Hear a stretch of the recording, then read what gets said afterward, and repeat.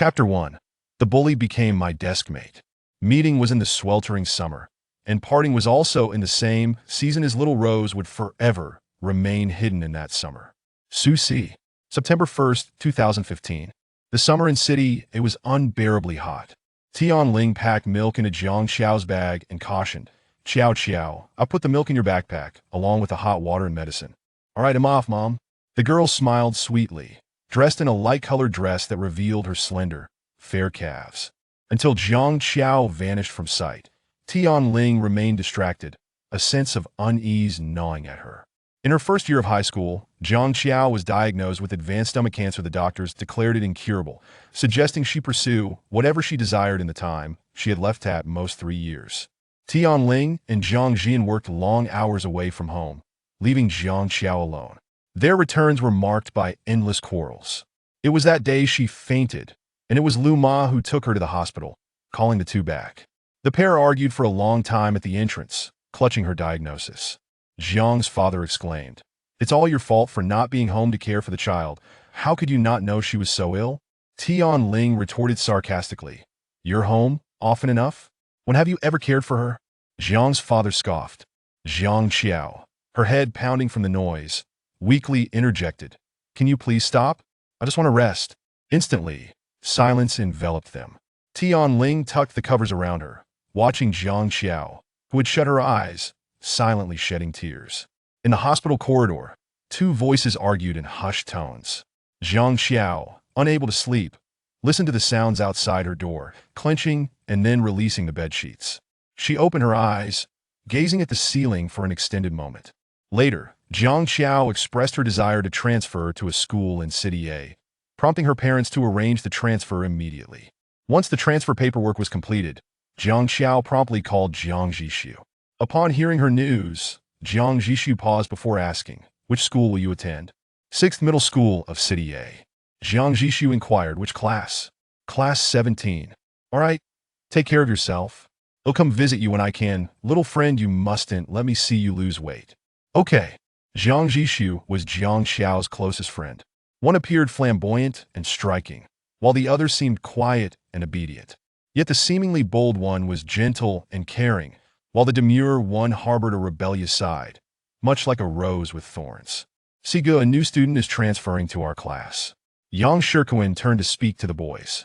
The boy behind him, dressed in a school uniform with a button undone at the collar, revealing a delicate collarbone, had cold white skin and captivating almond-shaped eyes. He raised his eyelids slightly, responding nonchalantly, "Where did you hear that?" "Today, Siga. I heard it's a boy transferring in, and supposedly he's a top student." "A boy, a top student." Su Si repeated the phrase, his interest piqued not in the slightest. He reached out to tap Yang Shirkuan on the head. "Eavesdropping again?" Yang Shirkuan protested, "Bro, I wasn't eavesdropping. Old Fong was chatting with someone in the office, and I overheard." By morning, it spread through the class that a boy from class 17 was transferring in, reputedly a top scholar. In the afternoon, "Class, we have a new student transferring in. Let's extend a warm welcome." The slender man on stage glanced towards the door. Many students leaned in to catch a glimpse of the so-called top scholar. Jiang Xiao slowly walked up to the podium, her voice gentle. "Hello, I am Jiang Xiao." Su Si looked up, assessing this was the boy genius Yang Shirkuan had mentioned. The girl appeared quite demure, her slender figure clad in a light purple dress, her eyes exceptionally beautiful, reminiscent of water-soaked apricots, with a subtle dimple gracing her smile. "Wow, a beauty," some boys below called out. Susie noticed the new student's ears had taken on a delicate shade of pink. Fong Zixin surveyed the room, pointing to an empty seat, and addressed Jiang Xiao. "There's an empty spot in the back. Would you mind sitting there?" "Sure. Thank you, teacher." Jiang Xiao flashed a smile at Fong Zixin before heading straight for Su Si, pulling out the chair to sit beside him. Su Si was known as a problem student, frequently fighting, skipping classes, and sleeping during lessons. Thus Fong Zixin had assigned him to the back, without a desk mate. As Su Si prepared to lower his head and doze off, he felt someone lean close to him, their voice soft. "Classmate. What's your name?" "Su Si." Upon hearing his response, she smiled briefly before quickly turning away. The first lesson was English, taught by a stern middle-aged man, whose reputation had preceded him among the students. He entered the classroom, surveyed the surroundings, and placed the English textbook on the desk. Open your textbooks to page 130. We will discuss this passage. He approached the last row, noticing Susie asleep again, while the girl beside him had no book, inciting his ire. He slammed the desk, then spoke. Susie, sleeping again? Don't you know it's class time? You seem to be sleeping quite soundly. Should I lend you a jacket? Don't catch a cold. Sure, thanks, teacher. The class stifled laughter, faces contorting with suppressed amusement. Chun Song, feeling humiliated, redirected his frustration to the girl beside Susie. And you? No book during class? How do you expect to learn? Is this your attitude towards studying? Honestly, what's wrong with your class? You're in your second year of high school and yet lack any study atmosphere. Some students don't even bring their books. Before he could finish, an English textbook landed on Jiang Xiao's desk. Susie casually remarked, "She's the new student who'll step outside." Without sparing Chun Song a glance, he exited. Chun Song, frustrated, glared at Jiang Xiao. "The teacher misjudged you." Jiang Xiao murmured in agreement, casting her gaze towards the boy outside, who stood straight against the wall, lost in thought. As soon as class ended, Yang Shirkuan dashed out, prompting Chun Song to scold from behind. "You're in your second year and still don't understand the importance of studying? Running out as soon as class is over, it's a wonder if you get into college." Only after Chun Song left did the class collectively exhale in relief. Susie looked up at Yang Shirkuan. "What's up, Sigu? I've never seen you stand up for a girl before. Have you taken a liking to her?" Susie cursed under his breath, shaking his head no. He had no intention of lingering in class, and he imagined that a well-behaved student would likely cry if scolded. Jiang Xiao appeared behind them at some point, cautiously calling out Susie. Susie looked at her, his tone languid. "What is it?" "Thank you for today." The girl's voice was soft and timid. Susie chuckled lightly. "It's no big deal now, go on in." Jiang Xiao glanced at him, seemingly hesitant, before slowly re-entering the classroom. She turned back to look at Susie standing outside, wondering if it was truly all right for him to remain outside for an entire class. Upon returning to class, Susie found several girls gathered around his desk. Luo Xing, upon seeing Susie enter, hurriedly rose from her seat and moved to sit in front of Jiang Xiao, whispering to her. From their conversation, Susie gathered that he was perceived as fierce, frequently involved in fights and skipping classes, even having hospitalized delinquents from a neighboring school, rumored to have bled profusely. He was cold towards girls, and yet today, he had unexpectedly helped Jiang Xiao, surprising everyone. However, Luo Xing teased, "But honestly, with a stunning girl like Jiang Xiao, I would gladly help too." Their light banter made Jiang Xiao blush slightly. Susie settled into his chair, reaching into his drawer for his phone, only to find a collection of hard objects wrapped in plastic. Furrowing his brow, he pulled out the items, a handful of candies, strawberry-flavored. Just as he was about to inquire who had given them, he looked up to see his new desk mate hastily lowering her head. Susie glanced down, noticing a note on the desk with only 3 words. "Thank you." It was clear who had left it. He raised his head, observing his new desk mate's ears tinged pink once more. Chapter 2. If you shake your legs again, get out. In the third period of the afternoon, Jiang Xiao realized her desk mate had not returned. She merely glanced at the empty seat before continuing to listen to the lecture. Susie had just returned from a group fight, sporting some bruises but not having lost. He applied a bandage to his face, maintaining a stoic expression. On his way back, he spotted a blond boy striking a small, thin boy across the face, cursing, "Damn it. I told you to get me money, can't you understand human speech? I have no money. Can't you just take some from home? I don't care, your mother better have the money ready for me by tomorrow." Susie seized the boy, delivering a fist towards his face. The blond boy winced in pain, his teeth gritted. Just as he was about to curse back, he recognized Susie and stammered, "Sigu, you're here." "Don't call me brother, we're not familiar." Susie's voice was low and gravelly. "Don't let me catch you bullying others in school again."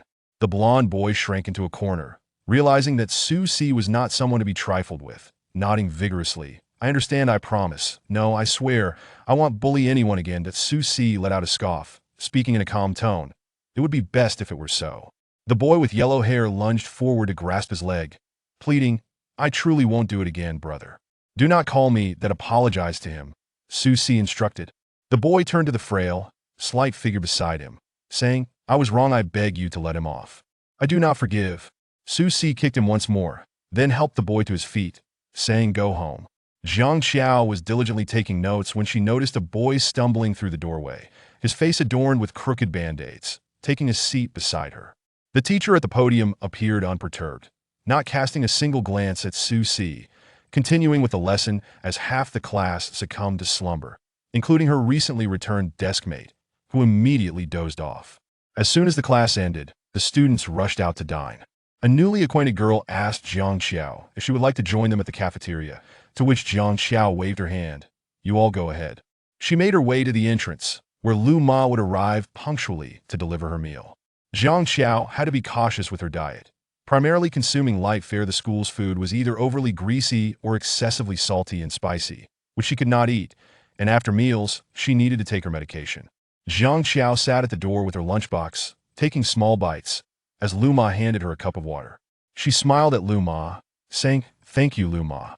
Lu Ma gazed at her with affection, asking, "Xiao Xiao, was today's meal to your liking?" "It was very tasty," Jiang Xiao replied with a sweet smile. After finishing her meal, Lu Ma handed her the medication and a thermos, watching her swallow the pills.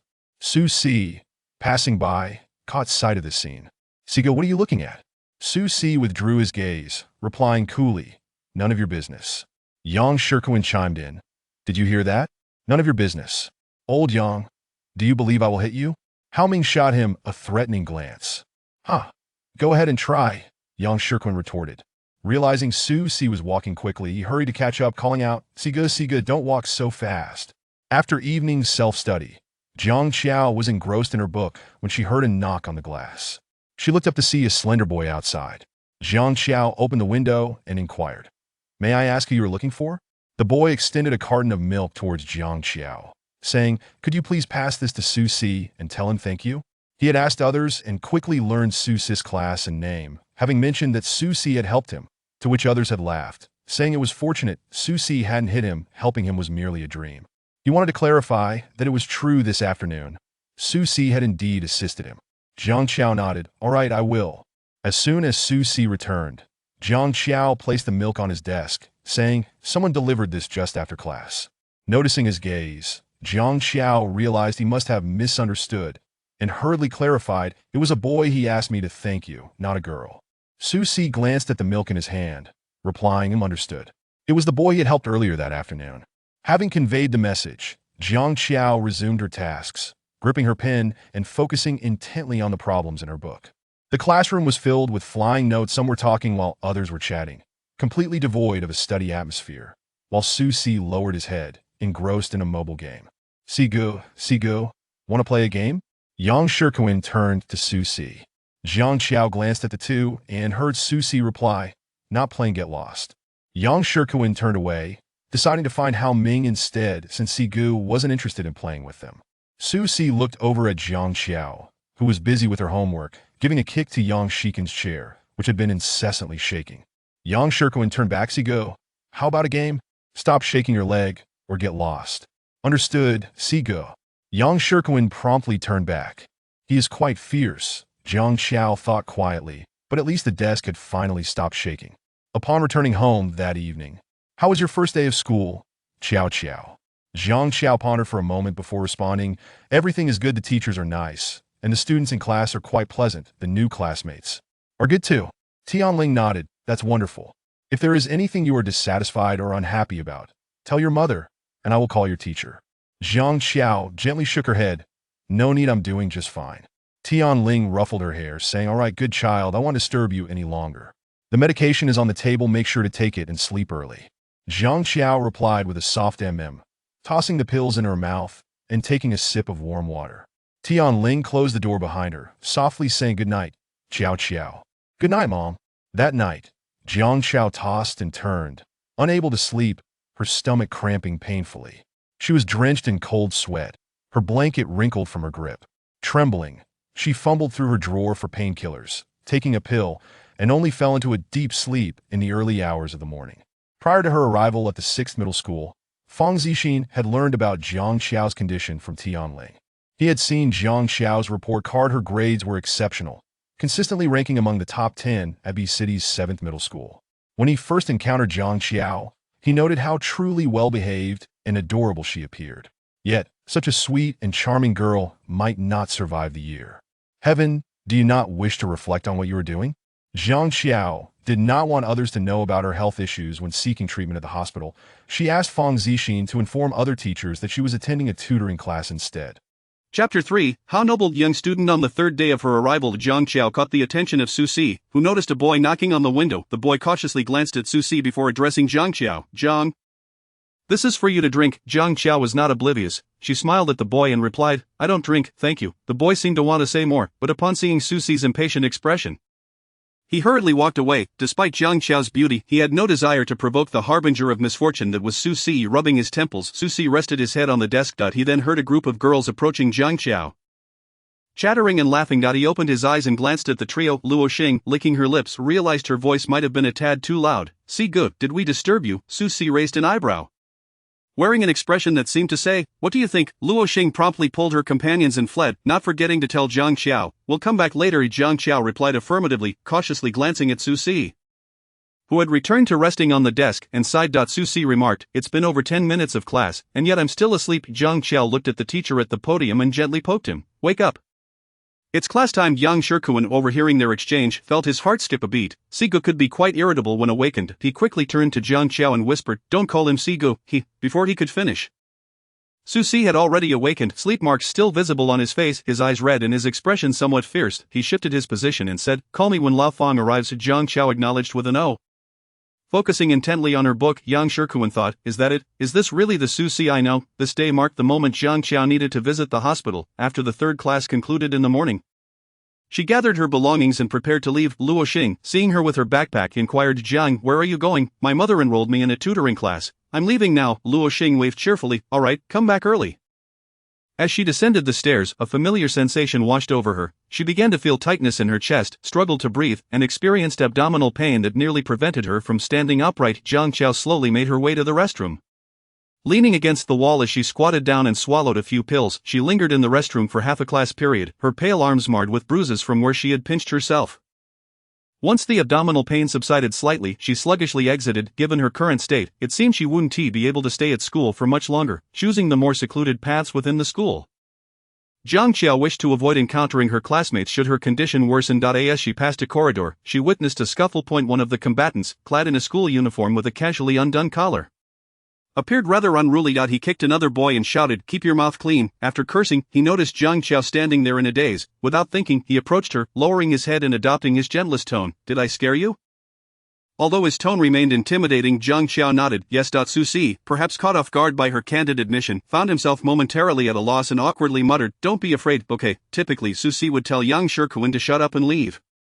But when he heard someone insult Yang Shikuan as a child without a mother, he immediately sought out the offenders. Yang Shikuan's first encounter with Su Si occurred in middle school when a group of delinquents targeted him, demanding money every few days. When he refused to pay, they would beat him. Often, he returned home battered, too afraid to tell his family, as the thugs had warned him against it. His father provided him with a bi-weekly allowance, which he handed over entirely, yet the thugs continued to pursue him relentlessly. He truly had no money left. The ringleader of the delinquents approached Yang Shikuan, asking, did you bring today's money? Clenching his teeth, Yang Shikuan summoned courage he didn't know he possessed and replied, I have no money for you. The thug lifted Yang Shikuan's chin and kicked him in the stomach. Didn't I tell you to ask your family? Can't you understand human speech? Yang Shikuan repeated, I have no money. His defiance enraged the thug leader, and several of them pinned him to the ground and began to beat him, just as he thought it was the end. Su Si appeared. At that time, Su Si was still quite young, dressed in black and possessing an overly fair complexion. He coolly remarked, isn't it excessive to keep demanding money from our school? The thug glanced at Su Si and conceded, alright, let us give Sigu some face. We won't bother this kid anymore. Su Si let out a scoff, swiftly dispatching the thugs, then extended his hand to Yang Shikuan. Can you still stand? Su Si had saved him and lifted him up, and from that moment on, Yang Shikuan followed Su Si like a shadow, eager to be his friend. Su Si, wanting to avoid trouble but finding Yang Shikuan persistent, ultimately relented. Though Su Si was cold by nature, Yang Shikuan recognized that he was fundamentally kind-hearted. Suddenly, Yang Shikuan spotted a man in a suit, hairsprayed and polished, approaching them. Oh no, Lao, he is here. See go.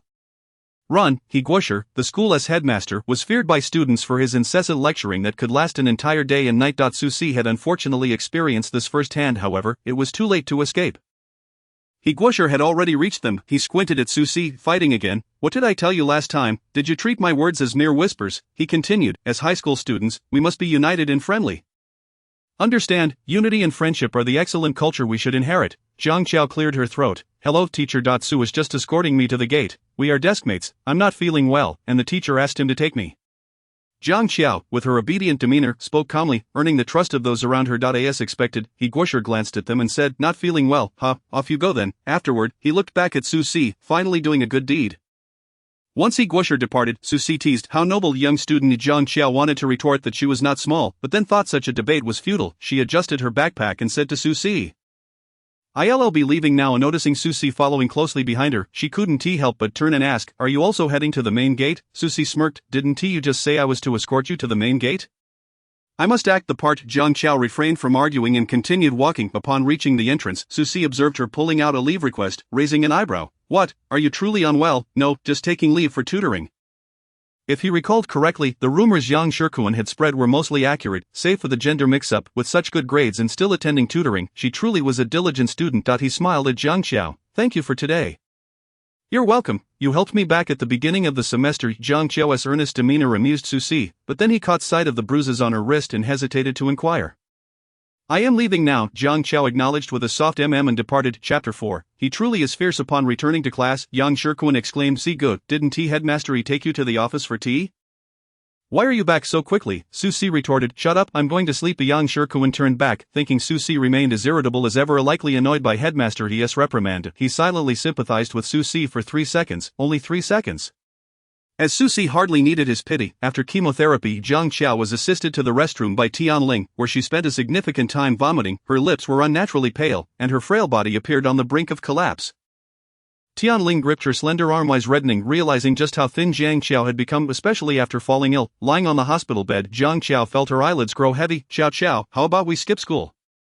I want to go. After Zhang Qiao dozed off, Tianling consulted the doctor about her current health status. The doctor, a woman, looked at the frail girl in the bed with pity. This round of chemotherapy didn't elicit severe reactions. But I still recommend she take a break from school. Her condition is not suitable for that environment. I suggested she rest at home, but she insists on going. Otherwise, she fears she'll regret it. The doctor sighed, patting Tianling on the shoulder. The next chemotherapy session is in 2 weeks. Tianling kept vigil at the bedside, gazing at Zhang Qiao's sleeping profile and gently caressing her. Zhang Qiao slept until the following morning. As post-chemotherapy, she always felt nauseous and would sleep until the next day. 2 days later, on Sunday, Zhang Qiao was discharged. Tianling wished for her to remain hospitalized a while longer. But Zhang Qiao insisted she was fine and could manage. Even the usually stern Zhang Jian said nothing, allowing her to do as she pleased, as long as she was happy. Initially, they believed that earning more money would allow Zhang Qiao to live better. But they soon realized that some things simply cannot be bought. They regretted not having spent more time with Zhang Qiao, and it was precisely due to their absence that her illness had progressed to its later stages before being detected. On this Monday, Zhang Qiao glanced at her reflection in the mirror. Her lips were pale, giving her an air of frailty. She retrieved a lip balm from the drawer and applied a bit. Finally appearing somewhat more vibrant, today marked the flag-raising ceremony. Clad in her school uniform, Zhang Qiao stood in line, listening to the headmaster recite the names of students who had violated school rules the previous week. Upon hearing her deskmate's name, she looked up briefly. Susie was not wearing the school uniform today, instead donning a black t-shirt that accentuated his cool, pale complexion. He stood there, exuding an aura that discouraged any approach. As he listened to the headmaster's admonitions, seemingly indifferent as if the criticisms were directed at someone else. Susie, are you even listening to me? The headmaster scolded, you have violated the rules more than once. How can you justify this to your parents? They did not send you to school for you to engage in fights and skip classes. If you neglect your studies, how will you support yourself in the future? Inheriting the family business, the headmaster's face turned a shade of green from frustration, provoking laughter from the crowd. Yang Shikuan clicked his tongue, remarking, as expected of Sigu, even the headmaster is on the verge of apoplexy. Enough of your chatter, read your reflection. Susie pulled a crumpled paper from his pocket, his tone flat. I should not have hit Mubin just because I found him irritating. I should reform and become a better person. However, I must say, Mubin truly deserves a beating. Laughter erupted once more. The headmaster pointed at him, exclaiming, what is this nonsense? It is evident you have not truly reflected on your actions. Return and rewrite it. Susie responded with a nonchalant "oh" and departed. As he passed by Zhang Qiao, he cast her a fleeting glance before hastily moving on. Suddenly, Zhang Qiao recalled her first day at school. When she had no books, and Susie had tossed his on her desk before standing outside. He had even spoken on her behalf. Just a few days ago, she had witnessed him in a fight. and he had asked her if she was afraid. He did not seem as fierce as he appeared during the first lesson. Susie was engrossed in gaming and sleeping. Jiang Qiao stole a glance and was surprised to see him playing such a mundane game as Happy Candy. It was not until the second lesson that he finally stirred, catching sight of the English teacher's figure. Regardless of Chen Song's animated lecturing from the podium, Susie maintained an air of detachment. When Chen Song presented a point of knowledge, he called upon Susie to answer. Susie stood without even listening to the question, bluntly stating, "I don't know." Chen Song, exasperated, turned his gaze to Jiang Qiao, saying, "Deskmate, answer for him." After Jiang Qiao responded, Chen Song's irritation lessened. "Everyone sit down." The Chinese class was the most chaotic of the day, with notes being passed, conversations buzzing, and novels being read. It was a cacophony of distractions. With little regard for actual learning, many felt that studying Chinese was unnecessary since the scores were generally similar regardless. Moreover, the Chinese teacher for class 3 was not particularly strict. Li Chouhong glanced at the students in the back who were causing a ruckus. "Wu Wei, have you overstudied to the point of burning out your brain?" Wu Wei lifted his head from his book. "How did you know, teacher?" Li Chouhong confiscated his book. "Go stand at the podium and eat. Return when you're finished." Wu Wei sat at the podium eating self-heating hot pot, making slurping sounds that caused sweat to bead on his spicy face. Li Chouhong handed him a piece of paper. "Is it spicy?" "How did you know I desperately needed a piece of paper?" "Get out and stand." Wu Wei wiped his mouth and exclaimed, "All right, I'll head out now." When class ended, the room was filled with playful chaos. Suddenly, a water bottle, seemingly from nowhere, struck Jiang Qiao on the head, producing a sharp sound. She picked up the bottle, placed it on her desk, and rubbed her head, not giving it much thought. The people in front continued to laugh and play. Susie suddenly kicked the table, shouting, "Enough noise. Do you not know to apologize after hitting someone? Are your eyes merely for venting your anger?" The classroom fell silent immediately. Everyone understood that Susie was genuinely upset and dared not speak. A boy approached Jiang Qiao and apologized. "I'm sorry, new classmate, it was unintentional. We were just playing, and I didn't realize the bottle hit you. I'm really sorry." "It is fine, it was not intentional." The boy returned to his seat and whispered to his deskmate, "Wow, the new classmate is really gentle and quite pretty. Susie is so fierce. When he looked at me just now, I didn't dare to say a word." His deskmate quickly agreed, "Yes, he was really intimidating just now. I was too scared to speak." It wasn't until Susie resumed slouching on his desk to sleep that whispers began circulating again. Some speculated if Susie had developed feelings for Jiang Qiao, noting that she seemed like a good student, overly obedient and exceptionally attractive. Others suggested that Susie was merely angered by the water bottle incident, which prompted him to stand up for the new student. Jiang Qiao observed Susie, now peacefully asleep, and felt he was not as fierce as he appeared. Perhaps he was quite agreeable. Suddenly, Susie sat up and cursed. "Yang Shikuan, if you keep talking nonsense, I'll cut out your tongue." Yang Shikuan covered his mouth. Jiang Qiao retracted her previous thoughts. Chapter 5. He said not to leave after school, during the third afternoon class. Jiang Qiao was reading in class when she heard someone say that someone was looking for her outside. She walked to the door and encountered a stranger girl. The girl wore a crop top. Her hair dyed chestnut brown and styled in curls that fell just to her collarbone. She had multiple piercings in her ears and sported bright red lipstick, exuding an air of flamboyance. "Are you looking for me?" Jiang Qiao inquired. The girl scrutinized Jiang Qiao for a moment, noting her slender, fair frame clad in a blue and white school uniform, her low ponytail adding to her innocent appearance. She crossed her arms. "You're Susie's deskmate. I haven't seen you before." Jiang Qiao explained. "I'm new here, having just transferred a few days ago. The teacher assigned me to sit next to him." The girl responded with an "oh" and threatened, "Stay away from him." Jiang Qiao was somewhat perplexed but nodded. "I understand." Returning to her seat, she pondered the meaning behind those words, "stay away from Susie." Was she being threatened? Yang Shikuan observed Jiang Qiao, who continued to write diligently, unable to resist asking, "Jiang classmate, what did they say to you just now?" "I'm not sure what it means," she replied. Yang Shikuan met her clear gaze and felt at a loss for words in the presence of such a well-behaved girl. It was no wonder Susie had helped her on the first day. Jiang Qiao was exceedingly obedient and quite attractive. Did they say anything out of line? Jiang Qiao thought for a moment and shook her head. She just said to keep my distance from Susie. The girl who had just approached was named Shinemo, a fervent admirer of Susie, yet he had repeatedly rejected her advances and showed no interest in any girl. Yang Shikuan found himself explaining, even though he wasn't sure why. Under Jiang Qiao's attentive gaze. "I see, thank you." Luo Xing and two others joined in inquiring if Shinemo had troubled Jiang Qiao. Jiang Qiao shook her head. "She just told me to stay away from Susie. She didn't say anything else." Luo Xing exclaimed. "She threatened you out of nowhere. Don't you feel angry?" "I'm not angry," Jiang Qiao replied, not finding anything to be upset about. Luo Xing gazed at her innocent expression, almost starry-eyed. "Wow, you really have an incredible temperament." After a moment, she added quietly, "Actually, there are quite a few girls who like Susie. He is good-looking and comes from a wealthy family, but he is a bit fierce and doesn't interact with girls, which leads some to believe he might not be interested in them." "Does he like boys?" Jiang Qiao had little time left and merely wished to enjoy herself, not wanting to waste her thoughts on unimportant matters.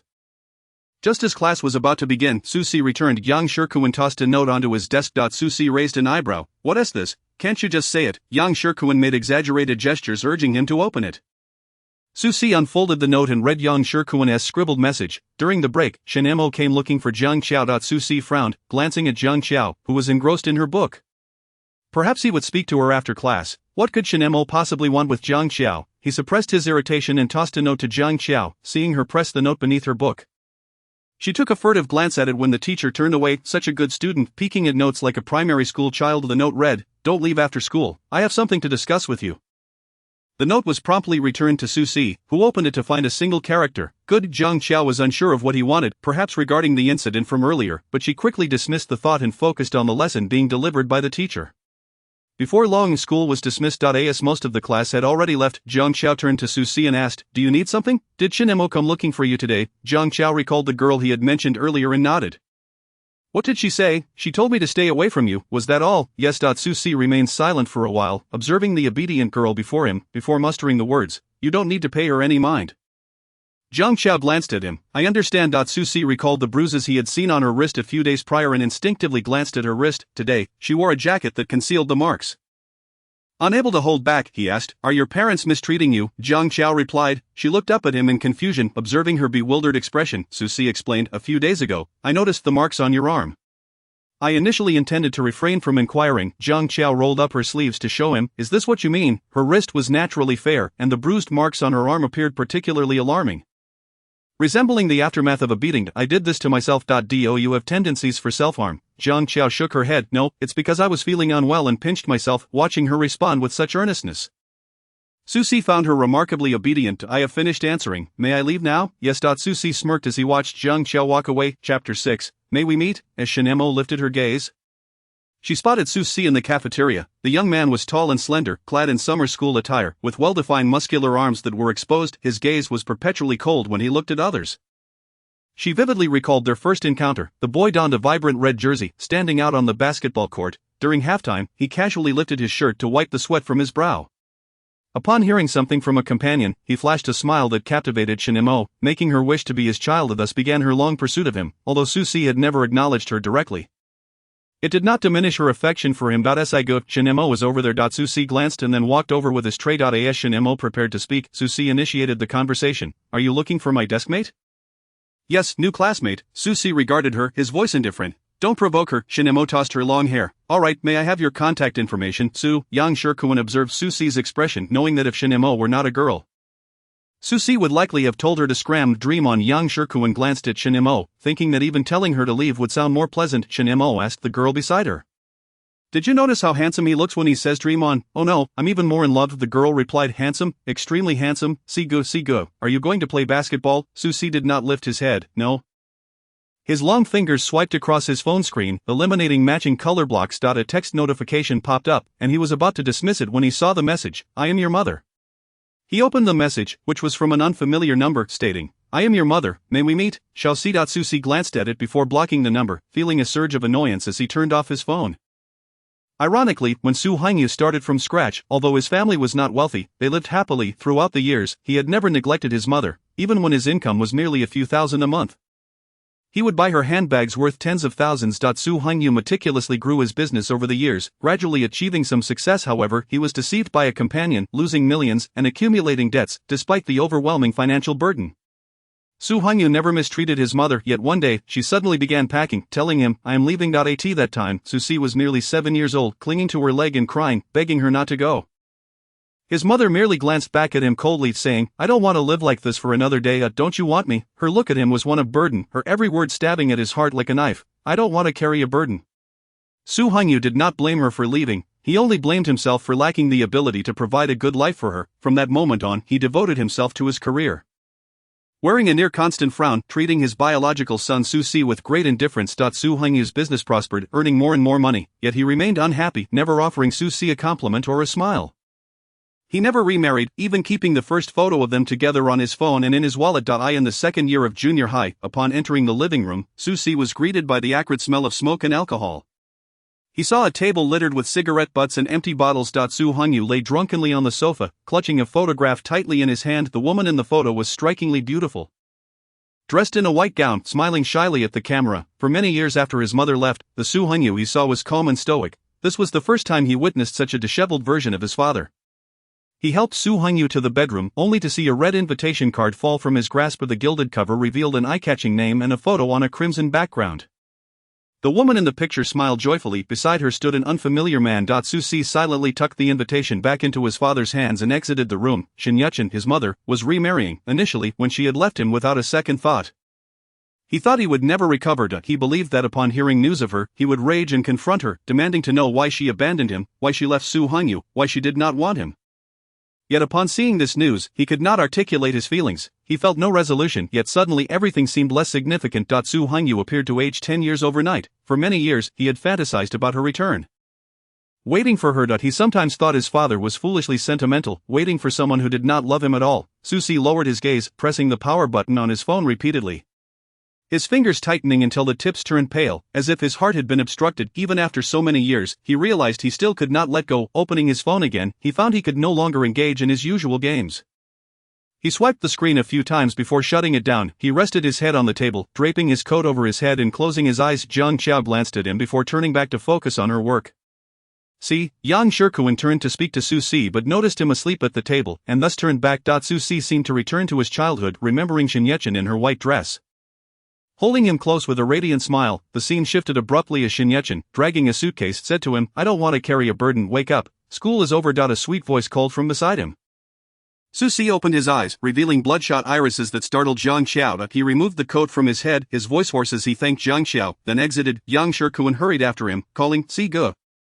Wait for me." Soo-si walked quickly, showing no sign of stopping. Zhang Xiao gathered her books, and Luo Xing approached her. "Shall we walk together?" Zhang Xiao looked up at her, responding softly, "Sure." Luo Xing affectionately linked arms with her. Walking on her right side, "Xiao Xiao, don't you live on campus?" Zhang Xiao shook her head, replying, "No, I don't live on campus." She couldn't. There were many inconveniences, and in the future, she might not be at school for long periods.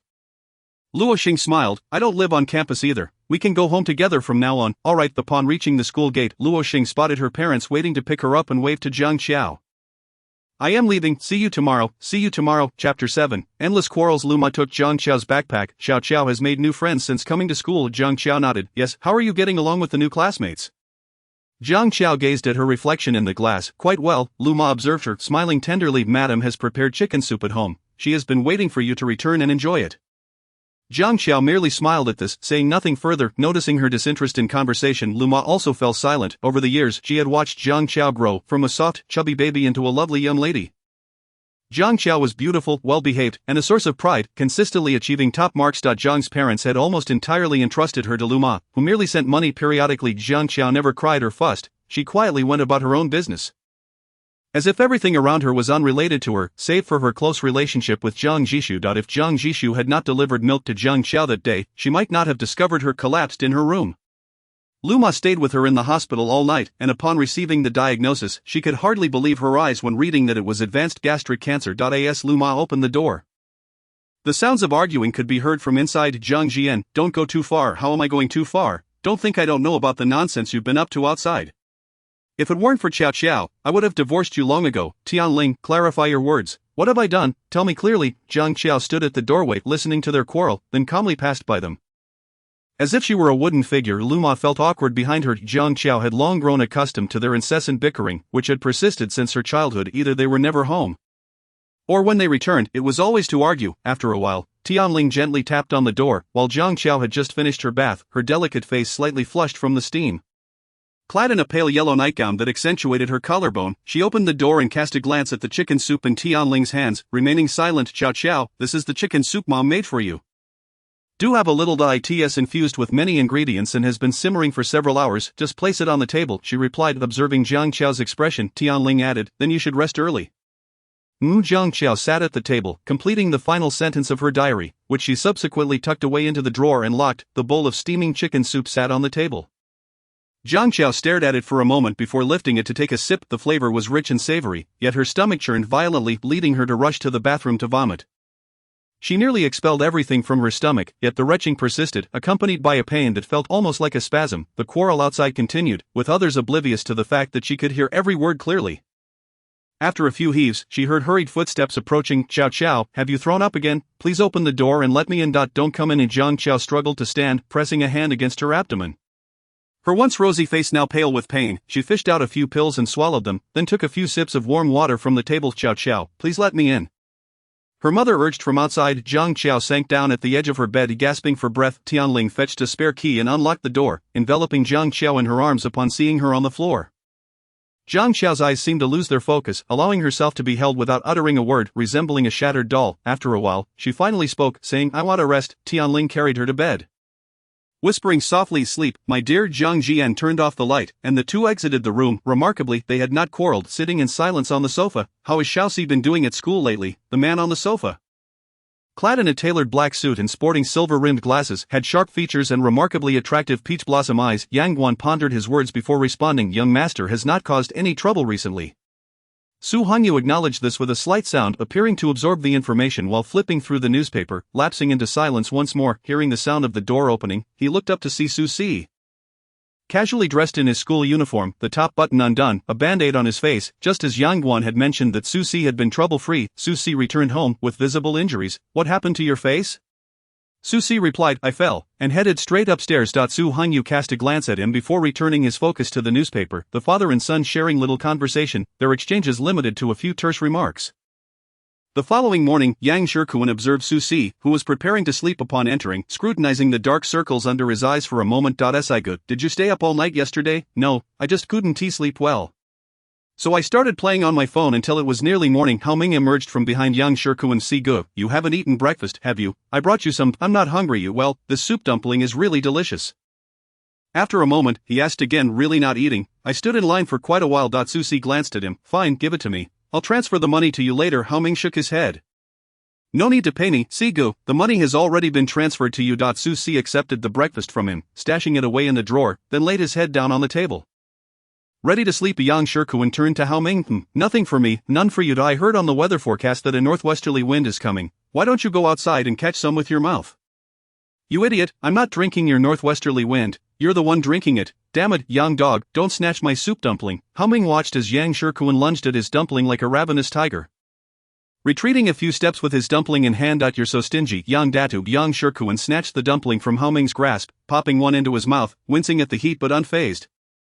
He mumbled, it's pretty good, bring me another one tomorrow. Hao Ming extended his hand, pay up, what kind of brother talks about money, it's so unfeeling. Luo Xing saw Jiang Chow entering the classroom and excitedly waved at her. Chow Chow, Jiang Chow smiled back before returning to her seat, glancing at Su Si, who was still asleep, and taking out her Chinese textbook. Chapter 8, a bunch of misfits. Fang Zixin came to observe the morning reading circulating through the classroom before stopping in front of Jiang Chow, addressing her. Jiang Chow, could you step outside with me for a moment? Jiang Chow set down her book and obediently followed him. Have a seat, she sat opposite Fang Zixin. Teacher, what did you need to see me about? But Fang Zixin regarded the obedient girl before him with a gentle smile. What do you think about sitting next to Su Si? Jiang Chow replied honestly, it's quite nice. Su Si is usually very quiet, he either sleeps or plays games, and he is not as fierce as the rumors suggest. To Fang Zixin nodded, that's good to hear. If you ever feel unwell, don't hesitate to let me know. I understand, thank you, teacher. Alright, you may head back now. Jiang Chow opened the door and stepped outside. The teacher at the adjacent desk inquired of Fang Zixin. Is this a new student in your class? I heard her grades are quite good. Fang Zixin took a sip of water before responding, yes, she just transferred, ranking in the top 10 at her previous key high school in B City. And you placed this obedient student next to Su Si, that female teacher had him before, and he was known for skipping classes and fighting. He's quite the delinquent. Fang Zixin replied, he is not a bad person. He had recently graduated and had taken over the class from the former homeroom teacher. When he first assumed responsibility for class 17, he had heard about many problematic students, with the class's performance being the worst in the school. Especially the one at the back who loved to sleep and was notorious for causing trouble. The previous homeroom teacher was gentle and had handed over the class due to her pregnancy, telling Fang Zixin that while the children could be rowdy and troublesome, they were not inherently bad. Fang Zixin discovered this to be true later on. The first class was Fang Zixin's. He entered with his math book and called out to the noisy class below. Alright, quiet down, everyone. No more ruckus. It's time for class. The class quickly settled into silence. The first mock exam is approaching. I expect everyone to study diligently in preparation. The exam is scheduled for Thursday and Friday of next week. A chorus of groans erupted from below. Teacher Fang, it's only just the beginning of the semester. Why are we having an exam already? Well, Fang Zixin adjusted his glasses. Consider it a diagnostic exam to assess what you learned last semester and during the summer. Summer, who studies during summer, Fong Zixin chuckled. I don't have any grand expectations, I just hope we don't end up at the bottom of the rankings again. Put in some effort. If you have questions, feel free to come to my office. I'll do my best not to score in single digits, just pray I don't score 0. Fong Zixin tapped the desk. Alright, class is starting. As soon as class ended, Yang Shikuan couldn't help but chime in. I scored so low in physics last semester that Ms. Su gave me a good thrashing. Even now, my backside still aches when I think about it. I only scored 3 points higher than you. My mom said I embarrassed the family and told me not to come home. What does not going home matter? Ms. Su can chase me down 3 blocks. Impressive. Jiang Qiao listened to their conversation, glancing up at them before lowering her head once more. The second class was English, and Yang Shikuan watched Su Si sleeping, torn between waking him up and facing his wrath or letting him sleep and facing the same fate. Just as he hesitated, a delicate white hand reached over, her tone soft. Class is about to start. Wake up. Yang Shikuan's gaze towards Jiang Qiao shifted instantly. I declare that henceforth, the new classmate is my deity. Let me tally how many deities you've had this semester. Scram. Su Si, just waking up, shot a glance at Yang Shikuan. Shut up. A gentle hand poked his arm, the voice sweetly persistent. Mr. Fong hasn't given me my English book yet. Could I share one with you, if it's a bother? Su Si tossed the pale English book onto the table. Go ahead, I don't need it. Jiang Qiao smiled at him. Thank you. The English book opened, and she slid it towards Su Si. Let us look at it together. Su Si regarded the book she pushed over, intending to refuse since he wasn't paying attention in class, but meeting her gaze, he pressed his lips together and said nothing. Fine, if you want to push it over, go ahead. Jiang Qiao was very attentive during class, sitting straight with her back upright, a strand of bangs brushing against her cheek.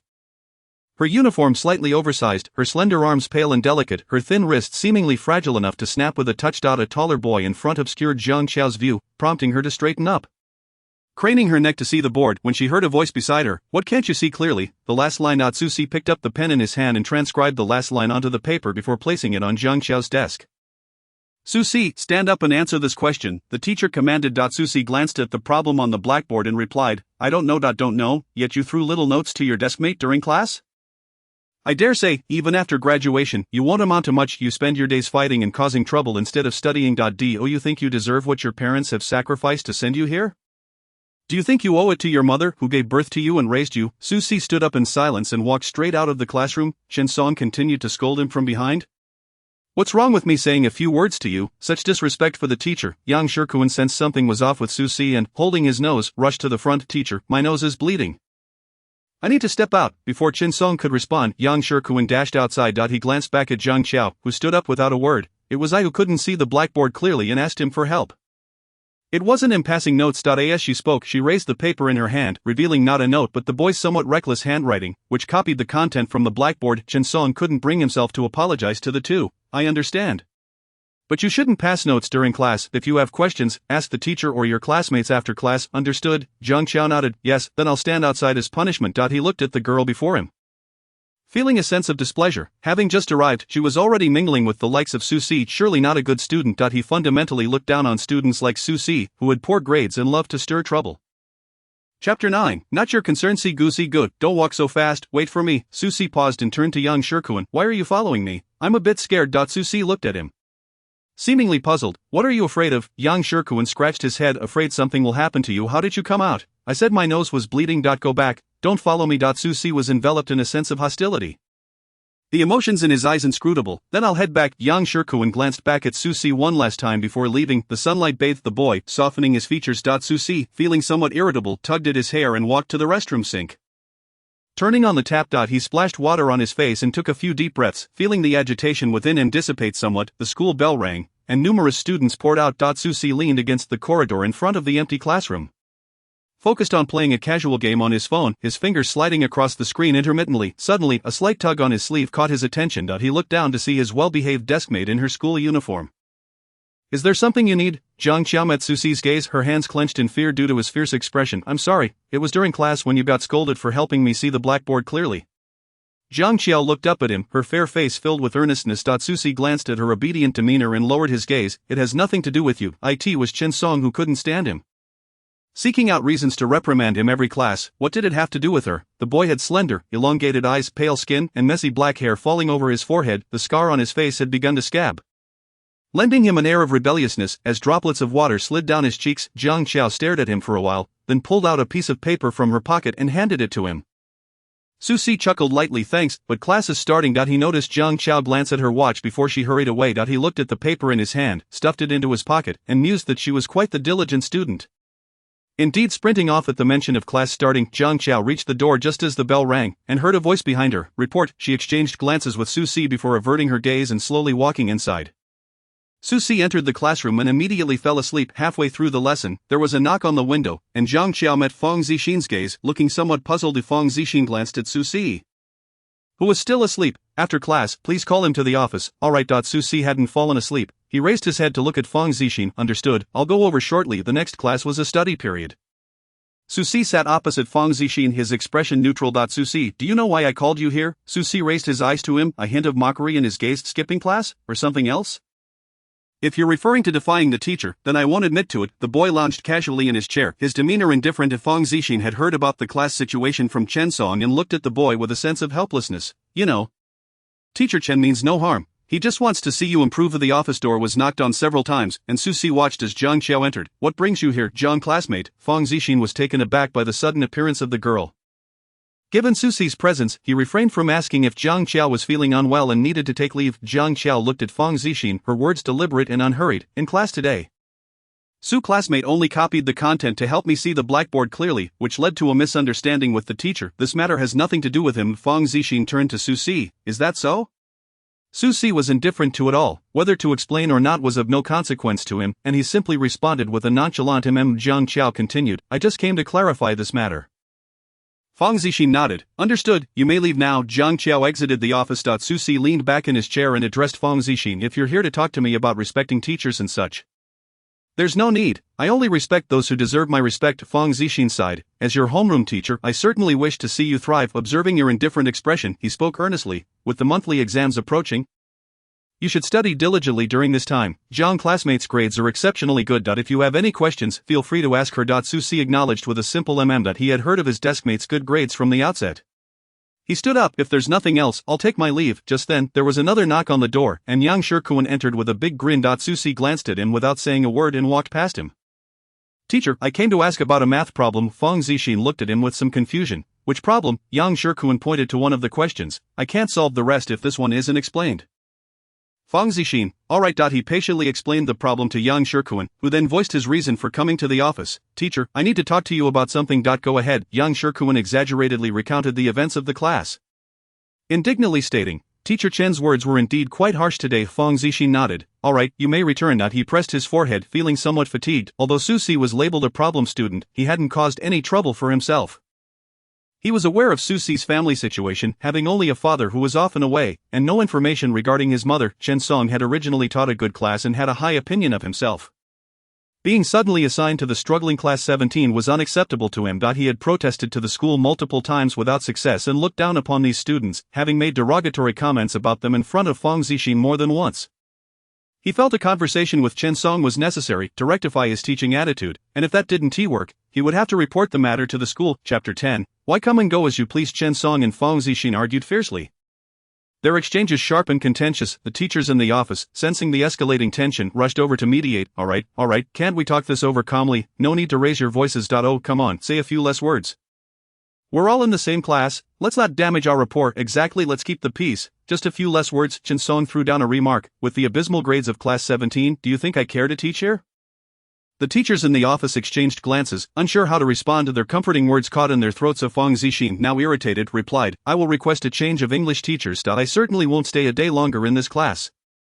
If you can manage to get even one student into the top 10, I'll apologize to the whole class, and consider my words mistaken. Chen Song retorted. The news of the argument between Feng Zixin and Chen Song spread quickly. Yang Shikuan clicked his tongue. Chen Song may speak harshly, but he's not wrong. Our class's performance is dismal. No one breaks into the top 100 in exams, let alone the top 10. Hao Ming sighed. His words to Feng Zixin were indeed out of line, but there's little we can do. Yang Shikuan looked at Susie, who was engrossed in his casual game. Sigo, what do you think? I don't know. Zhang Qiao, overhearing their conversation, momentarily paused her writing before continuing with her math problems. The atmosphere in the class felt somewhat gloomy. They all appreciated Feng Zixin and wanted to stand up for him, yet their capabilities fell short. 18 noon. Sigo, a new restaurant opened on the back street. Are you going to eat there? Hao Ming called out to Susie. Susie responded with a simple Yang Shikuan's eyes sparkled with excitement. Let's eat. I've heard it's exceptionally delicious. The newly opened small restaurant offered a variety of stir-fried dishes and was bustling with patrons. The three of them chose a corner to sit down. Sigo, what will you have? Yang Shikuan inquired, glancing at the menu in his hands, directing his question towards Susi. Anything will do, boss lady. We'll have a portion of sweet and sour ribs, a dish of stir-fried carrots and black fungus with eggs, a plate of scrambled eggs with tomatoes, a bowl of 3-flavor tofu soup, and 5 bowls of rice. He ordered. Yang Shikuan was about to order more when Hao Ming reminded him, don't order any more. Are you planning to eat a whole pot? Yang Shikuan then asked Susi. Sigo, is there anything in particular you'd like to eat? No, this is fine, Susi replied, tossing his phone onto the table. Hey, Sigo, your phone lit up. It seems someone is calling. Susi picked it up and glanced at the screen. It was an unfamiliar number, and he promptly pressed the decline button. The phone flickered a few more times. Susi took another look and declined the call again. Wow, quite persistent. But could it be someone you know? Sigo, are you really not going out to take the call? Susi observed the incessantly flashing number and said to the two, you guys eat first, I'll take this call. With that, he stood up and stepped outside, answering the call. Hello, this is Susi. A woman's voice responded. Xiaosi. Susi glanced at the number again, confirming it was one he had never saved. He replied coolly, who are you? Do you need something? I am your mother, Xiaosi. May I meet with you, just to have a meal and talk? I haven't seen you in so many years, and I wish to see what you look like now. For all these years, I have truly missed you. Susi fell silent for a moment, then mockingly laughed. There's no need for that, please don't disturb my life. There was a brief silence on the other end. As if she was struggling to find words. Susi abruptly ended the call. He tucked his phone back into his pocket and re-entered, addressing the two. I've settled the bill, you two enjoy, I won't be eating. Hey, Sigo, Hao Ming and Yang Shikuan exchanged glances, puzzled by what had transpired, but judging by Susi's expression, it seemed it had not been a pleasant call. However, they dared not pursue him. When Susi was angry, he preferred solitude and despised interruptions. Even though they had known Susi for several years, they were only aware that he had a father who was often absent from home. Boss, in addition to the dishes we just ordered, please prepare another for takeout. Hao Ming looked at the 5 bowls of rice before them. Why didn't you ask the boss to serve 2 bowls less? Can we finish all this with just the 2 of us? Yang Shikuan replied, it's merely 5 bowls of rice. Who do you think you're looking down on? I hope you can be that tough later. I've always been tough. Alright. The last piece of rib remained on the plate, and just as Yang Shikuan reached for it, Hao Ming snatched it away. You bastard, Hao Ming, that last rib was mine. Do you really eat bones? That's disgusting. Yang Shikuan finished the last grain of rice in his bowl and rubbed his belly. Damn, I've never eaten so much in my life. I feel like the food is about to come back up as I speak. Don't lean so close. If you throw up on me, I swear I'll kill you. Hao Ming retorted, and just then, Yang Shikuan suddenly leaned in and pretended to gag. You bastard, young dog, you're truly disgusting. The food I worked hard to put in my stomach won't come back up. Think of how hard the farmers work. Hao Ming was speechless. You're just eating a lot. Where's the excuse in that? Get lost. Yang Shikuan took the packed food from the boss. I wonder if Sigo is at the office. It is fine, just take it home. Even if Sigo isn't around, you can still eat. Do you really think I'm a pig? Isn't that the case? Susi dialed a number, and after a brief pause, it was quickly answered. Did you give her my number? Su Qingyu tapped his fingers lightly on the table, taking a sip of the coffee before him. Your mother misses you very much. Misses me? Don't forget, she was the one who didn't want us. I am not an object. I am not something she can throw away at will. I am a person. Su Qingyu paused for a moment before speaking again. I lacked the ability back then to keep her. I don't blame your mother. Susi replied with sarcasm. If you want to see her, go ahead. Keep me out of it. She truly misses you. Oh, now you choose to say that. How amusing. Tell her I don't miss her, and please don't let her contact me again. Susi ended the call abruptly. Su Qingyu, as always, only had eyes for her.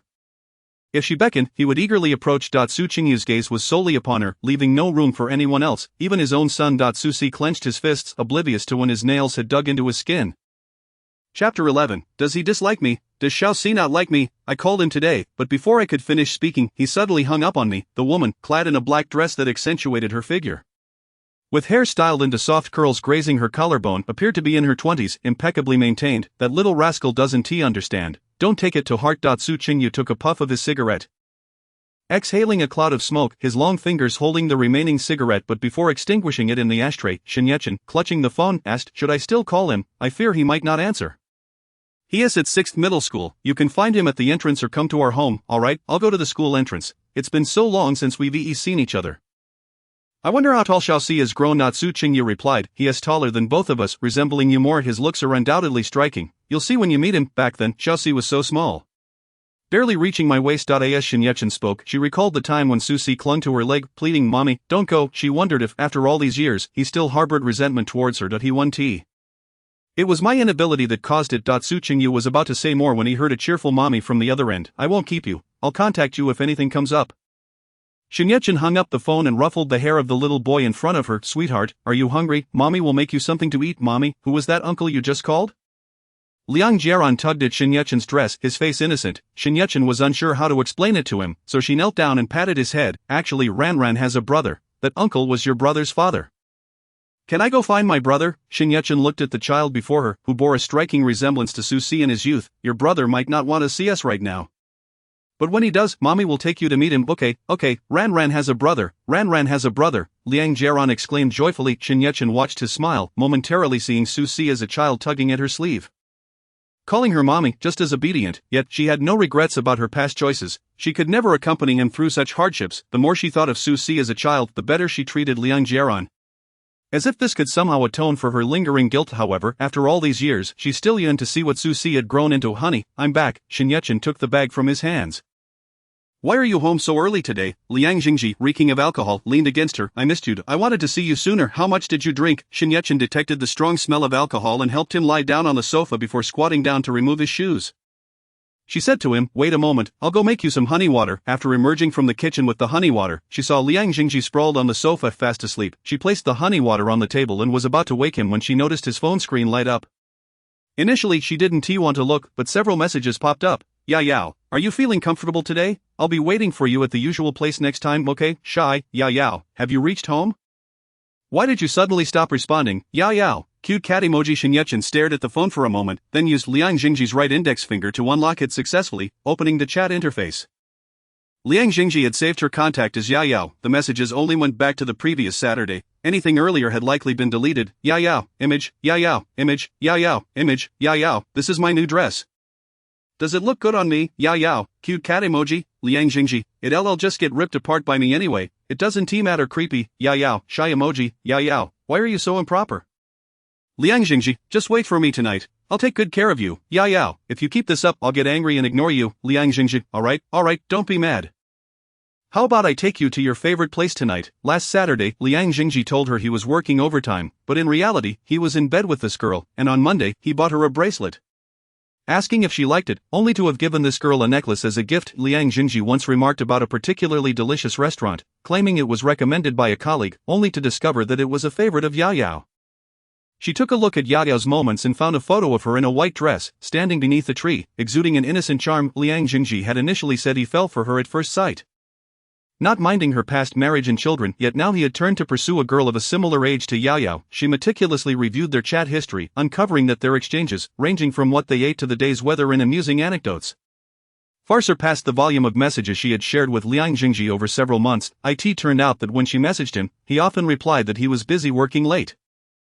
And eventually, she reduced her messages for fear of disturbing him. While she waited at home for him to return for dinner, he was out celebrating another woman's birthday. The extent of their previous conversations remained a mystery. As Liang Jingji had deleted many of them, Xinyetchen gazed at the man still sound asleep on the sofa. A sudden urge to douse him with the water on the table surged within her. Leaning down, she caught a whiff of Liang Jingji, and indeed, apart from the scent of alcohol, there lingered a subtle fragrance of perfume, which she had not detected earlier. The honey water on the table had cooled. And Xinyetchen sat quietly on the sofa, observing Liang Jingji, feeling a mix of familiarity and estrangement. At the time, after her divorce from Su Hanyu, she had encountered Liang Jingji, who pursued her ardently. He possessed striking good looks, a prestigious background, and a gentlemanly demeanor, showing no disdain for her past. He maintained a suitable distance, never pressuring her to accept his affections, promising to wait for her. Liang Jingji claimed to have been smitten at first sight. Enchanted by the sight of her in a white dress, as pure as a maiden stepped out from a painting, a love at first glance. After spending some time together, Xinyetchen deemed him a reliable partner with commendable qualities. And they soon wed. A few years after their marriage, she became pregnant and gave birth to Liang Jieran, becoming the model couple in the eyes of others. Chapter 12, Thank you for your medicine. Classmate, why are you just sitting here and not going in? Liang Jingji finally awoke, rubbing his temples, feeling a severe throbbing in his head. Who was Yao? Xinyetchen confronted him. Did you touch my phone? Liang Jingji glanced at her. I merely intended to prepare you a cup of honey water. Just as I set the cup down, I noticed your phone lighting up incessantly. Liang Jingji reiterated, did you touch my phone? Yes, who told you to touch my phone? Xinyetchen rose, hurling the phone at his face. You are keeping a mistress outside, yet you dare to question me about my phone. How laughable. I was truly blind to have chosen you. Shinyechan, do you think too highly of yourself? I initially found you attractive and merely wanted to have some fun. You can't possibly believe I genuinely liked you, can you? With my status, I can have any girl I want. Why would I need to settle for someone like you, who has been shared by others? Liang Jingji, it was you who said you like me. Shinyechan, do you really think you're still that innocent girl of 18 or 19? What are you pretending to be, a virtuous woman? Marrying you was merely for appearances. After all these years, you've consumed my resources. What wrong have I done to you? I've only dallied with a few women. Is that worth such an uproar? Shinyechan trembled with rage, seizing the ashtray from the table and throwing it at him, only for Liang Jingji to catch her wrist and fling it to the ground. Daddy, mommy, please don't fight. Ran is scared. Shinyechan's head struck the table and blood began to flow. Liang Jingji, seeing her bleeding, squatted down and asked, I didn't mean to. Are you alright? Let me take you to the hospital. Shinyechan shook off his hand. Get lost. I told you to get lost. Liang Jingji, equally furious, retorted, fine Shinyechan, you have some nerve, just wait until you need me. With that, he slammed the door shut. Shinyechan sat on the floor, wiping the blood from her forehead before unsteadily rising to her feet. Mommy, your head is bleeding a lot. Woo-woo, mommy 1T die, right? Shinyechan cradled his face, shaking her head. Mommy is fine. Liang Jiran rushed to fetch the first aid kit. Saying, Mommy, disinfect, Shinyechan stood, retrieved iodine and disinfectant from the kit, and methodically treated her wound in front of the mirror. Liang Jiran hugged Shinyechan, blowing on her injury. Ran will blow for mommy, and mommy 1T hurt anymore. His eyes brimmed with tears, as if he might cry at any moment. Shinyechan embraced him. Mommy doesn't hurt. Susie lingered outside for 2 periods before entering the classroom. Yang Shikuan glanced at Susie's expression. Brother C, there's food in the drawer I brought for you, but it's already cold. Eating it wouldn't be good for your stomach. I'll buy you a new one next period. No need, I'm not hungry. How can you not eat, Brother C? You already have a weak stomach. If you skip meals, it'll hurt again. Yang Shikuan recalled how pale Susie had looked when he was previously suffering from stomach pain. Claiming he was fine. Susie, with his dark eyes fixed on Yang Shikuan for a moment, remained silent. Yang Shikuan suddenly realized he had spoken to Brother C in that tone and licked his lips, wanting to say something more when Susie stated, not hungry. Alright then. Susie took a sip from the cold drink on the table, idly playing with his phone. As the class neared its end, a sharp pain shot through his stomach, prompting him to rub it. Yi Zhangqiao noticed his movement and glanced over, catching sight of the condensation on his cold drink before shifting her gaze away.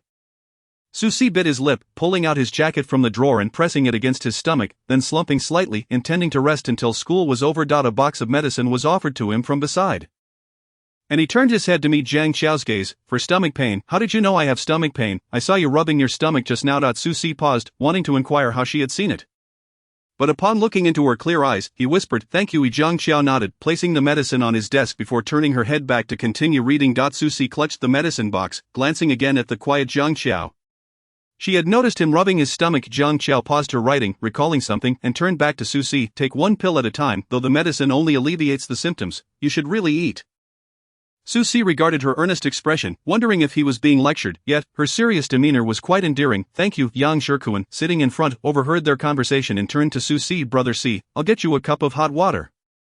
Just as Susie was about to decline, he saw Yang Shikuan sprinting to the water dispenser with a cup. Hao Ming watched Yang Shikuan fill the cup with hot water. TSK, I'm not saying anything, but Yang dog, you're being too soft. Why drink hot water in this sweltering summer? Yang Shikuan shot him a glare. Shut up, this is for Brother C. Brother C has a stomach issue again? I'll go buy him a box of medicine. You tell the teacher I went to the restroom and will be back shortly. Yang Shikuan grabbed him. No need, Brother C already has medicine. Huh? How come someone is faster than me? Yang Shikuan pointed at Zhang Xiao. It was Zhang classmate who just gave it to him. She also said that if you have a stomach issue, taking medicine only helps temporarily. You still need to eat. Brother C actually listened patiently and didn't argue back, but it seems this isn't the first time. Hao Ming remarked, if a girl as pretty as Zhang classmate reminded me to take my medicine, I wouldn't argue either. Shut up, what kind of daydream are you having? After retorting Hao Ming, Yang Shikuan placed the hot water on Susie's desk. There is no new cup. Brother C, make do with this one. Drink your medicine first. Susie popped a pill into his mouth and took a sip of water. He placed the remaining medicine on Zhang Qiao's desk. Thank you for your medicine, classmate. Zhang Qiao tucked the medicine into her bag, feeling a desire to retort against the term classmate. As she was far from small, however, she also found it pointless to argue about it, softly responding, you're welcome. Chapter 13, Never Hitting People Wednesday. Wow, did you guys hear? Today, Susie directly pinned a boy from class 7 in the corner and beat him up. His face was swollen. I heard that boy is quite good academically and won a scholarship a few years back. Are you talking about Lu Xingfa from class 7? That's him. Let us not discuss this. Susie is coming this way. The school uniform worn by the youth bore a casual air. with his black hair contrasting sharply against his pale skin, making him appear somewhat unapproachable. Once he passed, the others breathed a sigh of relief, uncertain how much of their conversation Susie had overheard. Yang Shirkuan had caught most of their chatter and felt a surge of anger. Those people know nothing and are just gossiping behind his back. I think Susie should have taught that scoundrel a lesson. It is truly disgusting, pretending to be a good student while doing such inhumane things behind the scenes. He was itching to confront those ignorant individuals, to throw Lu Xingfa's despicable deeds directly in their faces, forcing them to see what kind of person Lu Xingfa truly was. Hao Ming was also somewhat irked. See good, should we explain? Everyone thinks that Beast is a victim, that you bullied him. Upon hearing this, Susie glanced at the two of them. Let them say what they wish, after all, I'm not a good person either. However, if this matter gets out, that girl might find it hard to stay in school. Is that truly the result of Susie's blows to your face? The boy inquired, eyeing Lu Xingfa's swollen visage with curiosity. Lu Xingfa recalled Susie's dark eyes from the previous day and felt a twinge of fear. Yet, he quickly reassured himself that Susie would never disclose this incident. It was all up to him how to spin it. He gingerly touched his injuries and feigned fear. Indeed, I have no idea what I did to offend Susie. We've never met before, let alone exchanged words. He just suddenly assaulted me. My face still aches. A plump girl chimed in. Goodness, this is too excessive. He can't just randomly pick someone to beat up. Lu Xingfa replied, I have no idea what provoked him. The girl continued, oh dear, your injuries look quite severe. Should we take you to the hospital? It looks painful. He found himself surrounded, basking in the sympathy of those around him. When an incident occurs, people tend to side with the so-called victims, believing they are the ones being bullied. Lu Xingfa exploited this psychology, yet these individuals were remarkably gullible, believing everything he said. The news of Susie's assault spread to Class 17 through other classes. However, most in Class 17 were well acquainted with Susie. Despite his seemingly indifferent demeanor, he was fiercely protective of his own. Initially, when someone attempted to stir trouble in their class, the one who usually slept at the back of the room picked up a stool and charged at those instigators, single-handedly knocking down a group. Don't you dare stir trouble in Class 17. Though Susie typically lounged lazily at the back, since that incident, few dared to provoke Class 17 again. 18 noon. Lu Xingfa incessantly recounted Susie's misdeeds to those beside him, painting Susie as a typical school bully who picked on his classmates. Just then, Susie and Yang Shirkuan entered the cafeteria. Spotting Lu Xingfa, Yang Shirkuan felt his eyes had been sullied upon seeing that filthy creature again. When Lu Xingfa met Susie's gaze, memories of being pinned to the ground and repeatedly punched flashed through his mind, making him feel as if he were on the verge of death. Yet the boy showed no mercy. I guess that's Susie, the one bullying you? A boy next to Lu Xingfa whispered. Yes, that's him. Lu Xingfa responded, suddenly realizing they were in the cafeteria, surrounded by onlookers. As he passed by Susie, he muttered, you piece of shit. Susie shot him a glance and promptly placed his tray atop Lu Xingfa's head, causing the food to spill down his face. Susie grabbed his collar. Shut up. After saying this, he threw Lu Xingfa to the ground. The incident, already a hot topic, now captured the attention of nearly everyone in the cafeteria.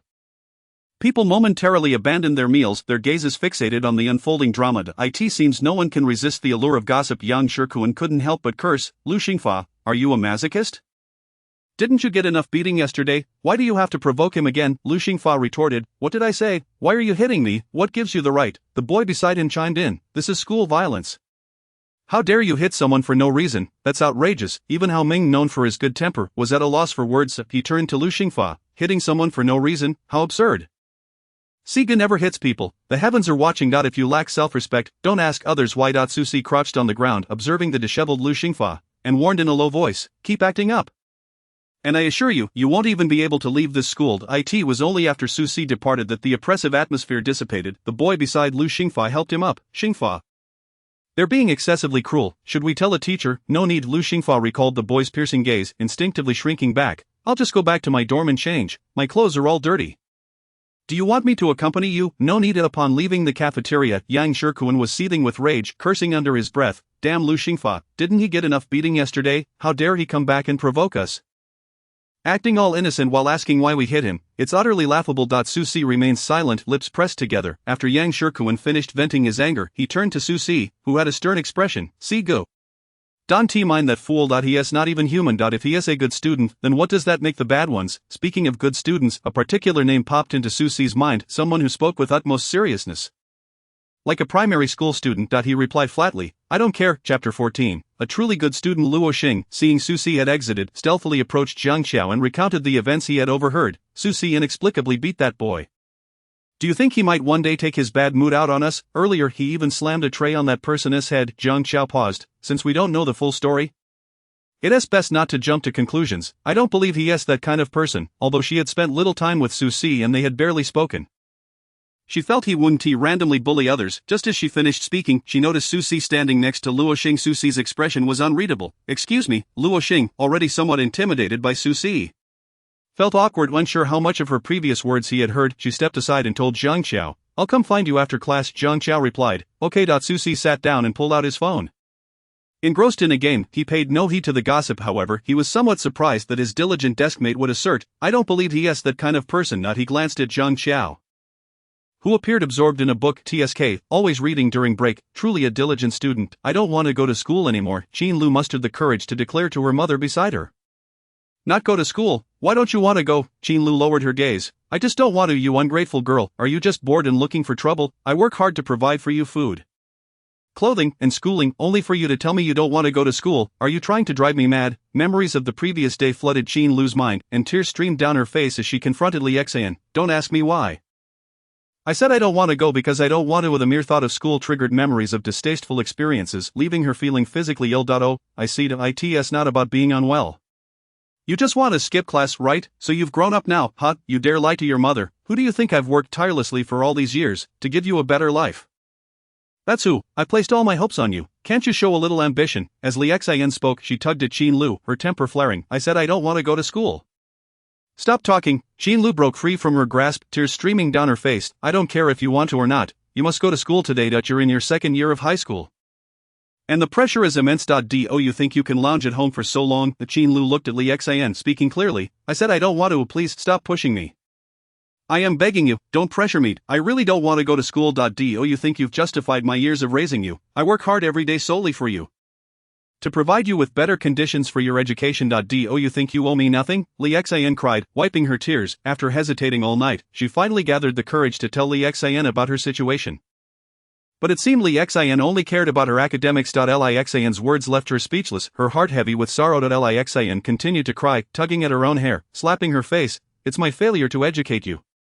It's all my fault." Her hair became a tangled mess from her own pulling. Each time they quarreled or Qin Lu failed to meet Li Xian's expectations, she resorted to such extreme measures to force her daughter into submission. She ultimately compromised. "Mom, please don't do this. I'm going to school. Is that not acceptable?" Li Xian gazed at her. "Do you promise that you will study diligently at school?" Qin Lu spoke each word with conviction. "I promise, I will study hard." Li Xian embraced her. "That's a good girl. That's my dear daughter." Tears fell silently from Qin Lu's face. As Qin Lu walked along the path to the teaching building, she trembled violently upon seeing the familiar school and the well-known route. She could not fathom what might have transpired had Susie and the others not arrived at that moment. The thought was too daunting to entertain. She looked up and spotted that figure on the second floor, one she could recognize even in ashes, casually chatting with someone beside him. She swayed slightly, and a girl next to her grasped her hand, her clear eyes radiating warmth. "Classmate, are you alright?" Qin Lu shook her head. "I'm fine, thank you." Zhang Qiao hesitated and asked, "Are you really okay?" "I'm fine." Qin Lu, "You finally made it. You have no idea how turbulent things have been at school these past couple of days. You know Susie from class 17, right?" Qin Lu nodded. The girl continued, "I used to think he looked quite cool when he fought. A bit of a rogue, but I never expected him to be such a person, bullying classmates, and even dumping food on Lu's head. Isn't that just school violence? It's outrageous." Qin Lu could hardly absorb the rest of the conversation.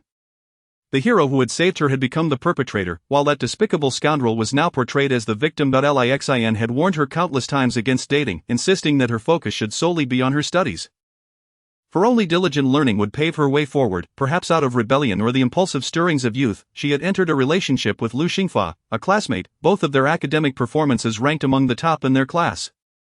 He proposed that they keep their relationship a secret, not to disclose it within their class. Qin Lu agreed, wishing to avoid any gossip reaching Li Xian's ears. After some time, Lu Xingfa's grades remained stable, while hers began to decline. Her constant insecurity led her to overthink. Seeing him converse with other girls would plunge her into despair. Coupled with the pressure from teachers and Li Xian, she decided to break up with Lu Xingfa. He readily acquiesced, stating he had something for her and suggested they meet behind the school playground. To her astonishment, the seemingly gentle and amicable Lu Xingfa pulled her directly into the equipment room and locked the door. It was after school, and with everyone off to eat, no one would hear her cries, no matter how loud she screamed. Qin Lu felt a wave of fear wash over her, her voice trembling. "What do you want?" Lu Xingfa chuckled, his face taking on a sinister aspect. "What do you think?" Chapter 15, The Last Straw That Broke the Camel's Back. Lu Xingfa clamped his hand around her chin.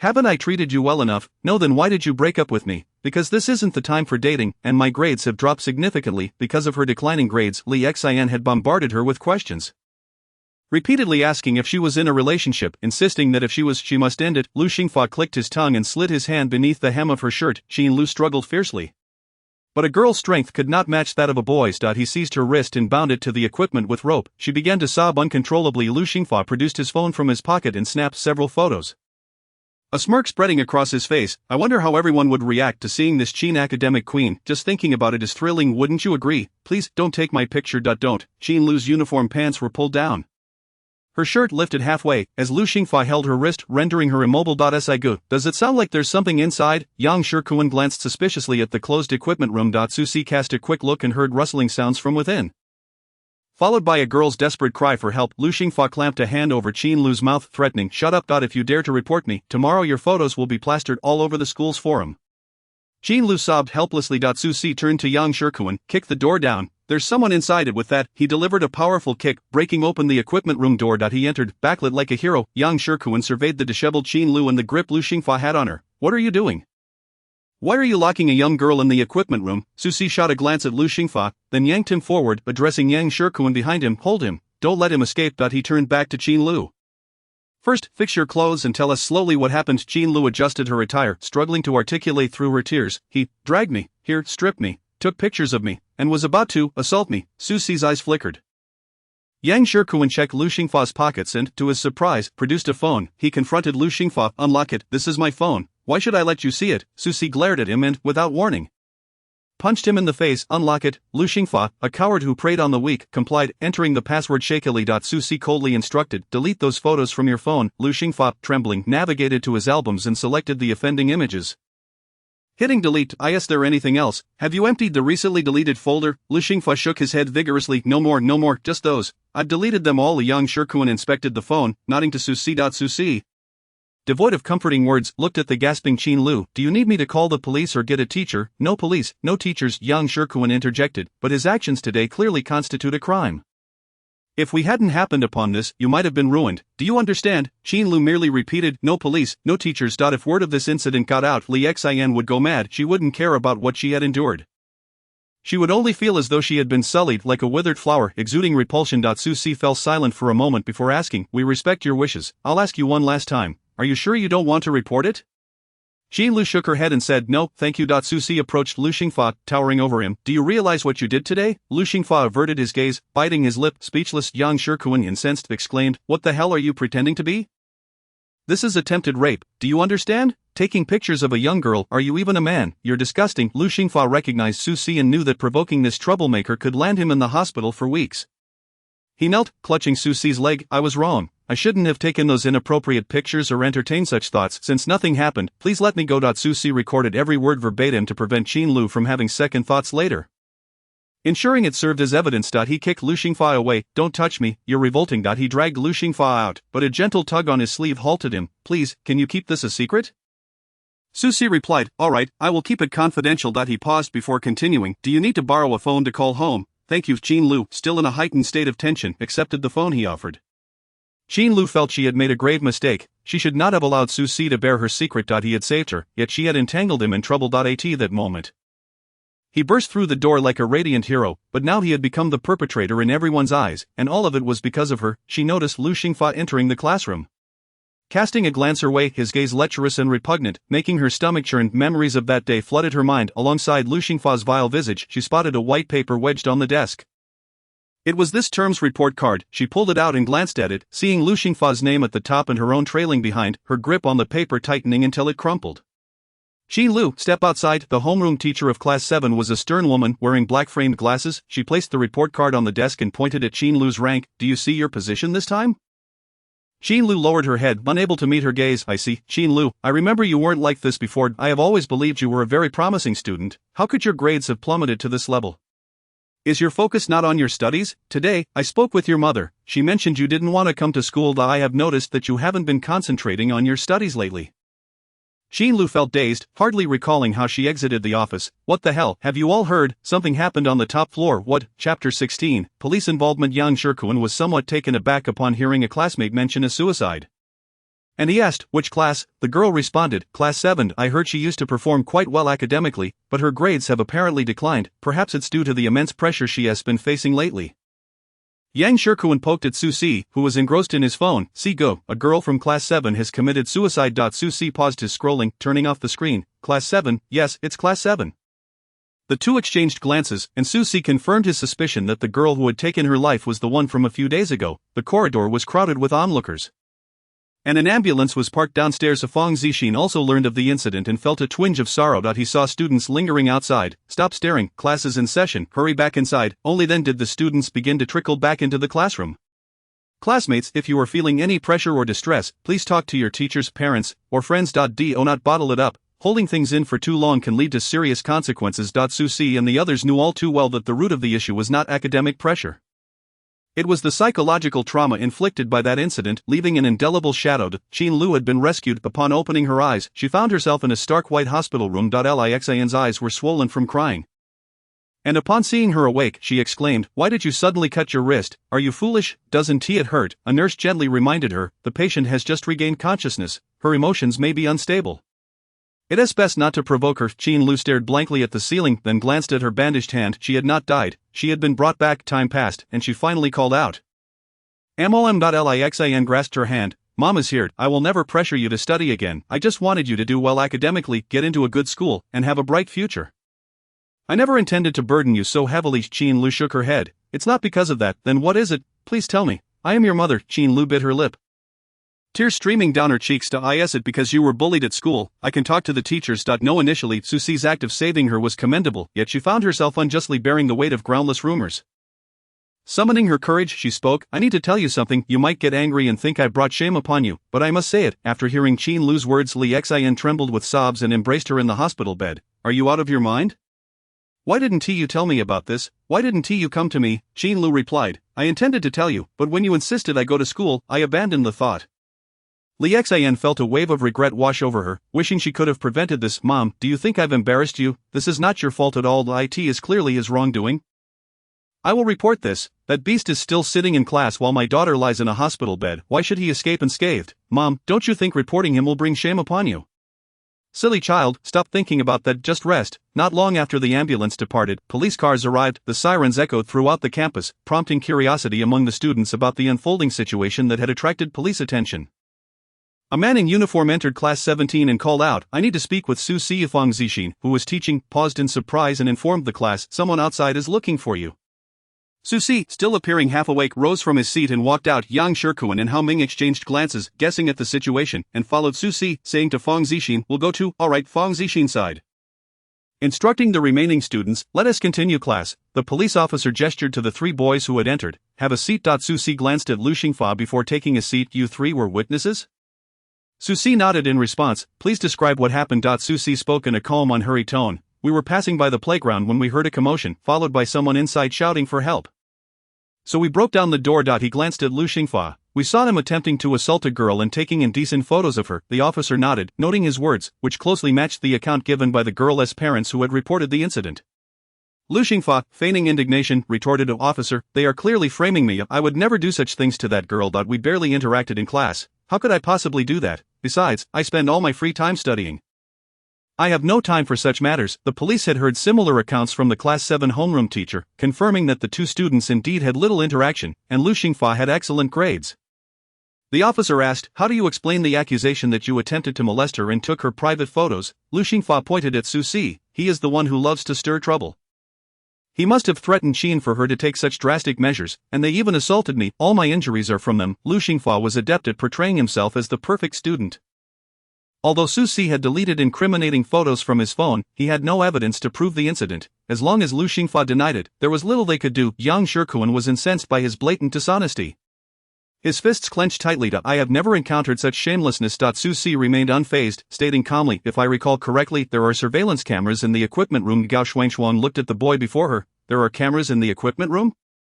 Susie affirmed and elaborated, the school installed cameras there after some equipment went missing, but only a few people are aware of it. Gao Shuangchuan immediately turned to the nearby male officer. Go retrieve the footage. Lu Xingfa, realizing his deception might be exposed, began to panic. Don't, I confess, is Gao Shuangshuang regarded the seemingly well-mannered boy, who had been on the path to a good university but had ruined his future with his malevolence. Why did you do these things? She asked, puzzled. Lu Xingfa suddenly lifted his chin defiantly. Was I not good enough for her? Who does she think she is to reject me and act so high and mighty?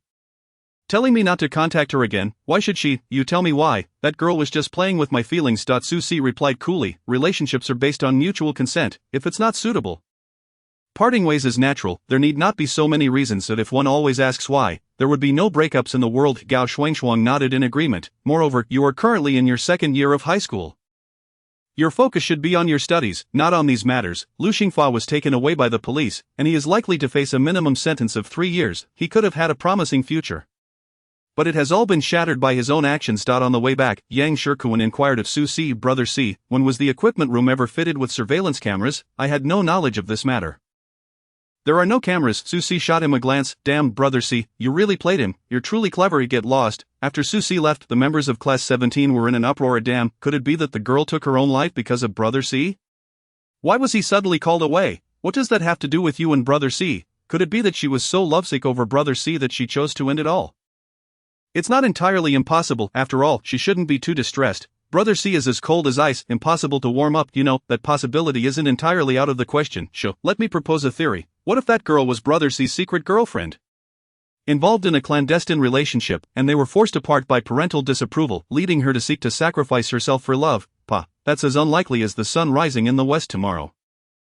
I can't even fathom what kind of girl Brother Si would like. I heard Lu Xingfa from Class 7 was also called away. Following a moment of silence, the group began to speculate anew.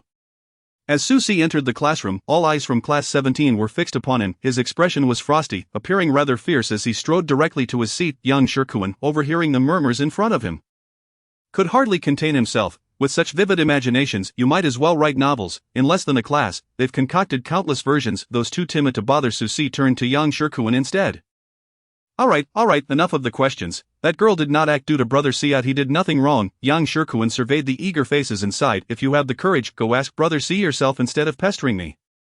If we dare to ask Brother Si, who would come to you? Zhang Qiao had a recollection of the girl they were discussing. She had seen her in the few classes preceding the incident and had even offered her a hand. She thought the girl was merely unwell, but then, she lowered her gaze, focusing on her practice questions for a moment before continuing her work. Yang Shikuan turned and quietly asked Su Si, Brother Si, can we divulge this matter to others? Su Si looked up at him. It depends on how the school and the police handle it, but Brother Si, they're all saying you bullied a classmate. Some fools from Class 7 will surely claim you harmed their good student, leading to a suicide. Su Si's tone was somewhat indifferent, and so what? I don't live to appease their opinions. Moreover, the truth will not be altered by their mere words. Though their voices were low, Zhang Qiao caught every word of their exchange, momentarily distracted as she paused her pen. Curious to know, Zhang Qiao heard a voice beside her and turned to find Su Si's teasing gaze upon her.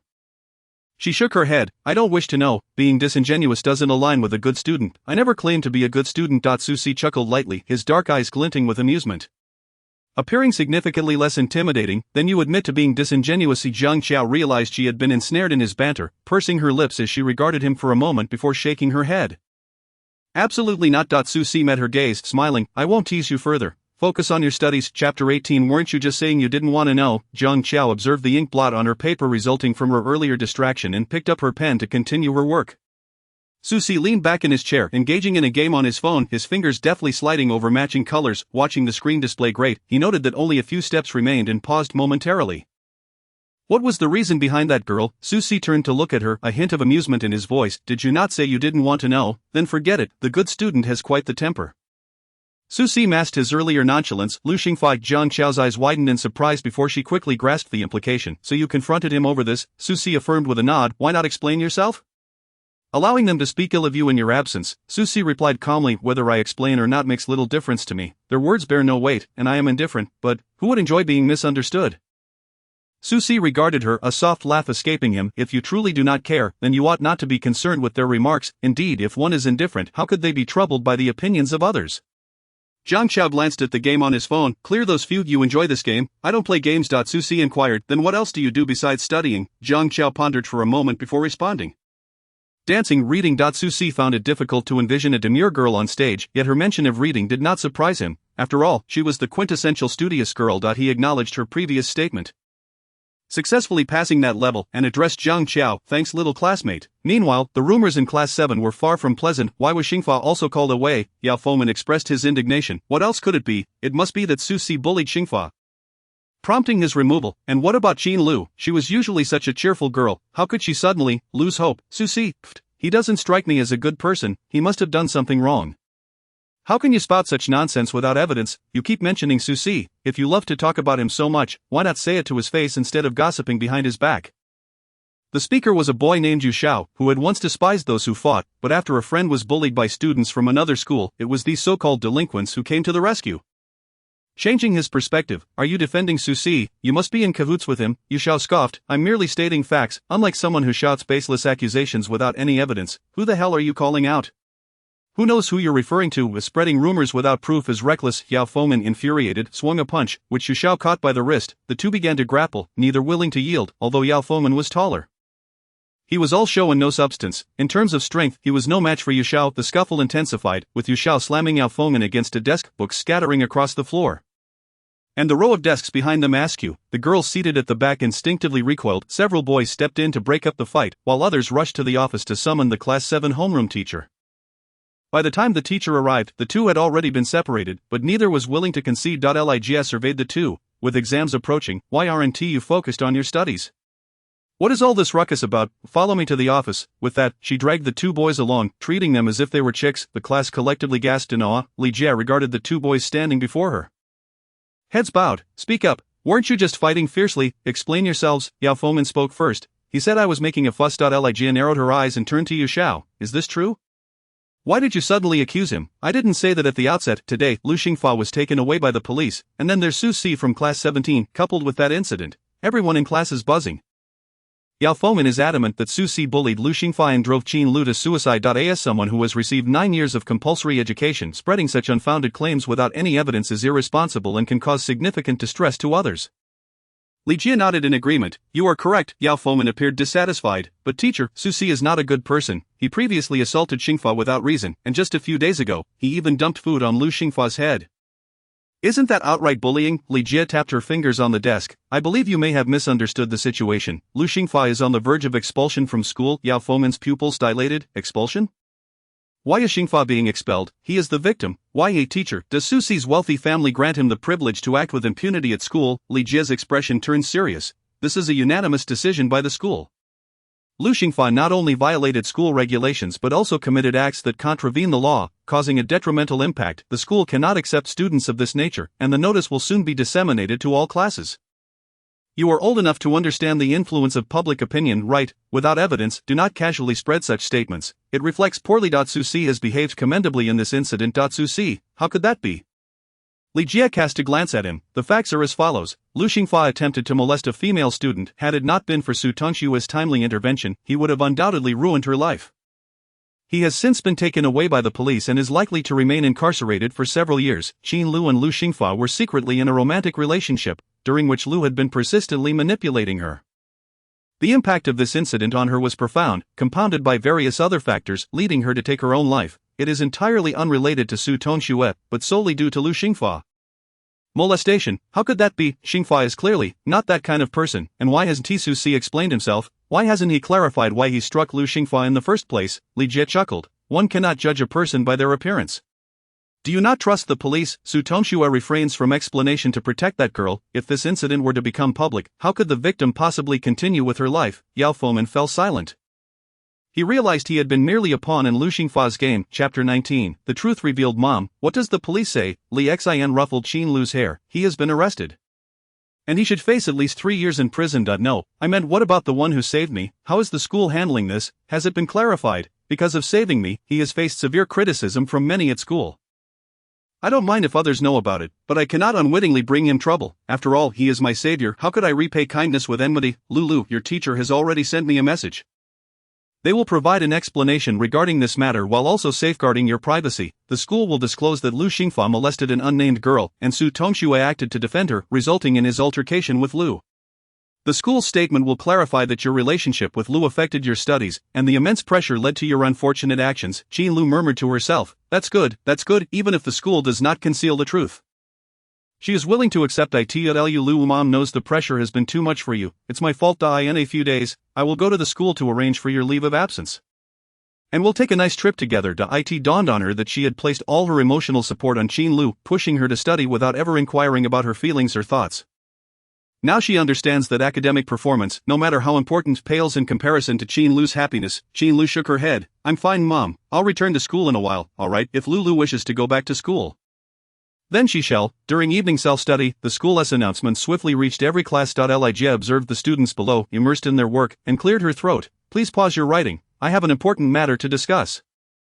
She raised the paper in her hand. This is a disciplinary notification. The impact of this incident is extremely severe, and the individual involved is from our class. It is common for the school to report disciplinary violations. Usually read by the homeroom teacher, followed by a warning to the students to avoid similar misconduct. Yao Fengman and Yu Xiao were aware of the situation, glancing at the paper in her hand with differing thoughts. Lu Xingfa from Class 7 has displayed immoral conduct, attempted rape, and severely violated both legal and school regulations, resulting in extremely adverse consequences. Consequently, the school administration has unanimously decided to expel him. Upon hearing this, the students of Class 7 were left in stunned silence. Just that very day, they had been lamenting his plight, unaware of the heinous acts he had committed. Lig continued. I have also heard some unfounded rumors. Some claim that Qin Lu committed suicide due to Su Si, alleging that Su bullied his classmates. These are false statements. The truth is, if it weren't for Su Si and his two friends, that girl would have been ruined. As for Qin Lu, she struggled academically due to her relationship with Lu Xingfa, which caused her great stress. Moreover, given Lu's actions towards others, she found it hard to cope.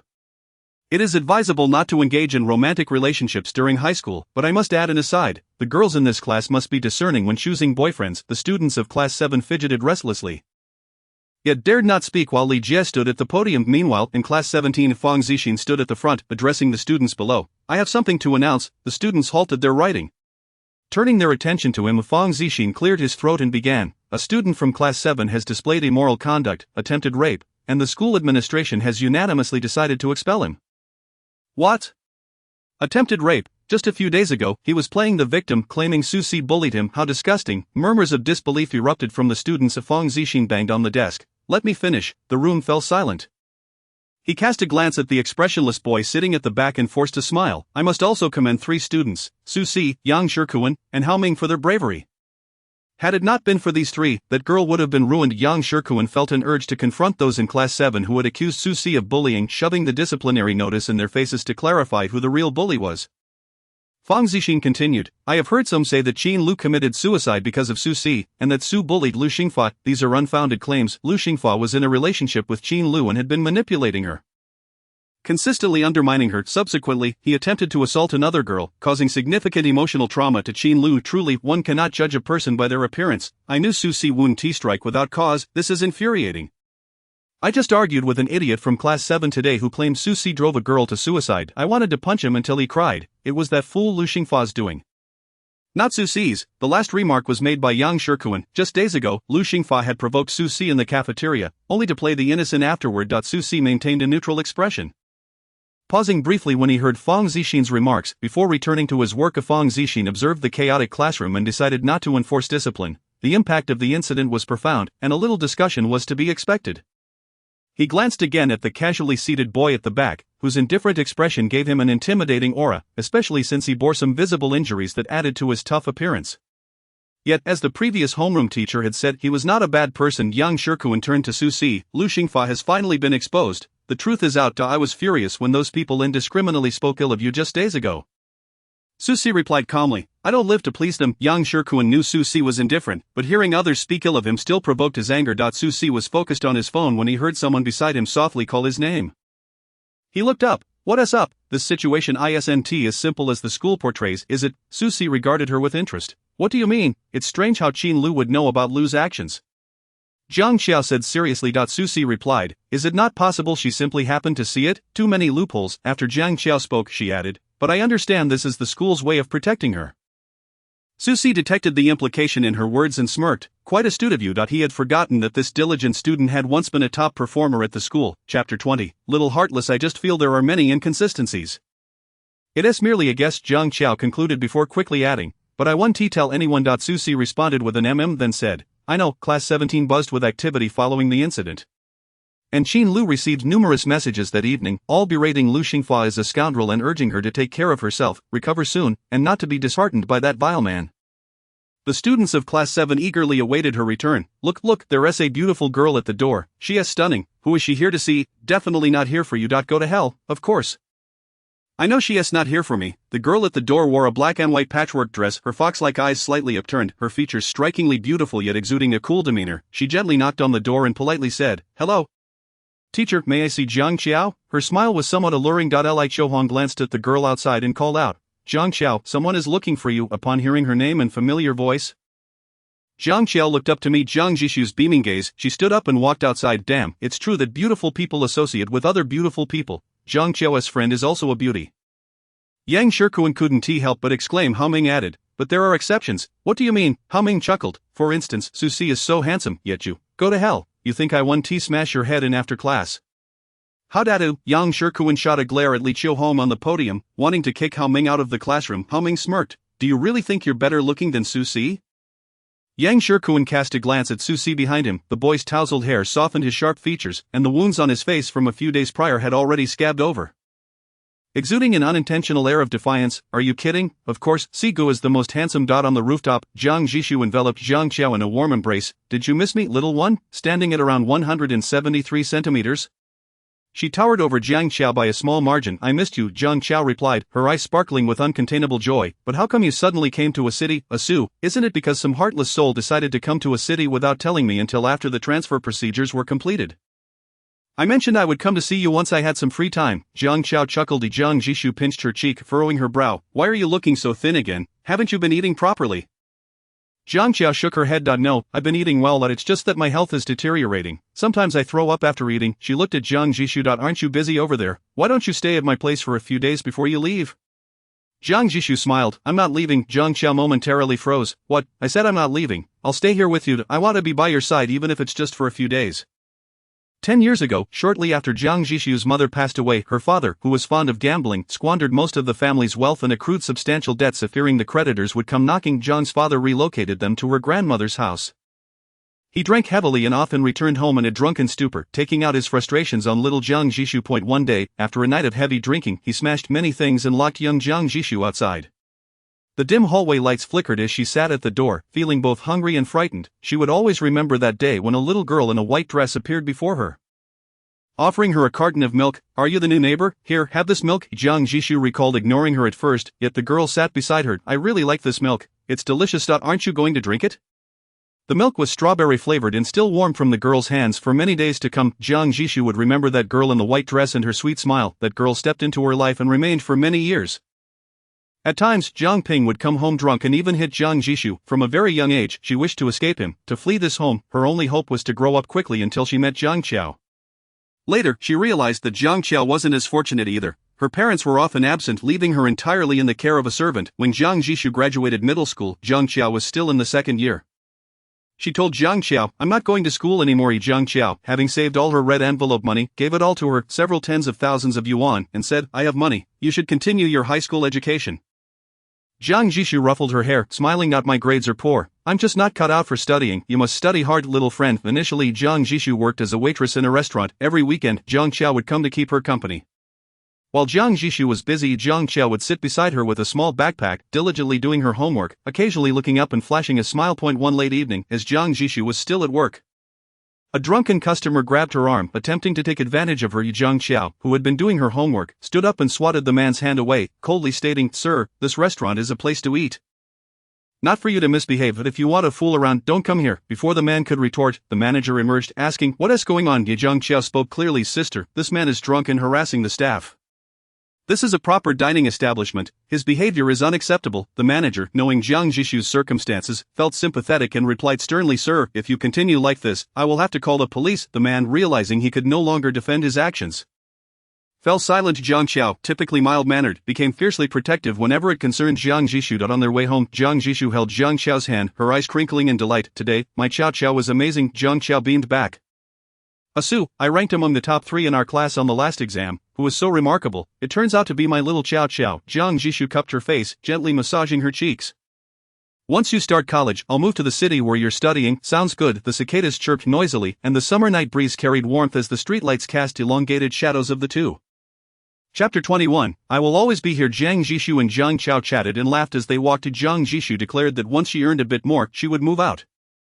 Vowing to distance herself from that scoundrel. As they reached the entrance, they noticed a crowd gathered in the corridor, some familiar neighbors, others strangers. Upon seeing them, some recognized Jiang Jishu and began to whisper.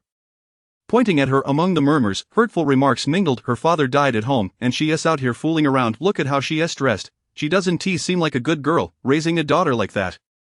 What is the point? Her father died, yet she is still out having fun. Jiang Chao's grip tightened around the plastic bag in her hand as she stepped in front of Jiang Jishu. Confronting the crowd, have you all said enough? Do you even know the situation before making such remarks? Is it truly admirable to gossip about others' private matters? Do you feel proud discussing this in front of her? It was the first time Jiang Jishu had heard Jiang Chao speak so harshly after knowing her for so many years. The crowd, taken aback by Jiang Chao's words, dispersed in embarrassment. Jiang Jishu found it difficult to describe her feelings that day. The home she had longed to escape was no more. Her father had passed away. She felt no sorrow, not even a single tear. The funeral relatives scolded her for being heartless, claiming she was unfeeling for not shedding a tear for her father's death. Labeling her as cold-hearted, only Jiang Jishu understood the depth of her hatred for him and her disdain for that home. When her mother was alive, she had experienced a semblance of happiness. After her mother's passing, she lived in complete darkness, devoid of hope for the future. The drunken insults and beatings, the scars that healed only to be replaced by new ones, took root and festered in her heart as uncharted corners. Never to fade away, others departed, leaving behind a mountain of debt for her to bear. Everyone blamed her, calling her cold-blooded, claiming she lacked filial piety, wondering how her father could raise such an ungrateful daughter. Jiang Jishu could hardly be bothered to respond to their accusations. Only Jiang Chao, with her heart full of compassion, hugged her tightly, her little face crumpled with tears. Su, don't be afraid, I will always be here for you. Before this, when Jiang Chao witnessed Jiang Jishu being beaten, she immediately called the police, bringing her home to tend to her wounds while crying. She felt as if she were picking up the shattered pieces of Jiang Jishu. Piecing her back together, Jiang Jishu retrieved a small box from her bag, presenting it to Jiang Chao. A little gift for you, open it and see if you like it. Upon opening the box, Jiang Chao found a silver necklace adorned with a small moon pendant. Mine is a star, and yours is a moon. I will always orbit my little moon. Jiang Jishu took the necklace out and draped it around Jiang Chao's neck. There could be many stars, but her little moon was unique. Jiang Chao held the pendant, her eyes beaming with delight. It is so beautiful, Su, I love it. Jiang Jishu playfully pinched her nose. How are you adjusting here? Is it going well? Not bad. The classmates are nice. I have my first exam next week. What are you worried about? I'm not concerned about your studies. Jiang Jishu radiated joy. She recalled her own struggles in the second year of middle school. Often criticized for her poor homework, eventually Jiang Chao did her homework with her, which led to a trip to the teacher's office. Jiang Jishu thought Jiang Chao had made too many mistakes, but the teacher placed the homework on the desk and said earnestly, "Look, this work is quite good, why didn't you do it well before?" As Jiang Jishu walked home with the homework, she felt a bit dazed. Thoughts of Jiang Chao's illness filled her with a profound sense of sadness. Her little friend was only 17 and already afflicted with this illness. Su, hot, Jiang Jishu snapped back to attention, meeting Jiang Chao's curious gaze. What are you planning to do here, Su? Jiang Jishu smiled. I am going to work as a photographer in a studio. I'll be able to take many beautiful pictures of you. Sounds great. Jiang Chao smiled sweetly. No one is bullying you here. Right, Jiang Chao shook her head earnestly, saying, no one is bullying me. Su, you've been out for a while now. Perhaps you should return to class first. I will come to see you when I have the time. After speaking, Jiang Jishu added with concern, do take care of your health and don't overexert yourself with your studies. I understand, Su. You must also remember to rest while working. Alright, then I shall take my leave. When Jiang Chao returned to her classroom, the third period had already commenced. A glance at the clock revealed there were still 30 minutes until the end of class. Yang Shikuan suddenly turned around and mischievously inquired, Jiang, who was that beautiful girl looking for you earlier? She is a very good friend of mine, Yang Shikuan replied. I have a friend who wishes to be acquainted with your friend. Jiang Chao responded with a puzzled expression. Hao Ming turned to Jiang Chao and remarked, just consider him to be speaking nonsense. Yang Shikuan retorted, there is a profane expression that I am uncertain whether to articulate. Su, leaning back in his chair while playing a game, suddenly asked, what did those two mean just now? It's baseless. It's merely his own desire. Su noted Jiang Chao's serious demeanor and withdrew his gaze, returning to his game. Li Chiohong, feeling discomfort in her back, prepared to stand up and stretch. Jiang Chao glanced up at Li Chiohong as she descended and then poked Su Si, saying, the teacher is coming down. She watched as Su Si skillfully concealed his phone before averting her gaze. Li Qiuhong halted before Yang Shikuan, frowning as she remarked, Yang, your handwriting is truly unique, possessing its own character. Thank you for the compliment, teacher. Li Qiuhong pointed at his assignment. Did you truly think I was praising you? I could let a turtle crawl on a piece of paper for a while, and it would look better than your writing, Yang Shikuan replied. Is the turtle fast? Perhaps I should have a little turtle do my homework for me. Stop being so glib, purchase a calligraphy booklet, practice a page daily, and submit it to my office. I will check it every day. The neatness of your handwriting is crucial for the exam scores in Chinese. As long as you write legibly, you won't be entirely without marks, but with your handwriting, it's hard to say out if negative points were possible. I would gladly give you some. Alright. Li Qiuhong cast a glance at Su Si before turning back to her desk. Continuing to draft her lesson plan. Su Si tilted his head to glance at Zhang Qiao, who was diligently working on her homework, saying, Thank you, little classmate. Zhang Qiao replied, You're welcome. Chapter 22. Insufficient balance. What are you doing barging into my home and moving things around? Xin Yechen questioned the individuals in work attire who were carrying items outside. Are you Miss Xin Yechen? I am. Then there is no mistake, this is an order from Mr. Liang. He instructed me to inform you that he is merely taking back what belongs to him. And furthermore, Mr. Liang stated that after the divorce, you will receive not a single cent of his assets. After being married for over a decade, this is the only token he gives me, a clean break? Xin Yechen felt anger surge and grasped the arm of the person in front of her. Miss, I am merely here to relay a message. Please do not make this difficult for me.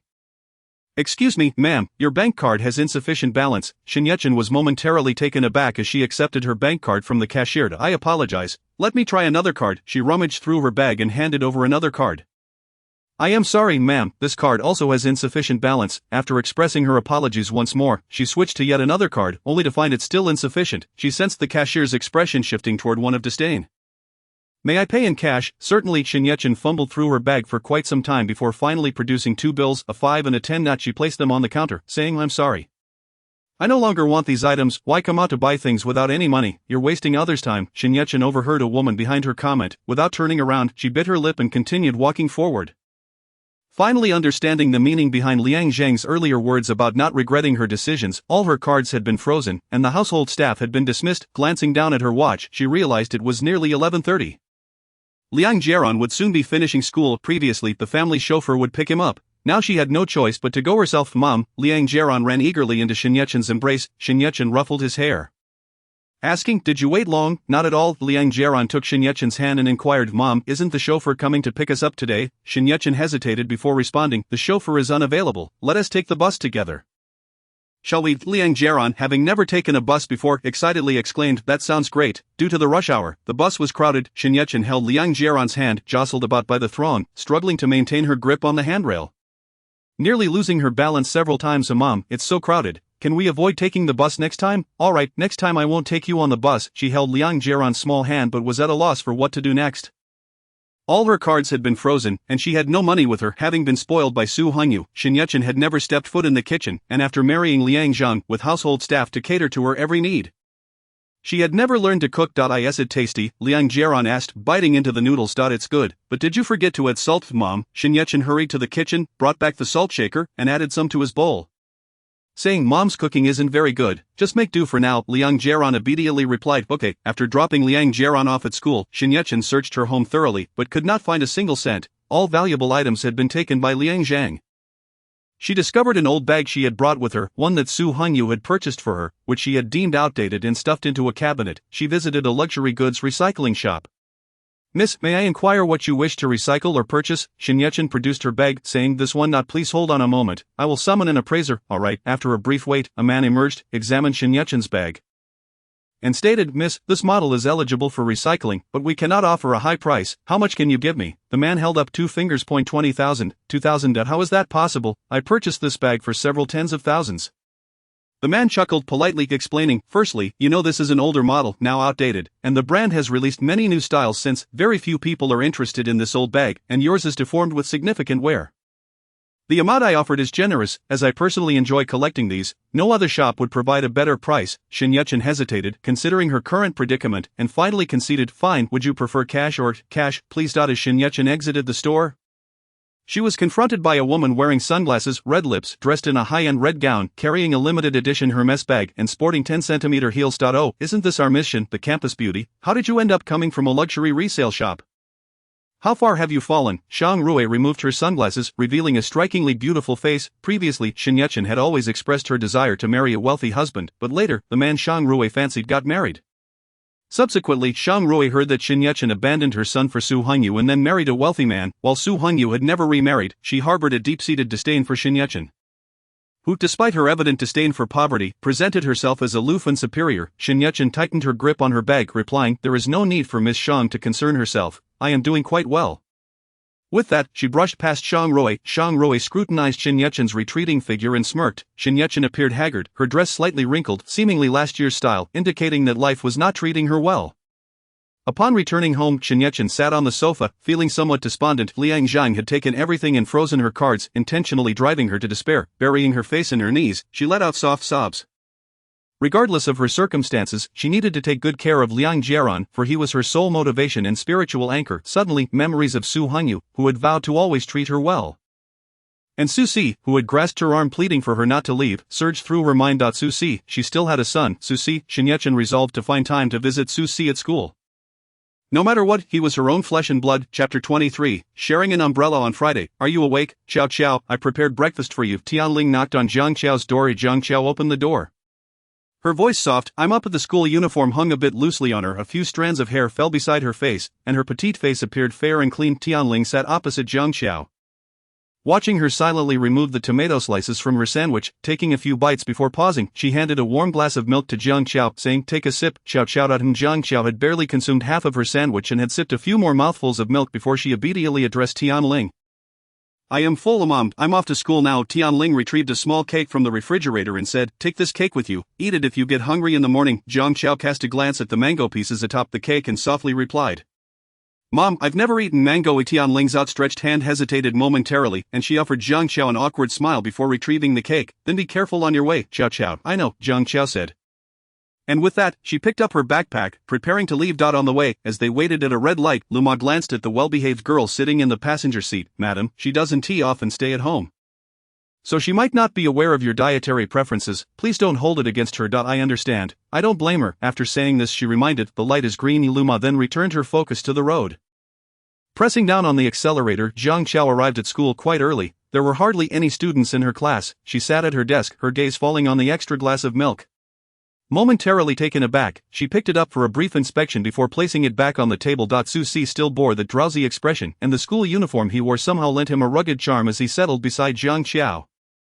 The morning sun shone brightly, yet, unexpectedly, a gentle rain began to fall during the break. As noon approached and school was about to end, the rain intensified, evoking a sense of impending storm. When classes dismissed, the downpour showed no signs of abating. In fact, it grew heavier. "Xiao Xiao, did you bring an umbrella?" Luo Xing called out to Zhang Xiao. She shook her head. Luo Xing, observing the torrential rain, expressed his concern.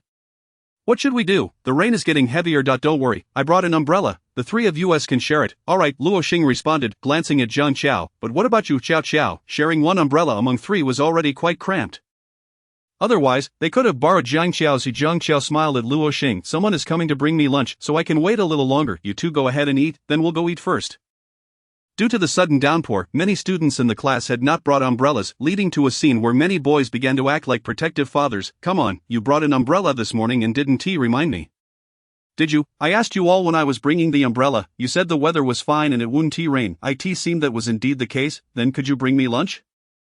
"A flaky pancake, any filling will do. Call me Dad. If you don't call me Dad, I want tea. Bring it." "Dad, please bring me lunch. Bring an extra portion, Dad. I want the rice bowl from the first floor of the cafeteria."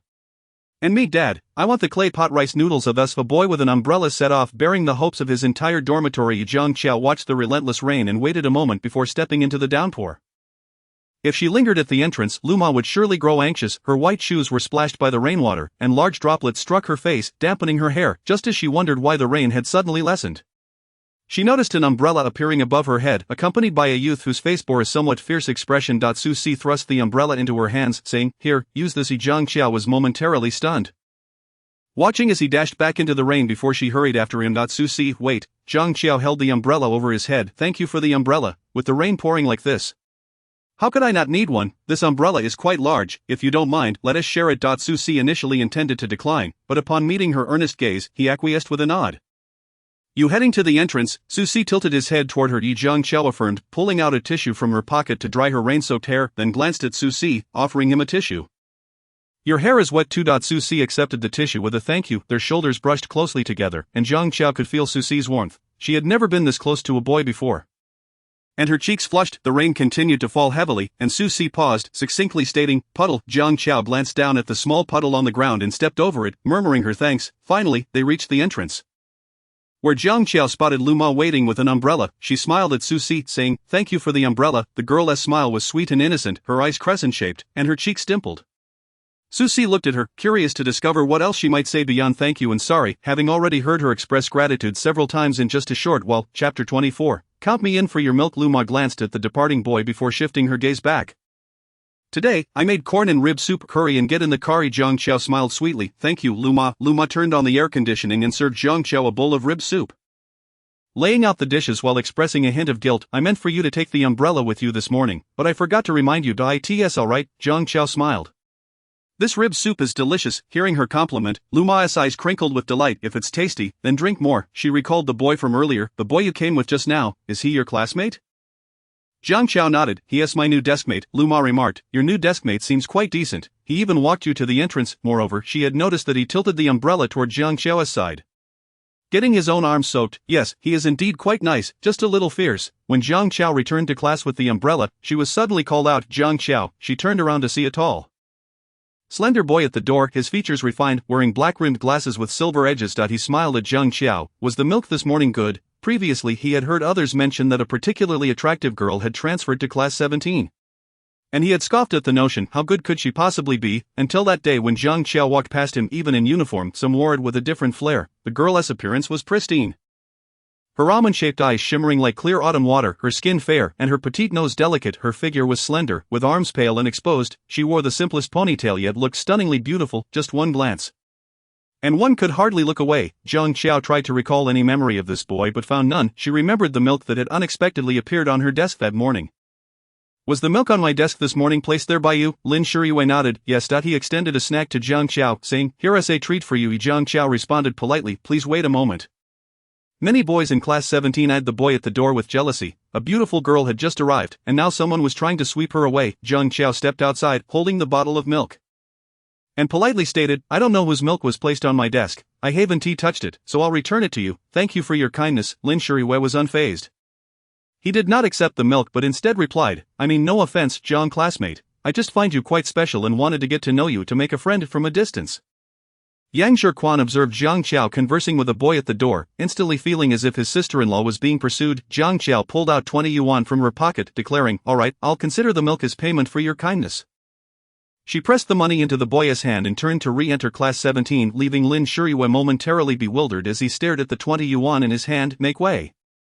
Lin Shuriyue, startled by the cold voice of a boy, quickly stepped aside, his gaze following Zhang Qiao as she entered. She seemed genuinely different from the girls he had known before. She was quite intriguing. Yang Zhiquan's message to Susie was clear. "You're trying to steal my girl, get lost." He witnessed the entire exchange and couldn't help but whisper to Hao Ming upon returning to class. Zhang Qiao truly cracks me up. I've never seen such a unique way to reject someone before. If I understand correctly, that boy delivered milk to Zhang classmate, who declined his offer. However, the boy insisted, and in response, Zhang classmate handed him 20 yuan, saying, "Take my money and get lost." I could hardly contain my laughter. Hao Ming chuckled, remarking that it was the first time he had witnessed such a rejection from Zhang classmate. Yet, he recalled an even more absurd incident involving Susie, where a girl confessed to him, but Susie's fierce expression frightened her into silence. Luo Xing waved at Zhang Qiao, who approached her, and whispered that boy by the door was rather handsome. "Was he trying to pursue you?" Zhang Qiao pondered for a moment and shook her head. "Not really. He said I seemed special and wanted to be friends. So I returned the milk he gave me this morning. He insisted it was a gift, so I counted it as buying his milk." Luo Xing couldn't suppress her laughter, initially thinking Zhang Qiao had said something profound, but now understood the situation, realizing why the boy looked so bewildered at the door. "You shouldn't accept things from others, especially from boys. That's what Asu told me." Luo Xing couldn't help but exclaim, "You're so well behaved." She glanced at Zhang Qiao and noted, "You're not even wet." "I shared an umbrella with someone else." Zhang Qiao replied honestly. "That's good," Luo Xing said before suddenly remembering something. "I don't have your contact information yet." Zhang Qiao inquired, "WeChat or QQ?" Luo Xing chuckled, "I need both." As she spoke, she handed Zhang Qiao her notebook and pen. After Zhang Qiao wrote down her information and returned the notebook, she said, "I'll head back now." "Alright, I'll add you when I get home tonight." Upon returning to her seat, Zhang Qiao began to focus on her exercises. Suddenly someone lightly tapped on her desk. She looked up to meet Yang Zhiquan's gaze. Puzzled, what's up? Yang Shirkuan grinned and asked, what did you say to that boy by the door today? I'm just wondering what he wanted from you, he continued. Zhang Qiao recounted her conversation with Luo Xing. Yang Shirkuan noticed Susi glance up and firmly stated, this talk of feeling special and wanting to be friends sounds like a classic playboy line. Zhang classmate, steer clear of such boys. A playboy, Zhang Qiao echoed, beginning to understand. Yes, just listen to his tone, it's evident he is a seasoned flirt. He doesn't clearly express his feelings but only says he wants to be friends. And did you notice how practiced his tone was? He is definitely an expert at chasing girls. Yang Shirkuan felt quite justified in his reasoning. Zhang Qiao nodded, seemingly grasping his point, and smiled gratefully. I understand, thank you. What a charming and lovely girl, who wouldn't like her? No wonder Seagull lent her his umbrella, he is clearly protective of his territory. Chapter 25, somewhat adorable. During the afternoon physical education class, doctors advised Zhang Qiao against strenuous activities, so she had submitted a medical note to the school, excusing her from PE. Zhang Qiao, come downstairs with us, after we finish, we can all hang out together. Luo Xing cheerfully invited. Alright, Zhang Qiao replied. The September sun was still quite fierce as Zhang Qiao sat alone in the stands, her skin becoming increasingly fair under its rays. She gazed at the neatly lined up students below, inadvertently locking eyes with Su Si, who stood at the back. His sharp features bore a stern expression, making him appear somewhat intimidating. Zhang Qiao quickly averted her gaze and returned to her book. Classes 20 and 17 shared the same physical education period, albeit under different instructors. Shinemo spotted Zhang Qiao sitting in the stands and pretended to have menstrual cramps to avoid running. Joining her on the bench, Zhang Qiao remained engrossed in her book, jotting down key problem-solving steps, completely unaware of Shinemo's presence beside her. Hey, she suddenly looked up to see a girl in a white t-shirt with chestnut curls tied into a high ponytail, her attractive features accentuated by bright red lipstick. Recognizing her as the girl who had warned her to keep her distance from Su Si, Zhang Qiao asked, what's up? Shinemo leaned closer. Aren't you seated next to Su Si? Zhang Qiao replied, you must know what drinks he likes, right? Shinemo inquired. Zhang Qiao shook her head. I don't know. Shinemo, noting Zhang Qiao's bewildered expression, felt somewhat disinterested. Why bother asking such an innocent-looking student? She stood to leave when Zhang Qiao suddenly grasped her wrist. Your shirt is stained, Zhang Qiao pointed out. Shinemo tugged at her shirt and discovered a bright red stain. Damn it, she cursed, realizing her period had unexpectedly arrived and left a mark. Zhang Qiao offered her book. You can cover it with this. Shinemo hesitated but accepted it. Thanks, did you bring any supplies? Zhang Qiao asked. Shinemo thought for a moment and realized she hadn't tea, as she expected her period to arrive later. If you don't mind, you can use mine, I have some upstairs. Zhang Qiao offered. Shinemo studied her for a moment, unable to detect any ulterior motives in her eyes. You really are a good kid, she mused, recalling how she had previously threatened Zhang Qiao. This girl was so naive that she was willing to lend her a sanitary pad. Shinemo felt a hint of gratitude bubbling up but chose to respond with a hint of sarcasm. Fine. They both headed to the restroom behind the playground, and Zhang Qiao instructed, wait for me here. Okay. A few minutes later, Zhang Qiao returned, still slightly breathless from her earlier run, beads of sweat glistening on her nose. She handed Shinemo her jacket and the sanitary pad, saying, you can cover up with this. I'm not sure if you'll like this brand. This left Shinemo speechless as she stared at the items in her hands. Finally managing to say, thank you, Zhang Qiao smiled sweetly. You're welcome. The laps were completed quickly, and the PE teacher soon led the class in exercises. Zhou Fangzhen watched the chaotic movements of the students below, frustration bubbling in him. Can't you even do exercises properly? If you don't want to participate, then run laps, 10 laps each, complete them, and you 1T have to do exercises. Silence met his words. Can you do it? Yes, came the loud reply. Zhou Fangzhen observed the students gradually aligning themselves, satisfied with their response. Form up. He whistled and commanded. Dismissed. Most boys grabbed basketballs and headed to the court, while some girls went to the supermarket or gathered in the shade to chat and laugh. Luo Xing plopped down beside Zhang Qiao, exclaiming, I'm so tired, I feel like I'm going to melt. Zhang Qiao chuckled and waved her hand to cool her down. Suddenly Shinemo approached, her jacket tied around her waist, her demeanor somewhat aloof as she halted in front of Zhang Qiao. Luo Xing assumed Shinemo meant to cause trouble and instinctively stepped in front of Zhang Qiao. Shinemo glanced at her before addressing Zhang Qiao. This is for you. Zhang Qiao looked at the items in her hand and shook her head. No, thank you, Shinemo retorted sharply. I don't like owing anyone favors, just take it, unaware of Zhang Qiao's preferences. She had grabbed a few packs of candy and a bottle of milk from the shelf. Alright, Zhang Qiao accepted the items. Shinemo opened her mouth, wanting to say more but felt it didn't align with her persona. After glancing at Zhang Qiao, she turned to leave but paused and added, I'll wash the jacket and return it to you. Zhang Qiao shook her head. No need. Luo Xing was utterly bewildered. Having no idea what had just transpired, she watched Shinemo walk away, then looked at the plastic bag in Zhang Qiao's hand. Why did she suddenly give you food? And what's this about a jacket? Zhang Qiao patiently recounted the earlier events. Zhang Qiao, she even threatened you before. How can you be so kind? Luo Xing exclaimed, then muttered, if it were me, I'd be thrilled if she embarrassed herself.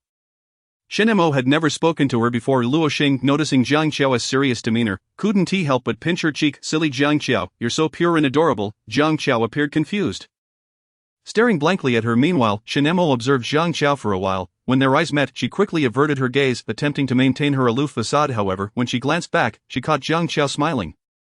What is there to smile about? If you keep smiling, I'll knock your teeth out, Shinemo thought, feeling an inexplicable fondness for her. Chapter 26. So well-behaved, Jiang Qiao couldn't comprehend the intricacies of basketball. But Luo Xing had dragged her along to watch. Sucking on a lollipop, she observed the group of boys playing on the court. Qiao Qiao, quickly look at Susi, he is so handsome. Luo Xing tugged at Jiang Qiao's arm. Susi usually has a fierce demeanor, appearing somewhat unapproachable, yet one cannot deny that he is indeed strikingly handsome, exuding a certain rebellious charm and wildness. He may seem slender, but when playing basketball, he possesses remarkable explosive power. Earlier, while casually lifting his shirt, she thought she caught a glimpse of his abs. Jiang Qiao acknowledged with a sound, following Luo Xing's pointing finger to see Susi, although he was still in his school uniform. There was something distinctly different about him, though she couldn't quite articulate what it was at that moment. With two individuals flanking him, Susi deftly faked out both opponents and released the ball. The basketball sailed smoothly into the hoop. Susi exchanged a high five with his teammate, then flashed a smile. The girls nearby erupted in cheers. Jiang Qiao realized that the usual laid-back Susi, who always appeared half awake, radiated brilliance when he played basketball. Undoubtedly, he was the most captivating figure on the court, both in looks and skill. At some point, Shinemo reappeared beside the two, holding a bottle of water. She suddenly leaned closer to Jiang Qiao and asked, "Is the candy good?" Jiang Qiao nodded earnestly, pulling a piece from her pocket and inquiring, "Would you like some?" Shinemo shook her head, saying, "I don't eat candy." "Could you do me a favor?" "What favor?" Shinemo smiled, clutching the water bottle. "Could you deliver this bottle of water to Susi for me?" Jiang Qiao replied, a hint of confusion in her tone. "Why don't you deliver it yourself?" Shinemo recalled a prior occasion when she had brought water to Susi, who hadn't even glanced at her, simply passing by. The only time he responded was when she almost splashed him with the water, and he coldly stated, "I don't drink." However, she later discovered that Susi not only refused her water but also turned down others, which brought her some psychological balance. Most people were too intimidated by his fierce demeanor to even attempt to offer him water. She smiled at Jiang Qiao. "If I go, he definitely won't accept it. Could you please give it a try?" Jiang Qiao stared at the water bottle in her hand for a moment, remaining silent. After a pause, she finally spoke, "If I deliver it, he won't accept it either. You two are still deskmates. He will surely take it." "One to you." Jiang Qiao wanted to argue that although they shared a desk, they were hardly close. "Please, just help me out." Eventually Jiang Qiao relented and accepted the water bottle from her. As Susi reached for the extended hand, he initially intended to refuse, but upon meeting Jiang Qiao's clear apricot eyes, he hesitated. It was unexpected that his well-behaved deskmate would come to watch him play basketball. "For me." Yang Shikuan glanced between Susi and Jiang Qiao, unable to suppress a grin, certain that Susi would accept it.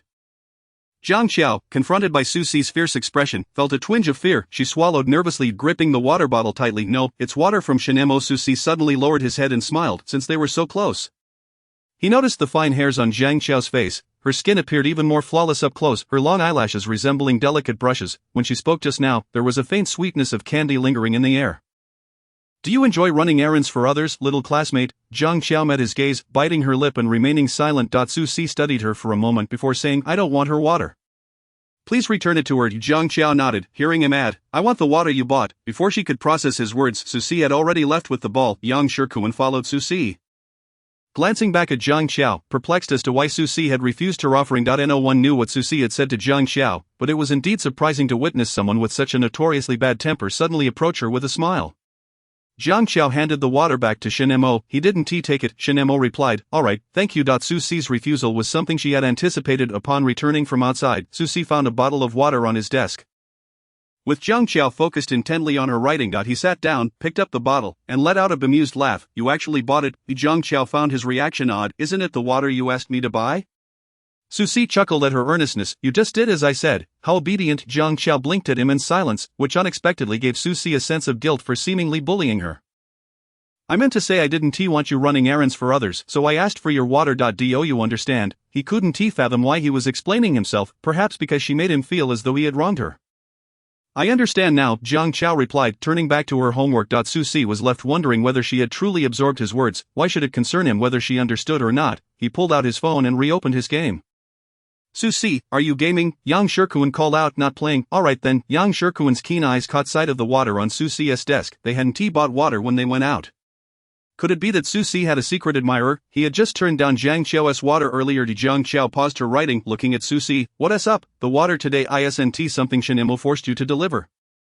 Is it? Jiang Qiao shook her head, speaking earnestly. She didn't force me. She said you wouldn't accept it if she brought it herself, so she asked me to help. I wanted to say that I wouldn't deliver it either.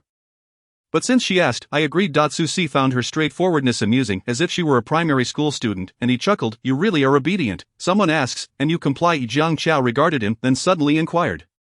You don't like Shinimo, do you? Susie replied with a non-committal Jiang Qiao responded, alright then. Susie inexplicably detected a hint of regret in her simple reply. Chapter 27, You won't obtain anything. Shinyechen had grown accustomed to a life of comfort. And it had been many years since she had encountered such a person. The woman hurled increasingly harsh insults, and the crowd around them swelled, leaving Shinyechen feeling somewhat humiliated. As she watched the woman's hand approach her face, Shinyechen could no longer maintain her composure. She placed her hands on her hips and retaliated with her own barrage of curses. Inside the police station, the officers were taking statements from the three individuals. Upon learning that a mere bump had led to an all-out public altercation, one officer sighed and rubbed his temples. If only everyone could exercise a bit of understanding and concession. Such trivial matters hardly warrant a fight. Wouldn't you agree? The woman attempted to say something further but was pulled back by the man beside her, who murmured in agreement. I in the precinct.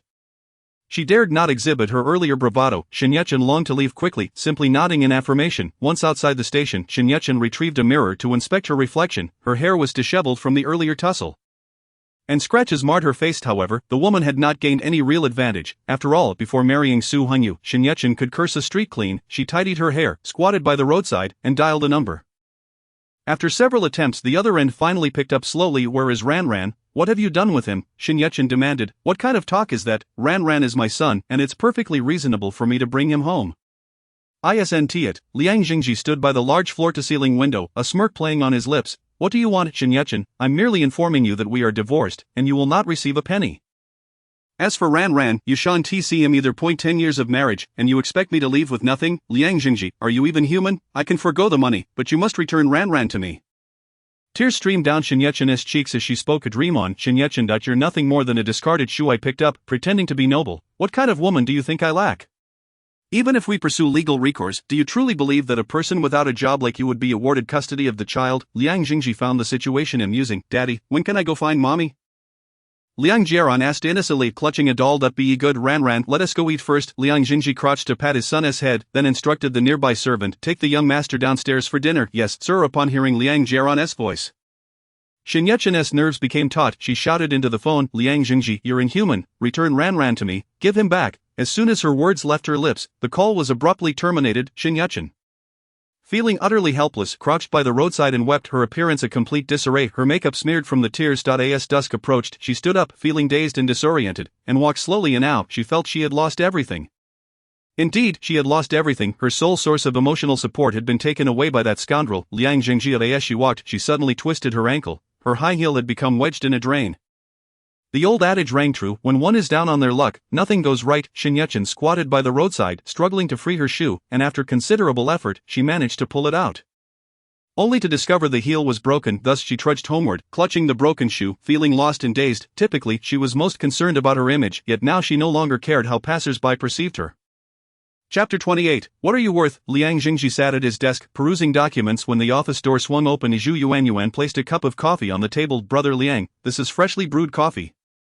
Without lifting his gaze, Liang Jingji replied, just leave it there. Zhu Yuan did not depart but instead seated herself across from him. Are the documents that captivating? Liang Jingji glanced up, noticing that she had removed her outer jacket, revealing a black lace skirt that clung alluringly to her curves, accentuating her waist, which appeared delicate and inviting. The hem of her skirt was daringly high, almost to the base of her thighs.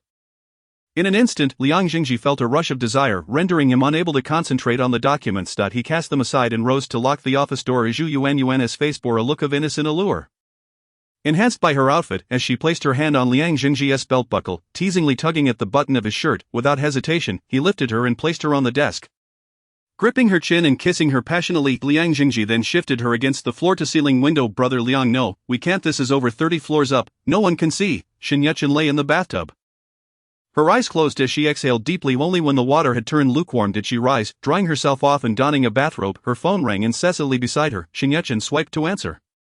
Send me 300,000 yuan. Shen Yetchen fell silent. Didn't I just send you money recently? Why do you need more now? That was hardly anything. My brother is getting married and needs an additional 300,000. Hurry and send it over. I don't have any money, Mom, but no money. How is that possible? You married into the Liang family. How could you not have money? You must have no regard for me as your mother. Is this how you repay me? You want to drive me to my grave? How is it that I have such a wretched fate, raising such an ungrateful daughter? You marry a wealthy husband yet watch your brother struggle to find a wife. Your heart is truly hard. How could I have given birth to such a daughter? He is getting married. You know that. What does his marriage have to do with me? Why should I be the one to provide the funds? Haven't you taken enough money from me over the years? I send you living expenses regularly. Isn't that sufficient? What do you want me to do? What do you expect from me? Shen Yetchen's last words were nearly a scream. Then I beg you, just lend me 300,000 so your brother can get married, alright? Shen Yetchen felt a sense of helplessness. I've told you many times. I don't have any money. Please stop calling me. I will send you the living expenses on time, but if you want to send me money, I'll go ask my son-in-law. Cui Baoji thought to herself that since Shen Yetchen wouldn't give Liang Jingji surely would. Upon hearing that Cui Baoji intended to call Liang Jingji, Shen Yetchen relented. Give me some time. I will transfer the money to your account. Please don't call me again. After hanging up, Shen Yetchen collapsed onto the sofa, scrolling through her contacts, only to discover she had scarcely any numbers to call for a loan. Over the years, Liang Jingji had provided her with material wealth. Yet she could never penetrate the elite circles of wealthy wives, so she had ceased trying. In the years of their marriage, Liang Jingji's outward display of chivalry and thoughtfulness had won her some respect among those affluent women. But those interactions were merely superficial pleasantries and flattery. After much contemplation, she dialed a number belonging to a woman she often socialized with, and it was picked up promptly. Hello, Mrs. Wang. Yetchen, what's the matter? Shen Yetchen hesitated before explaining her reason for calling. May I borrow some money from you? The woman on the other end chuckled, feigning surprise. Borrow money? Your husband is so wealthy. Why would you need to ask me for money? Shen Yetchen remained silent for a moment, only to hear the woman continue. Haha, you can't possibly think I genuinely want to associate with you. It's only because of your husband's standing. Everyone in our circle knows you and Liang Jingji are on the verge of divorce. Without him, what are you worth? The woman's tone dripped with sarcasm, and Shen Yetchen quietly ended the call. When she married Su Hangyu, her family had vehemently opposed the union, though Su Hangyu treated her well and often supported the Shen family. Only then did Cui Baoji regard him favorably. Later, as Su Hangyu's business flourished, Cui Baoji accepted him as her son-in-law and frequently boasted about her daughter marrying a wealthy man. However, when Su Hangyu went bankrupt, Shen Yetchen promptly divorced him, and Cui Baoji chastised her for being heartless. Claiming she had abandoned her child, she insisted Su Hangyu had merely been deceived and would surely recover. Shen Yetchen was unwilling to endure such hardship, especially not while raising a child, and thus turned to marry Liang Jingji, whose affluent family was incomparable to Su Hangyu's. Cui Baoji's demeanor brightened, claiming Shen Yetchen's previous choice had been wise. If she had brought along a son, she would not have been able to marry into wealth. Over the years, Cui Baoji had not hesitated to extract funds from her, demanding living expenses and additional sums, which escalated from hundreds and thousands to tens of thousands. In their eyes, Liang Jingji was a prosperous businessman, and the sums they sought were mere pocket change. If she were to inform Cui Baoji that Liang Jingji has been unfaithful, and that she intends to divorce him, she could easily envision the harsh words Cui Baoji would hurl at her. Whether urging her to endure and refrain from divorce, or chastising her for having chosen the wrong partner, abandoning Su Hangyu and their son, and marrying the wrong man, she would surely declare that it serves her right to be treated poorly. Shen Yetchen sat on the sofa, feeling as though she were on the brink of collapse. A face flashed through her mind as she opened her phone and dialed a number. Chapter 29, adding WeChat. Little classmate. Hello. Upon hearing the voice on the other end, Shen Yetchen could barely suppress her tears. Biting her lip, she fought back the tears welling in her eyes. Hello, could you lend me some money? I promise to pay you back as soon as I have it. How much do you need? 300,000. No sooner had Shen Yetchen's words left her lips than she heard the notification of a text message. Your account ending in XXXX received 300,000 yuan from Industrial and Commercial Bank on September 9th at 17:15. Balance, 301,230.07 yuan. Industrial and Commercial Bank, how have you been lately? Shen Yetchen's voice trembled with emotion. Not good at all. Liang Jingji has cheated and ran away. I've lost everything, and my mother is pressuring me to send her money. Su Yenyu gripped the cup so tightly it seemed on the verge of shattering. After a moment of silence, he spoke. Where are you? I'll come to get you. At the place where I used to live. On weekends, Jiang Xia loved nothing more than to spend her days at the bookstore, losing herself among the shelves for hours on end. Given that it was Friday, the bookstore was bustling with readers seated against the shelves or by the windows. Jiang Xiao approached a row of books and was drawn to one in particular. Just as she reached for it, her hand collided with another that had also grasped the same book. She softly murmured an apology and withdrew another book beside it. Xiao Chun and glanced at Jiang Qiao, momentarily taken aback. She wore a blue and white school uniform, appearing particularly demure, slender, and fair, with strikingly clear eyes that radiated purity and innocence, captivating anyone who caught a glimpse of her. Just as he processed this, the girl vanished from sight. He looked down at the book in his hands, then recalled the girl as fleeting presence. Jiang Qiao leaned against the bookshelf, remaining until the bookstore nearly closed before she finally shut the book in her hands and glanced at the darkening sky. She had taken a liking to the book titled Summer Fireworks and My Corpse, and after reaching out for it, she purchased it. A stray black kitten lingered by a stall selling grilled sausages. Mewing softly, Jiang Qiao bought a few and crouched down to feed the small cat. It was a tiny black creature with some injuries, appearing fearful. As it watched the sausage she offered, it timidly retreated into a nearby green space, concerned that it might not be brave enough to eat. Jiang Qiao placed the sausage on the roadside and stepped a little further away, watching as the kitten peeked out and took the sausage, then smiled. She stood up, ready to head home. A young man dressed in a black short-sleeved shirt, his features exuding a cold demeanor, stood nearby. The boy with yellow hair, now emboldened by the presence of companions, declared, "I'm not afraid of you, Susie. Last time I was alone, but this time is different." He then turned to his companion. "Chen Gu, he hit me last time, and I'm still in pain." Chen Gu, clad in a floral shirt with his hair styled in curls, spat out the cigarette in his mouth upon hearing this. Turning to Susie with a grin revealing yellow teeth, "Kid, you'd better know your place. How dare you lay a hand on someone from Chen Ji's crew?" Afterward, he attempted to pat Susie's shoulder, only to have his arm seized by Susie. Chen Wu grimaced in pain and cursed, "You're asking for it." Susie, uninterested in further conversation, drove his knee into the man's abdomen before yanking his hair and slamming him to the ground. The boy with yellow hair, wielding a steel pipe, charged at Susie, but Susie swiftly caught his wrist, wrested the pipe from him, and struck it against his arm. Susie fought recklessly, and the 10 or so opponents found themselves unable to gain any advantage against him. After enduring a blow from a steel pipe, he kicked the yellow-haired boy away, lifting him and slamming him against the wall. "You're looking for death." The surrounding onlookers were taken aback by Susie's reckless fighting style. Yang Shikuan and Hao Ming soon arrived with their entourage. Sigo, Yang Shikuan surveyed the crowd with disdain, muttering under his breath about their shamelessness. "I'm fine." He glanced at Yang Shikuan. "They didn't get anywhere." Yang Shikuan couldn't help but curse. "Damn it, yellow hair, Siga shouldn't have let you off last time. You dare bring a crew to confront Siga? Are you looking for death?" With a few more arrivals, Susie quickly gained the upper hand. He toyed with the steel pipe, pressing his foot down on the man before him. "Aren't you supposed to be tough?" Jiang Qiao happened to pass by and was met with this scene. She halted in her tracks, unsure whether to walk away or intervene. Susie kicked the man away and, upon raising his head, locked eyes with Jiang Qiao. The girl, wearing a blue and white school uniform and clutching a book, appeared somewhat out of place amidst the chaos. Susie approached her, observing her calm demeanor, and inexplicably smiled. "Not afraid this time?"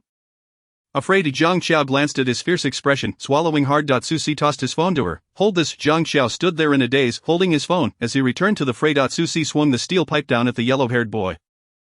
Jiang Qiao instinctively closed her eyes, expecting pain that never came. The yellow-haired boy scrambled off, fleeing in terror. Susie returned to Jiang Qiao, watching as she obediently held his phone. As he approached, Jiang Qiao handed it back to him. "Your phone." She noticed the blood trickling from his neck. "You're bleeding." Susie casually wiped it away, his tone indifferent. "I know." Yang Shikuan observed the two, sensing the chemistry between them rekindling. "It's late. Don't walk alone down the alley." Jiang Qiao replied, then added, "I'll be leaving now." Susie fell into step beside her. "I'll walk you part of the way. It's on my route." "Thank you." Yang Shikuan glanced between Jiang Qiao and Susie. "See, go, we'll take our leave then." As Jiang Qiao spotted an open supermarket, she turned to Susie. "I'm going to the supermarket." "All right." While Jiang Qiao prepared to pay for the band-aids in her hand, she noticed Susie entering. He picked up a bottle of milk and asked the cashier, "How much in total?" 8 yuan. After paying, Susie took the band-aids from her and stuffed the milk into her hands. Jiang Qiao stared at the milk in her grasp, watching as he tore open the band-aid package and affixed it to his neck with a casual touch. "Add me on WeChat, little classmate." Chapter 30, You've met, right? No WeChat. Jiang Qiao paused for a moment, then nodded. "I have it." Susie handed her his phone, watching as she entered her number before taking it back and tapping search. He sent a friend request and put his phone away. Earlier, Jiang Qiao began, hesitating. Susie chuckled. "Didn't you think I was bullying them?" He had heard too many claims of his bullying. "Not really, they had plenty of people." After Jiang Qiao finished, she added, "If they can't win, it's their own incompetence." Susie found her words amusing. "He used to bully a boy in school, constantly threatening him for money, but later promised me he wouldn't bully him again. Well, he was too much today, bringing so many people to fight you." Seeing Jiang Qiao's earnest expression, Susie thought her naivety was rather endearing. He glanced down at the book in her hands. "Did you go to the bookstore?" "Yes, I returned when it closed." Jiang Qiao replied. As she held her book, nearing her home, she said, "I'm almost home." Thank you for walking me, not at all. Susie watched as her slender figure disappeared into the distance. The good student really loves to say thank you. On his way home, Susie only then became aware of the intense pain in his back. Upon entering the door, he spotted a woman seated downstairs dressed in a white dress, her exquisite features framed by chestnut curls, with phoenix eyes accentuated by orange lipstick. She was engaged in conversation with Su Hunyu, who wore a suit and silver-rimmed glasses, his usually aloof expression softened by a smile, his gaze seemingly glued to the woman before him. In that instant, Susie recognized her. This was the woman who had abandoned him, Shin Yuchen. Susie, hearing the door open, Shin Yuchen stood up joyfully, assessing the child she hadn't seen in 10 years. Susie regarded her coldly, remaining silent. You've grown so tall. Shin Yuchen stepped closer, excitement bubbling over. I'm your mother. I've missed you so much over the years. I have no mother. At his words, Shin Yuchen froze. Watch your mouth when speaking to your mother, Su Hunyu scolded. Glaring at Susie. Susie scoffed. Since the day she said she didn't want me, I've accepted that I have no mother. I am a person, not an object you can discard at will. After he finished speaking, he cast a glance at Shin Yuchen. If you truly missed me, you could have sought me out all these years. At the very least, you could have called. Were you afraid that having me around would weigh you down like an albatross, hindering your chances of remarrying? Tears streamed down Shin Yuchen's face as she grasped Susie's arm. Susie, it was my fault back then. I was too selfish. Please forgive me. Can you forgive me? I genuinely meant no harm. I just wanted to see you. Well, now you have, Susie replied, shaking her off and pushing the door open to leave. Su Hunyu caught up from behind. Who gave you permission to leave? Susie glanced at Su Hunyu gripping his arm. Let go of me. Su Hunyu raised his hand, preparing to strike Susie, but was stopped by Shin Yuchen. She looked at the bandage on his neck. What happened to your neck? Xiaoxi, did you get into a fight? It has nothing to do with you. Susie shrugged off Su Hunyu's hand and stepped outside. Young master, where are you going? He ignored the voices behind him and walked away. The streetlights outside glowed, and sparse stars hung against the inky night sky. Susie sat alone by the roadside, watching the bustling traffic and the throngs of people, suddenly acutely aware of a painful ache in his back. He stood up and hailed a taxi, intending to head to the hospital. Meanwhile, Su Hunyu watched Shin Yuchen weep, his heart twisted in knots as he comforted her by patting her back. Don't cry. He doesn't understand, please don't blame him. Through her tears, Shin Yuchen replied, I know I was wrong back then, I failed him, but so many years have passed, and I truly miss him. I only wanted to see him. Yet he despises me so. Susie unlocked his phone and saw a message indicating a friend had accepted his request, along with a voice message from Yang Shikuan. He opened the message to hear Yang Shikuan asking if he had reached home. Susie replied with a simple almost immediately. Yang Shikuan called. Susie looked at the flashing phone and answered, See good, did you take Jiang back home? Susie looked ahead and replied, I dropped her off partway. Yang Shikuan chuckled, then suddenly heard the sounds of traffic in the background. Why can I still hear the sounds of the road? Are you not home? I'm out. Are you not going home tonight? Staying out all night at the internet CAF. Send me your location. I'll come find you. No need. Susie ended the call. On the other end, Yang Shikuan stared at his phone, bewildered. Hadn't Sigu said anything? Did he have something going on? Susie walked into a pharmacy and saw the doctor inside. I bumped my back. What should I apply? The doctor looked up. What did you bump it against? A steel pipe. After a moment of silence, the doctor seemed to understand and retrieved 2 boxes of medicine from the shelf. This is for internal use, to treat bruises. I'll also get you a bottle of medicinal alcohol.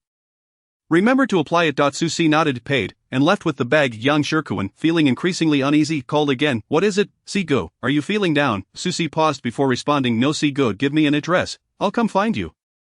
CGE.Sigu. Susie, growing annoyed by his persistence, sent him a location. Yang Shikuan arrived shortly, grinning as he approached Susie sitting by the roadside. Sigu, I'm here. Susie glanced at Yang Shikuan, who was running towards him in shorts and slippers, saying nothing. Yang Shikuan noticed the medicine bag in Susie's hand. Sigu, are you sick? Or is something wrong? Is it a stomachache? He bombarded Susie with questions. Susie replied coolly, it's for bruises. Yang Shikuan recalled the steel pipe. Sigu, that bastard Huang Ma didn't ambush you with a steel pipe, did he? Susie nodded, remaining silent, his expression still inscrutable. Yang Shikuan felt an inexplicable sense of his friend's distress. Chapter 31, Following the Heart. With slight modifications, inside the internet CAF, Susie and Yang Shikuan were seated at 2 computers playing games.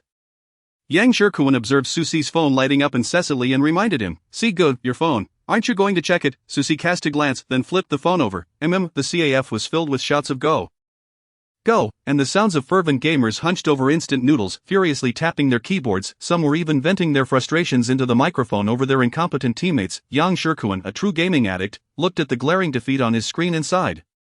He glanced at Susie, who was focused on his game, and thought that perhaps Susie was indeed different from the others, a breath of fresh air in the CAF. Sigu, let's play together. Susie replied with a sound of agreement. With the triumphant sound of victory, Yang Shirkuan saw the word win flash on the screen and excitedly clicked his mouse. Finally won a game. Susie checked his phone. I need to take a call. Are you done yet? A youth stood at the CAF entrance, emanating a low pressure. I told you to go home. I'm not going back. Susie replied with a light laugh. Aren't you two doing well now? Why should I go home? I said it was my fault for not keeping your mother. It's not her fault. Susie found his words utterly ridiculous. Did you get into a fight again today? What business is it of yours? Susie ended the call abruptly. For 10 years, he had never inquired about him, never given him a smile, and now he dared to ask such things. Susie found it laughable. After an all-night gaming session with Yang Shirkuan, Susie noticed his friend's weary demeanor. You should head home, and you, see good. Susie appeared relatively sober. I need to buy something. Are you not going home? See good. Yang Shirkuan's fatigue seemed to lift slightly as he spoke, his understanding of Susie's family situation limited to the fact that Susie had an infrequent father. Susie nodded. Hailing a taxi, you go back. Yang Shirkuan wanted to say more, but meeting Susie's gaze licked his lips and said, See good, call me anytime if you need anything. Before leaving, he asked, See good, do you want to come stay at my place? No need, I have somewhere to stay. Alright, then remember to send me your new address. Susie pushed open the door to his room, as if he could still see his grandmother sitting in the rocking chair. Cradling him, a frail old lady in flowery clothes holding a wailing child. Memories of that year when he was 7 remained vivid. Little C was so adorable, it was her lack of vision that led her to reject him. But Grandma embraced him. My dear, why are you crying like a little kitten? Little C, look what Grandma made for you, your favorite chicken legs. Eat more, grow tall, and one day you'll be taller than Grandma. Our little C is the most afraid of pain. Oh dear, what happened to your leg? It's a nasty scrape. Grandma will blow on it. It'll feel better. Sit tight. Grandma's getting the first aid kit to disinfect it. It'll heal quickly later. Susie was accepted into the city's best middle school, which Su Hongyu scoffed at. Only Li Shimin, wearing reading glasses, repeatedly examined the admission letter, her voice brimming with pride. My little C is amazing. He got into the city's best middle school. The room was still adorned with a poster from the year of the tiger in 2010. At the time, Li Shimin had gleefully stuck the poster crookedly in a prominent spot. My little C is 12 now. In his zodiac year, look, Grandma specially bought this poster. Isn't it lovely? At just 12, he's already taller than Grandma and so handsome. When he grows up, he'll definitely charm a legion of girls. Our little C must wear red during his zodiac year. Look what Grandma got you back then. Susie would disdainfully wear the red socks Li Shimin bought him to school. Each time Susie excelled in his studies, Li Shimin would prepare a grand feast for him. Telling her old friends, my little C is destined for Tsinghua or Peking University. Not long after Susie's zodiac year, Li Shimin fell gravely ill. Even so, Su Hongyu did not return from out of town. Susie spent a night alone outside, watching as the doctors exited the operating room, shaking their heads. Only then did Su Hongyu rush back. Susie loathed him. He resented his indifference, his sole focus on Xinyuchen. He despised that Grandma mentioned Xiaoyu so many times without even casting a glance in his direction. Leaving this world with unfulfilled wishes. That night, Susie held the urn tightly, mourning the one person who truly loved him. He never returned here again, as it was a place filled with memories. He locked the door and hid the key, forbidding Su Hongyu from returning or touching anything in this home. He was unworthy. Looking at the smiling, kind face of the elderly woman in the photograph, Susie lit 3 sticks of incense and bowed. Grandma, she has returned. You must know who I mean, right? I don't want to forgive her. Even after all these years, I still don't wish to forgive her. Your grandmother once said that one must follow their heart to find true happiness, although I am uncertain if my current actions are indeed correct. One thing remains clear, I do not wish to forgive her at this moment. Susie pushed open the door to Li Shimin's room and discovered that a drawing he created in elementary school still adorned the wall. Now yellowed with age, the artwork depicted an elderly person and a child, both smiling joyfully. Inscribed above were the words, my most important person. He recalled the moment he presented this drawing to Li Shimin. When her laughter radiated with pure delight, never had he imagined that a drawing from his childhood would be cherished as a treasured possession for so many years. The wall was also adorned with certificates of achievement he had garnered throughout his youth. Best Progress Award. First in Chinese, first in mathematics, first in English. Each was neatly displayed, slightly yellowed with time. His collection of slingshots, ice skates, water guns, marbles, and various trinkets was all packed away in a box. Even his used notebooks were meticulously organized on the bookshelf. The prize money he earned from a third-grade math competition was used to buy Li Shimin a scarf. Though of mediocre quality and unremarkable color, she wore it for many years, proudly proclaiming it was a gift from her beloved grandson. The origami cranes hanging in the window were remnants of the time he and Li Shimin spent folding them together. Susie then entered his own room, where the dust covers still cloaked the desk and bed. A testament to Li Shimin's understanding of his aversion to dust. He tucked the dust covers away in the cabinet, drew the curtains, and replaced the bedding with freshly purchased linens. Susie retrieved a bottle of medicinal wine from his bag. Yet found himself at a loss as to how to apply it. After much effort, he finally managed to do so. Lying on the bed, he gazed at the ceiling, and before long, he succumbed to slumber. Chapter 32. Like a fairy on Saturday, Jiang Qiao did not inform Jiang Jisoo but went directly to her workplace. Little Jiang, today a stunning girl came into the shop. Jiang Jisoo replied casually. Really, is she like a little fairy, wearing a flowing white dress? She was simply breathtaking, captivating my heart. She mentioned she was waiting for someone. Why can't such a fairy wait for me? Upon hearing this description, Jiang Jisoo inexplicably thought of Jiang Qiao. Without a moment's hesitation, she rushed downstairs, exclaiming, "Hey, little Jiang, do you know her? Why are you running so fast?" As Jiang Jisoo descended, she spotted Jiang Qiao seated below. Clad in a white dress that fell just below her knees, her long black hair cascading over her shoulders, she sat upright, engrossed in the book she held. Jiang Qiao was always so absorbed in her own world, as if everything around her was of no concern. Qiao Qiao. Jiang Qiao looked up, her face lighting up with surprise. Asu, are you off work? Jiang Jisoo glanced at her watch and smiled. There weren't many customers this morning, so I didn't shoot much, and now I can leave. After saying this, she turned to the young man behind her and said, "My friend has arrived, I'm off to eat." The young man, dressed in a white shirt and light jeans, with chestnut hair and eyes like blooming peach blossoms, smiled warmly, making one feel as though they were basking in the spring breeze. Sure, Jiang Qiao raised the two cakes in her hands. I brought you cake. Their favorite was taro milfoy, but unfortunately the shop downstairs had closed down, and they could no longer find it. Jiang Jisoo took the cake from Jiang Qiao's hands. Thank you, my dear. Come, let me treat you to something delicious. Jiang Jisoo took Jiang Qiao to a restaurant specializing in nourishing soups, where the food was also quite delightful. She ordered a pork bone yam soup and a few dishes Jiang Qiao loved. Handing the menu to the server, how's everything here? Is the pressure high? Jiang Qiao shook her head. It's alright. Do you have a lot of homework? Jiang Qiao smiled. I've finished all my assignments. And then she asked, are you tired here? Jiang Jisoo fed Jiang Qiao the first bite of cake. It's manageable. The boss is someone I know. The person you saw earlier is a friend of a former classmate named Yao Jinghe. He's quite nice, though I rarely see him. Mostly, I work under my mentor. Jiang Qiao took the cake she had been fed. That's good. As they spoke, the dishes began to arrive. Jiang Jisoo poured a bowl of soup and placed it in front of Jiang Qiao. Drink up. The soup here is quite good. Alright. Jiang Qiao took a few sips and replied, indeed, it's delicious. After finishing their meal, Jiang Jisoo prepared to return to work. Jiang Qiao sat quietly beside her, reading, just as she had done while waiting for Jiang Jisoo to finish work before. Hai glanced at the obediently seated Jiang Qiao, then softly said, little Jiang, could you introduce your friend? Jiang Jisoo shot him a glare. No way, my little friend is still in high school, destined for a prestigious university. Keep your thoughts to yourself. Hai relented, glancing at Jiang Qiao with a hint of regret. Tomorrow is the deadline for the project, and we still don't have a model. He lamented, nearly pulling his hair out in frustration. He looked at Jiang Jisoo, who was dressed in a floral shirt and straight trousers, her striking features gleaming, and mischievously suggested, little Jiang, how about you give it a try? Jiang Qiao looked up from her book. Asu, you really should consider it. Before Jiang Jisoo could respond, Hai shoved clothes into her arms. Little Jiang, hurry, and give it a shot. Jiang Jisoo was pushed into the fitting room. When she emerged, everyone's expressions lit up with astonishment. Jiang Jisoo naturally possessed striking features, and in a flowing red hanfu, she appeared ethereal, as though the attire was crafted just for her. Initially, it was assumed she would suit modern attire better, yet the hanfu revealed a different charm altogether. Jiang Qiao offered a sincere compliment. Beautiful. Beside her, Yao Jinghe's eyes glimmered with admiration. Not bad. A change in makeup would elevate it further. After changing her makeup, Jiang Jisoo wore the red hanfu with her hairstyle in a high ponytail secured with a red ribbon, which accentuated her features with a touch of boldness. Her captivating fox-like eyes were alluring, yet she still appeared somewhat stiff before the camera. Jiang Qiao set her book aside and whispered a few words into her ear.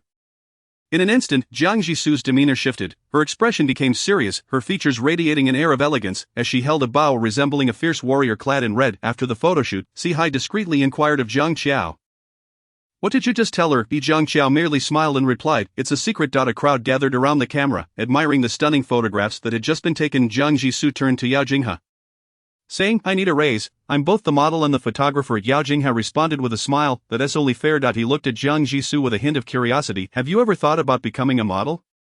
Jiang Jisoo shook her head. Not at the moment, I'm only stepping in this time. Yao Jinghe felt a tinge of disappointment but reminded himself that there would be more opportunities in the future.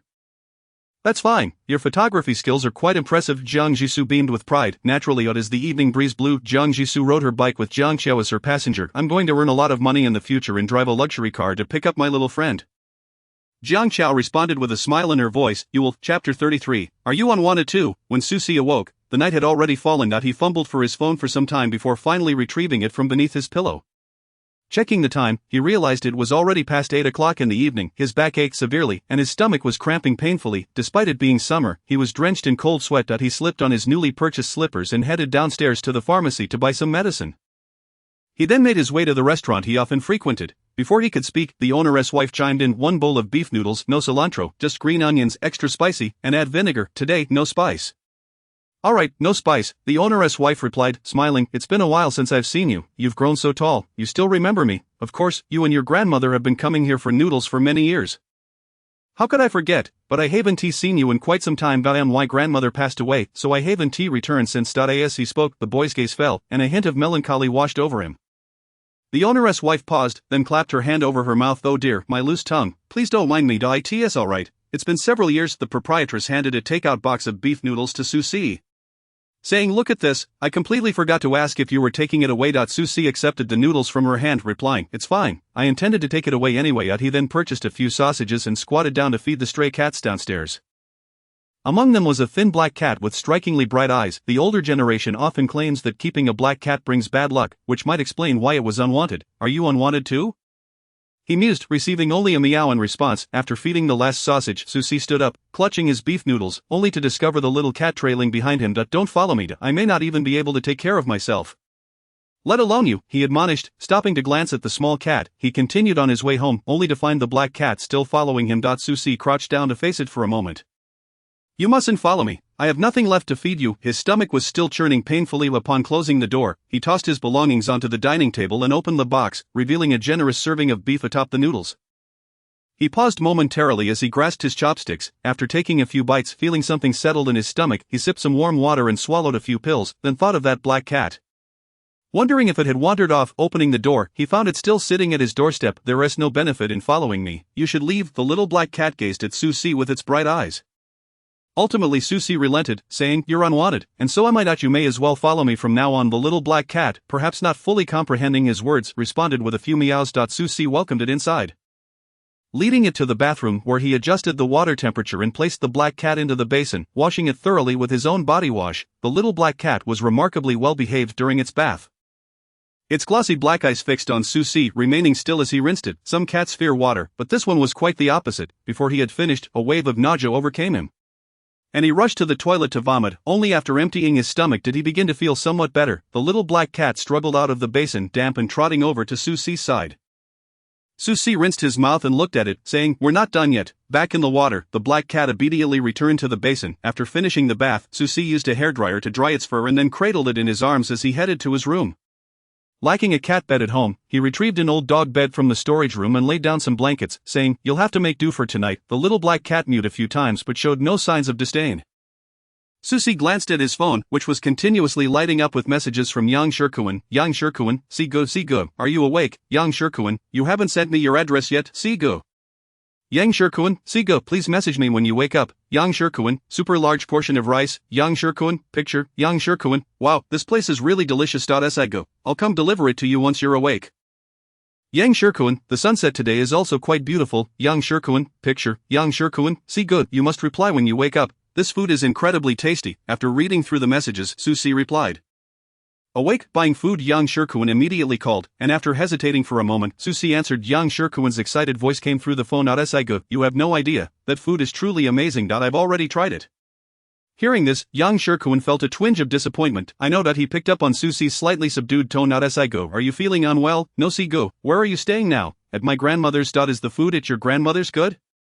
Can I come over for a meal? She passed away. In the few seconds of Yang Shirkuan's silence, he racked his brain and finally mustered a sorry. Susie, however, was unfazed. It's fine, it's been several years. Sigo, are you effectively running away from home? Susie paused before replying, I don't know. Yang Shirkuan recalled how he had attempted to run away from home previously, only to return within a few hours out of hunger, only to discover that his family hadn't even noticed his absence. It turned out that his act of running away was merely a way to express his frustration. Isn't your dad rarely home? Did you two argue? Sigo, no, my mom came. Did you argue? Yang Shirkuan struggled to comprehend the situation, as it seemed Susie had never mentioned his mother before. He had assumed she was no longer around and dared not inquire further. Susie spoke in a calm tone, referencing past events. Yang Shirkuan was infuriated. Damn it, there's even this going on. It makes me so mad. Sigo, don't go home. Absolutely do not go home. How can she just come and go as she pleases? What does she think you are to her? After venting, he asked, what is your uncle's attitude? Susie remained composed. He is eager for her return. Now it was Yang Shirkuan's turn to fall silent. Having expended all his upbringing in those few seconds of quietude, after all these were CGE's parents, while he was furious, he did not dare to speak too harshly. After a long pause, he said, Siga, please send me your address first. If you need anything, I'll bring it to you. Noni. Susie replied, then added, I'm going to sleep for a bit, just send me the address first. Then sleep. Siga. Susie sent his location, rubbed his stomach, and covered himself with a blanket. Yang Shirkuan understood that Susie was suffering from a stomach ailment and refrained from talking further. The stars hung sparsely in the pitch-black night sky. Susie, curled up in pain, fell asleep, unaware of when a warm little creature had nestled beside him. Chapter 34, Eating candy can bring happiness. On the day of the flag-raising ceremony, Susie arrived at the playground right on time. Hey, don't walk away. Higuosher adjusted his glasses, looking at Susie, and said, Why aren't you wearing your school uniform? I washed it. Why didn't you wash yourself too? How many times have I told you, on Mondays, for the flag raising, you must wear your uniform? Why does it go in one ear and out the other? Go back and write an 800-word reflection for me. Got it. Susie stood at the back of the class. Higuosher passionately spoke from the podium for 30 minutes, showing no sign of stopping. Yang Shirkuan commented, Old, he is still delivering a steady performance. Who can argue with that? Hao Ming replied. Susie appeared indifferent, remaining silent. It was then the representative of last semester's outstanding students took the stage to speak, expressing gratitude to teachers and parents. Yang Shirkuan had nearly grown tired of hearing such sentiments. After what felt like an eternity, it finally concluded. Many students in the class had dozed off during the Monday morning assembly. At some point, Higuosher had sneaked to the podium, observing the sleepy students below. He rapped on the desk, exclaiming, You're all in your prime. How can you sleep every day? A voice from below weakly replied. Sleepy is spring slumber, autumn fatigue, summer drowsiness. If you're lazy, you'll always feel sleepy. Don't make excuses for yourselves. Scotted. The exam is this Friday. It's time to start reviewing. Everyone, no more sleeping. Don't just be giants in thought. Take action. If I remember correctly, your class ranked last in the last exam, right? Put in some effort. There are still a few students in senior year who can make it to university. I don't want to see some of you scavenging for food in the garbage dump in the future. Yang Shirkuan retorted, Director it's not like we'd be rummaging through the garbage dump. If you don't study hard, you'll end up picking vegetable scraps at the market. Yang Shirkuan. Higuosher continued his speech until the class bell rang. He smiled at the teachers outside before stepping out, calling back into the classroom, no sleeping. He then spotted Susie at the back. Remember to hand in your reflection. Got it, Susie replied. What reflection, Sigu? Susie lifted his eyelids slightly and replied in a calm voice, For not wearing my uniform. All right. Zhang Qiao watched as Susie retrieved a piece of paper from his drawer. Managing to write reflection in just half a class. I did not wear my uniform today, which is a serious violation of school rules. I now deeply realize my mistake, and I promise, listening to the words beside him. Susie glanced at Zhang Qiao and added her phrasing. How come you seem so adept at this? Zhang Qiao replied. I haven't written one before, but isn't a reflection something like this? Susie remained silent for a moment before saying, Thanks, little classmate. He pieced together the reflection over the better part of the class and turned to find Zhang Qiao still working on her math problems. A diligent student truly studies at all times. After lunch, Susie heard someone in class mention that someone was looking for him outside. As he stepped out, he spotted Shinyechan waiting for him. Little C. Susie glanced at Shinyechan and pulled her aside. Are you ever going to stop? You said you only wanted to see me once. You've seen me, right? Can you please stop disrupting my life? I'm begging you. Shinyechan clutched what she held in her hands. I mean no harm. I was just worried you might not be eating well, so I brought you some food. Firstly, I do not require the items you offer. Secondly, I am currently faring quite well and do not need your interference. Thirdly, do not appear before me again. Having spoken, Susie strode away. Most of the classmates had already begun their afternoon rest. Yet Susie did not return. Instead, he went to the restroom to wash his face. His expression bore signs of irritation, appearing even more menacing as he leaned against the railing outside, his gaze lost in the distance. He had clearly articulated his feelings and had endeavored to detach himself from these matters. Why did she persist in disrupting his lifetime and again? Why, those memories were like scars etched upon him. Having healed over, yet Shinyechan's incessant presence relentlessly tore at them, repeatedly reminding him of the past. He could not forgive Shinyechan, nor could he absolve Su Hanyu. His heart was in a perpetual struggle. With little voices echoing in his mind, she is your mother. No matter what, she is still your mother. Her blood flows through your veins. Yet, he could never forget the day Shinyechan resolutely declared, I do not wish to bear a burden. Having once accepted her rejection, why did she return to seek him out? Why shatter his tranquil existence once more? Furthermore, even as Li Shimen murmured Xiaoyu before her demise, she still did not await Su Hangyu's return. No matter what he did, Su Hangyu had never bestowed upon him a single smile. After Li Shimen departed, their relationship plummeted to an icy abyss. He later learned that Su Hangyu had been delayed in returning due to Shinyechan's fever, as he had rushed out of town to attend to her. Delicate and pale fingers reached out. And Susie lifted his gaze to meet Jiang Xiao's eyes, which sparkled with mirth, her lashes adorned with droplets of water from her recent wash, her hand open to reveal a piece of candy. Wrapped in pinkish white paper, strawberry flavored. Why offer me candy? You seem rather unhappy. Eating sweets might cheer you up. At last, focus returned to Susie's stark black and white eyes as he accepted the candy from her hand. His voice somewhat hoarse. Thank you. The strawberry candy melted sweetly in his mouth. Jiang Xiao stood beside him, saying, though I know not the reason for your discontent, indulging in something sweet should lighten your spirits. Susie turned his head to regard her, and he heard her continue, whenever I felt down, I would consume copious amounts of candy, nearly damaging my teeth, yet it truly brought me joy. If someone who abandoned you returned, would you forgive her? Jiang Xiao pondered for a moment before shaking her head. No, why should I force myself to accept someone who has caused me sorrow? Would that not only deepen my unhappiness? You speak wisely. Jiang Xiao studied him for a while before handing him a piece of paper. Class is about to start, I must return. Although Susie often appeared fierce, even now he retained that demeanor. Yet she perceived a hint of desolation and unhappiness in his stance. Susie took the paper, watching as her slender figure gradually faded from view, then glanced down at the sheet in his hand.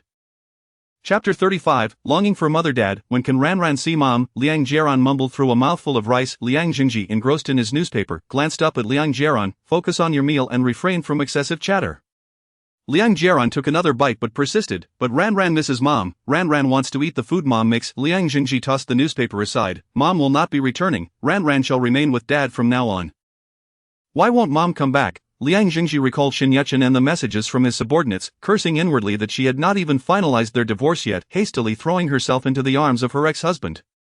Xinyuchen was nothing but a shameless woman. Do not mention that wretched woman before me. Eat your food and keep your questions to yourself. Liang Jingji slammed the table, irritation evident in his tone. Mom is not like that. Enough of your nonsense. Eat, and do not speak of her again. Liang Jieran burst into tears, tossing aside his chopsticks. Dad is so fierce. Ranran will no longer pay attention to Dad.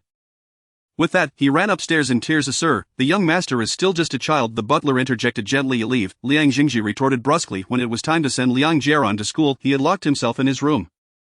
Sun Mingyan knocked on the door. Ranran, it's time for class. Open the door. Liang Jieran sat against the door. I won't go to class. I refuse. Ranran, be good. You'll be late for school. I won't go. Liang Jingji had ascended the stairs at some point, standing at the door, observing for a moment before asking Sun Mingyan, is he not coming out? Correct. Ranran refuses to emerge. Liang Jingji knocked on the door. Liang Jieran, I will count to 3, you will come out. I will not. 3.2.1. Liang Jieran, will you come out or not? I will not. Liang Jieran wiped his tears away with his hand and shouted defiantly, I will not go out. Liang Jingji's face flushed with anger. Very well, you have the ability to remain inside for the rest of your life. Sun Mingyan, observing Liang Jingji's ire, could not help but remind him, the young master is still a child. After all, what business of ours is it regarding the Liang family? Sun Mingyan lowered his head, refraining from further comment. He thought to himself, I shall see how long he can remain in there. Liang Jieran sat at the door, clutching his small rabbit, wiping his tears away with his hand, murmuring, Mom, Dad is so fierce, Ranran is so scared, Ranran misses Mom so much. After crying for a while, he felt a pang of hunger. Having eaten little at lunch and weeping for so long, he was now even hungrier. He climbed up from the floor, sat on his chair, and took out his diary from the drawer to write.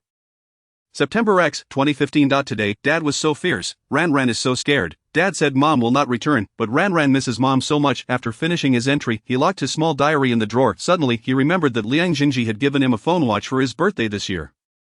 Having found it ugly, he had never worn it, and it seemed to be placed atop the bookshelf. He brought over a small stool, stood on it, and after much effort, finally touched the edge of the box.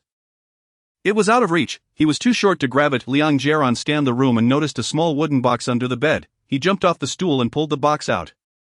He struggled to place the wooden box on the stool, then climbed up. He reached for the box, but lost his balance and tumbled to the floor along with it. Young master, what are you doing in there? I heard quite a commotion. You haven't fallen, have you? Sun Mingyan pressed against the door, anxious to rush in. Get away, Liang Jieran replied, rubbing his sore bottom, then sitting on the floor to open the box. A layer of dust covered the box. Inside, there were only a charging cable and an instruction manual. The phone watch was nowhere to be found. Ranran wants to save Mom's number first. Alright, Liang Jieran suddenly recalled this memory. Remembering that he had deemed the watch ugly but eventually took it out to play with, even saving Xinyuchen's number. As for the watch, he could not remember where he had placed it. He tossed the box aside and rummaged through the room but still could not locate it. Sitting on the floor for a while, he noticed the phone watch hanging around the neck of a teddy bear on the bookshelf. Indeed, it was the very watch. He took it down, but the watch had run out of battery. After charging it for a while, he sat on the floor and dialed Xinyuchen's number. Xinyuchen. Seeing the ringing number on her phone answered, and Liang Jieran's voice choked with tears came through. Mom, where are you? Ran Ran misses you so much. Dad is so fierce. Ran Ran is so scared. Ran Ran, didn't you go to school? I didn't go. Dad is fierce. Ran Ran is scared. Ran Ran doesn't want to go to school. Shen Yuchen's heart ached as she listened, gripping the phone and constantly comforting Liang Jieran. Ran Ran, don't be afraid. Don't be afraid. As she spoke, she could not help but cry, realizing she had no formal job and could not compete for Liang Jieran's custody. Liang Jieran, will you come out for class or not? Mom, Ran Ran has to hang up now. Liang Jieran ended the call and hid the phone watch under his blanket, then ran to the door to open it. Liang Jingji observed Liang Jieran for a moment before instructing Sun Mingyan, take Ran Ran to school.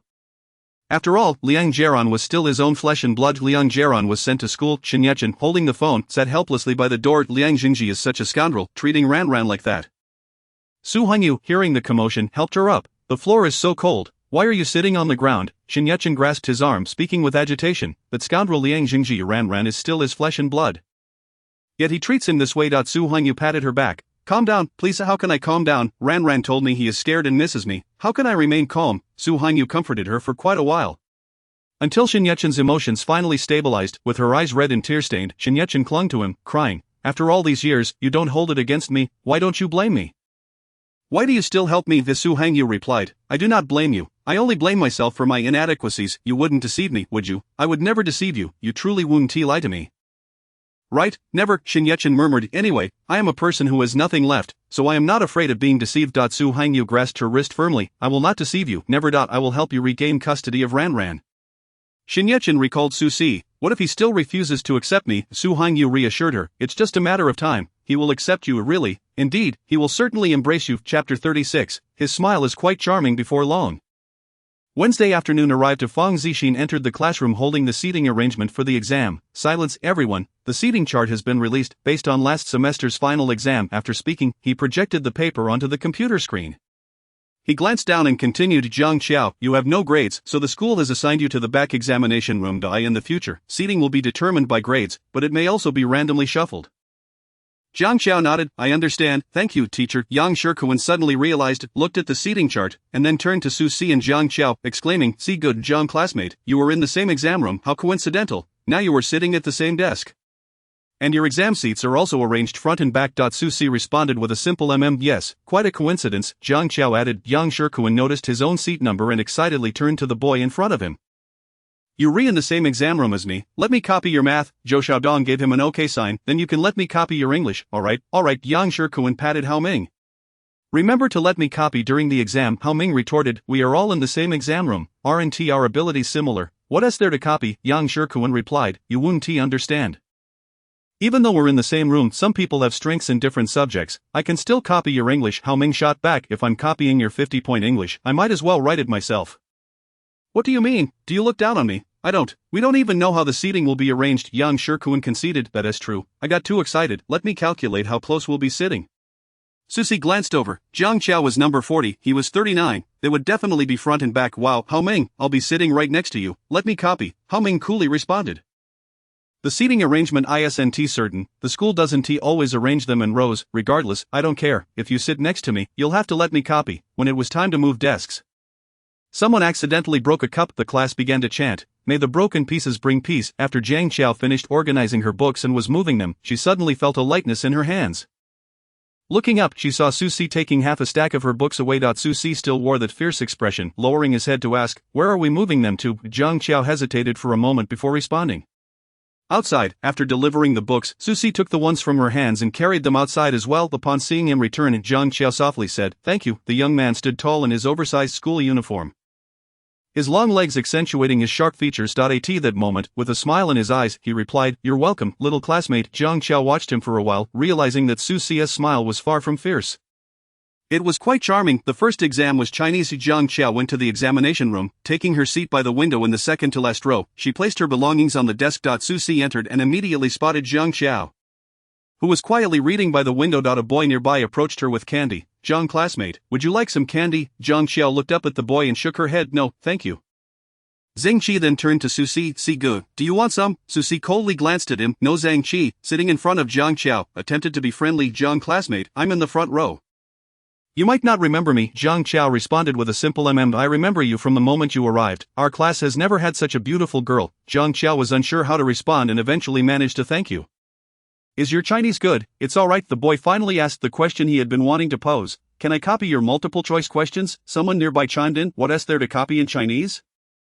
How would you even do that? Zhang Qiao had never encountered such a situation before and was momentarily at a loss for words. Just don't cover the answer sheet when you finish writing. I have 5.0 vision, I can see it. Zhang Qiao replied. Okay, Xing Qi clasped his hands together. Thank you, Zhang classmate. Thank you. Li Qiuhong warned him that if he didn't T-score above 70, he would have to leave the classroom. Li Qiuhong's standard for others was passing, but for him, it was 70. Yet he still recalled Li Qiuhong's exasperated words. No matter what, you shouldn't T-score below 40 in Chinese, right? Just scribble a bit in your essay. And you should at least get 30. Tell me how you managed to score below 40. Su Si had not participated in the exam, so his score did not count towards the average. Attending the exam was almost pointless for him, Zhang Qiao replied. You're welcome. Shen Mu approached from behind with 2 bottles of milk, handing one to Su Si. Here, drink this. No, thank you. Shen Mu, accustomed to rejection, paid it no mind and then offered the other bottle to Zhang Qiao, awkwardly saying, I bought it on a whim. Zhang Qiao accepted the milk from her hand. Thank you. The invigilator entered the exam room, distributed the test papers, and briefly reminded everyone to write their names before taking a seat at the podium. After a round, the teacher woke up several students who had fallen asleep just as the exam began. Wake up! What are you sleeping for? In Chinese, you can still earn over 30 points for your essay. The boy rubbed his eyes and continued to doze off of the invigilator side. Zhang Qiao first flipped to the last page to glance at the essay topic, then picked up her pen to begin answering the earlier questions. In the classroom, there were those passing notes and making hand signals. The invigilator cleared her throat, signaling them to be less reckless. The students complied, and those making signals discreetly returned to their desks. The invigilator turned a blind eye to the small movements. After all, they were all in the same exam room, and nothing remarkable could be copied. Su Si noticed that Zhang Qiao had finished all the multiple choice questions and pushed her answer sheet aside. Xing Qi quickly copied his answers and gave Zhang Qiao an OK sign. Zhang Qiao flipped her test paper and began writing her essay. Su Si glanced at Zhang Qiao, who was diligently working on her paper, feeling that she seemed somewhat out of place in this examination room. Next time, she should be in one of the front rooms. With 15 minutes left in the exam, Zhang Qiao paused to check her answer sheet, ensuring she hadn't T-skipped any questions, then set her pen down. The bell signaling the end of the exam rang, prompting the invigilator to instruct the students in the front row to collect the answer sheets. After collecting the sheets, Zhang Qiao organized her belongings on the desk. Preparing to leave, Zhang Qi leaned in closer to Zhang Qiao. Zhang classmate, how do you think you did on the multiple choice questions? Do you think you got half right? Zhang Qiao replied, got if I do well? I'll treat you to snacks afterward. Xing Qi calculated that if he could get half of the multiple choice points and earn over 30 for the essay, he could still score 70 overall. No need, she said, standing up to leave. Luo Xing watched Zhang Qiao return with her belongings. How did it go, Qiao Qiao? It was alright, forgetting one subject after another. See you tomorrow, Qiao Qiao. See you tomorrow. Chapter 37. Next time I will definitely ask her name. After finishing the Chinese exam, Yang Shikuan felt entirely deflated. The moment he entered the exam room, he felt as though he had been favored by the heavens. Aside from Hao Ming, everyone around him was familiar. Initially, they were discussing whom to copy from for each subject, but as soon as the invigilator entered, it was like a bucket of cold water had been dumped over him, leaving him chilled to the bone. He truly had terrible luck ending up under the watchful eye of the school's female tyrant. As the invigilator, throughout the exam, he dared not move an inch, not even to turn his neck. The only sound in the entire examination room was the rustling of papers. Just when he thought to glance around, he met the invigilator's gaze and quickly averted his own. Forget about copying. He didn't even dare to casually move his neck. The last exam on Friday was English. The invigilator noticed that many students had begun marking their answer sheets without the listening portion being played yet. Looking somewhat confused, the listening hasn't even started. Why are you all marking your answer sheets already? Someone replied from the back. Even if we listen, we won't understand. It's better to mark the answers early. Alright then. After the listening exercise, while the invigilator was walking around, she saw a student carving an eraser with a knife. Are you preparing to roll the dice? The young man, upon hearing this, spoke up. Rolling a 1 signifies A, a 2 signifies B, a 3 signifies C, and a 4 signifies D. But what if I roll a 5 or a 6? Then I shall reward myself with another turn.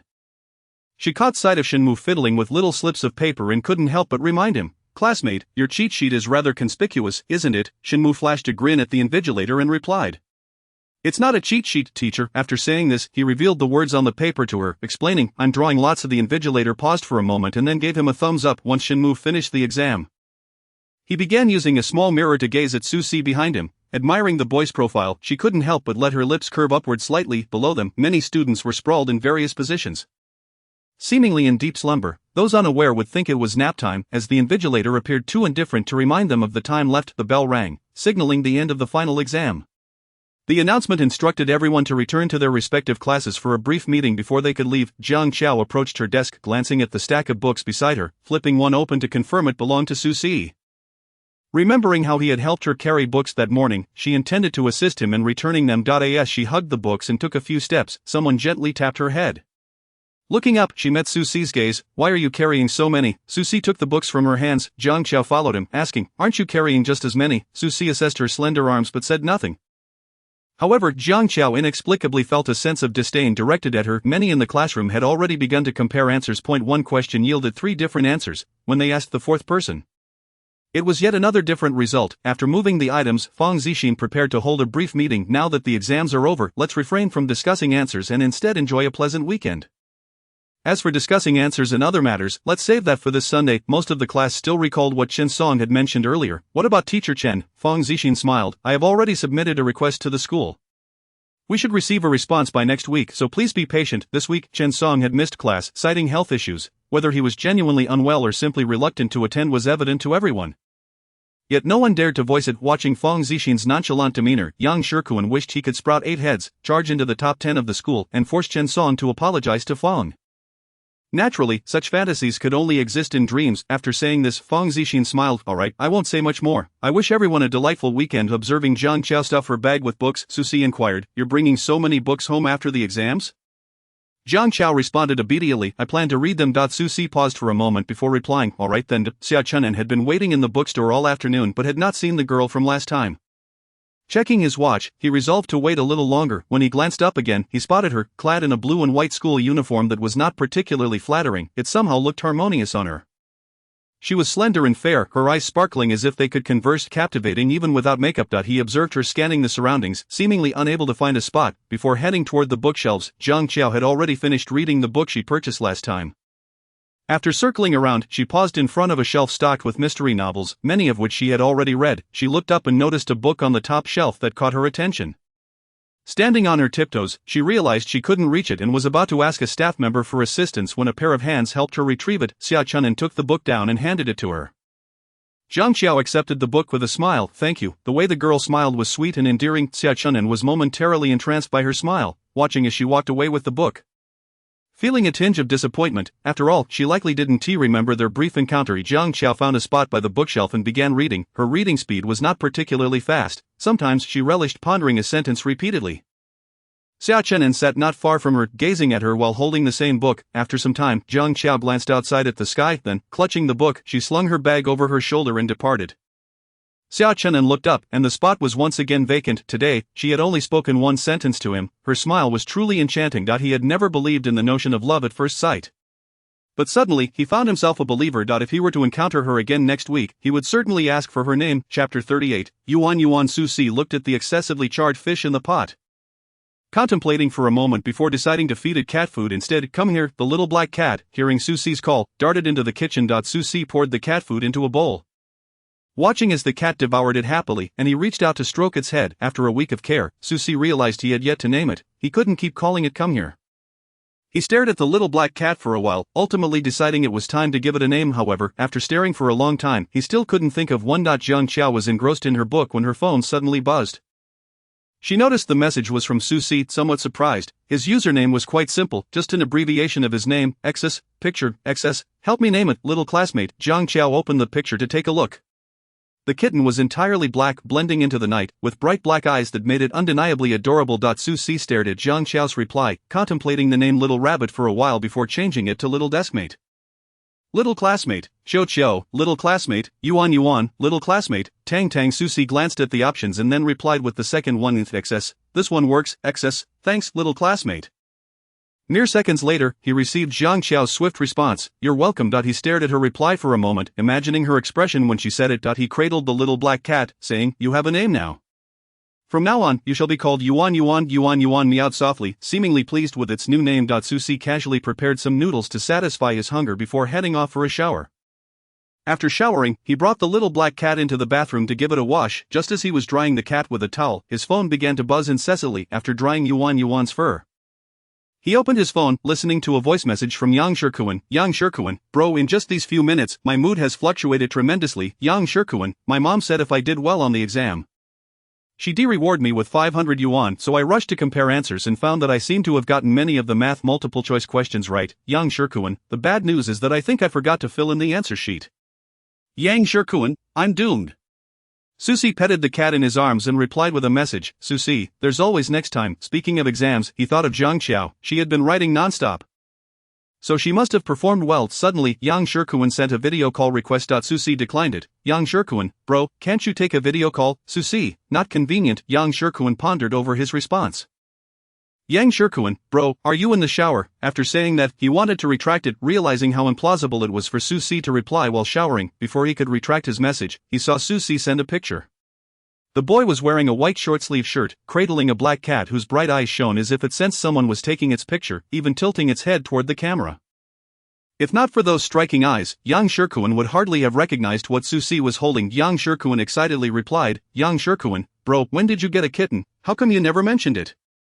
Susie, just a few days ago. Yang Shirkuan, does it have a name? Bro, how about calling it Little Black? Susie, it really is quite black. How about calling it Midnight Black? Yang Shirkuan, it has like that black sesame ball. Yang Shirkuan, sorry bro, I made myself laugh.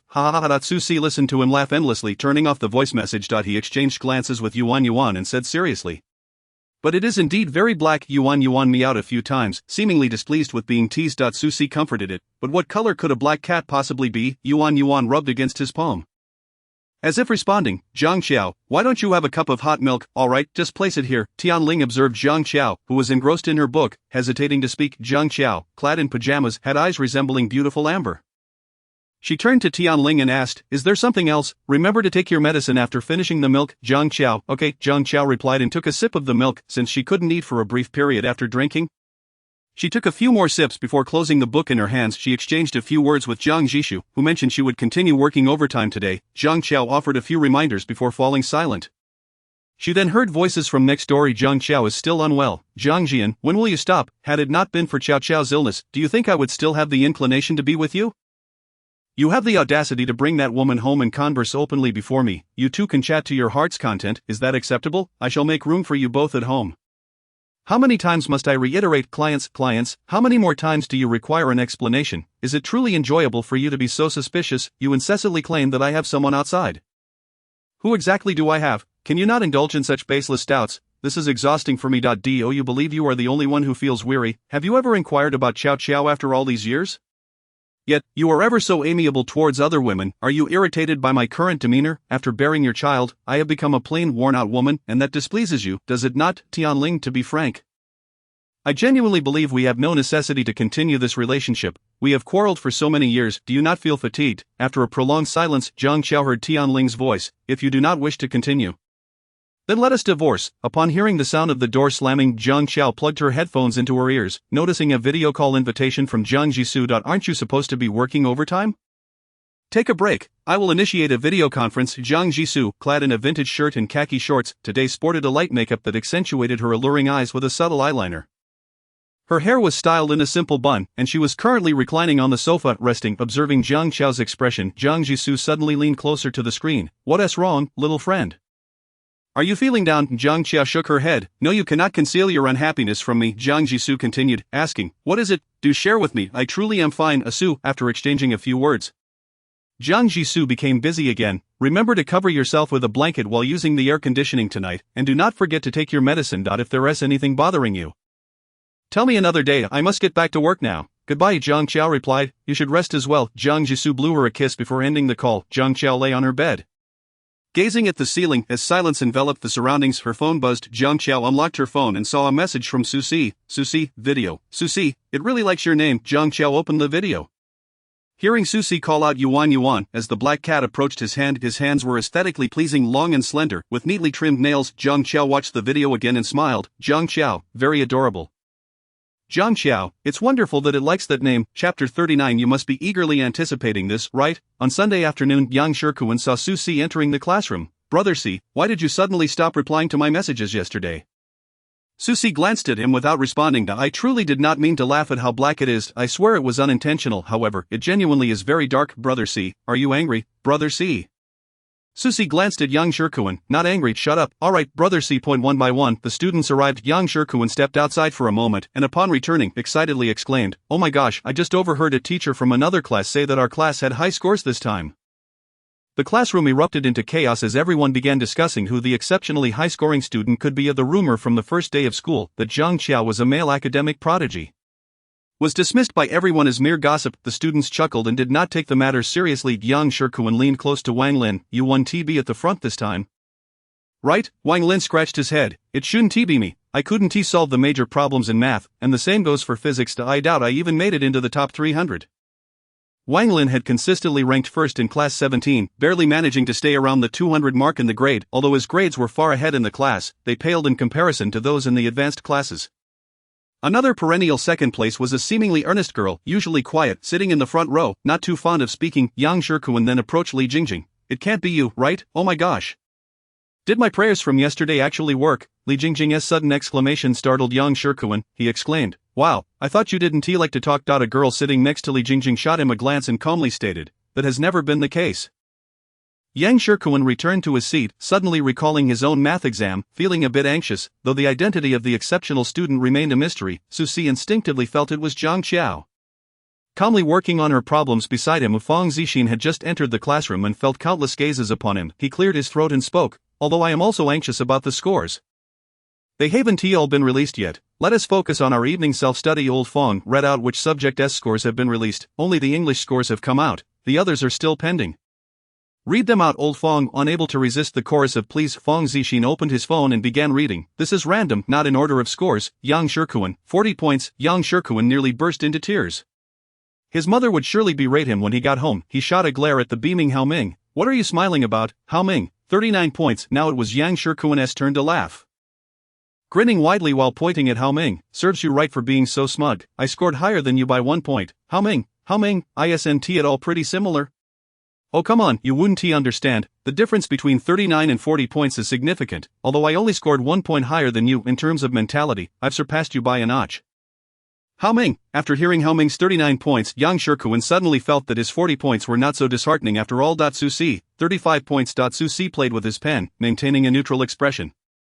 Wang Lin, 125 points. Wang Lin let out a sigh of relief. His English score was not too shabby. It's all thanks to Old Wang. Old Wang just said he didn't do well. 125 points. How can I, who scored 90, hold my head up? Old Wang is impressive. Wang Lin humbly waved his hand. No. Yang Shirkuan began to grin widely again, feeling more cheerful than those who scored higher than him. Li Jingjing, 132. Li Jingjing excelled in English, consistently topping the class in that subject, which elicited no surprise from the others. Fang Zixin continued to read several more names. Zhang Qiao. Fang Zixin paused upon seeing the subsequent number. "What's wrong, Old Fang? Why are you stuck? Is it too low or too high?" Fang Zixin, suppressing his excitement, repeated. Zhang Qiao, full marks, ranked first in the school year. The classroom erupted into a frenzy, as if it had just been New Year's. "Oh my gosh, incredible, full marks. I've never seen full marks in my life." Who remembers? When Old Yang said a new student was a male academic prodigy, I thought he was mistaken when I saw it was a girl. Turns out he was right. She truly is a genius. Incredible. At a loss for words, all that could be expressed was a heartfelt incredible. In that instant, all eyes were on Zhang Qiao, yet Zhang Qiao remained remarkably composed, merely lifting her head briefly before returning to her work. Once Fang Zixin finished reading the scores, he added, "The other papers are still being graded. Let us proceed with our evening self-study. The class teacher should arrive shortly." With that, he exited the classroom. Susie looked at Zhang Qiao, diligently working. "Little student, you did very well." "Thank you," Zhang Qiao replied, unsure how to compliment Susie's 35 points. She pondered before saying, "You also have considerable room for improvement." Susie chuckled softly, uncertain whether he was speaking to himself or to her. "Scores hold little significance for me." In that moment, Zhang Qiao felt she glimpsed something in his eyes, albeit fleeting. It quickly vanished. "Old Yang, where did you hear this news?" Yang Shirkuan, "I didn't catch it all. Just heard that our class had high scores." That must be referring to the English results. The physics teacher was on duty for the evening self-study, entering the classroom on a hot summer day, holding a glass of water and a physics book. He sat at the podium, took a sip of water, and then spoke. "If anyone has questions, come up and ask me." A student seated at the podium inquired, "Teacher, aren't you going to grade the papers?" Pang Mingyu, I finished grading a long time ago, just waiting for them. If all goes well, the scores should be out this period. The physics scores were likely something many in the class did not expect. Don't worry, once the scores are out, I'll read them to you. After Pang Mingyu finished speaking, he put on his glasses and began reading the news. Truth be told, he could have skipped reading them. He didn't feel particularly keen on knowing. Suddenly, curiosity about the scores waned. It could be skipped, and I would agree. I have no other demands. Just don't score 0. What if the English multiple choice questions could be guessed? And the essay could be cobbled together. Then physics left Yang Shirkuan at a loss. After finishing the multiple choice questions, he found himself staring blankly at the familiar yet foreign big questions. It seemed like they had all been covered. Yet none of it helped him as he didn't understand a single one. Pang Mingyu adjusted his glasses, took a sip of tea, and then smiled. The physics results are out. I'm sure you are all eager to hear them. Right, allow me to read them aloud. Chapter 40, I shall strive to make you fall in love with chemistry. Pang Mingyu leisurely recited a few single-digit scores and pushed his glasses up again. How should I address you all? Single digits, surely you wouldn't score single digits even with your eyes closed during the exam. A profound silence enveloped the room. As he continued, he paused, your class has achieved one remarkable score. Everyone held their breath in anticipation of his next words. Zhang Xiao, 98 points. After finishing, Pang Mingyu appeared somewhat puzzled. Zhang Xiao is a new transfer student, correct? That name sounds a bit unfamiliar. Please stand so I may recognize you. As Zhang Xiao stood up, Pang Mingyu beamed with delight, grinning widely as he spoke. Very well done, Zhang Xiao. You performed exceptionally well. The physics exam was quite challenging. I even misanswered one multiple choice question myself. The room erupted in a wave of enthusiastic applause. Impressive indeed. Truly the little cow of class 3, not just the cow of class 1. Believe it or not, if I scored this well, my father would shower me with snacks while I play video games at home. If I scored this well, my dad might even call me dad. You're something else, Susi observed. His composed deskmate, whose ears had turned a faint shade of red. Yang Shirkuan turned to Zhang Xiao and exclaimed, incredible. Zhang classmate, she replied softly, thank you. With high scores emerging from the class, the students of class 17 were all the more excited about their own results. Zhang Qi was filled with regret, unable to restrain herself from confiding in her deskmate. I sat right next to Zhang classmate during the exam. I truly regret not glancing at her answers more often. How could you not take advantage of such a favorable position? If I had known, I would have twisted my head off and placed it on her desk to copy. After saying this, Zhang Qi added, but I did copy the Chinese multiple choice questions, thinking that girls generally perform better in language. Well, at least you managed to copy something. As the class buzzed with discussion. Fang Zixin suddenly poked his head in from outside, nodded at Pang Mingyu, and then entered the classroom, addressing the students. The math results are out. We have an unprecedented high score this time. Zhang Xiao, 145 points. To my knowledge, even the top students from the elite classes only scored up to 148. Let us applaud. The classroom erupted again in warm applause. Fang Zixin left, followed closely by the biology teacher. Before she could even finish her sentence, the class chimed in. There is a high score in the class, right, Zhang Xiao? The biology teacher paused for a moment. Then, with a hint of confusion, asked, hey, did someone tell you? No, how did you know then? The class replied in unison. Because several teachers before you have already mentioned it, the biology teacher conceded with a fine. Then stated, I will display the scores on the screen, you may take a look yourselves. The chemistry teacher, a man named Zhang Ruanfa, whose name differed by only one character from the famous actor Chow Yun-fat, began his introduction to class 17 with a humorous note. I am Zhang Ruanfa, Zhang is in the long bow, and Ruanfa as in Chow Yun-fat. Despite the poor chemistry performance of class 17, his classes remained lively due to his humor. Today, he entered wearing a sharp suit, prompting a student to ask, are you getting married? Not quite, I went on a blind date. Do I look handsome today? The chorus of responses echoed, very handsome. Zhang Ruanfa chuckled heartily, then announced, I have an important matter to discuss. He continued, could the new transfer student Zhang Xiao please stand? Once again, Zhang Xiao stood, it's me. Zhang classmate, do you dislike me? Zhang Xiao was taken aback, momentarily stunned before she earnestly shook her head. No, your class is quite interesting. Zhang Ruanfa stroked his chin. Other teachers tell me you excel in all subjects. Yet my chemistry class is the exception, which leaves me feeling quite defeated. Zhang classmate, Zhang Xiao paused before replying. It's just that I don't like chemistry. Am I not handsome? Zhang classmate, Zhang Xiao studied him for a moment, then earnestly remarked, you are handsome, quite handsome indeed. Then I shall strive to make you fall in love with chemistry. Zhang Xiao nodded. Alright, please take a seat, good child. As Zhang Xiao sat down, someone in the class called out, teacher, how many points did Zhang Xiao score in chemistry? Compared to her other subjects, it's incomparable, but it surpasses the majority of you, scoring 62, which is passing. The room fell silent. Perhaps that was not a question I should have asked. Indeed, even a scholar's least favorite subject could still outshine some of her peers. I in the office, Fang Zixin received congratulations. Congratulations. Teacher Fong, I heard that new student from your class scored in the top 10 for several subjects, and even topped the grade in English. Fong Zixin's smile reached his ears. Yes. But I've heard she seems to have a specific subject bias. Seated nearby, Zhang Ruanfa couldn't help but chime in. Indeed, Zhang classmate does not favor chemistry. I feel quite disheartened, as if my personal charm is being questioned. Fong Zixin chuckled, but she still passed. Zhang Ruanfa nodded. True, I shall endeavor to make Zhang classmate appreciate chemistry. Yang Shikuan was calculating Zhang Qiao's scores. Math 145, Chemistry 62, Biology 95. Physics 98, English 150, totaling 550 points. He couldn't help but exclaim, even without adding her Chinese score, she surpasses me by 200 points. Indeed, there is a difference between people. More like her combined math and English scores equals 6 of your subjects. Yang Shikuan, though it stings, it is indeed the truth. After class, Yang Shikuan rushed to inquire about the highest score from the elite classes. Excluding the Chinese score, after asking around, he learned the highest score was 568. Excited, he dashed back into the classroom and announced to Zhang Qiao, Zhang classmate, I asked around, and the highest score in other classes is 568. Which is 18 points higher than yours. This means you might squeeze into the top 10, and if so, Chen Song will have to apologize to Lao Fong. Zhang Qiao paused her writing, having caught the latter part of his sentence. Let us wait for the final subject to be released. Yang Shikuan, being quite the loudmouth, soon broadcasted the highest scores from other classes to the entire class. The room erupted like an oil pot igniting. Zhang classmate is incredible. If Zhang classmate scores high in Chinese, then Chen Song will definitely have to apologize to Lao Fong. Without including Chinese, 550. If I had 2 Chinese scores, it would be a miracle to reach 550. I'm already getting anxious about how to handle it. And we haven't even received the Chinese scores yet. Chapter 41, Slapping Chen Song's face. On Monday, Li Qiuhong's class was the first of the morning. She glanced at her listless students and rapped on her desk. Wake up! The Chinese scores aren't out yet. Let us check the answers. Saying this, she projected the answers onto the computer screen. Let us compare. Whoa! Li Qiuhong shot a glance at Zhang Qi. What are you exclaiming about? It is not like you got them all right, Zhang Qi replied. Don't say it. I actually got them all right. Li Qiuhong skeptically picked up his exam paper and glanced at the multitude of red marks. You did quite well this time. Keep it up, Zhang Qi nodded. Understood. He cast a grateful glance at Zhang Qiao seated behind him. Before Li Qiuhong could finish discussing the exam, the class bell rang. Teacher, have the Chinese scores been released?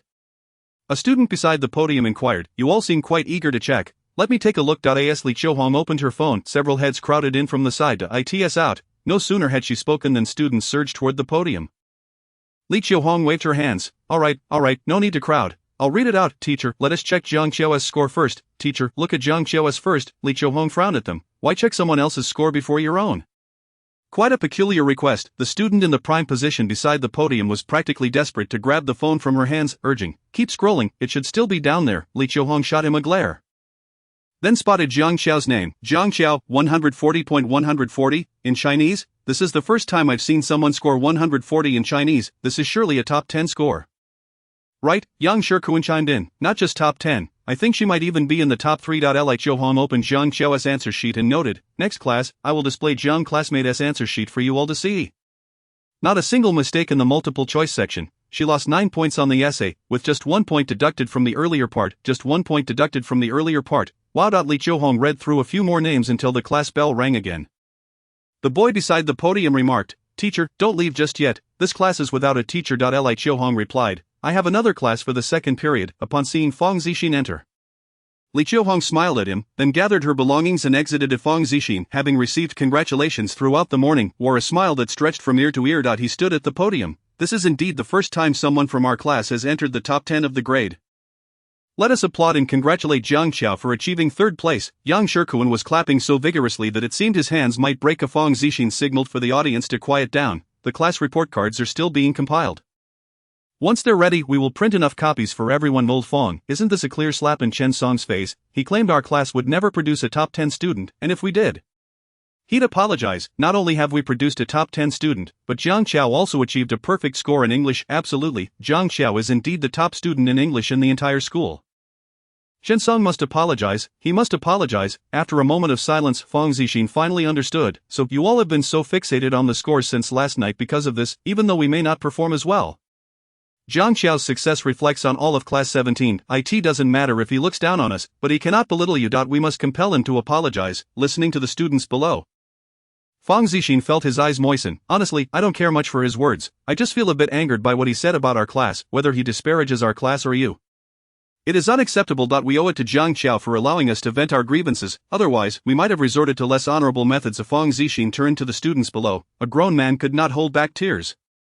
He turned his back to wipe them away before facing them again. Thank you all. At the time of his argument with Chen Song, he was furious, but after the quarrel, he had forgotten all about it. Not realizing that these children had been dwelling on it all along. Upon hearing that Class 17 had produced a third-place student, Chen Song, who was preparing his lesson, crushed his pen in frustration. As long as he did not acknowledge his previous comments, he would not have to apologize, yet he underestimated the resolve of Class 17. During the break, two boys from Class 17 knocked on the door of Chen Song's office. Yang Shikuan presented the report card from Class 17 to Chen Song, politely stating, "Teacher Chen, here is our class's report card for your review." Chen Song glanced at it. "I have seen it long ago." "Is there anything else? You wouldn't have forgotten what you said earlier, would you?" Yang Shikuan mimicked Chen Song's tone and repeated his earlier words. "I can't stand this class for even a day. If your class manages to squeeze one into the top 10, I'll apologize to the whole class and admit that Chen Song was wrong." In that instant, those in the office who were aware of the situation could barely contain their laughter. Chen Song, proud and straightforward, had offended many people before. He wished he could tear Yang Shikuan's mouth apart and snatch the report card from his hand. "I understand, no need for your reminder." Yang Shikuan grinned brightly. "As long as you remembered, Teacher Chen, do not forget to fulfill your promise." Chen Song, clutching the report card, returned to his original office, his expression as sour as if he had been constipated for 10 days.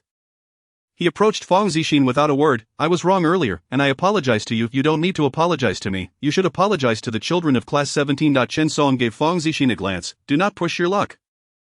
My apology is already quite generous. I can't stand this class for even a day. If your class manages to squeeze one into the top 10, I'll apologize to the whole class and admit that Chen Song was wrong. Oh no, did I accidentally touch a nerve? Teacher Chen won't be angry, will he?" A female teacher sitting opposite Fang Zixin feigned surprise, then continued with a smile. "I know Teacher Chen is magnanimous and will surely forgive me." Right? Ultimately, Chen Song begrudgingly approached Class 17 and uttered a simple apology. Yang Shikuan imitated Chen Song's demeanor in the office, then echoed the female teacher's earlier words. "Teacher Chen, you won't be angry, will you?" This is hilarious. I declare her my goddess from now on." Class 17 filled with laughter. Jiang Qiao joined in the mirth. Susi looked at her. "This time it's all thanks to you. You are the true hero." Jiang Qiao flashed him a smile. When she smiled, her dimples appeared, and her eyes sparkled as if they contained a pool of crushed starlight, utterly enchanting. Chapter 42. I am not a good person during physics class.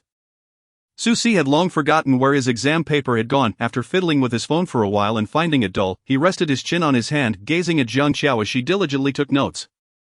Jiang Qiao felt his stare and glanced at him, only to turn back to her notes. Susi found watching her in class utterly fascinating. Her handwriting, though not small, was neat, and she sat up straight. With loose strands of hair casually tucked behind her ears, even her earlobes were petite. Jiang Qiao could still focus on her notes, but the faint sensation of his gaze upon her made her feel slightly uneasy. Pausing her pen, she thought he might not have an exam paper, and turned to Susi, asking, "Don't you have a paper? I lost it ages ago." Jiang Qiao placed her paper between them. "Let us share." Susi pushed her paper away. "I'm not paying attention in class. You can read it." Jiang Qiao hesitated before replying. "Actually, I think you could listen too. Your foundation shouldn't be too weak. And you might understand. If you don't, I can teach you." Susi, who had been propping his chin while watching her, suddenly leaned in closer. "Are you trying to teach me, little classmate? Did old Fang send you to say this to me?" At that moment, Fang Zixin in the office inexplicably sneezed. "No," Jiang Qiao explained earnestly, "while studying isn't the only path. I believe that regardless of one's grades, one should give it a try. How can one know they cannot if they don't even attempt it?" The bell rang for class dismissal. Outside, many students rushed to the restroom, while the teacher's voice continued on the podium. And the fan creaked inward. Jiang Qiao caught a glimpse of Susi smiling, perhaps self-deprecatingly, as he remarked, "I simply don't enjoy studying." Jiang Qiao couldn't help but recall his words from yesterday. "Grades mean nothing to me." What kind of person could utter such a statement? She had no way of knowing. In the afternoon, while Jiang Qiao was working on her homework, she suddenly noticed a shadow cast over the window beside her. Upon looking up, she found He Guoshure's face before her, and he gestured for her to be quiet. Jiang Qiao suddenly tugged at Susi's sleeve, signaling that the teacher had arrived, and sat up straight. He Guoshure entered and swiftly yanked a novel hidden beneath the desk of the boy sitting in front. The boy had been engrossed in his reading, mistaking it for his deskmate's, and flailed his arms, only to come face to face with He Guoshure's enlarged visage, nearly scaring him to death. Then his gaze shifted to Susi. "What were you hiding just now?" Susi's hand holding the phone was beneath the desk. Suddenly, he felt a soft, warm hand gently brush against his, and he turned slightly to see Jiang Qiao winking at him. He handed his phone to Jiang Qiao, her fingertips warm against his, their hands briefly touching. An unusual sensation stirred within him. The spot where she had touched felt slightly tingly, like a feather had brushed against it. He placed his hand back on the desk. Nothing is here. Zhang Qiao quickly tucked the item he had passed her into her backpack. He Guosher approached him, looking at Zhang Qiao. What was he doing just now? I don't know. Zhang Qiao had never lied to a teacher. But her expression was calm and collected. He Guosher scrutinized Su Si for a moment before deciding to search his desk. Step aside. Su Si moved to the back, and He Guosher stood beside his desk. Pulling out books from his drawer one by one. The drawer was immaculate, containing nothing. He Guosher seemed skeptical and leaned down to scan the desk, confirming that there was indeed nothing there. Doubt crept in. Perhaps his eyes had deceived him. All right, you can sit. He murmured to himself. Could it be that my eyesight is failing me? I swear I saw something just now. How strange. Su Si absorbed every word he said. Directory? I believe you should get a new pair of glasses. He Guosher was momentarily taken aback by this retort and glared at him. You still haven't submitted your last reflection paper. I already placed the reflection paper on your desk long ago. Su Si gathered his belongings and sat properly. He Guosher pondered for a long time before finally recalling the nameless reflection paper on his desk. You didn't write your name. Su Si replied nonchalantly. Director, your eyesight is truly poor. The name is written on the back of that paper. It's your fault for not writing your name on the front. Su Si smiled without denying it and remained silent. Eventually, He Guosher left with several confiscated novels and 3 mobile phones, exiting class 17. He intended to wander around other classes as well. Su Si. The youthful tone held a hint of confusion, and as he met Zhang Qiao's eyes, he felt that they were remarkably clear, devoid of impurities. Zhang Qiao, feeling the items in her backpack, spoke softly. When will I return this to you? Just keep it for me for now, little classmate. It might come back to bite me. Oh, very well, thank you. Su Sikhong curved the corners of his lips slightly. The boy's eyes were inherently darker than others. His messy black hair casually falling over his forehead, his features were strikingly superior, with a pair of phoenix-like eyes, a high nose bridge, and even his thin lips were perfectly proportioned. However, his features bore a somewhat sharp edge. And coupled with his usual lack of expression, he appeared rather fierce. Though he often seemed intimidating, his smile was undeniably charming. Zhang Qiao gazed at him for a while. What is the matter? Zhang Qiao flashed him a smile. It's nothing, I just think you look quite handsome when you smile. Su Si had heard such compliments countless times, praising his looks and his smile, yet never had anyone looked at him with such purity in their eyes. Devoid of any ulterior motives, simply stating that he looked good when he smiled. Do you not find me intimidating? When did I ever say you were intimidating? Zhang Qiao looked at him, puzzled. Su Si, noticing her expression, felt inclined to tease her further. Didn't you think I was fierce when the school year started? Zhang Qiao couldn't recall what he had said and was about to respond when she suddenly saw the boy flash her a smile. However, it's better to keep your distance from me. I'm not a good person. Haven't you heard about how I dealt with a few students from the neighboring school? Su Si noticed Zhang Qiao shrink back. And then he chuckled playfully. Chapter 43, The Little Stickler. The evening glow painted the sky in hues reminiscent of a tipsy maiden, her cheeks flushed with a gentle rose. Shinemo waited outside the classroom to return Zhang Qiao's jacket. Primarily she was there to return the jacket, but also to steal a few glances at Su Si. The boy's tall stature made him stand out even in his school uniform, his expression utterly aloof, giving off a vibe of do not approach. As Shinemo watched Su Si approach, she called out to him. Su Si, she noticed him attempting to bypass her and added, could you help me give this to Zhang Qiao? Only then did Su Si lower his gaze to see what she was holding. Shinemo then offered him a bottle of drink. This is for you. Su Si merely accepted the jacket from her hands and entered the classroom. Shinemo watched his departing figure, rubbing her face, thinking how extraordinarily handsome he was. When Zhang Qiao returned, she found her jacket on her desk. Shinemo said, this is yours, thank you. Zhang Qiao smiled at Su Si and stuffed the jacket into her drawer. After writing for a while, she shook her slightly aching arms. Suddenly the sharp pain shot through her stomach, causing her to stop writing. Discreetly, she took out the jacket and held it close, pressing her hand against her stomach. The pain throbbed, overwhelming her senses, and she felt slightly dazed. Su Si noticed her movements. His fingers paused on his phone as he turned to look at her, only to find her complexion alarmingly pale, her normally rosy lips unnaturally white. He turned off his phone. Are you feeling unwell? Zhang Qiao bit her lower lip. I'm fine. The waves of discomfort in her stomach intensified, causing her face to pale, and she nearly bit her tongue. She had thought her condition had improved recently, but this episode had come on swiftly. Seeing Zhang Qiao gripping her clothes tightly, Su Si stood up and approached Li Qiuhong. What's wrong? My deskmate isn't feeling well. I'm taking her to the infirmary. Li Qiuhong glanced back at Zhang Qiao, who was looking down, her clothes crumpled. Suddenly, she heard Su Si say, I'll take you to the infirmary. Without waiting for her response, he supported her and pushed open the back door to exit. A few classmates noticed and cast glances at the two. What are you staring at? Is there not enough homework to write? The students promptly lowered their heads. Su Si half embraced, half supported her, noting her tightly pressed lips. It was summer, yet her arms felt icy, and she was indeed exceedingly thin, her slender arms easily fitting within his hand. After a few steps, Jiang Xiao stopped, her body going limp without a word. Susi reacted quickly, catching her. He slid his hand beneath her knees and lifted her effortlessly. She felt weightless in his arms. Her eyes tightly shut, appearing delicate like a wilting flower. Whether it was Susi's height or some other reason, Jiang Xiao seemed like a fragile bundle in his embrace. He hurried towards the infirmary. The school nurse, accustomed to seeing Susi, was about to make a jest when she suddenly noticed the girl in his arms. What happened? Susi gently placed her on the infirmary bed.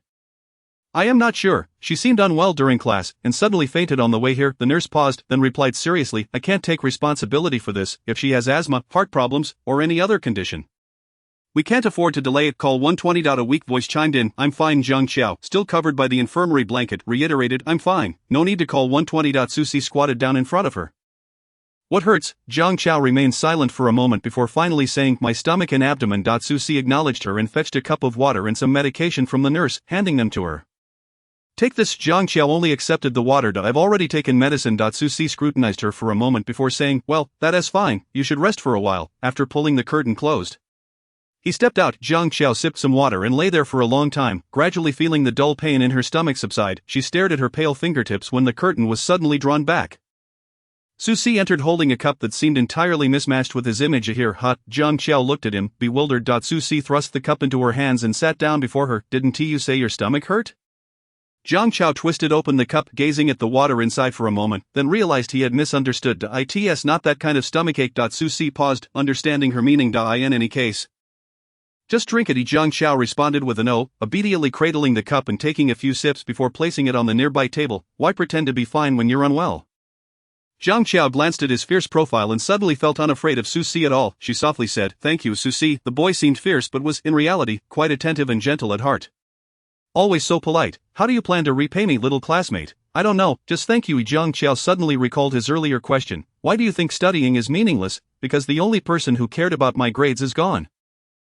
Jiang Xiao fell silent, gazing into his dark eyes, which suddenly seemed to hold a multitude of complex emotions. I'm sorry, I shouldn't have asked that. Susi smiled gently. It's been many years now.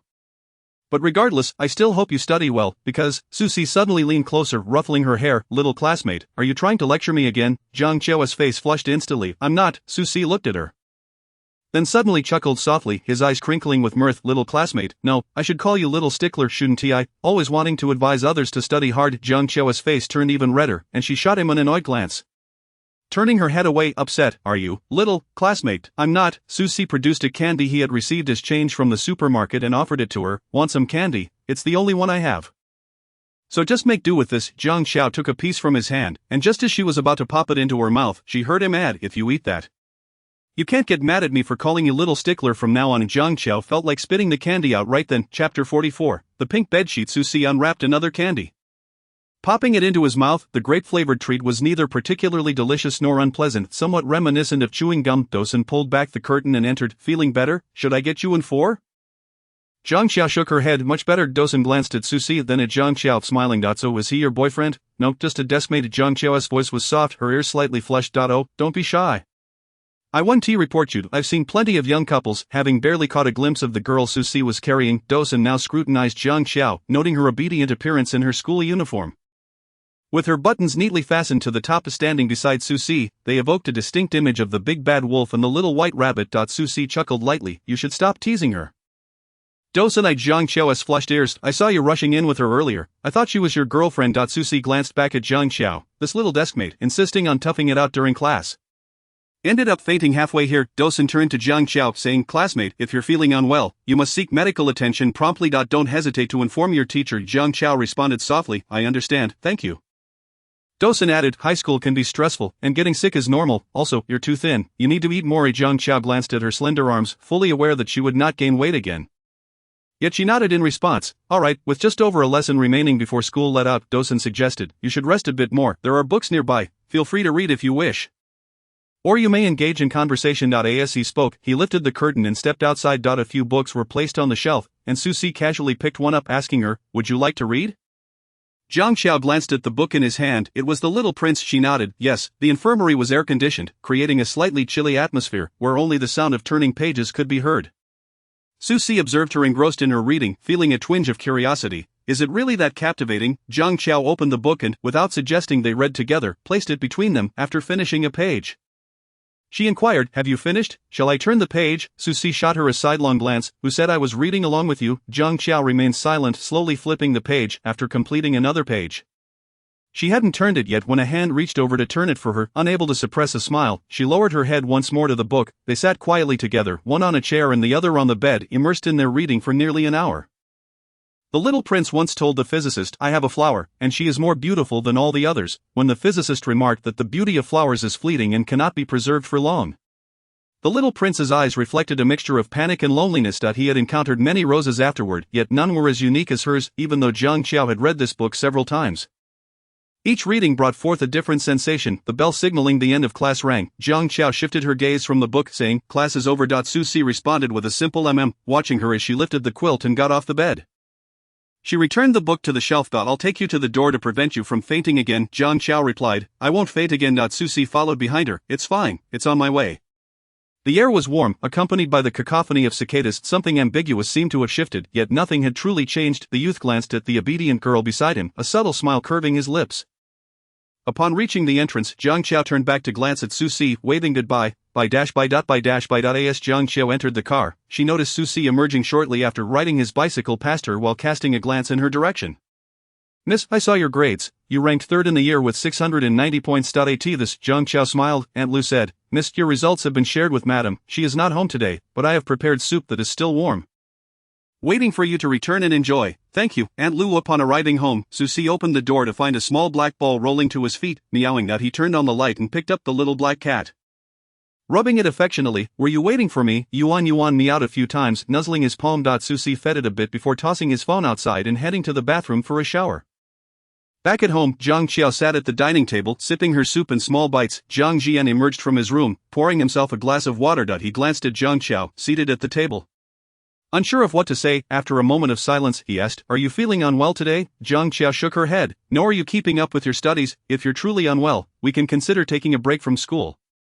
The grades have been posted in the parent group. There's no need. Zhang Jian attempted to check the parent group but realized he had no access to Zhang Qiao's parent group. Aunt Lu opened the information from the group for him to see. Miss ranked third in the school, scoring 690. Hearing this, Zhang Jian chuckled. Qiao is impressive. Do you have enough money? I can send you some more. Zhang Qiao smiled. Thanks, Dad, but there's no need. Zhang Qiao was obedient and studious, consistently performing at the top of her class. However, Zhang Jian always felt he could not truly connect with her. He raised his cup. Get some rest early. Alright. After finishing her soup, she took her bowl to the kitchen, just as she prepared to wash it. Aunt Lu took the bowl from her. Qiao, go take a shower. I can handle the washing. Zhang Qiao thanked her for her hard work and returned to her room after her shower. It was nearly 11 o'clock. Zhang Qiao dried her hair and retrieved the little prince from the shelf. Suddenly inspired, she snapped a photo and sent it to Susie. Susie was still playing with the cat when he heard his phone beep. Unlocking it, he saw Zhang Qiao's message, a picture, little old-fashioned, picture, little old-fashioned, I have this book, I'll bring it to school tomorrow for you to see. Susie chuckled softly and replied, Susie, the bedsheets are quite pink. Upon receiving this message, Zhang Qiao was momentarily taken aback, glancing at her own pink bedsheets. Chapter 45. Good night, little old-fashioned. Zhang Qiao stared at the pink cup on the table for a while before noticing another message from him. Susie, it looks nice, suits you well. She scrutinized this message for quite some time, unable to decipher its meaning, only to see Susie send another reply. Susie, no need to bring me the book. I am not fond of reading. Zhang Qiao recalled his earlier comment about not reading together, yet they had spent so long side by side with the book. She packed it away, planning to take it to him tomorrow. Zhang Qiao, was the little cat you sent last time yours? Susie quickly sent a photo back. Susie, picture. Susie, are you referring to this? The little black cat had bright eyes and looked very obedient in the youth's embrace. Susie seemed to have just showered, wearing a white short-sleeve shirt and black pants, his hands long and elegant. Zhang Qiao, yes, it's very cute. Susie, it's quite well behaved. It followed me home, so I decided to keep it. Zhang Qiao recalled the cat she had once owned, which had not been with her for long before Zhang Jian and Tianling returned and gave her cat away. She hadn't cried or made a fuss. She had simply asked Tianling, why did you send my cat away? At that time, Tianling had coldly replied, I don't know where that little cat came from, even after a bath. Who knows how many viruses it carried? It was filthy and shedding fur, a real nuisance, so I sent it away. Zhang Qiao remained silent for a moment before asking, where did you send it? It was lost. Lost where? Tianling mentioned a location, and Zhang Qiao promptly pushed the door open and left. Where are you going? To find my cat. Zhang Qiao searched for a long time in that location but never found her cat. She couldn't understand why she had to send away the little cat she loved when she was seldom at home. Later, to cheer her up, Tianling bought her another pet cat. But Jiang Qiao refused to accept it. Jiang Qiao was momentarily lost in thought before snapping back to reality. Jiang Qiao, I used to have a cat too, but my mom got rid of it. Susie, poor thing. Susie, my dad dislikes small animals because that woman didn't like them before. Jiang Qiao, so you, Susie, I live on my own. Susie, I can keep whatever pets I want. Susie, are you envious, little classmate? Jiang Qiao, envious. Susie, if the opportunity arises, I might let you pet my cat. Jiang Qiao, I would truly appreciate that. Susie, you don't sound too grateful. Jiang Qiao, you misread me. Susie, oh, Jiang Qiao found herself unexpectedly amused by his words, pulling out the earlier photo and saving it as their chat background, remembering the cup from earlier. She decided to transfer the money to him. Jiang Qiao, how much was that cup? I'll send you the money. Susie, no need, just treat me to a bottle of water. Jiang Qiao didn't say anything further. Preparing to read a bit before sleeping, just as she opened The Little Prince, Susie's message arrived again. Susie, still planning to study? Jiang Qiao, not anymore, just reading for a while. Susie, alright. Jiang Qiao set her phone aside and resumed reading The Little Prince. Before she knew it, it was past midnight. She rubbed her eyes and set the book aside. Noticing Susie's message sleepily, she replied with a voice message and then fell asleep. Susie paused upon receiving the voice message, then played it. He heard Jiang Qiao's drowsy good night. Her voice was soft, and with her sleepiness, it became even softer. Susie inexplicably played it back again. He glanced at the message he had sent earlier. Susie, good night, sleep early, little old-fashioned Yuan Yuan. Hearing the voice message meowed a few times. Susie lifted his gaze to it. What are you chirping about? I'm not saying good night to you. Yuan Yuan leaped onto the bed and nestled into Susie's embrace. Susie chuckled at it. You certainly know how to find a comfortable spot. The next morning, Jiang Qiao was awakened by Aunt Lu knocking on her door. She responded, I'm getting up now. After brushing her teeth and packing her things, she poured 2 bottles of milk and prepared to head to school. As she settled into her seat, the bell for class rang. Susie glanced at her with interest. Oh, little classmate, you almost arrived late today. That's not like you at all. Jiang Qiao glanced at him without responding. Pulling out the book from her drawer. Now you're ignoring me, little classmate. Jiang Qiao turned to him and suggested, you could actually try reciting some classical Chinese. It's quite interesting. For example, Jiang Qiao retrieved a book from her drawer, opened it, flipped through its pages, and pointed at one article, remarking, this one is quite good. Susie glanced at the title of the classical Chinese text and chuckled. Little old-fashioned is at it again. Trying to encourage learning, Jiang Qiao ignored him and continued to recite her notes. Susie cast a cursory glance at the classical text, but after only a few lines, he encountered unfamiliar characters. Boring. During the break after the morning study session, Jiang Qiao pulled out The Little Prince from her bag and placed it on Susie's desk, followed by a bottle of milk. Susie stared at the milk on the table for a moment. Suddenly enlightened, changing tactics, now you're offering food to encourage learning, Jiang Qiao explained. Didn't you say you wanted me to fetch you some water? Susie recalled his words from the previous day. Holding the bottle of milk and smiling, thanks. You're welcome, Jiang Qiao replied, then produced another bottle of milk for herself, placing it on her own desk. Hao Ming approached with breakfast in hand. See, good breakfast. Susie took the items from him. I'll transfer the money to you later. This is breakfast from my family's shop. No need to pay me, Hao Ming replied, handing another portion to Yang Shikuan. Want some, young dog? Yang Shikuan seized the breakfast. Of course, why wouldn't I? Hao Ming stated the price, 10 yuan. Yang Shikuan retorted, did you think I was deaf just now? Hao Ming insisted, 10 yuan. Yang Shikuan declared, then I must be deaf now. Hao Ming exclaimed. Get lost, young dog, I'm leaving. After taking a bite of the soup dumpling, Yang Shikuan couldn't help but turn to Susie and praise, see go, this is actually quite delicious. Susie acknowledged with a slight sound. Yang Shikuan, feeling familiar, asked Jiang Qiao, have you eaten breakfast, classmate Jiang? I had it at home, she replied. Yang Shikuan smiled broadly, then noticed that both Jiang Qiao and Susie had identical strawberry-flavored milk on their desks. Before his mind could process this revelation, he blurted out, see go, classmate Jiang, your milk is the same. I brought it. Jiang Qiao responded. Yang Shikuan exclaimed in realization, turning back to Susie, feeling as if he had uncovered a significant piece of information. Then glanced back at the two again, unable to resist looking once more. Susie raised his eyes at him. Do you want to lose your neck? I do. Yang Shikuan immediately turned back. Chapter 46. Could you help me bring some water? Little classmate, are you skipping PE class? Jiang Qiao looked up at him. Yes, I took a leave. Could you bring a bottle of water, little classmate? Susie leaned in, and from his angle, he could clearly see Jiang Qiao's profile. Her skin was fair, adorned with fine fuzz, her eyelashes long, and she was so slender that he could effortlessly lift one of her hands. Susie gazed at her curled lashes for a moment. TSK, little old-fashioned has quite long lashes. He placed his meal card on her desk. Get a bottle of water. Feel free to swipe anything else you desire. Jiang Qiao stared at the card for a moment, then tucked it into her pocket, softly saying, I'll buy it from the supermarket. What? Jiang Qiao met his inquisitive gaze. Nothing at all. You misheard me. Susie scrutinized her for a moment. That's not very honest. Little classmate. I can't afford to buy out the supermarket, but I can certainly treat you to something else there. Zhang Qiao, noticing his teasing expression, could not help but ask, didn't you just hear me? If you heard me, why ask again? Susie chuckled. I merely wished to hear you say it once more. Zhang Qiao fell silent. Luo Xing ran over to find Zhang Qiao. Qiao, class is starting soon. Shall we go down together? Zhang Qiao replied. All right. The school path was lined with sycamore and ginkgo trees, their leaves beginning to fall. Early autumn had arrived, yet the temperature showed no sign of dropping. The sun scorched the ground, making it hot to the touch. Luo Xing took Zhang Qiao's hand. Qiao, you performed exceptionally well on this exam. Not if I had such results, my mom would probably be too excited to sleep all night. Zhang Qiao smiled at her. Qiao, can I come to you with questions in the future? Zhang Qiao replied, of course. Qiao, you truly are my treasure, Luo Xing exclaimed, hugging Zhang Qiao as she spotted Susi and Yang Shikuan passing by. Yang Shikuan, familiar with the group, greeted, classmate Jiang, classmate Luo. Zhang Qiao smiled back. The boy, holding a ball, appeared somewhat aloof and unapproachable. He glanced at Zhang Qiao, who was embraced by Luo Xing, and called out, little classmate, don't forget my water.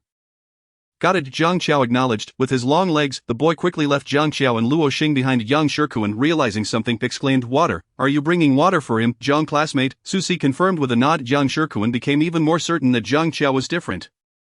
Susi never paid attention to the drinks brought by other girls, yet he actively asked Zhang Qiao to fetch him water. Indeed, it was different. Luo Xing, observing the group walk away, turned to Zhang Qiao. Did he ask you to buy him water? Zhang Qiao retrieved his card from her pocket. Yes, I'm skipping P, so I'm helping him out. Luo Xing laughed. It seems even a guy like Si Ge cannot resist a sweet girl. Sweet girl, Zhang Qiao realized the term referred to her, feeling somewhat bewildered. Luo Xing cupped her face. Oh dear, Qiao, you're truly a sweet girl, that clueless expression of yours, gosh, even I, as a girl, find it utterly sweet. Zhang Qiao was still processing the previous statement when Luo Xing cupped her face, her almond eyes reflecting confusion. Shen Mo, for the first time, wore the school's uniform top, yet she still opted for non-uniform pants. Her hair was styled into a high ponytail, the top button of her uniform undone, and she sported exaggerated earrings. Today, her makeup was light yet vibrant, exuding a bold charm. She sauntered over, a lollipop in her mouth, and offered Zhang Qiao a candy from her pocket. Want one? I just got change for it. If you don't want it, I'll give it to someone else. One might mistake it for poison if unaware. Zhang Qiao accepted the candy, saying, thank you. Shen Mo regarded her obedient demeanor with a sudden feeling, damn it, this diligent student is somewhat cute. To maintain her persona, Shen Mo continued to act aloof. I heard you ranked third in the school last time? Zhang Qiao nodded earnestly. Yes, I did quite well. I'm leaving now. Halfway out, Shen Mo turned back, saying, by the way, I've returned your clothes. Zhang Qiao smiled. I know. Shen Mo left with her companions. Luo Xing, bemused, asked, Qiao, when did you become so close with Shen Mo? Zhang Qiao replied, not really, but she just gave you candy. Zhang Qiao stared at the lollipop in her hand for a moment, then admitted, I suppose we are a bit familiar. Luo Xing remarked, you wouldn't get change for a lollipop that costs a few yuan. Would you? Zhang Qiao glanced at the candy, then smiled. As the class bell rang, Luo Xing said to Zhang Qiao, I'm going to line up now. Bye. Okay. Zhang Qiao settled in a shaded area, watching the others partake in P class. Before each session begins, they typically run 3 laps. Those lagging behind seemed unable to keep up, shouting for the ones in front to slow down, while some squatted to tie their shoelaces, taking an entire lap to do so. Some envied her for not having to attend PE, but she felt unqualified for any vigorous exercise. Zhang Qiao looked up at the rustling leaves stirred by the wind, then pulled out the meal card. Preparing to buy him water at the supermarket, upon arriving at the supermarket, Zhang Qiao faced a dilemma at the array of beverages. The shelves were stocked with numerous drinks, including sports drinks. After deliberating, she ultimately opted for a bottle of room-temperature Nongfu Spring. Just before checking out, she switched it for a chilled one, added a bag of candy, and 2 bottles of water. Zhang Qiao used his card for the water, paid for her candy and the 2 additional bottles, and stepped out with the water in a bag. She sat in the shade, unwrapped the candy Shen Mo had given her, popped it into her mouth, and stood to toss the wrapper into the trash. Unaware of when Susi would drink the water, she obediently sat there waiting. It seemed the PE teacher was currently instructing them on some exercises. Susi glanced at Zhang Qiao, who was seated in the shade, with a stick of candy in her mouth and a bag of water in hand, seemingly intended for him, while Zhang Qiao appeared to be staring intently at something below. Susi focused on her for a moment, intrigued. Was she watching ants on the ground? The amusements of little old-fashioned were indeed fascinating. Chapter 47. I don't mind. Zhang Qiao looked up, meeting Susi's gaze. She held his stare for a moment before averting her eyes. Susi noticed her slightly flushed ears. Little old-fashioned was indeed easily embarrassed. The group disbanded on the spot. A portion of the boys in class took their basketballs to the court. Luo Xing sat beside Zhang Qiao, observing the bag she was carrying. Are you going to deliver water soon? Yes, Zhang Qiao replied, offering her another bottle of drink. Thanks, Qiao. Luo Xing took a few gulps of water, feeling rejuvenated, as if she had come back to life. It seems our class is playing basketball with another class today. Should we go watch? Sure. Luo Xing gazed at the 2 remaining bottles of water in her hand. Puzzled, why is there still one left? For Shinemo, Zhang Qiao obediently nodded. Yes, she gave me candy again today. Indeed, Shinemo was at the fence, watching the basketball game. Zhang Qiao extended the room temperature water towards her. Here you go. Shinemo accepted the water with surprise. Thanks, I was just about to buy some. Zhang Qiao acknowledged with a soft hum and stood beside her. Su Si, upon turning his head, noticed her delivering water to someone else, and suddenly felt a twinge of irritation. The little bookworm is quite warm-hearted, bringing water for 3 people at once. A nearby boy passed the ball to Su Si, who took 3 steps and effortlessly made a basket. The surrounding girls erupted in shrieks. The youth seemed to radiate light. Shinemo excitedly grasped the net and asked Zhang Qiao, "Isn't he handsome?" Zhang Qiao nodded. Yes. The leader of Class 20 exchanged glances with a few others, and they began targeting Su Si. Yang Shikuan was brutally shoved by a boy next to him and fell to the ground. Su Si maneuvered past several players and scored. Glancing at Yang Shikuan, what happened? Brother Si, they bumped into me. A somewhat slender boy spoke up. They bumped into me too. Several times. Another boy chimed in. They bumped into me as well. Su Si's expression turned icy. We agreed that the match between Class 20 and Class 17 was just a casual game, to be officially played in a few days. What is the meaning of this? Li Huan, with a grin, replied. Brother Si, it's just basketball, a little bumping is normal. Su Si glanced at Yang Shikuan behind him, noting the scrapes on his legs and arms, which were not insignificant. It seemed his arm might be dislocated. He turned to Hao Ming. Hao Ming, take him to the infirmary. Hao Ming helped Yang Shikuan up. Yang dog, can you still walk? Yang dog. Yang Shikuan grimaced in pain. Damn it, Hao Ming, you old bastard, I'm about to die from the pain. Hao Ming and another boy supported Yang Shikuan away. Li Huan chuckled. It was just a bump. Brother Si won't be angry, right? The other boys from Class 20 were intimidated by Su Si, but Li Huan was unafraid, the naive newcomer not understanding why everyone at school feared Su Si so much. He had never been scared of anyone at his previous school. Su Si's demeanor didn't seem particularly intimidating. It was just his fierce appearance. He was about to say something further when Su Si abruptly kneed him in the stomach and grabbed him by the collar. I warn you, play basketball properly and don't engage in dirty tricks under my nose. Li Huan's face turned a shade of purple as he rubbed his belly, seizing the opportunity to raise his fist and prepare to retaliate while Su Si wasn't looking. The moment he threw a punch, Su Si grasped his fist, twisting his arm until it turned a full circle. Li Huan winced in pain, pleading for mercy. Let go, my arm is going to break. Su Si released his grip and delivered a powerful punch to his face, sending Li Huan crashing to the ground. Su Si crouched beside him, holding his collar, scoffing, and then landed another punch, his expression dark and cold. Don't make me repeat myself. Those in Class 17 who knew Su Si understood he was genuinely angry. The leader of Class 20 rushed over to mediate, helping Li Huan up. Brother Si, he is new to the class, please don't be upset. Su Si merely shot him a glance, his tone icy. Take care of your own people. A perfectly good friendly match was spoiled by a single troublemaker from Class 20. The boy licked his lips, hesitant to ask Su Si if they should continue playing. Su Si, typically fierce in appearance, had just pinned someone to the ground, causing many girls nearby to leave early in fear of escalation. Luo Xing tugged at Zhang Qiao's sleeve. Xiao Qiao, perhaps we should leave. What if they start fighting? Shinemo crossed her arms and walked up to the leader of Class 20. If you want to play basketball, then play it. This is meant to be a friendly match. Using such tactics is pointless. Don't forget we're in the same class. The leader, Song Dengying, had liked Shinemo since their first year but was large and robust, while Shinemo preferred the type of Su Si, having chased after him for a year without giving Song a glance. Song Dengying, with a somewhat foolish smile, scratched his head, looking a bit sheepish. This time it was indeed our class's fault. Shinemo replied, Isn't that precisely our class's fault? After saying this she added, I was going to buy water for all of you, but now I don't feel like giving it to you.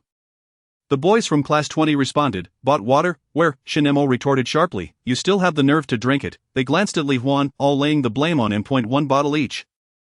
Take it yourself. Shinemo retrieved a bottle of water from the box and offered it to Su Si. Everyone has one. Would you like a bottle too? Su Si didn't even look at her, bypassing her completely. He glanced at Zhang Qiao at the entrance, who obediently stood waiting for him. A strange, indescribable feeling rose within Su Si as he approached Zhang Qiao. Where is my water? Zhang Qiao obediently handed him the water without a word. Their fingertips briefly touched, and Su Si noted how cold her fingers were. Are you foolish, holding onto a cold bottle like that? Zhang Qiao looked at her hand, earnestly explaining, I thought you would come out soon. Su Si paused, realizing it was his fault. I'll come out earlier next time. Do you have any paper? Little bookworm. Zhang Qiao pulled out a piece of paper and handed it to him. Upon hearing him call her little bookworm, Zhang Qiao bit her lip and suddenly said, I think I've used that paper before. Su Si replied, I don't mind. Zhang Qiao. Chapter 48. Does this count as a flirtation? I didn't use that piece of paper. Su Si laughed. I know. After saying this, he grinned playfully, even if you did use it. What of it? Jiang Qiao recognized he was teasing her and chose not to respond. If Yang Shikuan were present, he might have dropped his jaw in disbelief. Brother C, who had been so meticulous about his water cup, was now nonchalantly discussing such matters. It seemed there was a distinction to be made between people. After Su Si wiped the sweat off, he opened the bottle of water and took several gulps.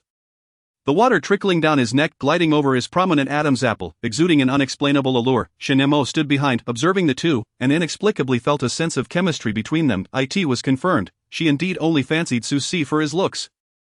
Nothing else. After Su Si drank a few sips, he asked her, "What's up buying water for them but not for yourself? My class has water. I don't need to buy any," Jiang Qiao explained softly. Fearing he might misunderstand, "I used your card to buy water. The rest was paid for with my money, using mine is fine too." Su Si regarded her obedient demeanor, then glanced at her slender wrist. "I'm going to check on Yang Shikuan at the infirmary. I'll be off. Wait, your meal card." Su Si noticed her meal card. "Hold on to it for me," Jiang Qiao responded with an "oh." Watching him leave the in the infirmary, Yang Shikuan was chatting with Do Sr. "Hey, classmate, that fierce-looking guy who came a few days ago, you're in the same class, right? You mean Brother C?" After a bout of dramatic exclamations, Yang Shikuan realized he could move his arm, and aside from the scrapes, nothing else hurt. Dosen raised an eyebrow. "How is it? Can you move normally now?" Yang Shikuan tested his arm, astonished. "It really doesn't hurt anymore." Dosen smiled and produced some antiseptic supplies. "So you were chatting with me to distract me, huh?" "Yes, while you weren't paying attention, I popped your bone back into place. Pretty good technique, right?" Yang Shikuan gave him a thumbs up. "But your arm needs disinfecting. The scrapes are quite extensive. Hang in there." Yang Shikuan glanced at Hao Ming beside him. "If you don't mind, could I bite your arm?" Hao Ming didn't even look at him. "Get lost." Su Si entered, and upon seeing him, Dosen teased, "Oh, you're here." Su Si acknowledged him with a hum and turned to Yang Shikuan. "How's your arm? Is everything else okay?" "It's fine.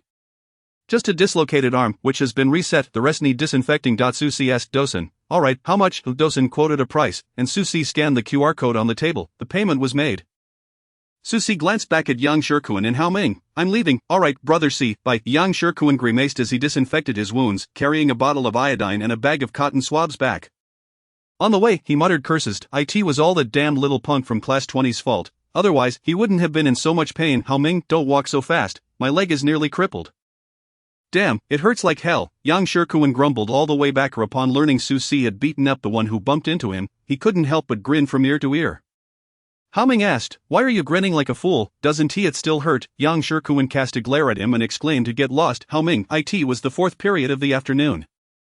"Classmates, we have a thorough cleaning session this lesson, as the school may come to inspect the hygiene later. Please ensure that you clean under your desks thoroughly, and those near the windows should wipe them down as well." "Alright," Jiang Qiao declared, brandishing a broom. She turned to Su Si and said, "Excuse me, I need to sweep under the seats." Su Si stood up, observing her as she swept the floor, and then moved to the back to fetch a mop. After Jiang Qiao had finished sweeping beneath two desks and was about to grab the mop, she noticed Su Si approaching with it in hand. "You sit tight, I'll take care of the mopping." Jiang Qiao did not contest his offer but obediently sat to the side, watching as he placed their two stools atop the desks before mopping the area beneath them. Once the floor was mopped, it was time to clean the windows. Su Si retrieved two towels from the podium. "I'll wash the towels." "Just wait a moment." Jiang Qiao reached for the other towel in his hand. "I'll wash one too." "Alright, we'll each wash one." Upon exiting the restroom, Jiang Qiao spotted Su Si standing at the door. He teased, "It's not a face towel, why wash it so meticulously?" Jiang Qiao replied earnestly, "I am worried the glass won't be clean." The little Guban is indeed quite serious. Jiang Qiao shot him a glance but remained silent. While cleaning the windows, Jiang Qiao attended to the outer glass, and Su Si to the inner. As she diligently wiped the grime away, she caught Su Si's gaze. When she looked up, they were positioned such that she could not hear what he said. But from the movement of his lips, it seemed he referred to her as Little Guban. Jiang Qiao glanced at him once more before continuing her task. To clean the glass, she wiped it several times with the wet towel, followed by a dry one. However, due to her limited height, she could not reach the upper panes and decided to fetch a stool. Standing on it, she suddenly sensed someone behind her. Turning, she found Su Si standing there, looking slightly perplexed. "Why are you out here?" Su Si raised the towel in his hand. "Wasn't it you who couldn't reach?" Jiang Qiao pointed to the stool beside her. "I have a stool. It's fine. An extra pair of hands can help steady the stool, right?" Jiang Qiao remained silent, observing him as he supported the stool. With his assistance, she felt more stable. After wiping one section, she prepared to shift the chair to another spot. Just as she was about to step down, she lost her balance and nearly fell. Su Si caught her from behind, and she collided with his firm chest, feeling as if he had enveloped her in an embrace. Surrounded by his scent, she caught a hint of laundry detergent. Just as she was about to express her gratitude, a teasing voice from behind interrupted. "Is this your way of throwing yourself into my arms?" Little Classmate, Chapter 49, returning Liang Jieran Yang Shikuan was instructing Hao Ming to clean his seat when he turned and caught sight of a scene outside the window. Whoa, is brother see that bold already? As he moved in for the hug, Zhang Xiao knew his comments would not be flattering, so she chose to ignore him. Su Si observed her flushed ears and said, "Alright, I'll stop teasing you. Let us get back to cleaning the windows. Mr. Liang, good day. I am here to retrieve Liang Jieran." Liang Jingji glared at the impeccably dressed man before him, his face flushed with anger. Not a chance. Tell Shenyechen that wretched woman she will never see Jieran again in her lifetime. Wang Jingjing merely smiled at this remark. Mr. Liang, I believe you are already aware that your son, Liang Jieran, has been awarded to MS. Shin. As he spoke, he handed over the court's final ruling. Liang Jingji glanced at it, then tore the paper to shreds, shouting, "Get lost, Liang Jieran is my son, what right do you have to take him away?" Wang Jingjing maintained his composed demeanor, the polite smile never leaving his face. Mr. Liang, as I have stated, the child has been awarded to MS. Shin. My duty is merely to deliver this news and escort the young master away. Wang Jingjing was the private attorney of Su Hanyu and had dealt with his fair share of difficult individuals, honing his ability to remain unflappable. Young master, is that what you're calling him already? Is that wretched woman Shenyechen now entangled with that scoundrel? Wang Jingjing licked his lips and patiently clarified, Mr. Liang, I believe you must understand that you and Miss Shen are divorced, and she is currently single. Whom she associates with is of no concern to you. Moreover, if I recall correctly, your divorce was due to infidelity, was it not? Also, my boss is not some scoundrel, he has a name. He then handed over Su Hanyu's business card.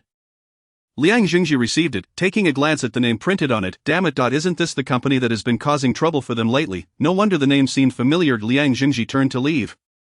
Preparing to dismiss his visitor, however, Wang Jingjing wedged his hand in the doorframe. Mr. Liang, please let Liang Xiaoya come out. You've already disrupted my life. Do you believe I won't sue you for trespassing? I only wish to retrieve the young master. If you allow him to come out, I assure you I will no longer disturb you. Wang Jingjing continued, I have neither unlawfully intruded upon your residence nor severely disturbed your normal life or safety. Nor have I damaged or removed any of your belongings. Thus, from a legal standpoint, I am not trespassing. As soon as he finished speaking, Liang Jingji seized a decorative item beside the door and hurled it at his forehead. Wang Jingjing wiped the blood from his forehead. Liang Jingji cursed, get lost, if you come back again, I'll have someone beat you up. Do you believe it? Unbeknownst to them, Liang Jieran had come down the stairs. Peeking out, Uncle, did Mom send you to pick me up? Liang Jingji, seeing his son appear, berated the butler behind him. Are you useless? You can't even keep track of a child. Get him back upstairs. Sun Mingyan stepped forward and scooped up Liang Jieran. Jieran, don't run around, let us go upstairs with Uncle Butler, alright? Liang Jieran cried out in his arms, I don't want to go upstairs, I want Mom, I want Mom. Liang Jingji felt a headache coming on from the noise. Cry, cry, cry, what is there to cry about? Liang Jieran wailed louder, Mom, I want Mom. Bad daddy, I don't want bad daddy. Struggling in Sun Mingyan's embrace, Liang Jieran caused the man's glasses to slip askew. Leaving him furious yet speechless, Wang Jingjing spoke up, Mr. Liang, please step aside. We need to take the young master. Liang Jingji blocked the door with one hand, declaring, this is my home, what right do you have to enter? Wang Jingjing apologized and signaled to the large bodyguards behind him, take him away. Liang Jingji was instantly restrained by two burly bodyguards, shouting, where are the bodyguards? Are you all just eating idle rice? Wang Jingjing smiled at him. They're outside. He then walked inside, surveying the surroundings, put the child down. Sun Mingyan, adept at reading the room, complied and released Liang Jieran. The child, tearful, rushed forward and clung to Wang Jingjing's leg. You read here to pick me up, right? Wang Jingjing ruffled his hair gently, his tone warm. Yes, I was sent by Miss Shen. He then collected Liang Jieran along with his belongings. Wang Jingjing turned to Liang Jingji with a polite smile. Mr. Liang, I'll be taking the child now. Apologies for the disturbance, you mother. Damn you, leave Jieran here. As Wang Jingjing closed the door, he threw another smile back at Liang Jingji. Shenyechen, witnessing Liang Jieran's red, teary eyes, felt her own eyes welling up with tears. She embraced him tightly. Yi Jieran, Mom is here to take you home. Liang Jieran buried himself in her arms, forgetting about the small toy in his hand. The mother and son shared a tender moment. Su Hanyu observed them silently, noticing the man beside her. Liang Jieran tugged at Shenyechen's sleeve. Mom, who is this uncle? Realizing she had forgotten to introduce Su Hanyu, she brushed her bangs aside and said, Jieran, this is Uncle Su. Thanks to him, Mom was able to see you. Liang Jieran obediently greeted, hello, Uncle. Su Hanyu regarded the small figure before him, which bore a resemblance to Shenyechen. His gaze softening, hello, shower and it's hot outside. You and Yechen should get in the car, the air conditioning is on. Shenyechen nodded, let us get in the car. Jieran, Mom, where are we going now? Back to our old home.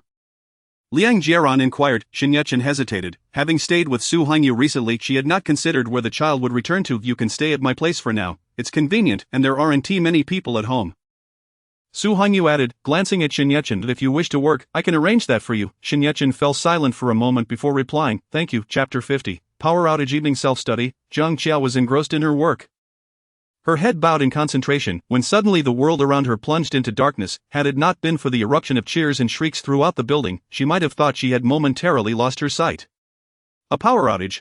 What a relief, no homework to complete. How absurdly amusing, she thought, as she noticed some faces glowing in the dark. The few individuals whose faces shimmered quickly concealed their illicit items, fearful of being caught by the teacher.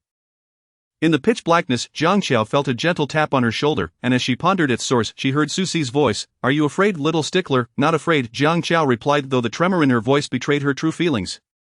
Regardless of her outward calm, she harbored unsettling memories of darkness. It was a frigid winter day when she was nearly 5 years old. Zhang Jian and Tianling were also at home that day. Embroiled in a fierce argument, Zhang Qiao, terrified, cried out loudly while seated on the floor. In her frustration, Zhang Jian locked her in the storage room, deeming her cries excessive. By the time they had concluded their quarrel and remembered their daughter, Zhang Qiao had been confined for 2 to 3 hours. The storage room was dark and cold. As her cries subsided, they were replaced by an inexplicable fear. Since then, she had harbored a lingering dread of particularly dark places. Suddenly a flicker of flame appeared before Zhang Qiao, and she paused, captivated by its dance. The firelight illuminated Susi's profile as he tilted his head towards her, speaking softly, "This is all we have." A warmth spread through Zhang Qiao's heart. "Thank you." Someone in the class, unknown to her, managed to locate their desk lamp and turned it on, casting some light into the previously pitch-black room.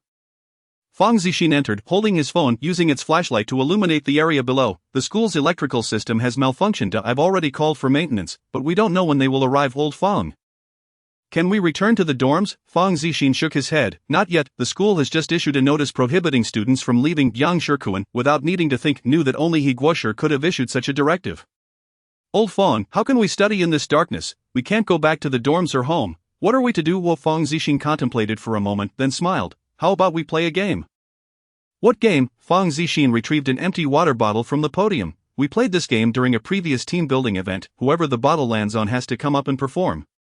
Are you in?" Of course. The thrill and anticipation were palpable. "All right, I'll begin now. I will turn off the flashlight, and those with desk lamps should also turn them off. I will pass this water bottle to the first student. And when I say stop, I will turn the flashlight back on. Whoever is holding the bottle will perform with that." Fang Zixin passed the bottle to a boy sitting in the front row. "Pass it quickly." "Here you go." "I don't want it." The bottle made its way through several hands until, at Fang Zixin's command of stop, it landed in the grasp of a girl. Fang Zixin switched on the flashlight. "Come on up. You can perform anything, tell a joke, sing a song, whatever you like." The girl stepped onto the stage. "I'll sing a song for everyone." Her voice was sweet as she sang a youthful tune.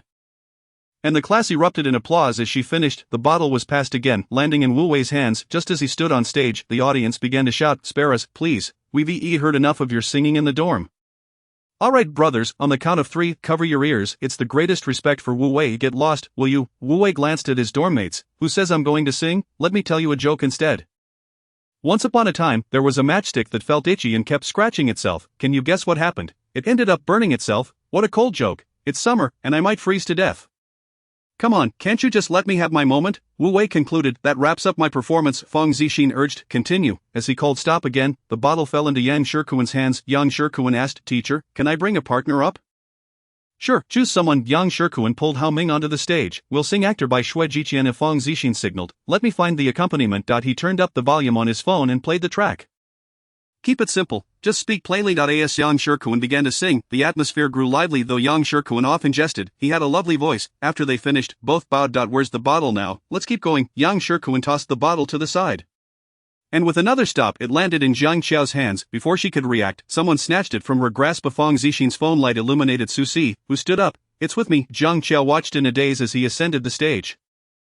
"Sing, sing," Yang Shikuan called enthusiastically from below. Zhang Qiao gazed at the boy on stage. Susi smiled. "Then I shall sing." Susi performed a heartfelt ballad, his deep voice resonating beautifully. Zhang Qiao exchanged a glance with him, her heart racing unexpectedly. As Susi descended, Yang Shikuan's applause was thunderous, almost to the point of breaking his hands. Had it been anyone else, the crowd would have clamored for another song, but they were too respectful of Susi to do so. Susi returned to sit beside Zhang Qiao. After a moment's hesitation, she finally asked, "Just now, it was in my hands, why did you go up in my place?" Susi replied nonchalantly, "Your voice was trembling. You claimed you weren't scared." With that, he leaned back in his chair, arms crossed. Zhang Qiao, her voice barely above a whisper, murmured, "Thank you." Susi turned his head to look at her. "Little stickler, you really do enjoy being stubborn." He paused, studying her for a moment. "What about now?" Zhang Qiao, momentarily taken aback by his query, finally understood he was asking if she was still afraid. She shook her head. "Not afraid now." Susie chuckled. This time, you're not being stubborn. Chapter 51. The class representative with Feng Zixin's announcement of "You may go back now." The students surged out of the classroom. Let's go. Xiao Xiao, Luo Xing said. Zhang Xiao replied, "Alright, see you later, little stickler." Zhang Xiao lifted her gaze to him. Goodbye. The early autumn evening breeze still carried warmth, and as Zhang Xiao watched the boy ahead of her, she felt a small chink in her heart being pried open. Another day had passed. It was Thursday, time to wake up. During the third period of Susie's sleep, Zhang Xiao finally roused him. Susie opened his eyes, still bearing the remnants of sleep. One couldn't help but notice that he appeared somewhat fierce just after waking. "What's wrong?" Susie inquired. Zhang Xiao whispered, "Our new English teacher is coming this period. You shouldn't sleep." Yang Shikuan, intending to check if Susie was awake, turned around only to find him slumped in his chair, looking quite drowsy. Susie glanced up. "What?" Yang Shikuan shook his head. Nothing. With that, he quickly turned back. Zhang Xiao, observing Susie's sleepy demeanor, asked, "Did you not sleep last night?" "I slept for 2 hours. I'm a bit insomniac." Zhang Xiao fell silent for a moment before suggesting, "You could take a warm shower before bed, drink some hot milk, or read a book that you find utterly boring." Susie glanced at the books in his drawer. "I'll give it a try tonight." The classroom door was gently knocked upon. A slightly plump boy entered, dressed in a white short-sleeve shirt, black three-quarter pants, and sporting white sneakers. "Hello, are you looking for someone?" "Me." Lu Rui pointed to himself, addressing the class. "I'm your new English teacher." Yang Shikuan whispered to Susie. If he hadn't said anything, I would have thought he was a high school student. Susie glanced at the individual at the podium, who indeed appeared to be no older than 20. Lu Rui wrote his name on the blackboard. "I am Lu Rui, and I will be your English teacher. I am 28 years old, and I have kids running around." Laughter erupted among the students. Lu Rui continued, "I am aware of your class's English proficiency. The foundation is decent. With some effort, I believe you can achieve better results next time." Wu Wei chimed in. "Teacher, you're the first to say we have a foundation." Yang Shikuan added, "Many teachers have claimed our class is hopeless, always at the bottom of the rankings, declaring us the worst class they have ever taught." Lu Rui chuckled. "Precisely, that's why your potential for improvement is immense." He then asked, "Could I have Zhang Xiao stand up? I'd like to see who she is." Zhang Xiao raised her hand, and someone from the class shouted, "Teacher, Zhang Xiao scored full marks last time. Even if our English is poor, it doesn't negate the fact that our class has the top scorer in the grade." Lu Rui Xiao remarked with a smile. "Very well, I have made my decision. The position of English class representative will be entrusted to classmate Zhang Xiao." "Zhang, my office is just upstairs." Zhang Xiao obediently replied. "Alright." Tao Guicheng patted his chest, exhaling in relief. Finally, this teacher hasn't just arbitrarily designated a student as the English representative. How could there be a representative whose English is failing? Wu Wei looked at him and said, "Aren't you that person?" Tao Guicheng shot him a glare and retorted, "Go away." Lu Rui's class was not rigid. He effortlessly engaged the enthusiasm of the students below. Upon hearing the bell for the end of class, he decisively tidied up the books on his desk. "Alright, this lesson has concluded. We shall discuss the remaining content in the next class. Class representative, please come to my office for a moment." I in the office. Lu Rui looked at Zhang Xiao before him. "In my eagerness to speak, I completely forgot to ask if you wanted to be the class representative." Zhang Xiao nodded. "I do wish to take on that role." Lu Rui smiled slightly. "That is splendid. Your responsibilities will include collecting their assignments and coming to me after class to inquire about the homework. If anyone is uncooperative, simply inform me." "Understood, thank you, teacher." "And now, today's assignment is to complete 2 additional pages of the materials distributed by the school. Please collect them before the second period of evening self-study. Remember to notify your classmates." "Alright." Lu Rui watched Zhang Xiao's departing figure, finding this newly appointed representative quite agreeable. With 2 or 3 minutes remaining until class, Zhang Xiao squeezed her notebook nervously before announcing, "The English homework consists of 2 additional pages of the materials provided by the school, due before the second period of evening self-study." "What?" A voice interrupted. "I didn't catch that. Could you repeat it?" Classmate Zhang. Susie sensed that Zhang Xiao had already exerted her utmost volume and impatiently reiterated, "The English materials from the school must be completed with 2 additional pages, due before the second period of evening self-study." The classroom fell silent. Susie inquired again, "Is there anyone who still hasn't heard?" The few who had previously claimed not to hear stammered in acknowledgement. After Susie finished, he lowered his head to continue playing on his phone. While Zhang Xiao looked at him and softly said, "Thank you. No need to mention it. Your voice is a bit soft. In the future, I can help you shout, or you can write it on the blackboard." During the 5th period, the teacher was unavailable, and it turned into a self-study session. Zhang Xiao was engrossed in her physics homework. Susie, unable to sleep, pulled out the book Zhang Xiao had lent him. After flipping through it for a while, he located the page they had seen together earlier. He Guosher entered from behind at some point, walking over to Susie's side. "Susie, this time I have caught you in the act. What are you reading? Let me see." As he spoke, he picked up the book from Susie's desk, glanced at the title, and declared, "You, come with me." Susie followed him outside. He Guosher began to lecture. "You all have no teacher in this class. Right, this self-study session is for doing assignments, not for reading extracurricular books. Have you finished your homework? Why are you idly reading when you have nothing to do? Susie remained silent. Higuacher scrutinized him. Are you even listening to me? I am listening, Susie replied. Higuacher, irritated by Susie's nonchalant demeanor, exclaimed, Susie, it's not that I want to scold you, but you really should focus on your studies. You're already in the second year of high school. Aren't you worried? How can you concentrate on this kind of extracurricular reading during class? Susie continued, leaning against the wall without responding. I am taking the book away, and you will write me a 1,000-word reflection. Susie suddenly interjected, You can't take the book. Higuacher shot a questioning glance at the book in his hand. Why can't I take it? Chapter 52. Punished together. Susie met Higuacher's puzzled gaze. There is no reason. You can punish me however you like, but please do not take the book. As soon as Susie finished speaking, he noticed Jiang Qiao emerging. He paused, intending to ask her why she was there. But heard Jiang Qiao say, Teacher, that book is mine. Yes, it's your book. Higuacher glanced at the book in his hand and then at Jiang Qiao. Yes, it is my book. If you must punish someone, then let it be me as well. Higuacher looked at the book he held. Very well, then you both will go clean the sanitation area downstairs for 3 days, Jiang Qiao replied. Alright. No, the book is being read by me, and it has nothing to do with her, just punish me. Higuacher looked at the two, somewhat irritated. One brought an extracurricular book, and the other read it. You both share responsibility. You're in the second year of high school, it's time to buckle down. If you've had your fun, how will you prepare for university? Do you think you can have fun in college? I've said it many times, do not read novels nor any other extracurricular books at school. If you have time to read those books, you might as well do a couple of math problems instead. You gain nothing from reading those books, but solving math problems might actually teach you something. Both of you need to reflect on this. Understood, Jiang Qiao softly replied. Got it. Susie wanted to say more, but as Higuacher prepared to leave with the book, he turned back and instructed them, clean thoroughly. I will check. The two returned to their seats, Yang Shikuan still processing what had just occurred. Asked Susie, did you get caught by Director He for playing on your phone? Susie replied coolly, no. Then what was it? An extracurricular book? Yang Shikuan continued to inquire. Did old He take your book? Yang Shikuan was about to ask more, but caught the look Susie shot him and promptly sealed his lips. Susie had the impression that Jiang Qiao had been unusually quiet since she returned. Although she was generally reserved, he thought that a diligent student like Jiang Qiao had likely never been scolded before. As she bent down to search for something, Susie noticed her head lowered and wondered if she had been reduced to tears from being scolded. After hesitating for a moment, he poked her sleeve. Jiang Qiao looked up at him, her expression somewhat bewildered. What is it? Susie studied her for a moment, assured that she had not cried. Are you out of your mind? He could have just punished me alone, yet you chose to come out and take the blame with me, because you were sleeping, and I woke you up. The book was given to you by me, so I should share the punishment. Susie regarded her obedient demeanor but chose not to argue. Then let us clean up together this afternoon. Jiang Qiao agreed. Alright. Susie thought to mention that he would reclaim the book later but decided to wait until he actually had it back to discuss it with her. In the afternoon, before dinner, Susie called out to Jiang Qiao, come back early. We need to clean up, okay? As Susie entered the classroom, he saw Jiang Qiao waiting at her desk. Haven't you eaten dinner? Jiang Qiao replied, I have. I brought food back. Susie glanced at the lunchbox beneath the desk, then picked up a broom and dustpan nearby. Let us go then, little nerd. The sanitation area was quite large, with many fallen leaves scattered across the ground. Susie handed the broom to Jiang Qiao and pointed ahead. This entire section is ours. Jiang Qiao observed the ground covered in leaves. Alright.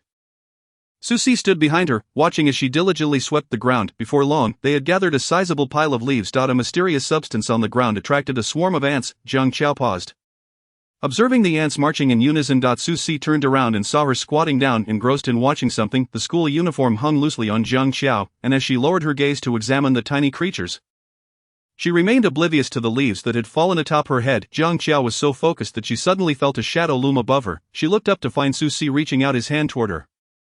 Jiang Qiao blinked in surprise at the outstretched hand, her eyelashes fluttering slightly. Susie removed the leaves from her head and tossed them aside. Are the ants down there fascinating, little nerd? They alright, she replied. Hearing her earnest answer, Susie couldn't help but chuckle. He crouched down beside her, joining her in observing the ants. It turned out to be a dead caterpillar that had attracted a large number of ants.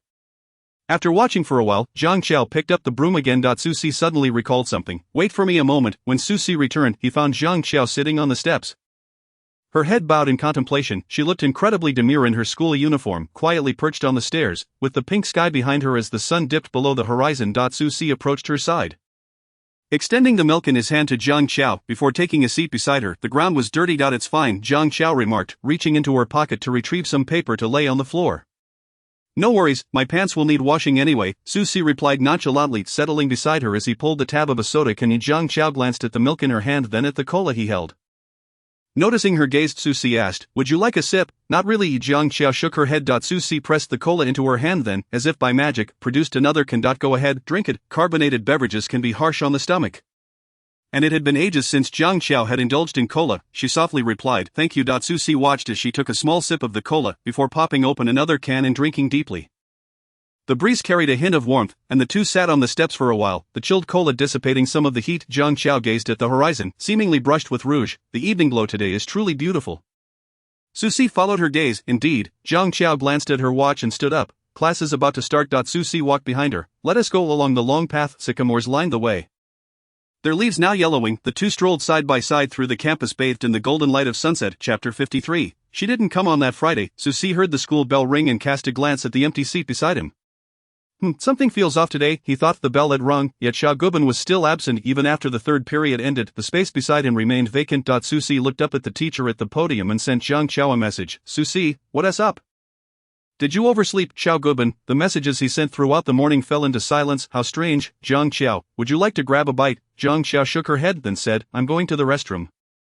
"I'll help you over," he offered. Jiang Chao declined. No need. Dressed in an oversized hospital gown, she appeared petite and frail, her usually rosy lips now pale. Supporting herself against the wall, Jiang Chao made her way to the restroom. Despite having nothing in her stomach, she couldn't help but retch, expelling the bile that had built up within. Tianling stood outside the restroom, her heart knotted as she listened to the sounds from within. Torn between wanting to go in and her hesitation, when Jiang Chao emerged, her face was even paler than usual. Tianling assisted her back to bed for a rest. "Jiang Chao, your mom made soup for you.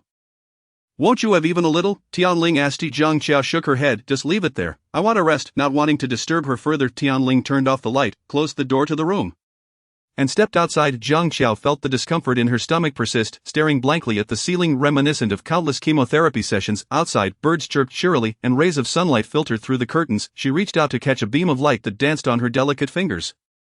Rising from her bed, she fully drew back the curtains. On the third floor, her room overlooked a tall tree, its top housing a bird's nest, the source of the sound she had just heard. She remained at the window for an indeterminate time before closing the curtains again. The room was plunged back into darkness, and Jiang Chao lay in bed, eventually succumbing to sleep. Susie pulled out his phone. Opening the chat interface to find his conversation with Jiang Chao still lingering on his morning inquiry, he closed his phone again, deducing she must have taken a leave of absence. Yang Shikuan noticed Jiang Chao's absence as well.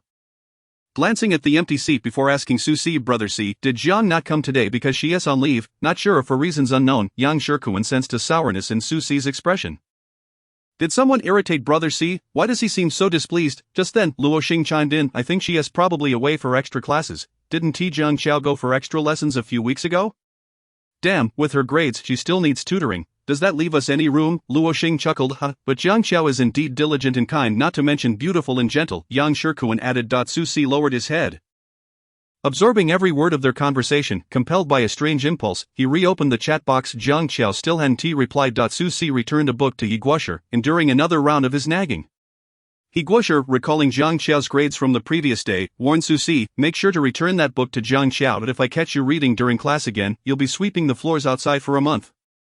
"Got it, I understand." In the afternoon, as school let out, the campus emptied. Susie grabbed a broom, preparing to head downstairs, only to have Yang Shikuan and Hao Ming follow suit with their own brooms.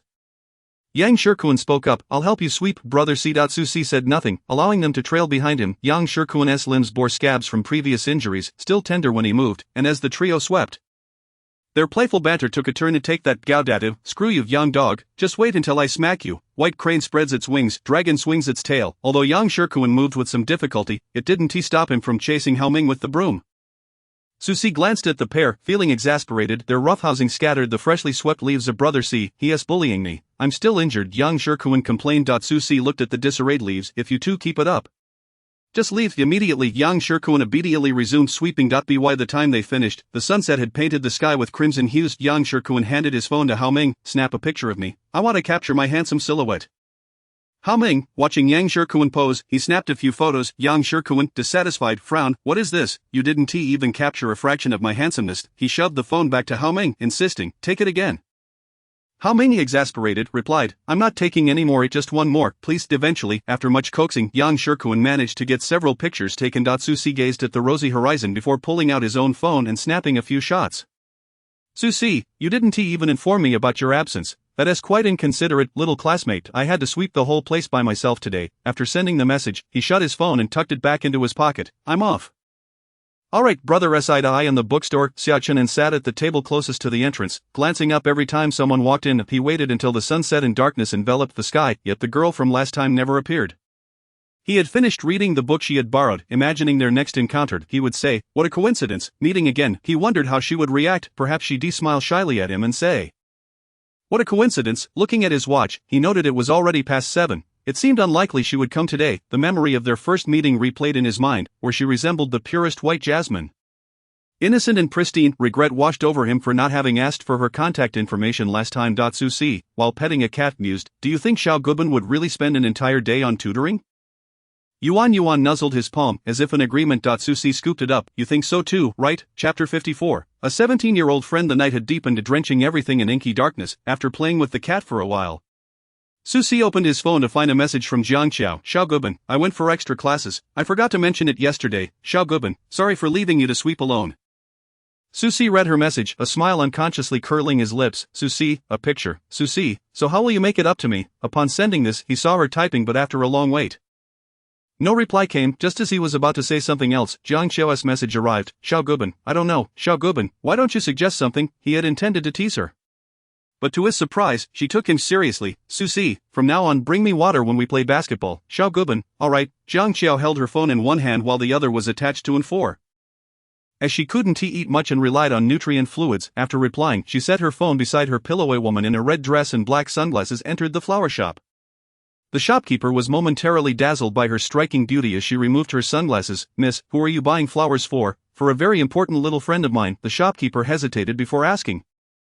May I ask how old this little friend is? We offer sunflower and snack-themed bouquets, perfect for kids. Jiang Zhixing replied earnestly. 17. The shopkeeper paused, processing the information. Then, what flowers would you like, miss? I desire to have a hydrangea in a delicate shade of lavender, accompanied by a touch of roses and bellflowers. Very well. Do you need it for tomorrow, or shall I prepare it right away? I require it immediately, and please ensure it looks appealing.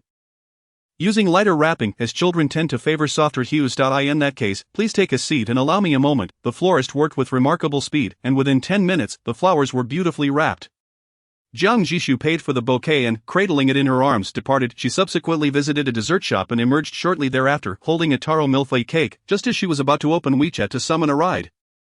A black car halted before her. The window gradually rolled down, revealing a familiar face, Yao Jinghe, who inquired, where are you headed? Jiang Zhishu was momentarily troubled by the difficulty of hailing a cab at this hour and replied, to the Municipal People's Hospital. Thank you, sir. Yao Jinghe opened the passenger door, glancing at the flowers she held, remarked, I thought you were off on a date. Jiang Zhishu laughed. What date? I have no boyfriend, though one might say I am off to a date with my little one. Little one, yes, my little one. Yao Jinghe suddenly leaned in closer, and Jiang Zhishu, taken aback by his proximity, found herself momentarily speechless. Yao Jinghe pulled the seatbelt from her right side, saying, it's inconvenient for you to buckle up while holding the flowers.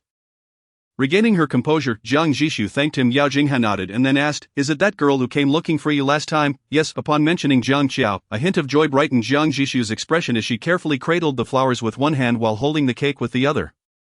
Throughout the ride, they exchanged no further words. Upon arriving at the hospital entrance, Yao Jinghe exited the vehicle first, took the flowers from her, and gently shielded her head as she stepped out. Jiang Zhishu accepted the flowers back from him, saying, thank you, I shall take my leave now. Very well. As Yao Jinghe watched Jiang Zhishu walk away, he shifted his gaze. The hospital door was softly knocked upon. Jiang Xiao, thinking it was Tianling, called out, come in. Jiang Zhishu entered, placing the bouquet on the cabinet beside her bed. Actually, Jiang Zhishu had just told her that she was still on duty, so her sudden appearance genuinely surprised her. Observing Jiang Xiao's pale complexion, Jiang Zhishu felt a pang of sympathy. You've suffered. Do you feel any better now? Not bad. After Jiang Xiao remarked, she glanced at the flowers beside her bed. They are truly beautiful. Jiang Zhishu raised the cake in her hand. I brought you a cake as well. I can't eat anything yet, so you'll have to eat it for me. Jiang Zhishu cast a wistful glance at the cake in her hand, then opened it, scooping a spoonful into her mouth. I'll eat it for you. Jiang Xiao's eyes curved into a smile as she watched her. Just then, Tianling pushed the door open and spotted Jiang Zhishu sitting inside.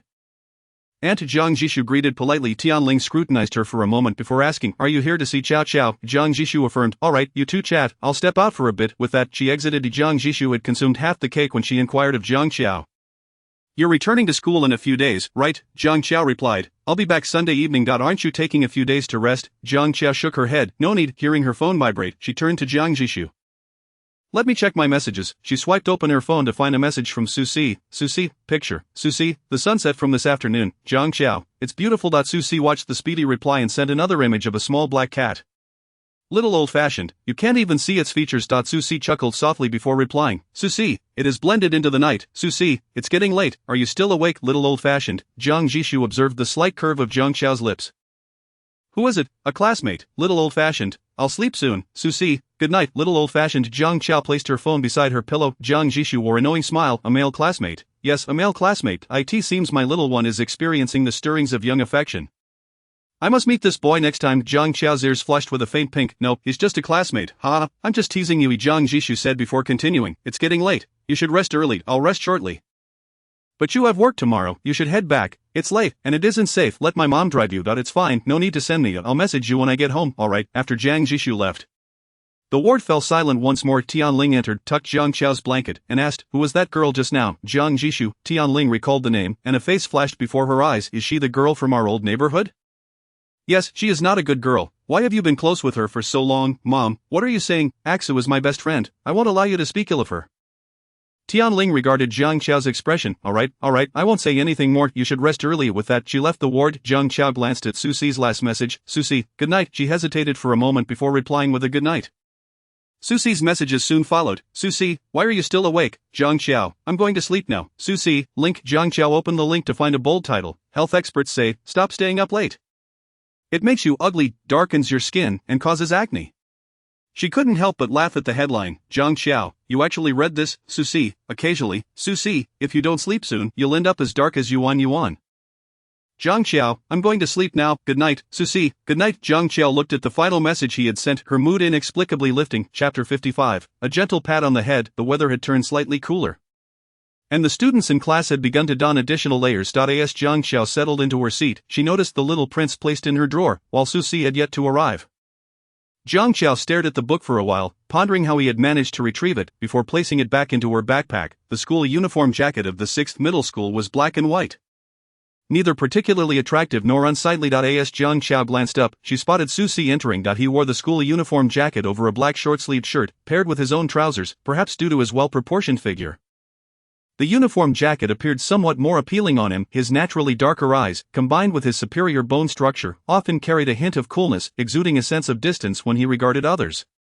Susie pulled out the chair and sat beside her. "I placed the book in your drawer. I saw. How did you manage to get it back?" "That's none of your concern. Suffice it to say, I have my ways." Susie chuckled lightly. "Did director he give you a hard time?" After contemplating the half-hour scolding he had endured in Guisher's office, Susie shook his head. "No." Jiang Qiao sighed in relief.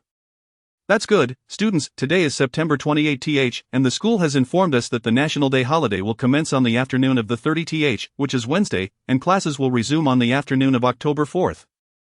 "Why is the National Day holiday only 4 days? Feng Zixin chuckled. "You are now in your second year. Does that mean the third-year students only get a day off?" "Indeed, this year's third-year students will only have 1 day of holiday." Feng Zixin continued. "However, shortly after the National Day holiday, the autumn sports meeting will take place, lasting 3 days. This time, our school will collaborate with 17th Middle School for the event, and it will be held at our school." "That's wonderful. I can see my friends from 17th Middle School. As long as we aren't in class, it's all good." Feng Zixin instructed the class to quiet down before announcing, "Let's begin the lesson. Luma, you may head back now." "Alright." "Qiao Qiao, is there anything else you want to eat this afternoon?" Jiang Qiao pondered and replied, "I want sweet and sour ribs." "Understood." Jiang Qiao watched Luma drive away until she was out of sight before preparing to enter the school.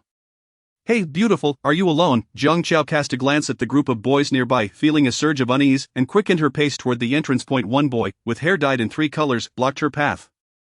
"I'm talking to you." Jiang Qiao had not anticipated encountering delinquents near the school. Today, Luma had arrived a bit late, and the parents had occupied the front spots, forcing her car to park further away. She bit her lip tightly and took a step back. "I don't know you. Whether you know us or not doesn't matter. I just want to be your friend," Kuji said. Jiang Qiao remained silent. "From the 6th middle school, huh, little sister?" Seeing her lack of response, Kuji glanced at her school badge. "Oh, indeed, from the 6th middle school, a good student. No wonder you look down on us, for some reason." The good student he referred to seemed entirely different from Susie's notion of a good student. Jiang Qiao summoned her courage. I don't look down on anyone. I need to attend class. Please let me go back. Ha, this little sister says she wants to go back. Should we let her? Kuji said, looking at the two boys beside him. The boy beside him styled his hair in a manner reminiscent of instant noodles. Upon hearing this, he scrutinized Jiang Qiao up and down. That one do, bro, it's my first time seeing such a stunning girl at number 6 high school. What do you intend to do? I can give you money. I really need to get back to class. Jiang Qiao clenched her fists tightly within her sleeves. Money, little sister, you must think too little of us, he retorted. We don't want money. I bear no malice, merely a desire to pursue a romantic relationship with you, little sister. Just as Keiji finished speaking, he was knocked down by a punch. How dare you? Su Xia's eyes glinted with a coldness that seemed to freeze the air around him. He exuded an aura of chilling intensity as he spoke, pulling Jiang Qiao behind him. Jiang Qiao, witnessing the figure guarding her, felt her heart skip a beat. Yang Shikuan had just pointed out to Su Xi. Isn't that Jiang classmate over there, when he suddenly noticed that the person beside him had vanished. The instant noodle-haired boy next to Keiji was about to curse but was stopped by Keiji. Struggling to rise from the ground, Keiji's right cheek swelled painfully from the blow he had just received. Wiping the blood from the corner of his mouth, he said, Is this the girl you fancy?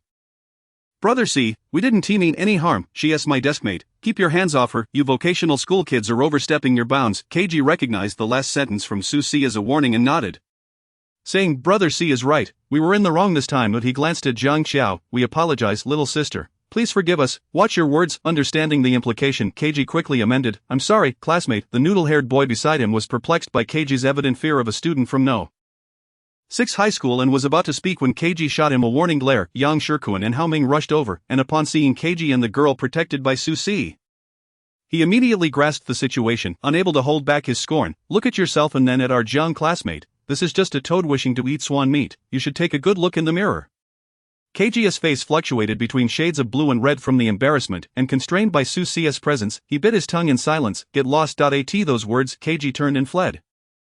Yang Shikuan shouted after him, Make sure we don't see you lot at the entrance of number 6 high school again. Once they were far enough away, the noodle-haired boy couldn't help but ask Keiji, Isn't he just a student from number 6, why be afraid of him? Keiji slapped him on the head. When I was hanging out with Wanggu from our school, I saw him pin Wanggu to the ground, beating him until he was covered in blood. He fights recklessly. Don't provoke him. He is not like any ordinary student. The noodle-haired boy shrank back in fear. Good thing I didn't say anything just now.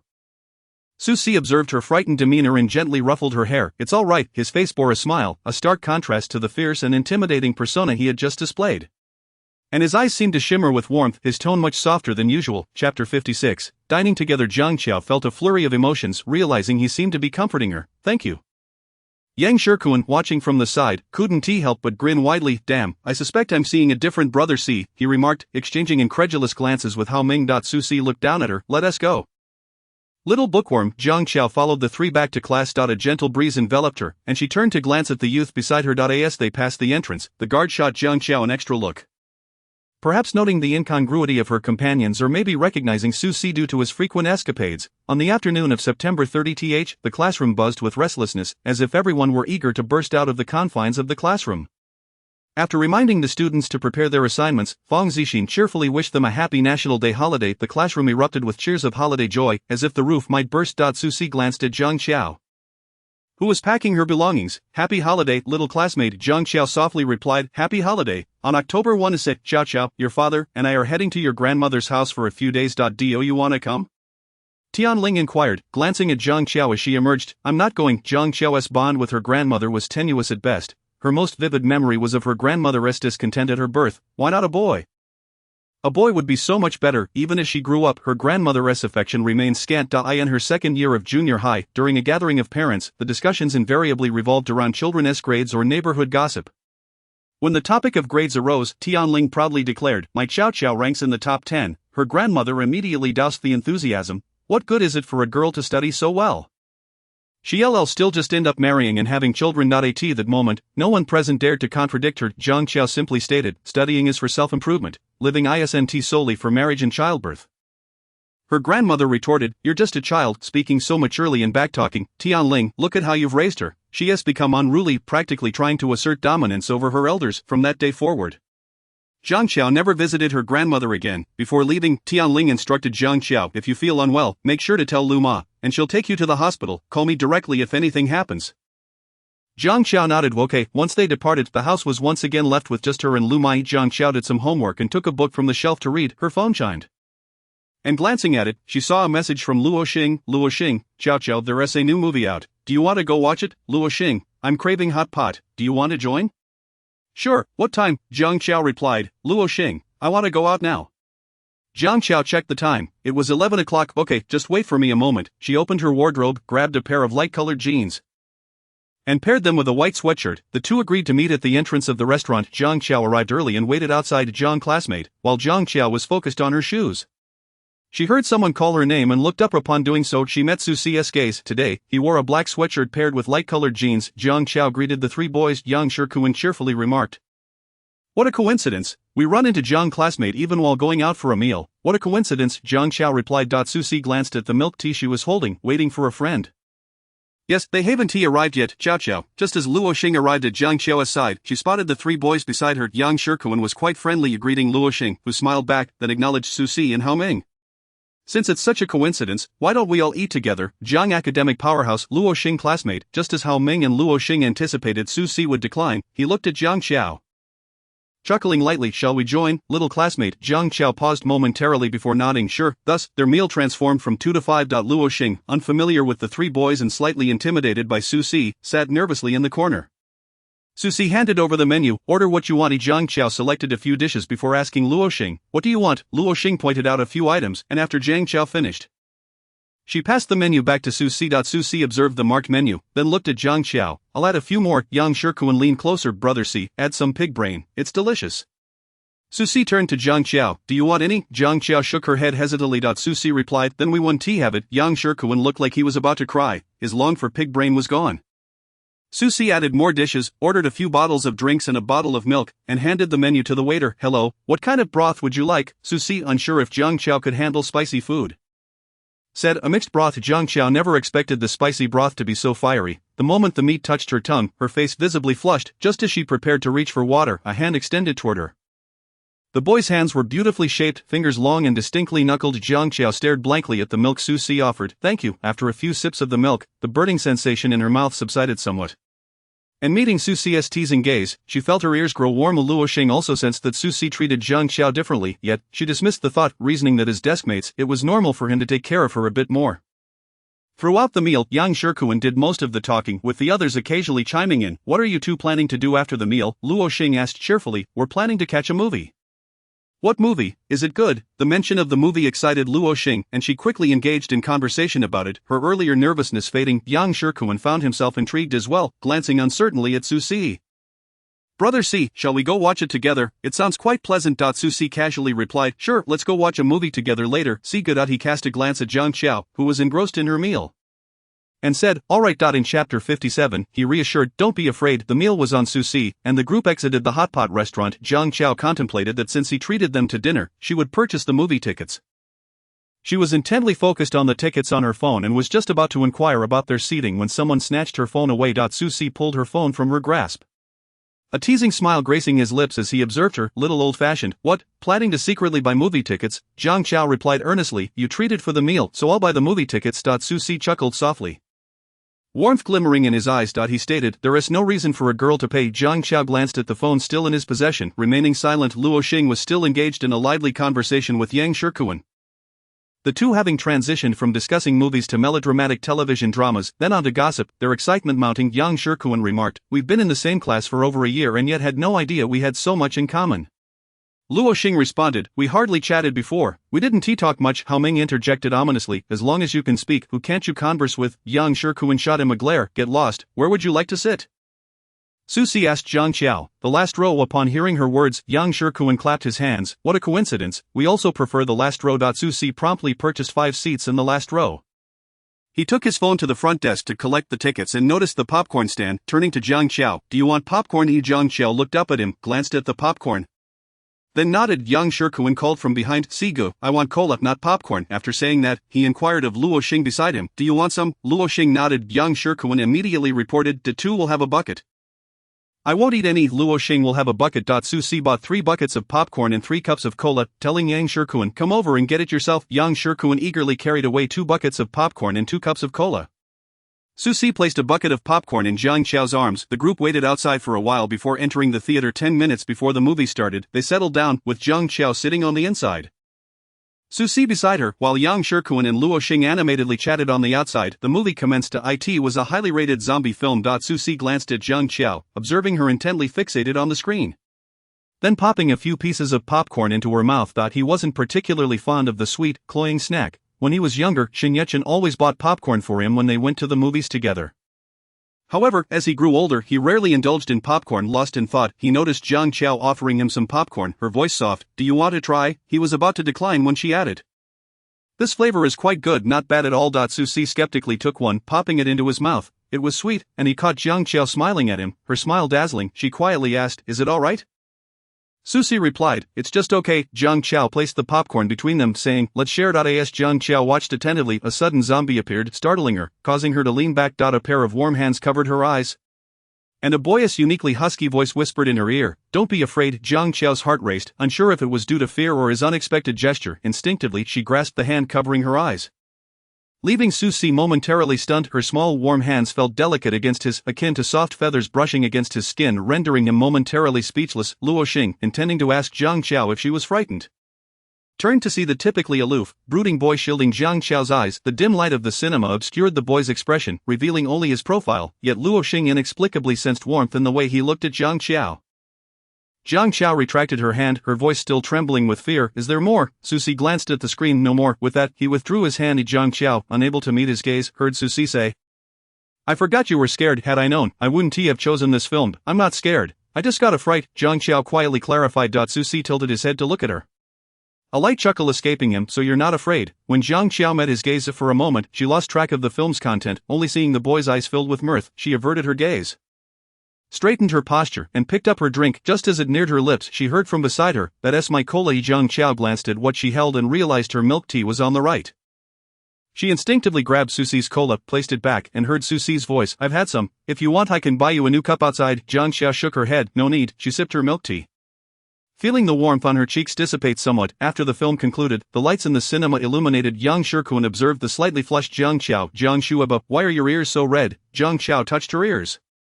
"I don't know, maybe it's the adrenaline rush." Yang Shikuan questioned. "Adrenaline?" Susie glanced at Jiang Qiao's flushed ears. She got startled. Yang Shikuan responded with an "Oh," still processing what adrenaline was, recalling it was mentioned in their biology book. By the time they exited the cinema, it was already past 7 in the evening. Luo Xing received a phone call and said to Jiang Qiao, "Qiao, I have to go. My mom is calling me home, saying my grandma has come over. Then let me see you off. No needs. Qiao. I'll just hail a cab back home." Luo Xing turned to Susie. "See good. I'll trouble you to take Qiao home." Susie replied with a simple Luo Xing hopped into a taxi, rolling down the window to wave goodbye to the group. Jiang Qiao waved back at her. Susie looked at Jiang Qiao. "It is past 7. Are you heading home now, little classmate?" Jiang Qiao shook her head. Yang Shikuan added, "Jiang Shuaba, are your parents strict with you? What time do they require you to be home?" "They're not home." Susie nodded thoughtfully at this. "Then let us hang out a bit longer. I'll take you home." Jiang Qiao noted the tone he used, akin to that of comforting a small child, and gently nodded. "All right." Chapter 58. The boyish true nature. Yang Shikuan initially suggested they go to KTV for karaoke, but then reconsidered, thinking that a quiet girl like Jiang Qiao might not enjoy such a noisy place. After much contemplation, he found himself at a loss for where to go. Jiang Qiao still held a half-finished bucket of popcorn in her arms, and Susie observed her dutifully cradling it, remarking, "If you're not going to eat it, just toss it. It can still be eaten. I don't want to waste it." Susie shot her a glance, finding her thriftiness somewhat amusing. Yang Shikuan asked Susie, "Go, where shall we go now? Should we grab a bite? Are you hungry?" Jiang Qiao shook her head. They had just finished eating around 3, and she felt no hunger. Yang Shikuan promptly replied, "Go." "I am not hungry either." However, upon catching the scent of a stall selling delectable meat pies, he was immediately entranced and eagerly urged the others, "This is really delicious. You must try it." Hao Ming chimed in, "If you want to eat, just say so. Don't make stuff up. I'm not interested." After Yang Shikuan's enthusiastic recommendation, he turned to Jiang Qiao and Susie. "See good, Jiang Shuaba, it's really good. Just try one. Come on, see good, give it a try." Jiang Shuaba. Ultimately, the 4 of them each ended up holding a pie. The old street was bustling with activity at night, filled with vendors selling flowers, snacks, toys, and offering manicures and phone screen protectors. A myriad of activities abounded. Yang Shikuan spotted a shooting game booth and excitedly exclaimed, see good, let us go play over there." Susie took the popcorn and unfinished milk tea from her hands, glancing at the pie she held, reminding her, "It's getting cold." Only then did Jiang Qiao take small bites of her pie, the vendor kindly providing a bag for her to hold the popcorn. Yang Shikuan spent 20 yuan on the game, managing to hit 6 out of 20 shots. The proprietor gifted him a small keychain. Hao Ming scoffed at him, "You're such a loser, young dog. Curse your mother, did too. If you're so skilled, why don't you give it a try?" Hao Ming took the gun from him and missed his first shot entirely. Yang Shikuan stood by, mocking, "Oh, who was it that just called me a loser? Look at you, you couldn't even hit the target on your first try. I'm better than you." Hao Ming shot him a glare. Ultimately, Hao Ming managed to hit 7 targets. Yang Shikuan retorted, "Don't get too smug. You only hit 1 more than me." Hao Ming replied, "That is still better than you. You're not impressive at all. Hitting 1 more target doesn't make you special. You're just a loudmouth." Listening to their banter, Jiang Qiao couldn't help but laugh, her eyes gleaming with mirth. Susi asked her, "Want to give it a try?" Jiang Qiao hesitated briefly before responding, "I don't know how to play. It is fine. Just give it a shot." Jiang Qiao placed her half-eaten pie on a nearby table, then took the gun Susi offered her.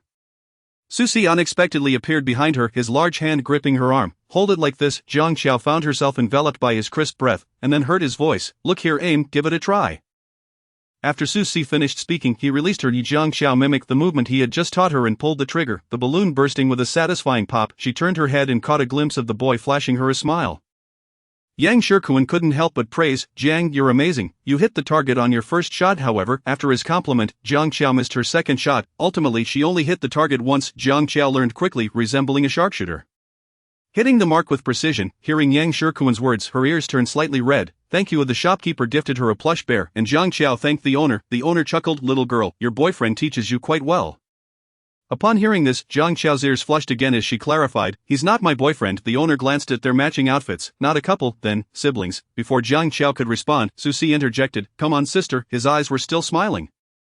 The owner laughed heartily. "You two have a wonderful sibling bond." Yang Shikuan was unable to contain his amusement. Once they had walked some distance, Jiang Qiao finally spoke, "Who is your sister?" "Alright, you're not my sister."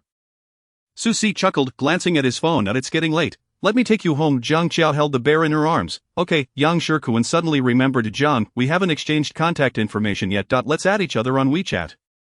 When it came to exchanging contact details, Jiang Qiao rummaged through her pockets only to realize her phone was missing. Susi smiled, pulling her phone from his pocket and handing it to her. "I took your phone earlier when you weren't looking." Jiang Qiao recalled that Susi had taken her phone away when he insisted on paying. Susi watched as she displayed her QR code for Yang Shikuan to scan. Hao Ming added, "I'll add you too." Yang Shikuan inexplicably felt a chill, sensing that Susi's gaze was a bit frosty towards him. It must be his imagination. Susi surely cared for him. Susi glanced at the bear in Jiang Qiao's arms. "Are you taking a taxi?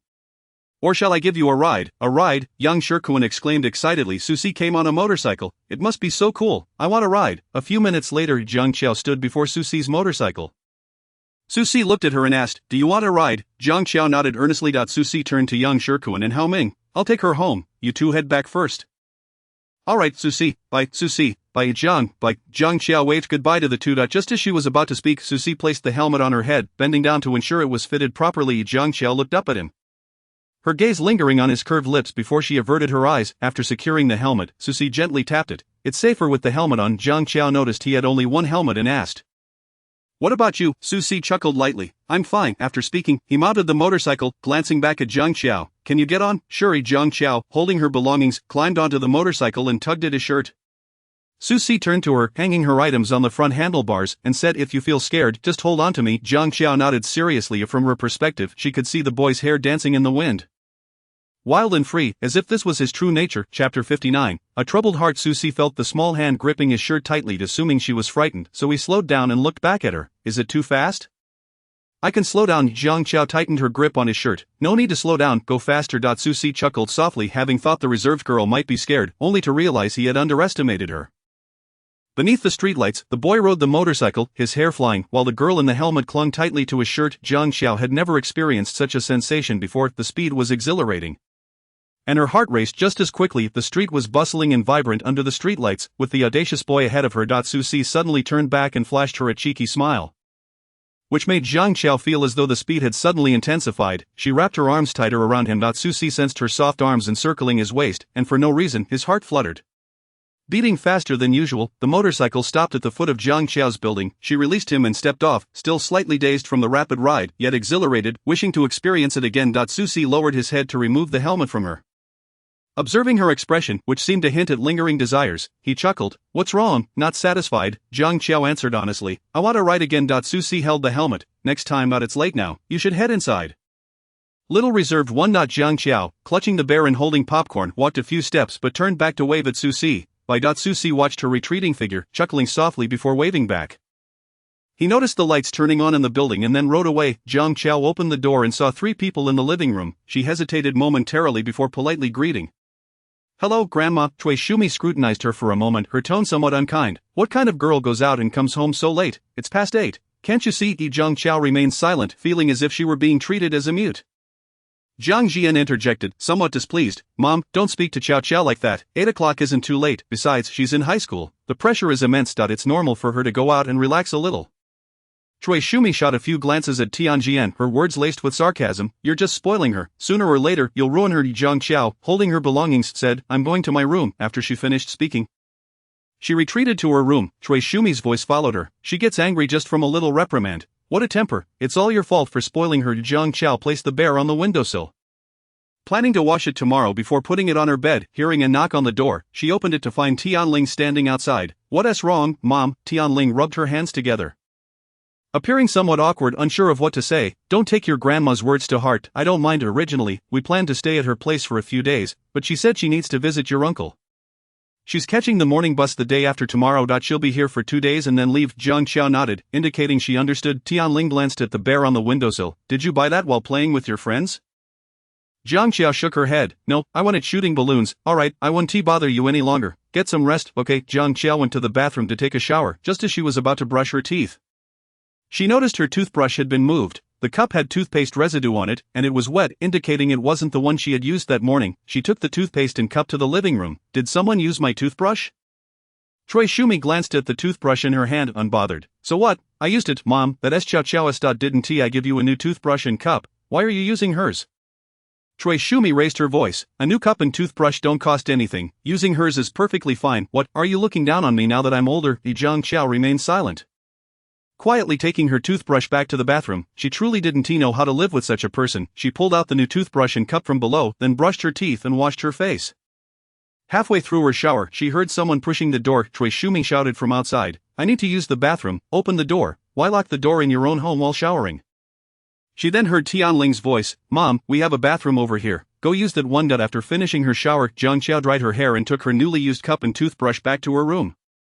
She poured herself a glass of warm water and took a few sips. Opening her phone, she saw a message from Susie. Susie, why didn't you say anything when you got home?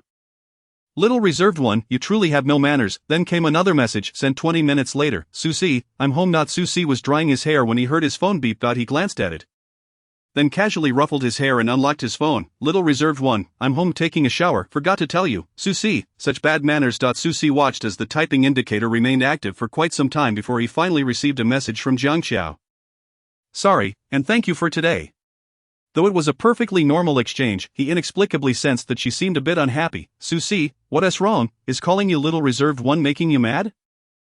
Not happy, little reserved one. I'm not mad. Susie, let me show you my cat. Susie, video. Zhang Qiao watched the little cat eating fish, unable to help but smile as she replayed the video several times. Susie, you really seem unhappy. Little traditionalist. There is no unhappiness. I am simply admiring your cat, which is utterly adorable. Susie has sent over several more videos. Zhang Qiao has yet to respond. Though I noticed the doorknob being jostled a few times, Cui Shumi's voice resounded at the door. What are you up to in there? You even locked the door. Zhang Qiao opened the door. What's the matter? Cui Shumi cast a few glances around her room and made to enter. It's wasteful to sleep in 2 rooms. I shall sleep with you tonight. Zhang Qiao neither agreed nor disagreed but stood at the threshold. Observing her, Tianling, hearing the commotion, opened the door. Oh my, why are you out here? Cui Shumi pointed at Zhang Qiao. It's too wasteful to occupy 2 rooms. I want to sleep with her. Just look at her. Isn't she refusing to let me in? Chapter 60. Do you still prefer me to call you little traditionalist? The guest room has been tidied up for you. Mom, why are you squeezing Zhang Qiao into 1 room? I am concerned about the electricity bill. It won't consume much electricity overnight, and besides, Zhang Qiao might need to study later. You should sleep in the guest room. Mom, Cui Shumi scoffed. Study? What good is studying? In the end, she'll be just like your father, a short-lived species. Zhang Qiao listened in silence to their exchange, and upon hearing these words she felt as if plunged into an icy abyss. She had always evaded this topic, yet it was now laid bare before her, and it was her own grandmother who had the audacity to declare her a short-lived being. Mom, Jiang Qiao is your own granddaughter. Regardless of your feelings towards her, you cannot speak like that. Such words are utterly excessive. Finally breaking her silence, Jiang Qiao spoke. She is not wrong. Her tone was flat as she continued. I may not have much time left, so I wish to live each remaining day joyfully doing what I love and nothing more. Tianling suddenly grew flustered. Jiang Qiao, please don't say that. The doctor mentioned there is still a chance for recovery. Jiang Qiao's expression remained calm. That is merely a way to comfort people. Life, aging, illness, and death are inevitable for everyone. She then turned to Cui Shumi. I understand that you do not like me. That is fine, I do not like you either. I need to rest now, so please leave. With that, Jiang Qiao shut the door. Look at her, how rude. Is this how you raised her? Is this how she speaks to her elders? And she claims not to like me, yet speaks to me in such a manner. Oh dear, this is outrageous. It infuriates me to no end. Tianling, having overheard her words, felt a surge of anger. Mom, you were the one who spoke excessively just now. Perhaps you should say less. Say less. I refuse. I shall speak my mind. The clamor at the door soon dissipated, likely as Cui Shumi was pulled back into the guest room. Jiang Qiao stared at the hourglass on the table and then flipped it over, watching the fine blue sand trickle through the narrow opening into the bottom chamber. Life is akin to an hourglass.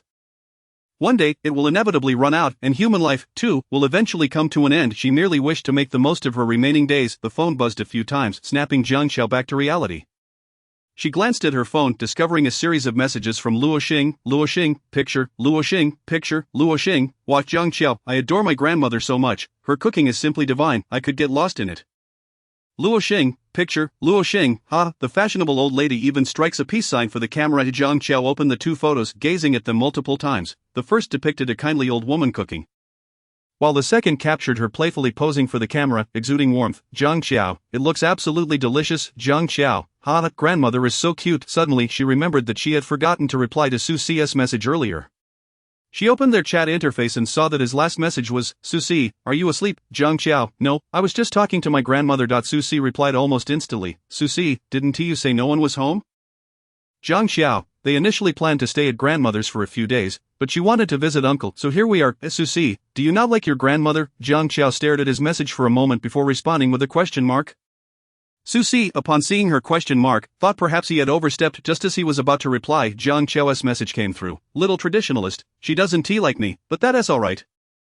I don't like her either. Su Ci, you are right to think that way. It's the same with my dad. He doesn't care about me, so why should I care about him? Su Ci reflected on his own message, realizing that, despite her words, Jiang Qiao must still feel some concern. Su Ci, should we pay her a visit? Jiang Qiao looked at his message, still processing its meaning when a video invitation popped up. She accepted it. A black cat appeared on the screen, and she couldn't help but smile, her eyes crinkling with joy. Yuan, observing Jiang Qiao on the screen, seemed intrigued and reached out a paw to tap at the screen, only to find it unresponsive. Meowing in confusion, Jiang Qiao turned her gaze to Su Ci, who gently scratched the cat's head. Do you like it? The youth's features were adorned with a smile. Clad in a black long-sleeve shirt, his striking bone structure complemented by a prominent nose, as he fondled the cat nestled in his arms. Once it sees something appealing, it becomes entranced. You truly are a little flirt. Yuan mewed a few times, appearing somewhat aggrieved. Su Ci, noticing Jiang Qiao's smile, addressed her. It seems to like you quite a bit. It was terrified of me when we first met. Jiang Qiao glanced at Yuan on the screen. It must like you, otherwise how could it have followed you home? That made sense. Su Ci observed Jiang Qiao on the screen. Usually, her hair was tied up, but now it cascaded gracefully over her shoulders, and she wore a light pink pajama set, her eyes twinkling with mirth. Jiang Qiao inquired about how he fed the cat when he wasn't home. Su Ci looked at the cat in his arms. Before I leave, I always leave food in its bowl, and I feed it again when I return at night. Jiang Qiao recalled watching it devour fish, its tail flailing about, and couldn't help but chuckle. Yuan meowed a few times. It's time for bed, little traditionalist. Even it says you should go to sleep. Alright, good night. And it too, good night. Su Ci chuckled softly. Good night. You little heartless one. Jiang Qiao couldn't resist asking, why has my name changed again? Do you still prefer me calling you little traditionalist? Then good night, little traditionalist. Jiang Qiao promptly ended the call. She revisited the videos Su Ci had sent earlier and, as she watched, a smile broke upon her face once more. Yuan was drinking water, and perhaps due to its head being too heavy, it plunged its face into the bowl. Su Ci laughed as he pulled it out. The second video captured Yuan once again drinking, only for its face to dive into the water bowl a second time. While Su Ci's laughter rang out unabashedly beside it, listening to his cheerful laughter, Jiang Qiao found herself subtly smiling. Chapter 61, Protective Instincts. A few scattered stars twinkled in the sky. Jiang Qiao heard rustling sounds at the door. Setting her book down, she lifted her gaze to the entrance, where a sliver of white peeked through the bottom of the door. She often felt as if someone were spying on her. A most uncomfortable sensation. Placing her book on the table, she switched off the lamp and lay down on her bed. The rustling sound soon ceased. Without needing to think, she knew who was at the door. Early in the morning, Cui Shumi had risen and approached Jiang Qiao's door. Just as she was about to knock, the door swung open. The two exchanged a glance. Jiang Qiao remained silent, nearly walking past her while holding the cup and toothbrush she had brought into her room. "Oh dear, you child, are you wary of me? What does it mean to bring your cup and toothbrush into your room?" Jiang Qiao merely glanced up at her and replied coolly, "There are many bacteria in the mouth. Using the same toothbrush can lead to oral infections and is unsanitary. Well, when I was a child, I chewed food and fed it to your mother. How come she never caught any bacterial infections?" Jiang Qiao recognized the futility of reasoning with her and chose silence, instead bypassing Cui Shumi to brush her teeth in the bathroom. Tianling, somewhat exasperated, remarked, "Mom, why bring this up? That was ages ago. We are in the 21st century now, and feeding someone chewed food is inherently unsanitary, let alone sharing a toothbrush. But I raised you and your brother just fine that way, and nothing happened to either of you. Times have changed, Mom. You all just think I'm old and out of touch with the times." Tianling felt a blend of frustration. "Breakfast is ready. Let us eat first." Jiang Qiao drank a glass of milk and had a few steamed dumplings before putting down her chopsticks. Tianling, observing her minimal consumption, couldn't help but ask, "Are you full?" Jiang Qiao, "Would you like something else? There are still yocho and buns." Jiang Qiao shook her head. "I'm full." After saying this, she returned to her room. She locked the door from the inside, donned earplugs, and began her homework. After completing 2 sheets of exercises, she paused her writing. Hearing a knock at the door, she got up to open it.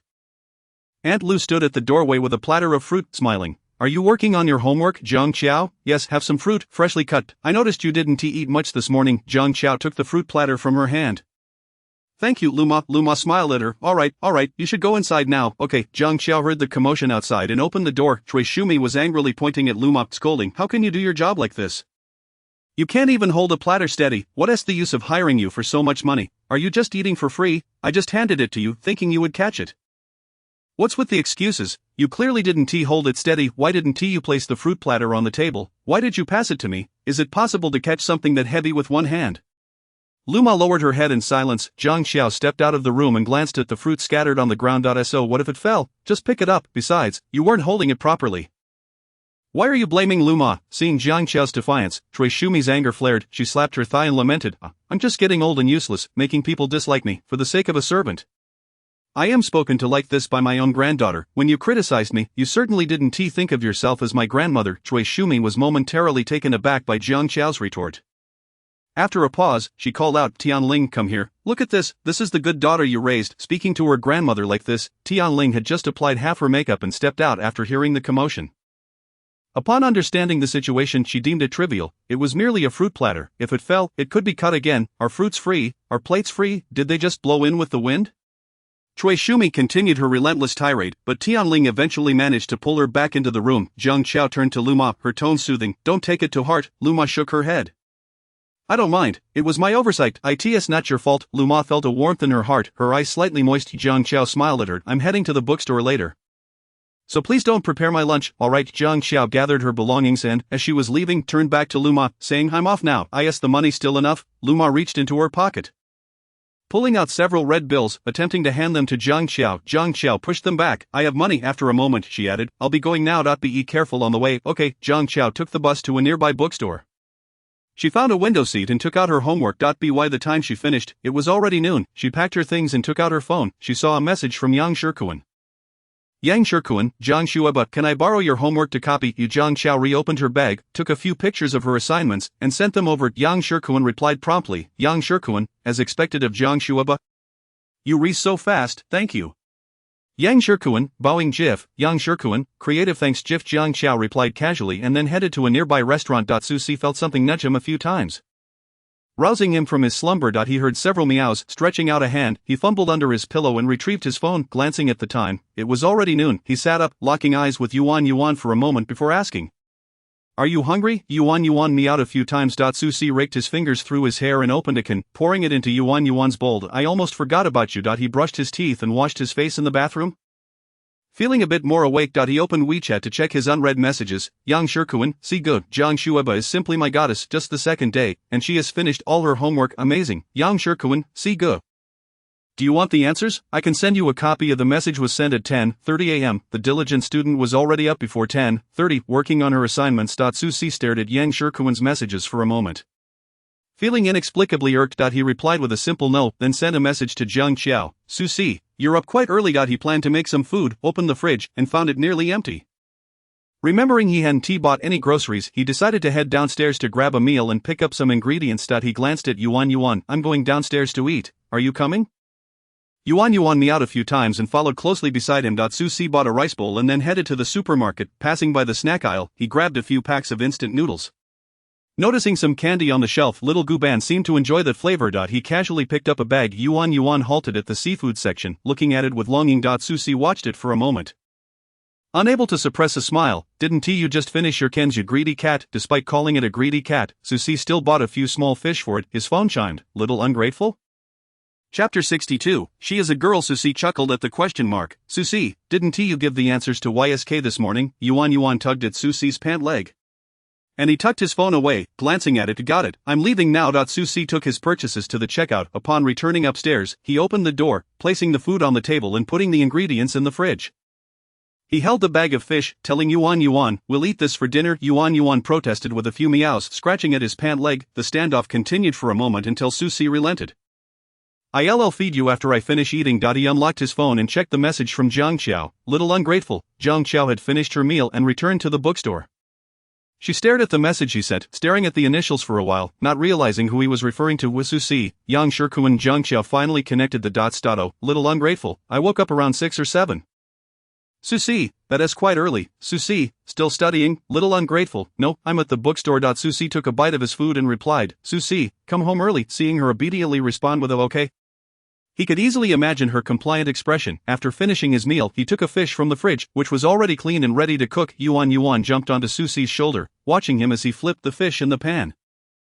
Susie felt the weight on his shoulder and turned to meet a black face. He reached out to rub its head. He placed the cooked fish in Yuan's bowl. You really are a greedy cat. By the time Zhang Qiao returned home, it was already evening. Lu Ma emerged from the kitchen, wiping her hands. Xiao, have you had dinner? There is soup simmering on the stove, you should have a little.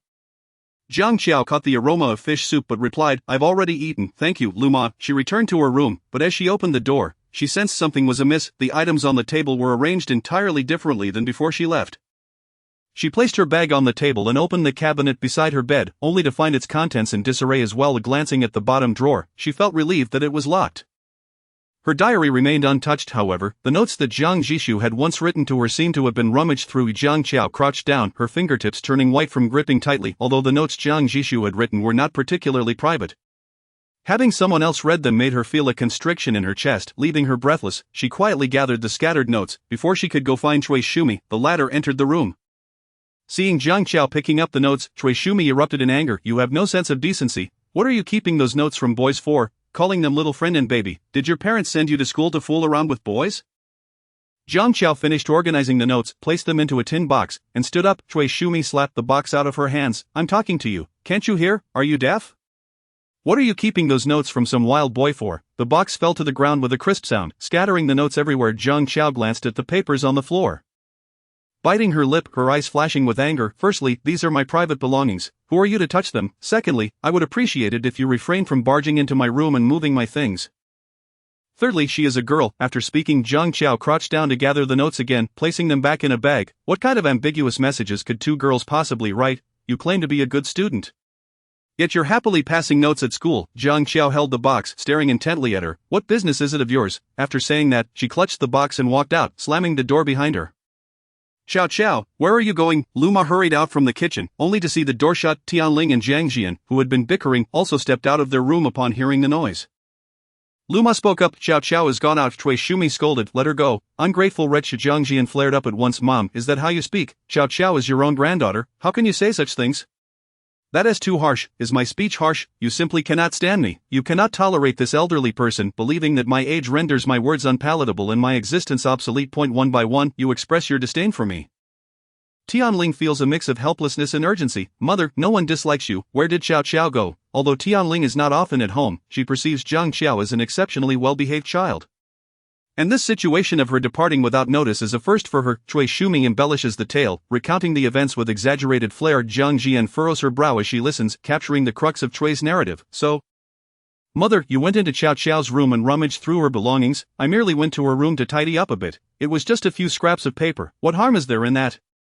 Treating her like a treasured possession, and yet she takes offense at a few words and runs away from home. Perhaps it would be best if she never returned, ideally perishing in the outside world. Jiang Jian, displeased by this sentiment, retorts, regardless of the circumstances, as a matriarch, you should not invade others' privacy. Mother, Xiao Xiao is still in her adolescence. How could you so carelessly inspect her belongings? Furthermore, your last statement was utterly excessive. What do you mean by dying outside? Upon hearing this, Cui Shumi begins to wipe her tears, grasping Tianling's hand as she laments. Look at the words she uses, to speak to me in such a manner for the sake of a younger generation. It is no wonder she is so headstrong. Backed by you, her father, all these years, we have not been home, and we owe a debt to Xiao Xiao. She is so understanding that it tugs at the heart. We are so busy doting on her that it cannot be said that we indulge her as you claim. Very well, if you all dislike me and harbor resentment, I shall take my leave. I will pack my belongings and depart immediately. Jiang Jian, now incensed, responds, if you wish to leave, then go ahead. Hearing this, Tianling feels a surge of anger. How can you speak to mother like that? Even if she is in the wrong, you cannot simply let her leave. It is late at night. Where would you have an elderly person go? Jiang Jian cannot help but interject. And what about Xiao Xiao? A minor, where could she possibly go at such an hour? Chapter 63, running away from home. Jiang Xiao, cradling a small box, is uncertain of how far she has wandered when she finally halts. A young child swings on a seesaw, his short legs kicking back and forth, while a gentle-looking woman stands behind him, pushing him along. After a time, she extends her hand towards the child. Darling, it is late, we must return home. As Jiang Xiao observes the two hand in hand, she momentarily drifts into thought. Little sister, you should return home soon, otherwise, your mother will worry. The woman suddenly calls out to Jiang Xiao.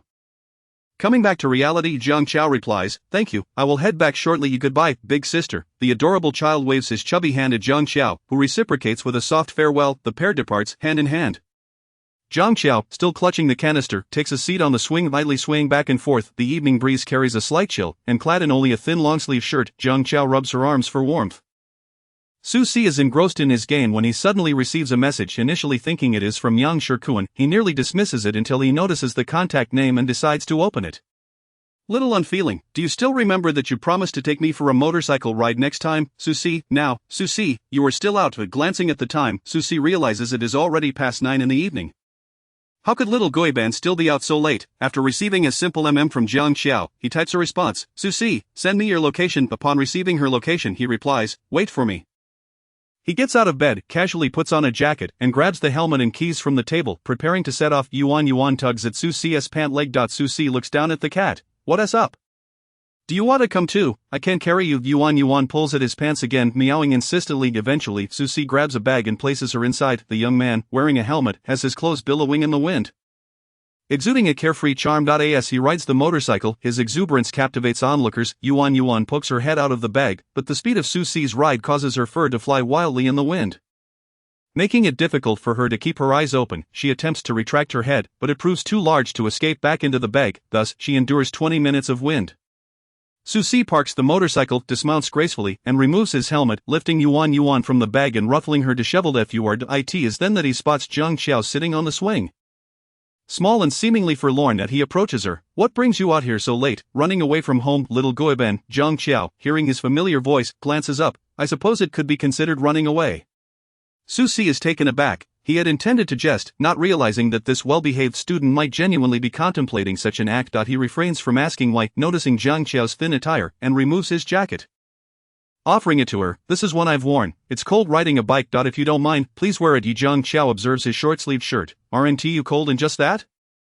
I am not afraid of the cold, my health is robust. Su Si takes the box from her hands as she obediently puts on the jacket, which, while fitting him perfectly, hangs excessively large on her.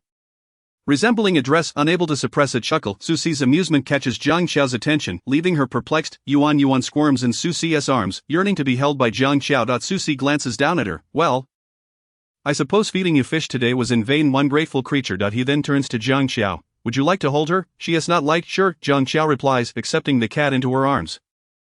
The little feline, soft and pliable, behaves obediently in her embrace, nuzzling against her palm. Su Si lowers his head to speak with Jiang Xiao. Let us go for a ride. Jiang Xiao, cradling the cat, follows closely behind him. Su Si glances at his helmet. There is only one helmet, you'll have to wear it. He bends down to place the helmet on Jiang Qiao's head. His long fingers deftly fastening the strap with utmost seriousness. All done, Jiang Qiao responds with a simple "Okay, now hop on." Jiang Qiao mounts the motorcycle and grasps the hem of his shirt. Susie glances back at the cat nestled in her arms. Hand her over. I'll put her in my bag. Yuan is reluctantly taken from Jiang Qiao and hung on the handlebar. What a spoiled cat, she can't bear to let go when someone is around. Susie also places the small metal canister into his bag. Jiang Qiao asks, "Is it alright for her to hang there?" Susie reassures her, "It's fine, just hold on tight."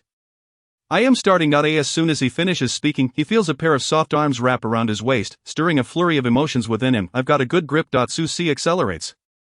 And the speed quickens. Jiang Qiao's heartbeat, the scenery rushes past, and amidst the thrill and tension, her spirits begin to lift. Susie halts the motorcycle beside a bridge, removing Jiang Qiao's helmet. Do you feel a bit happier now? Jiang Qiao, momentarily dazed, nods earnestly, breaking into a smile. When she smiles, her eyes curve delightfully, resembling crescent moons. In that moment, Susie perceives her as exceedingly well-behaved. He retrieves a bag of candies from his bag, as you said. Eating candy can bring happiness, have some. Jiang Qiao accepts the candy from him, her eyes curving in delight once more as she opens the bag and offers him a piece. You should have one too.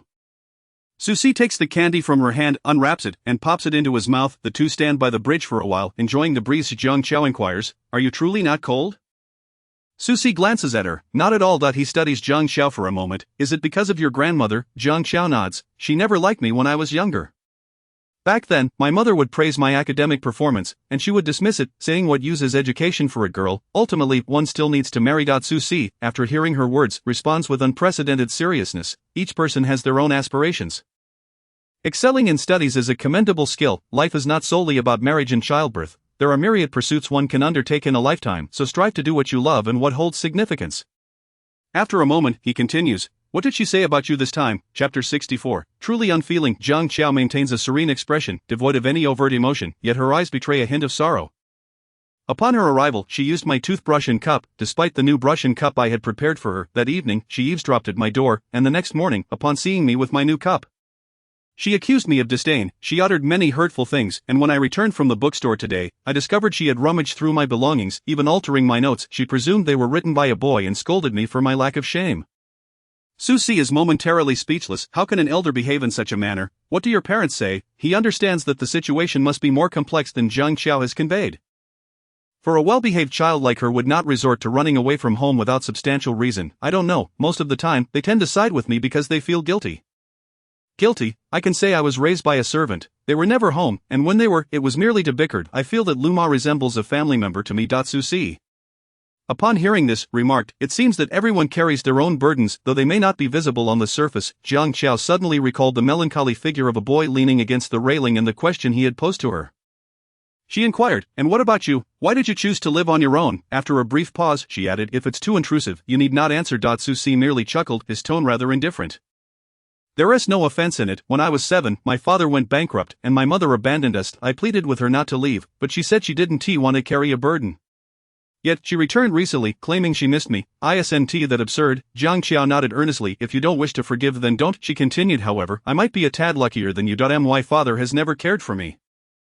But there was someone who once cherished me dearly, though she, too, is no longer with us." He observed Jiang Qiao extending her hand towards him, revealing yet another piece of candy. Susie couldn't help but laugh.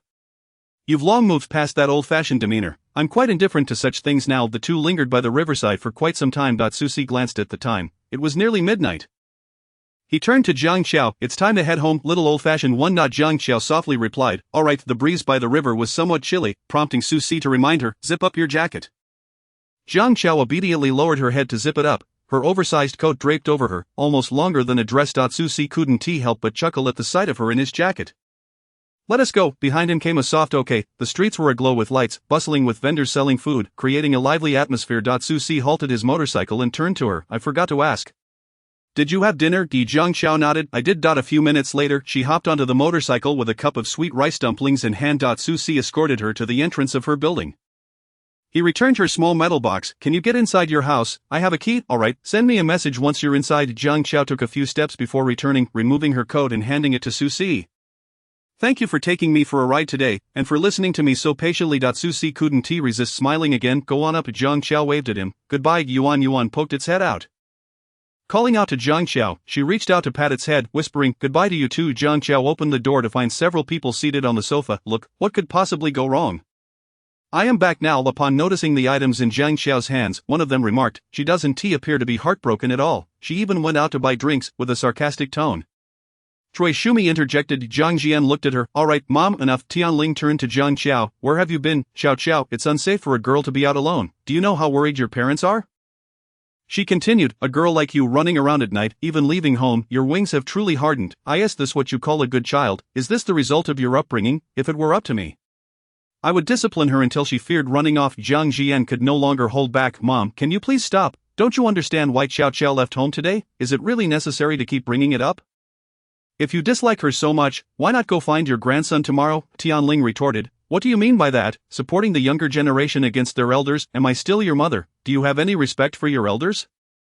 She went out at night, and I scold her a little. Is that so wrong? Your daughter is your precious gem. A few scoldings and you're already feeling sorry for her," Zhang Xiao observed as the three of them were about to argue again. Her expression calm. "I'm going back." She didn't care whether they heard her or not. She turned to leave. Just then, Lu Ma entered through the door, glancing at Zhang Xiao. "You're back, Xiao Xiao." Zhang Xiao looked back at Lu Ma, whose hair was somewhat disheveled, and replied, "I just went out for a stroll. You should head back to rest." After saying this, she returned to her room and locked the door behind her. The cup of sweet rice dumplings still retained some warmth, and Zhang Xiao drank nearly half of it. Su Si held Yuan, pondering. "Do you think she got in? She hasn't sent a message saying she is home." No sooner had he spoken than his phone chimed. Upon checking, he found it was China Unicom. Just as he was about to put his phone away, it rang again. This time, it was Zhang Xiao. "Zhang Xiao, I'm inside." "Susi, good." Zhang Xiao assumed he was still on the road and, upon seeing his simple reply, pulled back the curtains to glance downstairs, where she indeed spotted the boy in a black coat.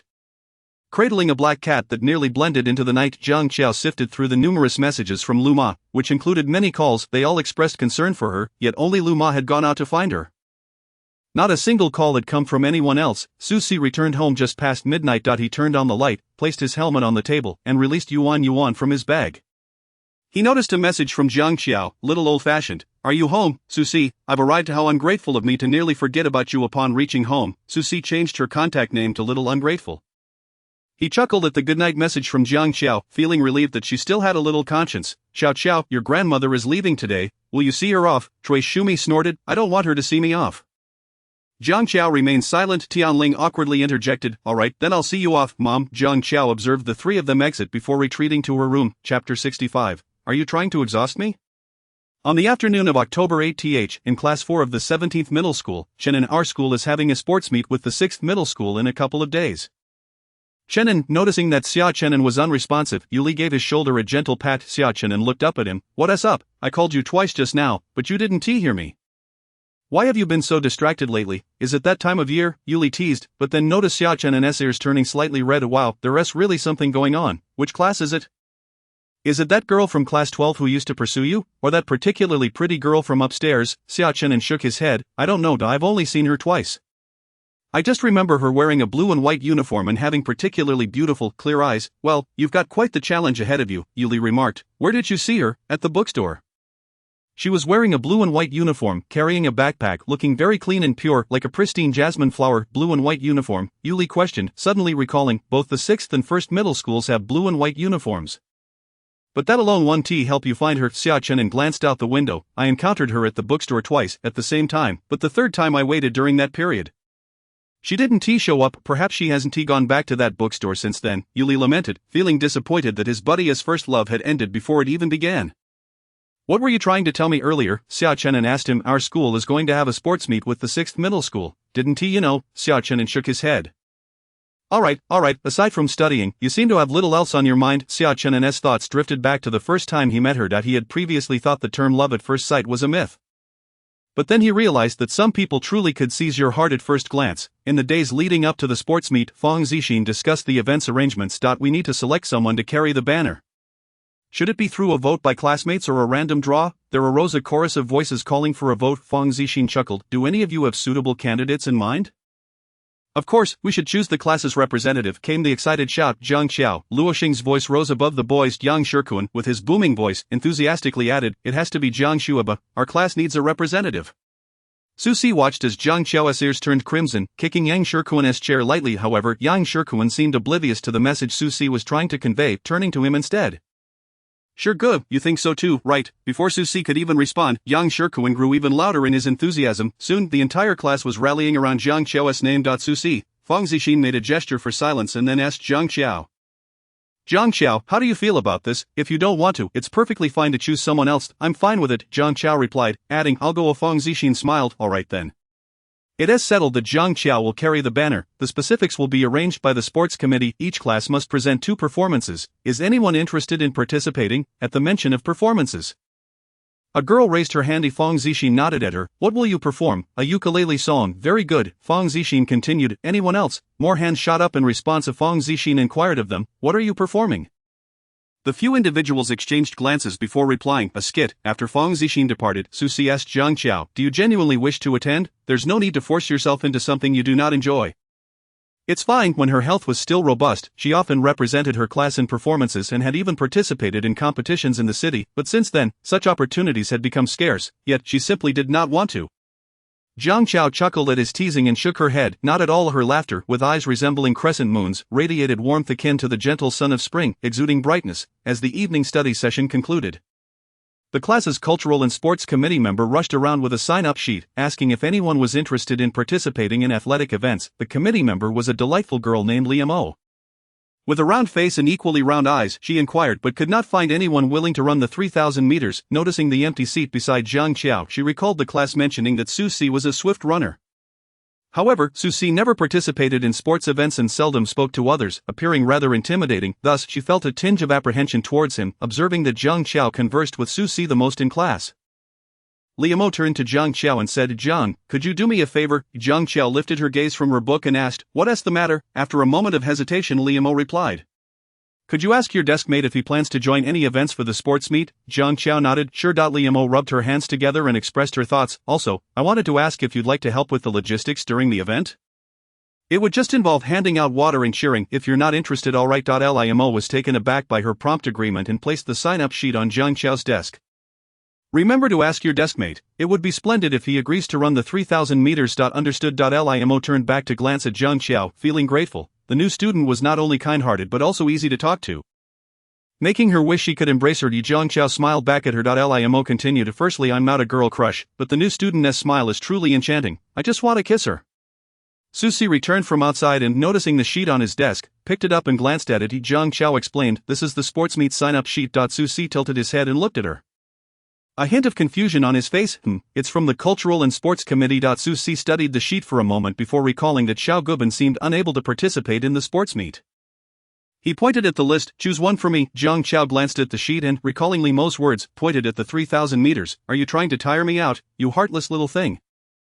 Just as Zhang Qiao was about to suggest a different event, she saw him grab the pen from her desk and mark a check next to the 3,000 meters. 3,000 meters felt a bit excessive.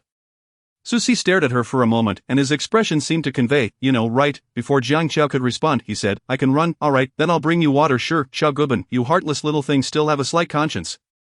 Susie's eyes sparkled with amusement. P.S. Unless unforeseen circumstances arise, I should update around midnight or 6 in the morning, with double updates daily. If there are enough requests for updates, there may be additional ones. Do you all still remember who Xiao Chainan is? Chapter 66. I'll bring you the first place back. Zhang Qiao could not resist asking once more, can you really handle the 3,000 meters? Running 7.5 laps around a 400-meter track was beyond her capabilities. What, do you look down on me? Zhang Qiao shook her head. Not at all. Susie chuckled lightly. I'll bring you back a first place. Zhang Qiao laughed, thinking he was teasing her. Alright then. Susie passed the sign-up sheet over. Yang Shirkuan, somewhat excited, exclaimed, to see go, you're finally participating in the sports meet? Zhang Qiao, puzzled, asked, you haven't participated before? No, it seemed pointless. So what made you decide to join this time? See go. Susie simply glanced at Yang Shirkuan and replied nonchalantly, if I want to participate, then I will. Yang Shirkuan gave a thumbs up. That's our See go, never attending the sports meet, and when he does, he signs up for the longest and most exhausting event. Susie did not respond but handed over the list. Pass it along. Alright. CGE. Limo watched the list being passed around, her heart racing with excitement as she saw the bold, carefree handwriting. Susie, event, 3,000 meters, marked with a black check. She was so thrilled she wanted to run a couple of laps herself. Last year, despite her efforts, nobody signed up for the 3,000 meters. And she had taken it upon herself. Nearly fainting after finishing, she glanced back at Zhang Qiao, who was engrossed in conversation with Susie. Strangely, she felt a resemblance between the two, akin to a wolf and a little rabbit. Despite their differences in physique and appearance, both performances from Class 17 were selected. The athletes from the class had practiced several times in advance, and Zhang Qiao had rehearsed with the placard as well. On the evening study session before the sports meet, Fang Zixin observed the somewhat restless students below and called out to the two students sitting at the podium, "Go bring over the 2 large boxes from my office." "Large boxes? What did you buy, old Fang? It wouldn't be exam papers for us, would it?" Fang Zixin smiled mysteriously. "You'll find out once you bring them over." "Alright." The 2 boys then called over 2 others sitting in the front row. Before long, 4 of them carried the 2 boxes and one of the boys commented, "They're quite heavy. It can't really be exam papers inside, can it?" Fang Zixin merely smiled and directed them to place the boxes on the podium. Old Fang Lunti have secretly acquired some exam papers, would he? No way, right? Are we supposed to take exams during the sports meet too? Fang Zixin pointed at the curtains, those sitting by the window. "Please pull the curtains." "Old Fang, you're not going to show a movie, are you?" "Correct." The classroom erupted in cheers. "Wow, I love you, old Fang. Let the neighboring classes be envious." Fang Zixin gestured for silence. The students immediately covered their mouths. The homeroom teacher of Class 18, hearing the commotion from next door, glanced over, puzzled. "What's going on in Class 17? The students in Class 18 replied. "Teacher, they must be watching a movie," the teacher responded. "Don't spread rumors, focus on your assignments." The students in Class 18 were left speechless. Just as Zhang Qiao finished rolling up the curtains and sat down, they fell back down, prompting her to adjust them once more. Behind her, 2 hands reached out, and Susie chuckled. "Finally, there is something Xiao Guban isn't adapted." Their proximity was somewhat close. Zhang Qiao softly said, "I didn't roll it tight enough, just sit." "I'll roll it." Zhang Qiao tilted her head slightly to watch him stand and roll the curtains. His long arms and distinct knuckles made the task seem effortless. He swiftly rolled the curtains without them falling again. She softly thanked him. "Thank you." Susie smiled. "No need to thank me, Xiao Guban. You're really polite, always saying thank you." Fang Zixin opened the large box, revealing a stash of calcium milk, sunflower seeds, oranges, and potato chips. Come, let a few people divide this." Wu Wei dashed to the podium. I'll divide. Yang Shikuan followed suit. Me too, as Yang Shikuan grabbed a bag of sunflower seeds. He distributed them liberally, placing a handful on others' desks. As he passed by Hao Ming, he couldn't resist teasing, scattering seeds onto Hao Ming's desk, saying in a mocking tone, "Don't let him eat any." Hao Ming, after distributing to the rest, Yang Shikuan returned to Hao Ming, dropping a handful. "Your dad loves you, here is some extra, get lost." Yang Shikuan then approached Zhang Qiao and Susie, placing a generous handful between them. "See, go to Zhang Shueba, I got you extra." Susie merely responded with a nonchalant Zhang Qiao said, "Thank you." Everyone received a bottle of milk, an orange, a handful of sunflower seeds, and a small bag of chips. Once Fang Zixin saw everything was distributed, he asked, "Shall we turn off the lights?" Amid the sounds of lights switching off, Susie's refusal to turn his off stood out. Yang Shikuan turned to Susie. "See, go, why aren't you turning off the lights? Aren't you afraid of the dark?" He suddenly realized, Zhang Shueba is afraid of the dark, right? Zhang Qiao replied, "I'm okay, as long as it's not suddenly plunged into darkness. I can manage." It was still a bit frightening. Yang Shikuan immediately shouted, "Leave the lights on." Hearing Yang Shikuan's voice, Fang Zixin chuckled, "Then let us turn off the backlights but keep the front ones on." The film being screened was a comedy that had the class in fits of laughter, the room filled with joyous sounds. Meanwhile, the homeroom teacher of Class 18 addressed their students, "Look at Class 17. They can study so joyfully, perhaps they'll surpass you next time." The students of Class 18 remained unconvinced. Zhang Qiao struggled to open the milk carton on her desk, poking at it for a while without success. Just as she was puzzled, she heard Susie's voice, "You're doing it wrong." Zhang Qiao only just noticed that she had placed the straw incorrectly. Before she could even insert it, the milk in her hand was taken away by him. Susie inserted the straw with an expressionless demeanor and handed it back to her. She held the bottle of milk, momentarily lost in thought. As soon as class ended, the entrance of Class 17 was crowded with students from Classes 18 and 16. Yang Shikuan spotted someone he recognized and waved, come in." The boy waved back, "I still have homework to finish." When the class bell rang, the onlookers finally dispersed, despite being a comedy. It somehow evoked tears amidst laughter. Zhang Qiao was rummaging through the drawer for paper when a sheet was handed to her. She accepted the paper from Susie, noticing his gaze still fixed on the screen, and softly murmured her thanks. The film concluded just as the third period was about to end. It was indeed a comedy. Susie observed her slightly reddened eyes, inexplicably reminded of a rabbit. Chapter 67, Rated Go October 12th, the day of the sports meeting. Shin Mo appraised her outfit from head to toe, her tone one of surprise. "You're just wearing your school uniform to compete?" Zhang Xiao nodded, "Yes." "So ordinary, it's almost a waste of your pretty face." Zhang Xiao chuckled softly at the remark. "It's just a school uniform." After a brief silence, Shin Mo continued, "The opening ceremony hasn't started yet. So why don't you accompany me to the changing room?" "Alright." Shin Mo had prepared 2 dresses, one white and one red. She removed her school uniform jacket and shoved it into Zhang Xiao's hands. "Hold on to this for me." Jiang Qiao obediently nodded. Okay, Chinemo, already wearing light makeup, donned the red dress, which made her look even more striking. She turned to Jiang Qiao. Is it alright? Jiang Qiao nodded earnestly. It looks beautiful. Shinemo then tried on the white one. What about this? It looks good too, but the red one suits you better. Shinmo's features were more vibrant, making the red dress a better fit for her. Holding the white dress, she glanced at Jiang Qiao. You should try this one on. It hasn't been worn before. I just tried it on. Me. Yes, hurry and try it on, Shinemo said, shoving the dress into Jiang Qiao's hands and pushing her towards the changing room. After a while, Jiang Qiao emerged. With her naturally sweet and clean appearance, even without makeup, she remained stunning. Her obedient ponytail accentuated her slender neck, and the dress fell just below her knees, revealing her delicate, fair calves. Shinemo gazed at her for a moment before stating earnestly, don't wear the school uniform, just wear this one. Jiang Qiao looked at her dress and asked, is it okay? Shinemo nodded vigorously, absolutely, you don't even need to put on lipstick. Yuli tugged at Xiao Chenan's arm, her voice filled with excitement. Chenan, look at that girl in the red dress. She's quite pretty. Is she from our school or from 6 middle school? Chenan, a flash of white caught Xiao Chenan's eye unexpectedly. The girl in the white dress was simply breathtaking. Like a little fairy, Yuli's eyes were nearly popping out. Xiao Chenan snapped back to reality and replied to Yuli. I saw her. Yuli, perplexed, asked, Who did you see? Xiao Chenan continued to gaze in the direction of the girl in white, the one I bumped into at the bookstore. Yuli instantly realized, curiosity piqued. Which one? Which one? The white dress? Yuli exclaimed. She's a rival in love. Draw your sword. Yang Shikuan spotted Jiang Qiao in her white dress. See go.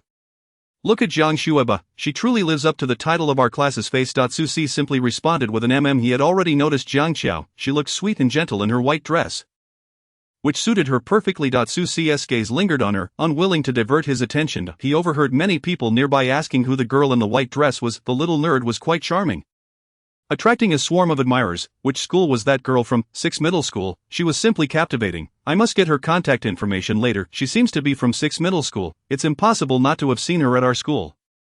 I also want to transfer to 6 middle school. For some reason, Yang Shikuan sensed Su Si's expression grow somewhat colder. Why was that? After the formation ended, Shinemo approached Jiang Qiao, her tone a bit haughty. Let us go.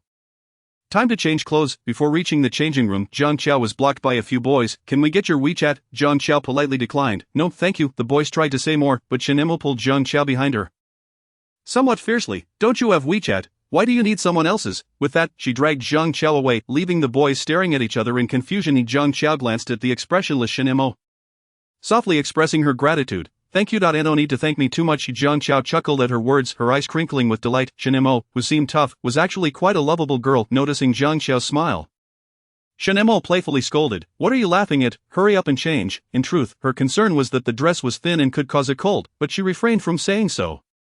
She needed to maintain her tough persona. Jiang Qiao softly replied, okay. Upon exiting the changing room, Jiang Qiao prepared to head to her class to watch the performances. Classmate, Jiang Qiao looked up at the boy before her, who was wearing what appeared to be the school uniform of 17 middle school, a bit familiar. Upon meeting Jiang Qiao's gaze, Xiao Chenan found himself at a loss for words, feeling quite flustered.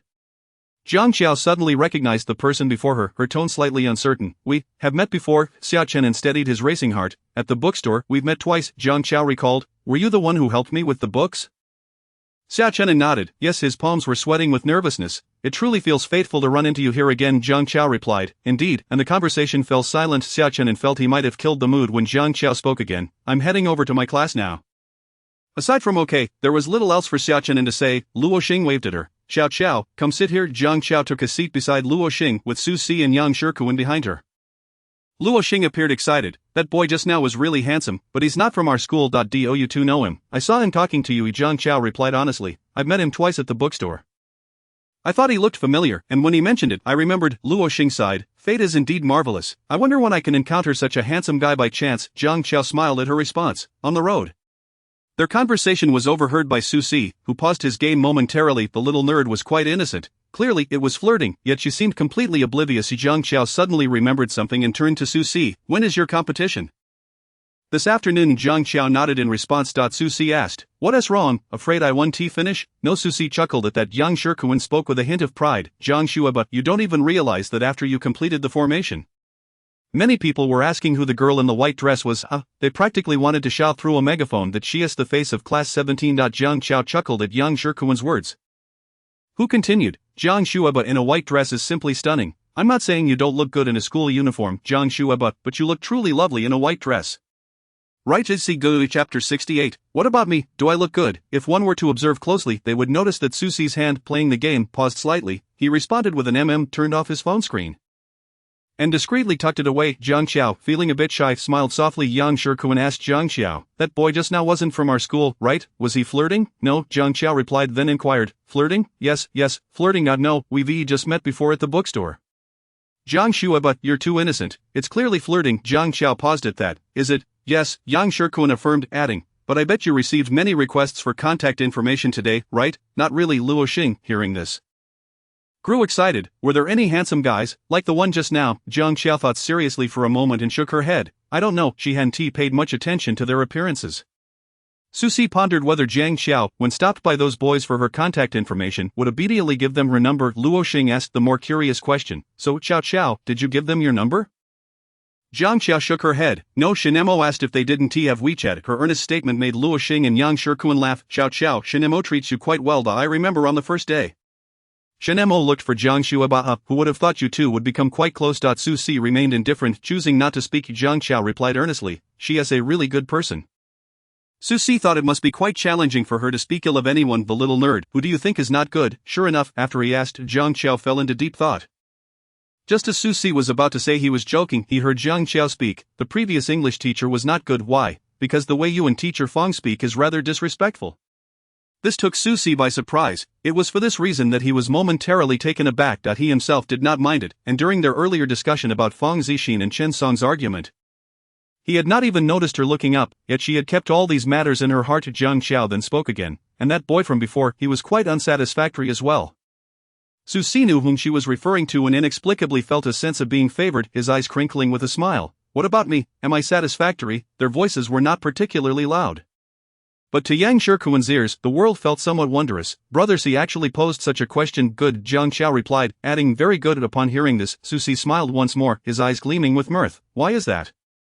"It's just my own opinion," she responded. Susie found her answer amusing, feeling a playful urge to tease her. "But your opinion might not be accurate." Jiang Xiao stared at him, momentarily dazed, recalling how he had previously tried to scare her, and replied with conviction, "I believe it to be quite accurate." Susie observed her dazed expression, finding her adorably endearing, almost too good to be true. Yang Shikuan noticed that Brother C, who was typically aloof towards others, often smiled when it came to Jiang Shuaba. He recalled Susie's earlier address of Jiang Xiao and felt a surge of curiosity. Unable to contain his thoughts, he inquired, "Brother C, why do you call Jiang Shuaba little stickler?"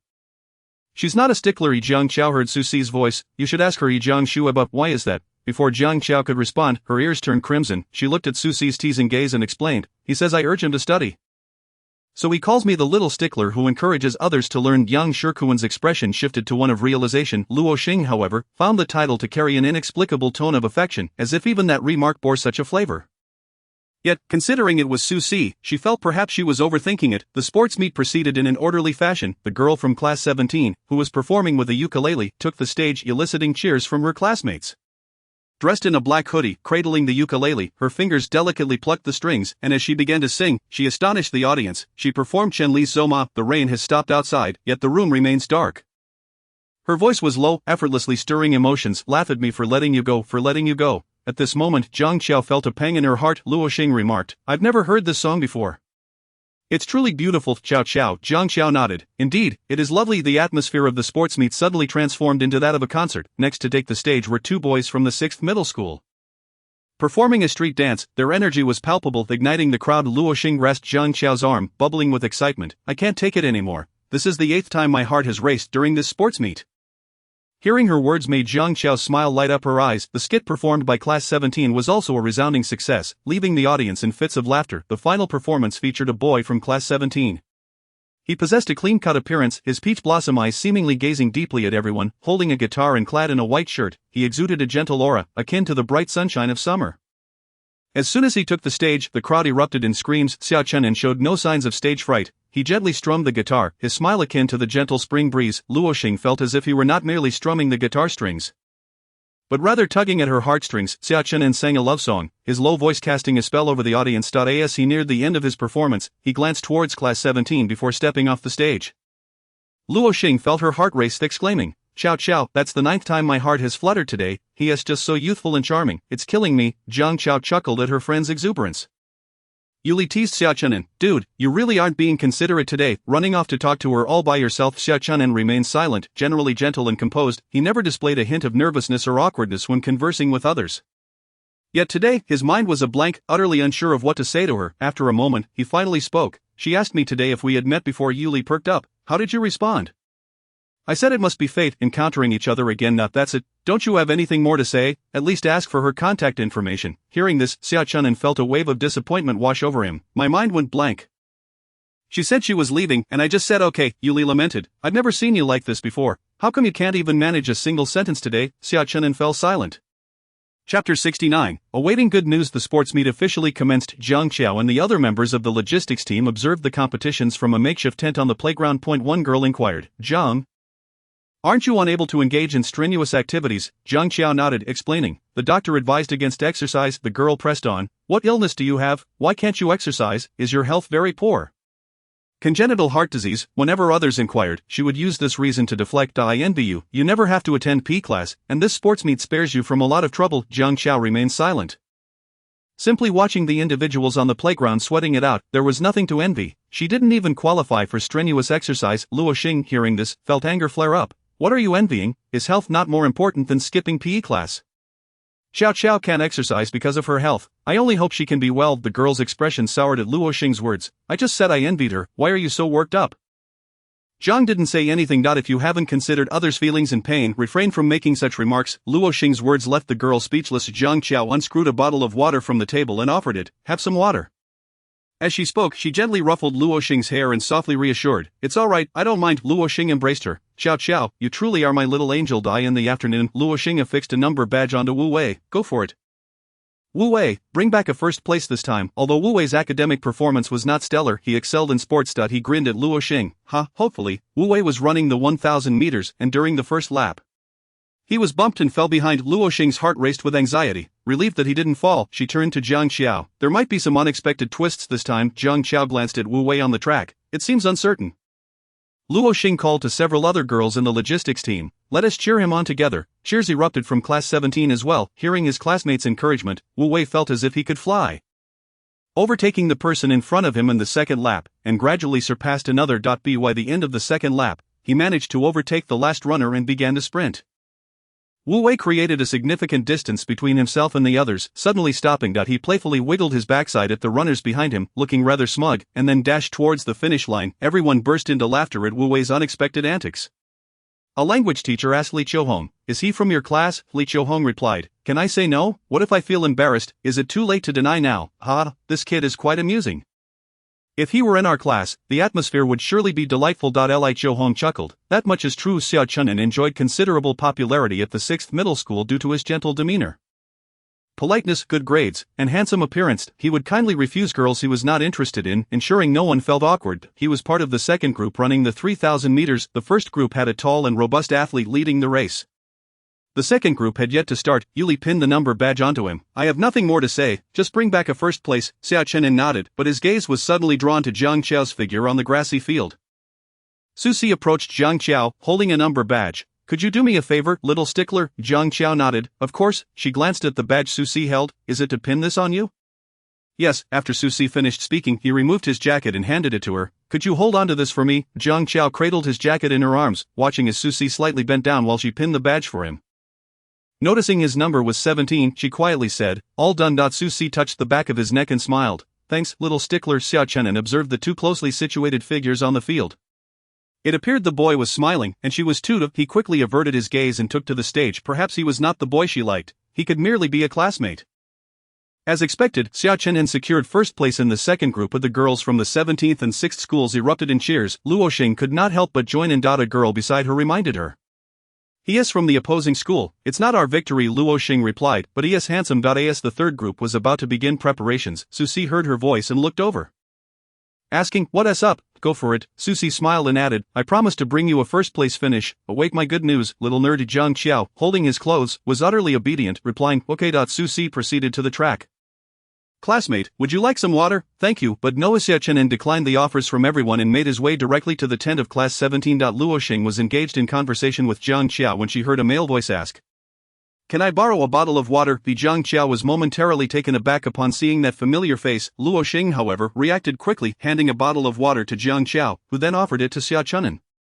He chuckled softly. Thank you. After taking a few sips, he remarked, you look lovely in that white dress today. Thank you, Jiang Qiao replied. Xia Chunin found himself at a loss for words, gazing into her pure, innocent eyes made him feel that any improper thoughts would be a desecration of her purity. Luo Xing inquired, you're from the 17th school, right? You just ran first. That's impressive. Xia Chunin smiled. Thank you. He turned his attention back to Jiang Qiao, asking, if it's not too forward, may I ask for your name? Jiang Qiao. He raised the water bottle in his hand, saying, thank you for the water. Classmate. I hope to see you again. Jiang Qiao replied politely, you're welcome. Yes, hopefully we meet again. As the competition had yet to commence, Susie intended to sneak a glance at what the little nerd was up to, only to spot the boy who had flirted with her earlier. He observed Jiang Qiao tilting her head to converse with him. The distance was too great for him to discern their words, and an inexplicable sense of irritation rose within him. Chapter 70. Helping him wipe sweat, the referee called everyone to take their positions. Susie hurriedly averted her gaze. The starting gun fired. Jiang Qiao felt her heart race inexplicably at the sound, as if it were she who was running on the track. The young man, with his long legs, quickly left the others behind in the first lap. Who is that handsome guy leading the pack? He is not from our 17th school, is he? So cool and charming, just my type, wow. He has left them behind by half a lap. Luo Xing watched the boy sprinting on the field, gently tugging at Jiang Qiao's sleeve, a hint of concern in her voice. Xiao Qiao, do you think he'll tire out after such a strong start? The young man, brimming with vigor, had his tousled black hair lifted by the wind, his shirt billowing. His features were strikingly handsome, exuding an air of rebellious charm. Jiang Qiao, observing his effortless performance, softly reassured her. He won. Yang Shikuan stood up, shouting encouragement. Many from class 17 cheered for Susie. After several laps, Susie had maintained a lead of half a lap over the others. Suddenly, amidst the cacophony of cheers, he heard a soft voice encouraging him. It was Jiang Qiao. He nearly stumbled. Glancing over at the tent of class 17, he surged past the finish line, claiming first place. The arena erupted in cheers, with class 17's voices ringing the loudest. Remembering his words, Jiang Qiao approached with water in hand. Class 17 had also prepared refreshments, but upon seeing the fierce expression on the boy's face, they hesitated to approach. The girls from the 6th school, already timid, could only watch from a distance. Susie, with a light sheen of sweat on his forehead, watched as Jiang Qiao walked towards him step by step. She offered him the water, saying, congratulations. Susie chuckled softly. Save the congratulations for later, little nerd, there is still the finals to come. Alright, Jiang Qiao replied quietly. Susie took a few sips of water, feeling much better. Do you have a piece of paper? Only then did Jiang Qiao realize, pulling a piece of paper from her pocket and handing it to him. Noticing the attention falling upon him, Susie turned his head and saw the boy from the 6th school. He didn't take the paper from her hand, saying, help me wipe my sweat, I'm a bit drained. Jiang Qiao, momentarily slow to process, did not understand why he could take water but not the paper. Holding the paper, she gently wiped the sweat from his forehead, allowing Susie to notice her curled eyelashes, delicate nose, and the beauty of her eyes that sparkled like amber. Even the tiny fine hairs on her face were visible. Her face appeared soft and inviting. He felt an urge to touch it but was afraid of startling her. Jiang Qiao caught his gaze and felt an inexplicable fluster. After a few wipes, she quickly averted her eyes, withdrawing her hand in haste. Yang Shikuan observed their interaction, his expression one of delight at their apparent chemistry. Luo Xing, not far from them, watched Susie lean down, allowing Jiang Qiao to wipe his sweat, feeling a sweetness envelop her. One was sweet and obedient, while the other had a hint of rebellious charm. Together, they formed an unexpectedly harmonious picture. Yuli noticed Xia Chenen's gaze fixated on one spot and asked, what are you looking at? Xia Chenen withdrew his gaze. Nothing. It seemed the two were quite familiar. If she had a crush or a boyfriend, he wouldn't intrude. Have you gotten her contact information?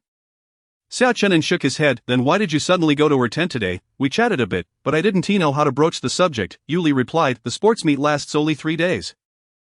After today, there will only be 2 left. If you don't seize the opportunity, you might never encounter her again. You're right. Xia Chenen wanted her contact details but was unsure how to ask.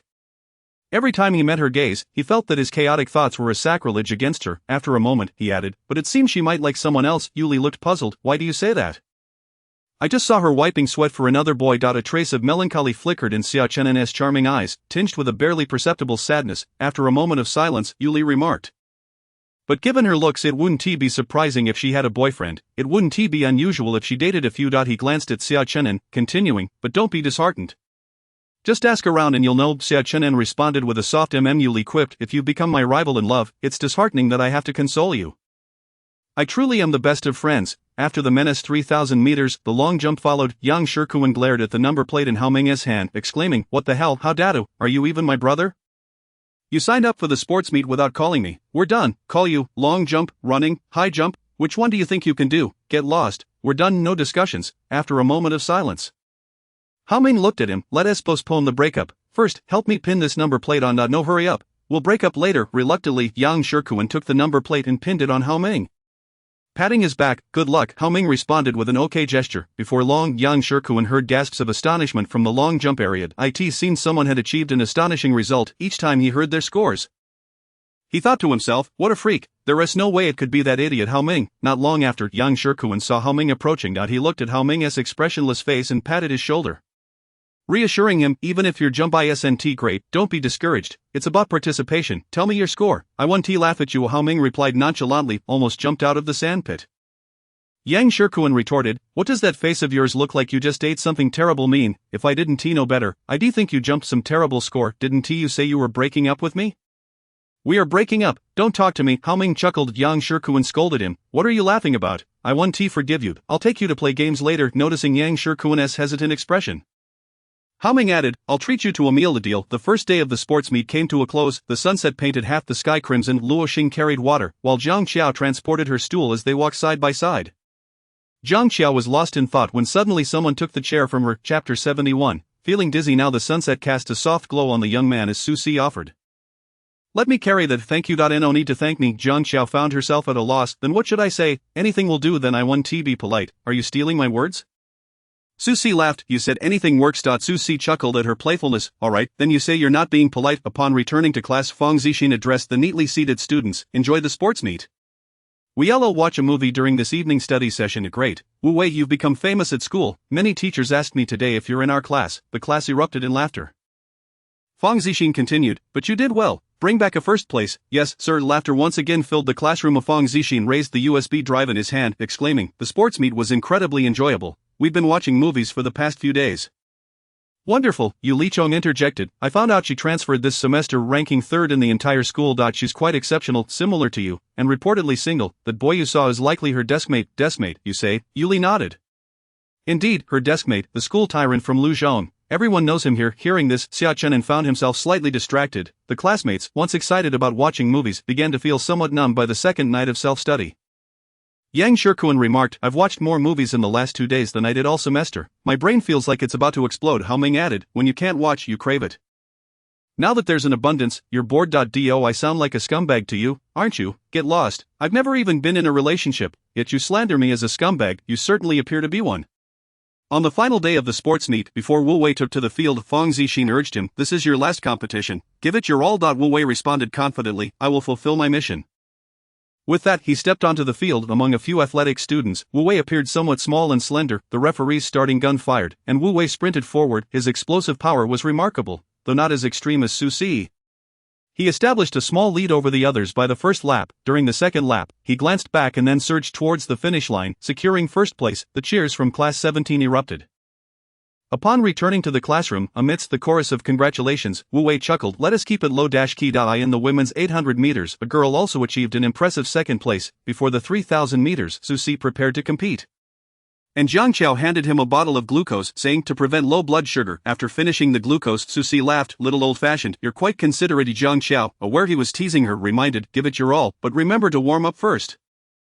Otherwise, you might cramp. Understood, Su Si replied with a playful grin. Xia Chenin observed their interaction closely. After warming up, the referee instructed the athletes to take their positions. Su Si stood beside Xia Chenin as the starting gun fired.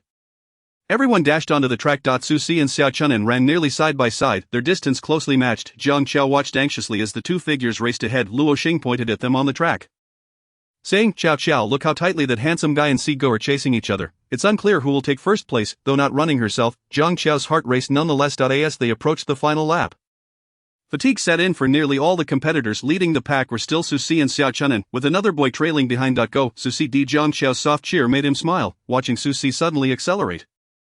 Zhang Qiao noticed him pulling away from the others. Amidst the cheers from Class 17, the young man crossed the finish line. He searched the crowd for Zhang Qiao's figure, and upon locking eyes with her, he flashed a smile. Xia Chenin secured second place. He intended to find Zhang Qiao to exchange contact information, but noticed that boy heading towards her. Zhang Qiao handed Su Si a bottle of water and a piece of paper.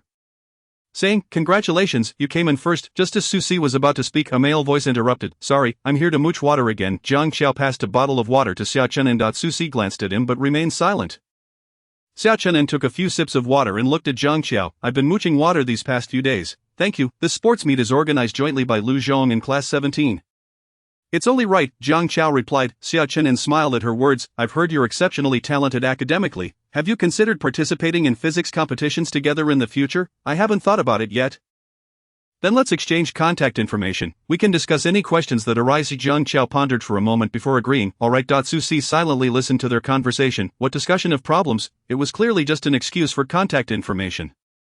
Little old-fashioned is so naive. Tisk. Just as Jiang Qiao handed over the paper, a sudden thought echoed. Jiang Qiao looked at the water bottle that had fallen to the ground and asked Susie, "What happened?" "My hand slipped." "Are you feeling dizzy?" "I wasn't dizzy before, but now I suddenly feel a bit." Jiang Qiao reached out to support him, her tone laced with concern. "It might just be low blood sugar."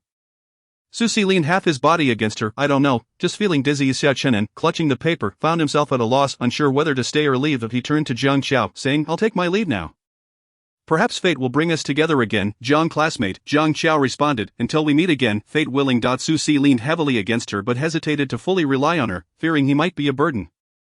Observing Jiang Qiao's slightly furrowed brow, he found her utterly endearing. From his vantage point, he could see her profile. Her lips appeared soft and inviting. Susie was startled by his own thoughts and quickly averted his gaze.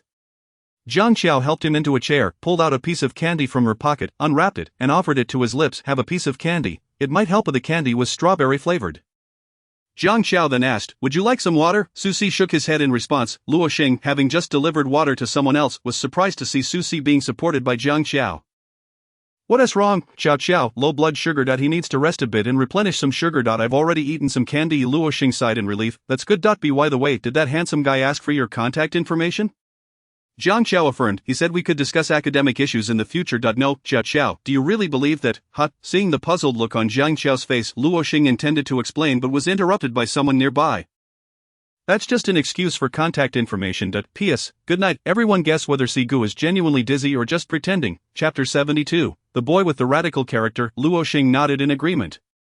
"Qiao Qiao, I also concur. That boy is truly handsome." Jiang Qiao pondered over this. Susie caught a glimpse of the somewhat distracted Jiang Qiao. "Little old-fashioned is indeed quite naive." Jiang Qiao recalled her unfinished words and softly remarked, "Congratulations on securing first place." Susie grinned. "Didn't I promise to bring you first place?" Jiang Qiao was momentarily taken aback. She had thought he was joking that day, but it turned out he was serious. The boy's smile was mischievous, causing her heart to race uncontrollably. With the sports meet concluded, everyone gathered to receive their medals, with certificates to be distributed in the following days. Jiang Qiao watched as the boy stood on the podium for first place. His expression neutral, clad in a black hoodie with his school uniform slightly unbuttoned, his nose elegantly prominent, and his alluring, elongated eyes framed by tousled black hair from running, exuding an air of aloof charm. Director, he personally placed the medal around Susie's neck and patted his shoulder. "Your running is commendable." Susie replied. "Director, you flatter me. When will your grades improve?" "That might be a bit challenging." As director, he had to award medals to the second and third place winners as well. He merely glanced at Susie before proceeding to the other two. A photographer hired by the school captured this moment. Susie removed the medal and returned to his class. Noticing Jiang Qiao looking up at him, he softly asked, "Would you like to see my medal?" "Yes." Susie took the medal from his pocket and draped it around her neck. His tone gentle. "This is for you since you helped me secure first place." The autumn air was slightly chilly, yet Jiang Qiao's face felt exceptionally warm. She looked at the medal in her hand, then carefully placed it in her pocket. "Though I've thanked you numerous times, I must express my gratitude again. Susie, I can't participate in particularly intense sports, so this fulfills a regret of mine." After speaking, she smiled at Susie. Her smile was radiant, her eyes sparkling. Susie felt a wave of warmth wash over him as he beheld her beaming face. He found her utterly delightful and felt an urge to pinch her cheeks. Yang Shikuan rushed over to see Hao Ming receiving his award, sticking out his tongue at him as he stood with a sulky expression on the podium. Hao Ming shot him a sidelong glance, his expression seemingly saying, "What a fool." Yang Shikuan couldn't contain himself. As Hao Ming approached with his medal, he couldn't help but ask, "What was with that look you gave me earlier? You got a problem?" "I said nothing, big head. Let me see your medal." "Get lost." Despite the banter, Hao Ming still pulled out the medal to show him. Yang Shikuan examined the gleaming medal from various angles. "Is this gold?" "Gold, my foot. How could this possibly be gold?" Yang Shikuan bit down on it, thoughtfully commenting, "Must be an alloy. It feels pretty hard." Hao Ming. Noticing Hao Ming's incredulous gaze, Yang Shikuan glared at him. "What are you staring at?" What's wrong with me biting it? How Ming? Yang Shikuan nonchalantly wiped his hands and then handed it back. You stingy brat, here is yours back. After that he and Hao Ming returned to their seats. And Yang Shikuan called out to Su Si, Sigu, let me see your medal. Zhang Qiao retrieved a medal from her pocket and handed it over. Su Si maintained an inscrutable expression. Yang Shikuan inquired, what did I miss? He accepted the medal from Zhang Qiao's hand, remarking, they're all the same, huh? After saying this, he returned it to her, saying, here you go. Zhang Shueba, Hao Ming and Wu Wei's medals were surrounded by onlookers. There was also that girl's second-place medal. The sports meet concluded, and Class 17 garnered a significant number of medals, amassing points that overwhelmingly surpassed the other classes. Of Fang Zixin cheerfully remarked, our class performed remarkably well in this sports meet. Indeed. It's still thanks to La Fang's guidance. Wu Wei was already flaunting his medal to the entire class. Fang Zixin added, I'm not much of a sports person, it's not my forte. After this, he inquired, did you enjoy the sports meet? Absolutely, Fang Zixin smiled, as long as you're happy, that's what matters. I've always believed that one should enjoy playing and study diligently, and now that the sports meet has ended, let's focus and study well. The midterm exams are just around the corner. What, didn't we just finish an exam not long ago? That was some time ago. The midterms are in November. Let's buckle down and study seriously. A reluctant chorus of okay arose from below. Yang Shikuan remarked, there is still a month until the deadline. Hao Ming quipped, what, are you planning to waste another month? Yang Shikuan retorted with a get lost. After a brief pause, he turned to Su Si and asked, Si good, shall we play a round of Honor of Kings? Not interested. Su Si poked at a match 3 game for a while, then noticed Zhang Qiao was still engrossed in her homework. He watched her for a moment. Her handwriting was remarkably neat and orderly. Su Si then diverted his gaze and resumed playing his game. Once Zhang Qiao finished a problem, she inquired, aren't you going to do your homework? When have you ever seen me doing homework? Alright then. With that, Zhang Qiao returned to her tasks. Upon returning home, Zhang Qiao finished showering and tidying up, and it was nearly 11 o'clock. After studying for a while, she heard a knock on the door. She opened it to find Lu Ma outside, holding blueberries and cherries. Eat some blueberries, they're good for your eyes. Get to bed early. Chow chow, Zhang Qiao obediently replied. Okay. Before taking the fruit into her room, she ate a few blueberries and unlocked her phone. She noticed a friend request and accepted it. Shortly after, a message appeared. Jochi, hello, Zhang classmate. My name is Xia Chenin. Zhang Qiao, hello, Zhang Qiao, Jochi. I know. Zhang Qiao stared at the phrase I know, unsure of how to respond, and simply replied with Su Si was playing his match 3 game when Yuan suddenly cuddled into his arms. He pinched Yuan's face and snapped a photo, then opened the chat window and sent the image. Zhang Qiao replied promptly, little heartless, it's so cute. Su Si, aren't you doing your homework? Little heartless, I did. I'm not doing it now. Yuan stretched her head to see what Su Si was messaging. Sensing that he had sent a less than flattering photo of her, Yuan poked his phone with her paw. Zhang Qiao glanced at the letters that appeared on her screen. Zhang Qiao. Before Su Si could explain that the message was sent by Yuan, she sent another message. Little heartless, wait. He wants to discuss a physics problem with me. Su Si stared at the character he for a while. Chapter 73. He was even more displeased. The he she referred to was likely the boy who had added her earlier that day. Here it comes. Yuan was still fixated on Su Si's phone screen. Su Si said, stop looking. She's gone to discuss problems with someone else. Yuan looked up at him in confusion. Su Si held her in his arms and then resumed his match 3 game. After playing for a while, he suddenly found it uninteresting. He felt a strange curiosity about how they were conversing. Were they video chatting? He played for a bit longer before stopping and opening WeChat. Navigating to their chat page, the physics problem Xia Chenin had asked about was something Zhang Qiao had encountered before. She wrote down her general thought process on paper and sent it over.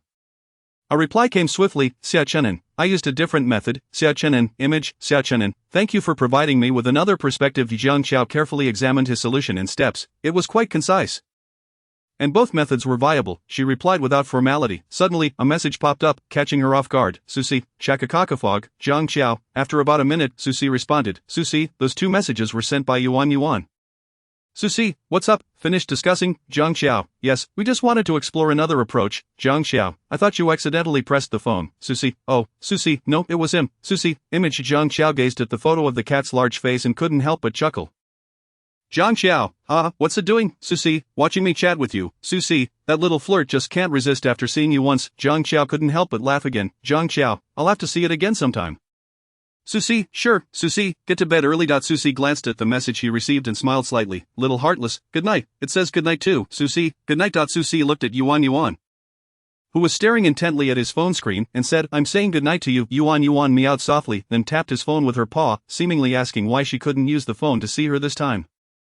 Su Si chuckled. She has homework to do. Xia Chenin browsed the Tieba for Lu Zhong and indeed found photos of Zhang Qiao. There were quite a few, and even candid shots captured her stunning beauty. She wore a white dress, her figure slender, with her profile resembling a silhouette, holding up a red sign that read, Class 17, Grade 2. Not only at Luzhong, her photos had also gone viral at Shichizhong. Xiao Chenin scrolled through the comments, and it seemed the comments section had gone wild. Fairy, this is my wife. You all aren't allowed to look, only love mathematics. Wow, so beautiful and slender, by the way. Did the person above drink too much? The tractor-driving big monkey. First off, how much did you drink, brother? Secondly, this is my wife, pure-hearted male high school student. The person above has probably had a drink too. But I must say, this girl is stunning. I have even better pictures. Pure-hearted male high school student, taken up close by my friend at Luzhong. Sorry, I'm keeping them all to myself. Below was a flood of requests for pictures. Mountain monkeys, my butt is the most red. Bro, don't make me beg you. Wang Wang shattered ice. Those with red butts get lost. I want it. This wave is a tug of war. I have a friend who wants to see what that photo looks like. Expert, I also have a friend. Xia Chenin set the photo of Jiang Xiao holding the sign as the background for their chat. He then sent Jiang Xiao a goodnight message. Jiang Xiao quickly replied with a goodnight of her own. The next morning, Jiang Xiao was engrossed in her book when she suddenly heard someone nearby call her name. Jiang Xiao. Jiang Xiao looked up at him. What's the matter? I want to ask a question. Jiang Xiao replied, sure. Lu Shuxiang had already asked several people about the question, yet he still couldn't comprehend it, beginning to doubt whether there was something wrong with his intelligence. Jiang Xiao took the pen from his hand and explained the problem in detail. Lu Shuxiang marvelously discovered that he actually understood. Jiang Xiao explained one formula, which he didn't grasp, and upon hearing her ask, did you understand? Lu Shuxiang, fearing she might think him foolish, hesitated for a long time before finally admitting, I didn't understand one of the formulas. Which one? After listening to him, Jiang Xiao opened the physics book and explained that physics formula evolves from this one. After finishing, she demonstrated it again. Lu Shuxiang nodded earnestly. I understand now, thank you. Jiang Xiao smiled at him in response. You're welcome. Lu Shuxiang thought to himself, the new classmate is so gentle, and her explanations are thorough. I truly understand now. I don't have a problem with my intelligence. After hesitating for a while, he spoke up again. Actually, I still have some questions. Which ones? Lu Shuxiang pointed to a few problems. Jiang Xiao briefly explained the methods for those problems. These 3 problems are essentially of the same type. Lu Shuxiang nodded seriously. Su Si returned from outside just in time to see a boy sitting at his desk, while Jiang Xiao was busy explaining problems to him. Upon seeing Su Si, Lu Shuxiang hurriedly stood up, saying, I'll come back to ask you next time if I have questions. Sure. Su Si sat down, teasingly remarked, little classmate, you're quite impressive. You could be a teacher. No, they are simple problems. You're quite modest. Upon hearing this, Jiang Xiao glanced at him, noticing his teasing expression. I have questions too. If you don't understand, then the others in the class probably won't either. After Su Si said this, he suddenly recalled the boy who had added Jiang Xiao. He seemed to be quite academically accomplished. After all, Jiang Xiao was among the top students in school. For them to discuss problems together, either their grades were similar, or he was above her. With this thought, he felt a twinge of displeasure. That day, many students came to ask Jiang Xiao questions. While it had happened before, it was nothing compared to the extraordinary number of inquiries that day. Perhaps Lu Shuxiang had spread the word that the new classmate was gentle, understandable, and patient in her explanations. Once again, it was due to Fang Zixin's remark yesterday that the midterm examinations were approaching swiftly. Su Si observed that he was surrounded by numerous classmates at his desk during each class, including several boys, all of whom were seeking Jiang Xiao's assistance with their homework. Watching Jiang Xiao lower her head while explaining problems to others, he noted how she would smile at them in response to their expressions of gratitude. This only served to aggravate him further. Chapter 74. Perhaps he had developed feelings after Jiang Xiao finished explaining the problems. She noticed that Su Si's expression seemed rather unfavorable. She softly inquired, did I disturb you? Upon hearing her gentle voice, the irritation that had lingered within him dissipated significantly. Su Si muttered a dismissive no before returning to his slumber. Meanwhile, a boy was questioning Jiang Xiao about a problem when he unexpectedly caught sight of the formidable figure beside her lifting his head. Su Si's expression was fierce, displaying the signs of having slept poorly. With bloodshot eyes and tousled hair, the boy felt an overwhelming sense of pressure, realizing he might have disturbed this formidable presence's rest. Everyone in class 17 knew that Su Si typically sat in the last row for the simple reason of being able to sleep comfortably. Holding his test booklet, the boy addressed Jiang Xiao. Jiang Xueba, thank you for explaining that problem earlier. I can ask the teacher about the other questions later. Jiang Xiao replied affirmatively and then turned to Su Si. Glancing at his slightly disheveled hair, did I wake you? Su Si wore a look that seemed to question her inquiry, yet he fixed his gaze on Jiang Xiao, observing as she briefly glanced at him, touched her face, and then offered a somewhat bashful smile. There was an inexplicable charm about her. Su Si stared at her for an extended moment, assuming he was still upset. Jiang Xiao tugged at his sleeve and offered him a piece of candy. Su Si, who was not genuinely angry, looked at the candy she extended and took it, saying, are you trying to placate me, little stickler, huh? Jiang Xiao thought he wanted her to comfort him, softly saying, please don't be upset. The little stickler seemed to have misunderstood his intent. Susie's lips curled slightly. Perhaps this was not so bad after all. His mood inexplicably brightened that evening after Susie finished showering and feeding his cat. He lay on his bed playing a game. Suddenly a thought crossed his mind. Was that boy currently chatting with the little stickler? No, why should it concern him if he was? He continued with the game but found it difficult to focus. The thought of her smiling at someone else during a video call irritated him greatly. A few minutes later, he opened a forum and posed a question. Why do I feel annoyed if someone is pursuing my diligent deskmate, who is always top of the class? Is it because I like her? He quickly exited after posting and sent Jiang Qiao a message. Susie, image, Susie, look at Yuan taking a bath. The photo depicted the cat, drenched in a basin, its eyes looking at the camera with a hint of amusement. Jiang Qiao replied promptly, little heartless, ah, so funny, little heartless, what is it doing now? Susie snapped a picture of Yuan and sent it. Susie, image, Susie, it's chatting with you, Susie, it seems to quite like you. Yuan nudged Susie's arm, seemingly displeased with the unflattering photo he sent. Susie pinched its feline face, saying, be good, don't squirm. Yuan placed a paw on him. Susie scrutinized it for a moment. Has your diet been too good lately? Your face seems to have grown larger. Yuan nestled closer, extending its head towards him as if to say, I'm not getting fatter, alright, you're not fat. I must be, he replied. Jiang Qiao's message arrived swiftly. Little heartless, I quite like it too. Yuan pressed its large face against the phone screen, and Susie pulled its head back, saying, what are you looking at? It's saying it likes you. Yuan appeared to understand, joyfully leaping off Susie and rolling on the bedspread. Susie immediately recorded a video. Susie, video, little heartless, what is wrong with it? It seems very happy. Susie, it's happy because you like it. Jiang Qiao, so cute, haha. After chatting for a while, Susie suddenly recalled that boy and sent another message. Susie, have you finished your homework? Little heartless, just finished. Little heartless, get some rest early, you seem quite tired during the day. Susie, okay. He finished typing, then hesitated, wanting to ask, what about you? Aren't you going to sleep, or are you discussing problems with him? He felt the last question was somewhat odd and decided against sending it. Why did he keep pondering this issue? It was rather strange. After receiving Jiang Qiao's goodnight message, he responded in kind. Under the dark night sky, a few stars twinkled. Susie found himself unable to sleep, so he lay in bed playing games. Feeling his eyes growing dry just as he settled down to sleep, he suddenly remembered the question he had just asked and retrieved his phone from under his pillow. He opened the forum post he had made, and the comments had reached over 99. Shinjuchi, bro, this is definitely love. Being close to her gives you the advantage, and you should seize the opportunity. Agony. Based on the host's description, I suspect he is a boy who has never been in a relationship. This is undoubtedly love, trust me, you're right, bro. Sun Wukong Jia. Indeed, the sweetness of young love is beautiful. Save me. My deskmate is very diligent and performs well academically. From these few sentences, I can tell you definitely have some feelings for her. After reading the later comments, I felt like I was looking at my past self, uncertain of my feelings, not knowing if it was love.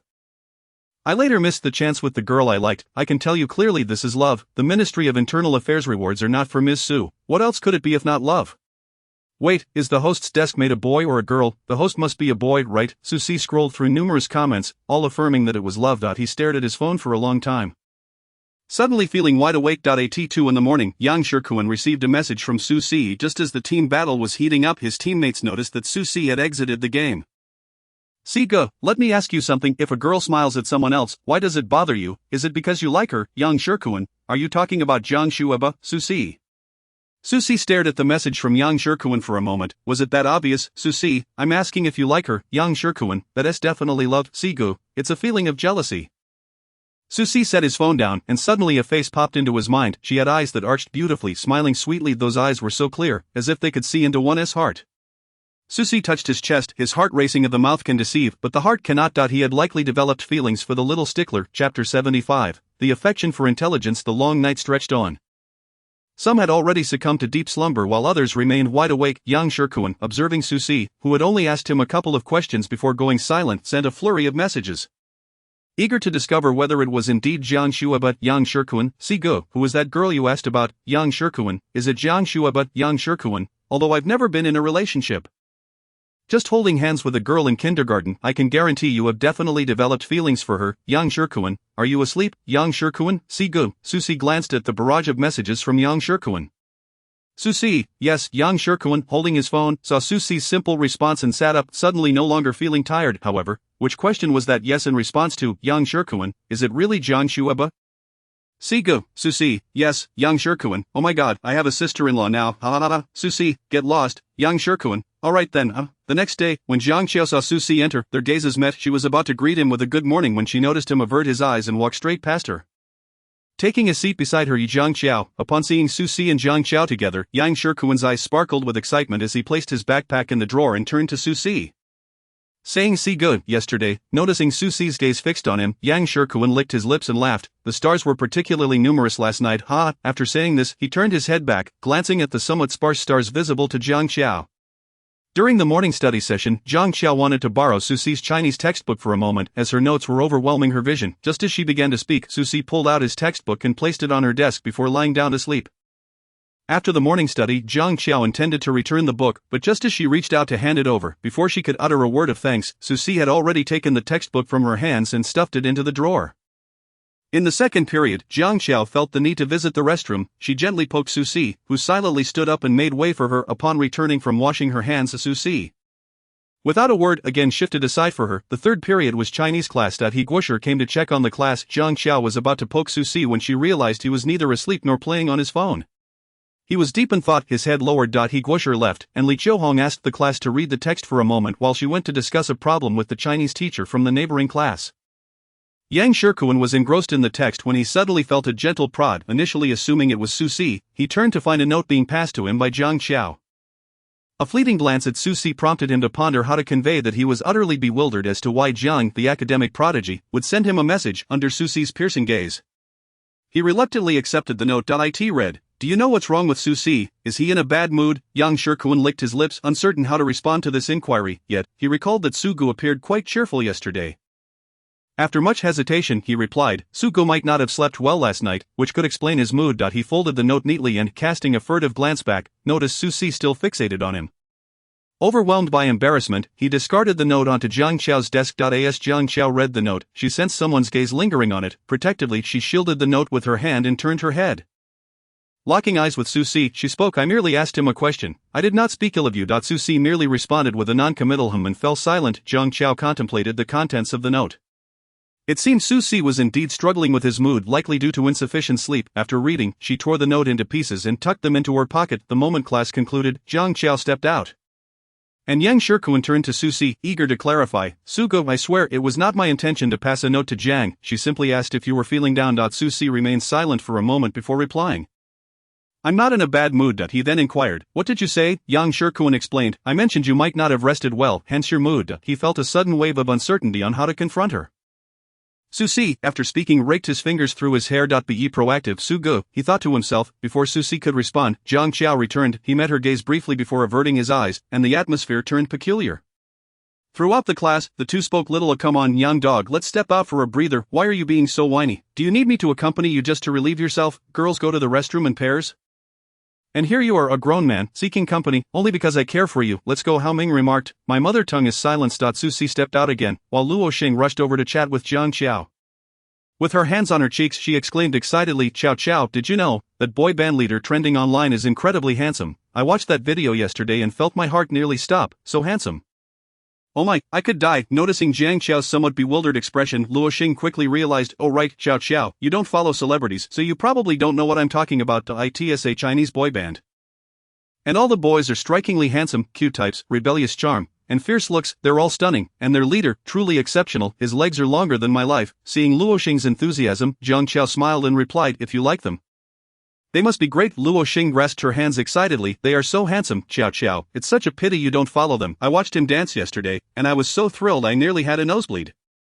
Jiang Qiao listened, her gaze fixed on her friend with amusement as Luo Xing rambled on about the boyish blood type, height, and other details. Realizing she may have spoken too much, Luo Xing asked, "Qiao Qiao, am I being too loud? I've been talking about things you might not care for." Jiang Qiao shook her head. "Not at all. Even though I don't follow these things, it's quite interesting to hear you talk about them."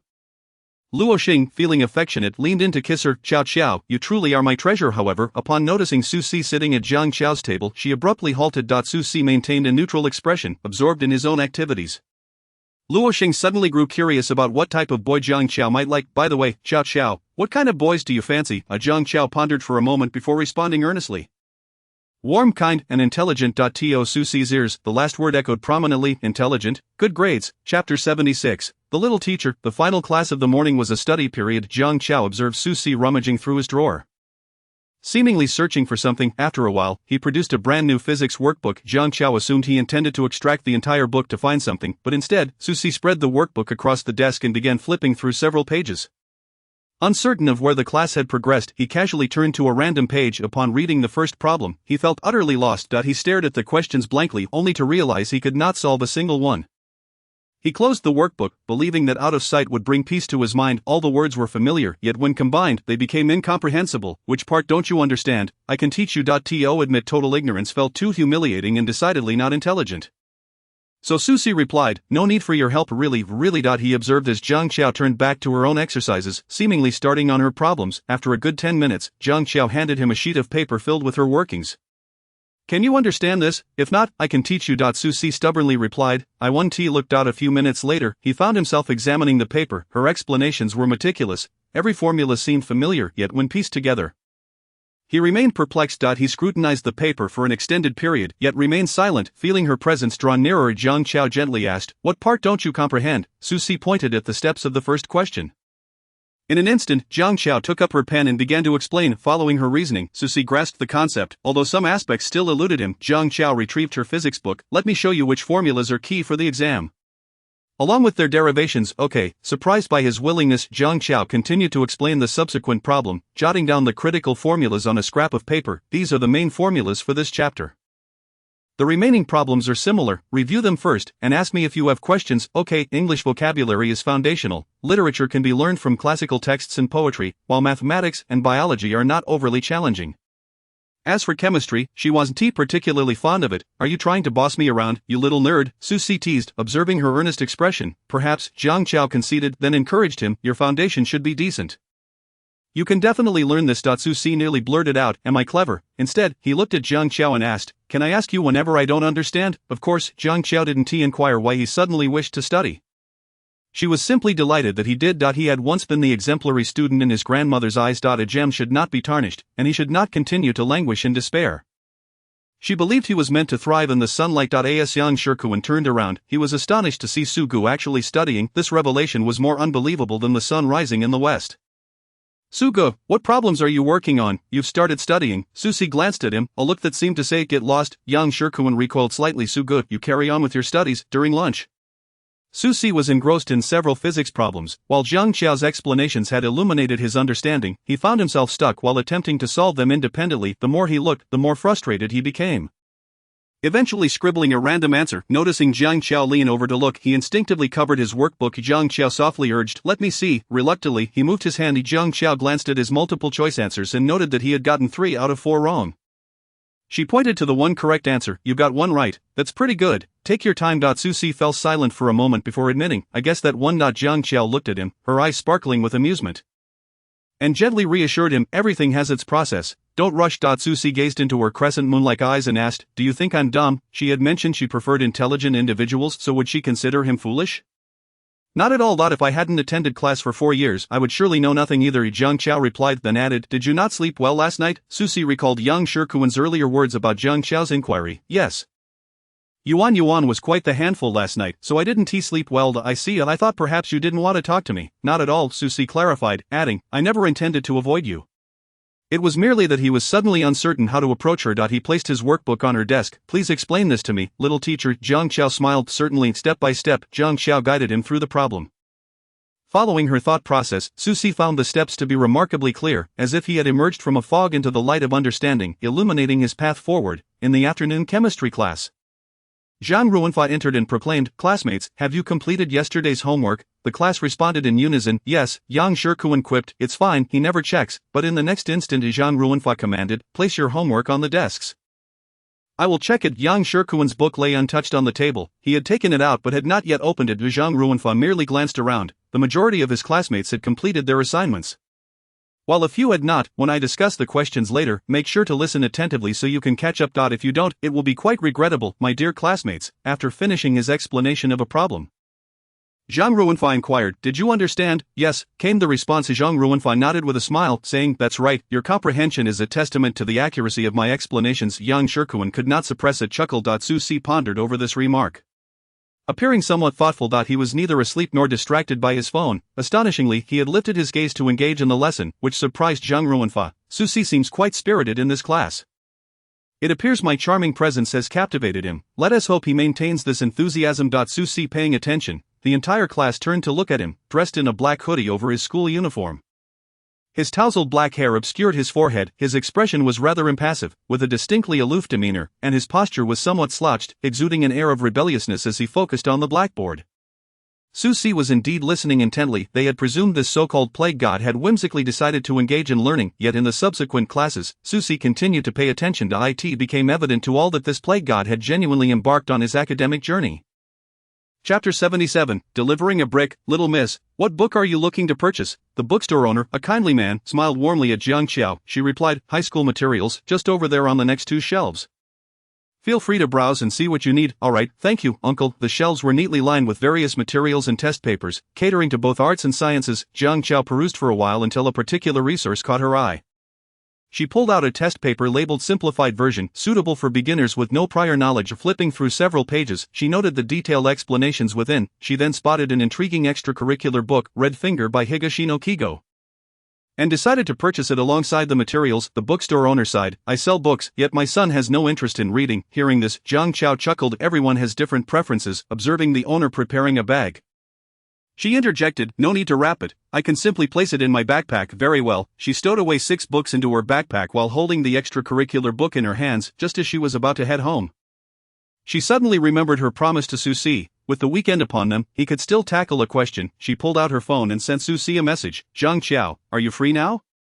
I have something for you. Susie replied almost instantly. Susie, where are you? Jiang Qiao sent him her location. Susie, wait for me. Sitting on a bench outside, Jiang Qiao became engrossed in her reading. A few minutes later, a motorcycle came to a stop before her, and she remained oblivious. Susie dismounted, removed his helmet, and immediately spotted Jiang Qiao perched on the bench with her book. He took a seat beside her and glanced at the book in her hands. Little old school. Jiang Qiao finally registered his presence, momentarily taken aback, realizing she hadn't noticed when he had arrived. Susie observed her dazed expression and remarked, I saw how absorbed you were, so I didn't want to disturb you. Jiang Qiao handed him her backpack, saying, these items are for you. Susie accepted the somewhat heavy bag, wondering if it contained bricks. Why would little old school send him bricks? Is she warning him to study harder by threatening him with a brick? His mind wandered absurdly. He unzipped the bag and discovered 6 neatly organized materials, devoid of any bricks. He pulled out one, staring at the bold print that read Simplified Basic Version for a while. Why is it labeled as Simplified Basic Version? Your foundation is somewhat lacking at the moment, so start with this, then progress to the basic version, and subsequently the advanced version. Didn't you just say this afternoon that my foundation was quite decent? Jiang Qiao paused, uncertain how to respond, fearing that her words might discourage him. It was a significant step that he had begun to take an interest in learning, and she didn't want to jeopardize that. Carefully choosing her words, she said, you were indeed doing well before. However, I didn't realize you hadn't studied at all during your last 2 years of junior high. Where shall we go now?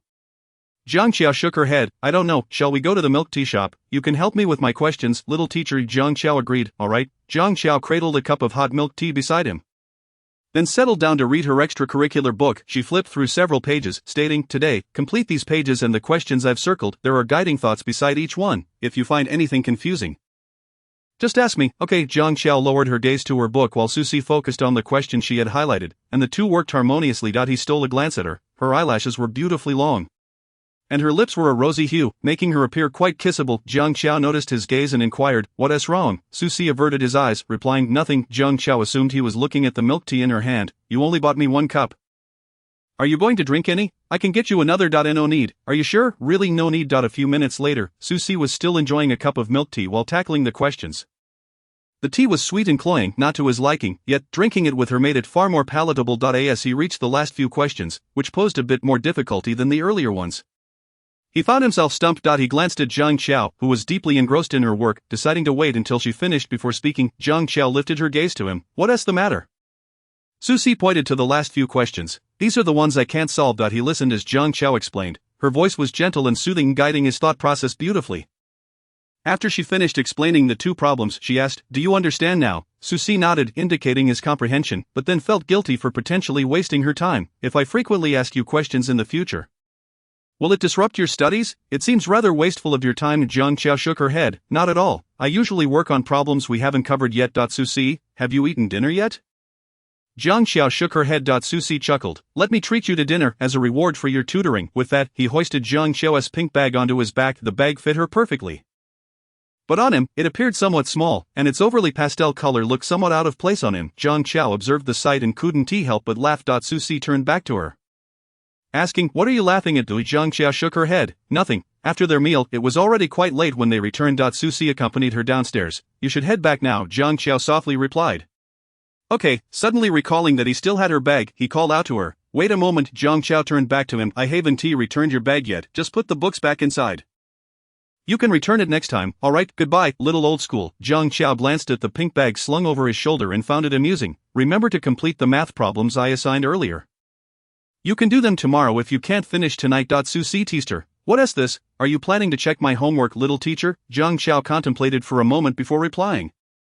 "I think that's a splendid idea." After saying this, she waved goodbye and entered her residence. Susie watched her slender figure gradually fade from view until it disappeared entirely. Soon, he saw lights flicker on upstairs.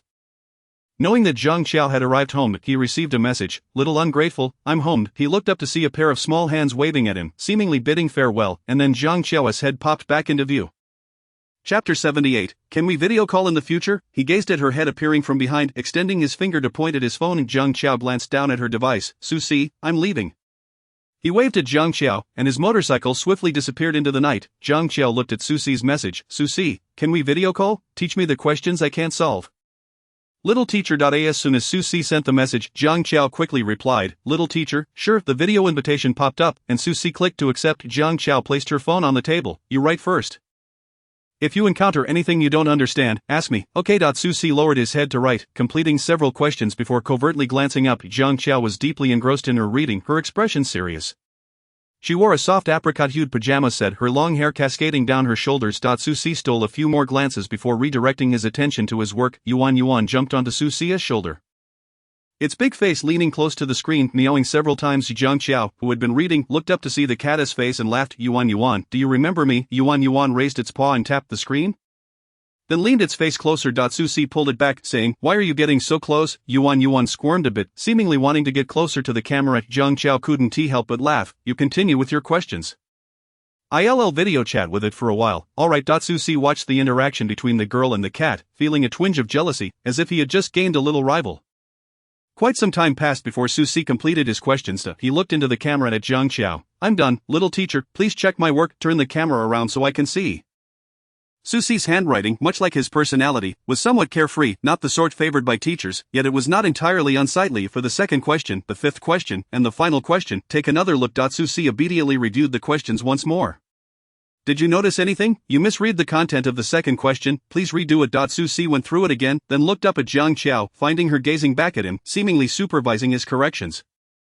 He smiled at Zhang Qiao and said, "I'm done." Zhang Qiao checked once more. "Not bad, you got it right this time." After she finished speaking, she added, "Rewrite the other two questions as well." "Alright." Susie examined the questions multiple times but was still uncertain where he went wrong. Consequently, Zhang Qiao explained it to him once again. After finishing the explanation, Susie was reluctant to end the video call. He looked at Zhang Qiao and asked, "Could you continue to video call me for explanations in the future? I won't disturb you while you do your homework." Zhang Qiao perceived his eagerness for knowledge and chuckled.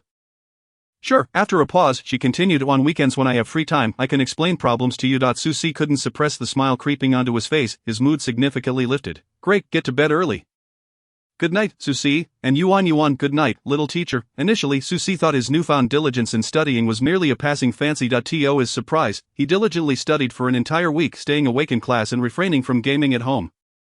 His phone was nearly devoid of any messages from Sigu. Although there were times when Susie would doze off in class, he was invariably roused by Zhang Shuai's gentle nudges.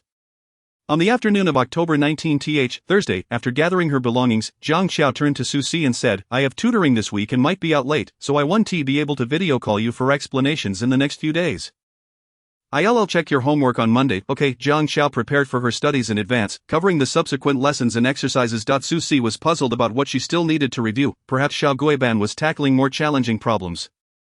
Upon returning home that evening, Susie pulled out his English materials. As he opened them, he instinctively placed his phone on the table, only to retract it again. He had forgotten that for the next few days there would be no explanations and no video calls. After writing for a while, he unconsciously glanced up. The phone screen was devoid of Zhang Qiao. He suddenly realized he was unaccustomed to this feeling. These past days, he had convinced himself he was falling in love with studying, but it turned out he merely enjoyed Xiao Guiban's tutoring. He simply liked seeing her. Yuan leaped onto his shoulder. And Susie affectionately ruffled its head, saying, "Don't look, she is not here today." Yuan meowed, seemingly confused. Xiao Guiban is at her tutoring session today. There won't be any explanations or video calls.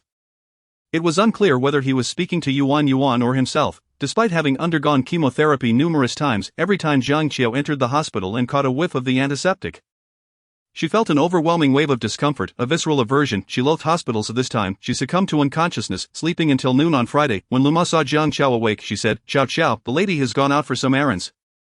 I've made soup. It's still in the thermos. Would you like some? It's pigeon soup, simmered for a long time, quite delicious." Zhang Qiao nodded. Sure. After washing up, she drank some soup and fell asleep again. By the afternoon, she was jolted awake by pain, curled up on the hospital bed, her face turned pale from the agony, her lips nearly bitten through. The pervasive pain caused beads of cold sweat to form on her forehead. Luma, witnessing her distress, felt her eyes redden in worry. She dashed out to fetch a doctor. The female doctor assessed Zhang Qiao and remarked, "This is a common postoperative reaction. I can only prescribe some painkillers. She is already quite thin and weak, so she needs to supplement her nutrition, consuming more fiber-rich vegetables and protein-rich meats." "Thank you, doctor." Luma expressed her gratitude after taking the medication and sipping half a cup of warm water. Zhang Qiao's face remained pale, so thin it was heart-wrenching. Luma inquired about her condition, and the doctor glanced at the young girl in the room. "Her condition is somewhat improved compared to before, but she is already in the advanced stages. The chances of recovery are minimal. As for the future, it's hard to say, but you must be prepared mentally." Luma could hardly bear to listen to the latter part of the conversation. She managed to thank you before stepping outside. Unable to hold back her tears any longer, she opened the door, tucked the blanket around Zhang Qiao, and then stepped out again. Zhang Qiao noticed Luma's reddened eyes. Unsure of how to respond, Susie did not receive Zhang Qiao's message until late that night. "Little teacher, I've completed my review today. Remember to do your homework. I'll check it on Monday." "Susie, so late." "Little teacher, yes." "Susie, get some rest. Good night." "Little teacher, good night." Zhang Qiao set her phone aside. The pain in her body had eased somewhat. She got out of bed and drew back the curtains. Unfortunately, there were no stars tonight. Chapter 79. A fondness for knives. Before she knew it, the end of the month was approaching. On October 31 estate, a Saturday, the two had arranged to meet at the milk tea shop at 3 in the afternoon. Susie left home at 2:10, clad in a black hoodie with a matching jacket and black pants. Just as he was about to step out, Yuan dashed out and leaped onto his shoulder. Susie looked at it. "What's up? You want to come along?" Yuan meowed a few times. Susie decided to take it with him. He donned his helmet and mounted his motorcycle. Feeling the wind billow his clothes, after riding for a short distance, he heard his phone ring. Pulling over to the side of the road, he answered the call. "Sigo, I'm being cornered by a group of people. There are about 10 of them, and they want to hit me." "Where are you?" "I'm in that rundown alley by Shuixiang Street." Susie glanced at the time. There were still 50 minutes left. He sent Zhang Qiao a message. "Susie, no lessons today." He rode quickly, the wind causing his clothes to billow. Upon his arrival, he saw Yang Shikuan already showing signs of injury. Upon spotting Susie, Yang Shikuan looked as though he had found a savior. Sigu, the leader, a boy with rainbow-dyed hair, looked at Susie with interest and then lifted Yang Shikuan, mocking, "What a waste. You call for help with just a couple of phone calls? You think you're better than me?" Yang Shikuan spat defiantly. Just as the boy was about to slap Yang Shikuan, Susie seized his hand and kicked him in the gut. The man stumbled up, glancing at Susie with a grin. "Interesting, very interesting." Yang Shikuan clung to Susie's back, whispering, "Sigu, the two is far away. It'll take him some time to get here, and they have sticks and knives." The young man's gaze was cold, devoid of emotion, as he glanced at Yang Shikuan. "It's fine." Susie was outnumbered, inevitably at a slight disadvantage. Blood marked his face, and his hands bore several cuts.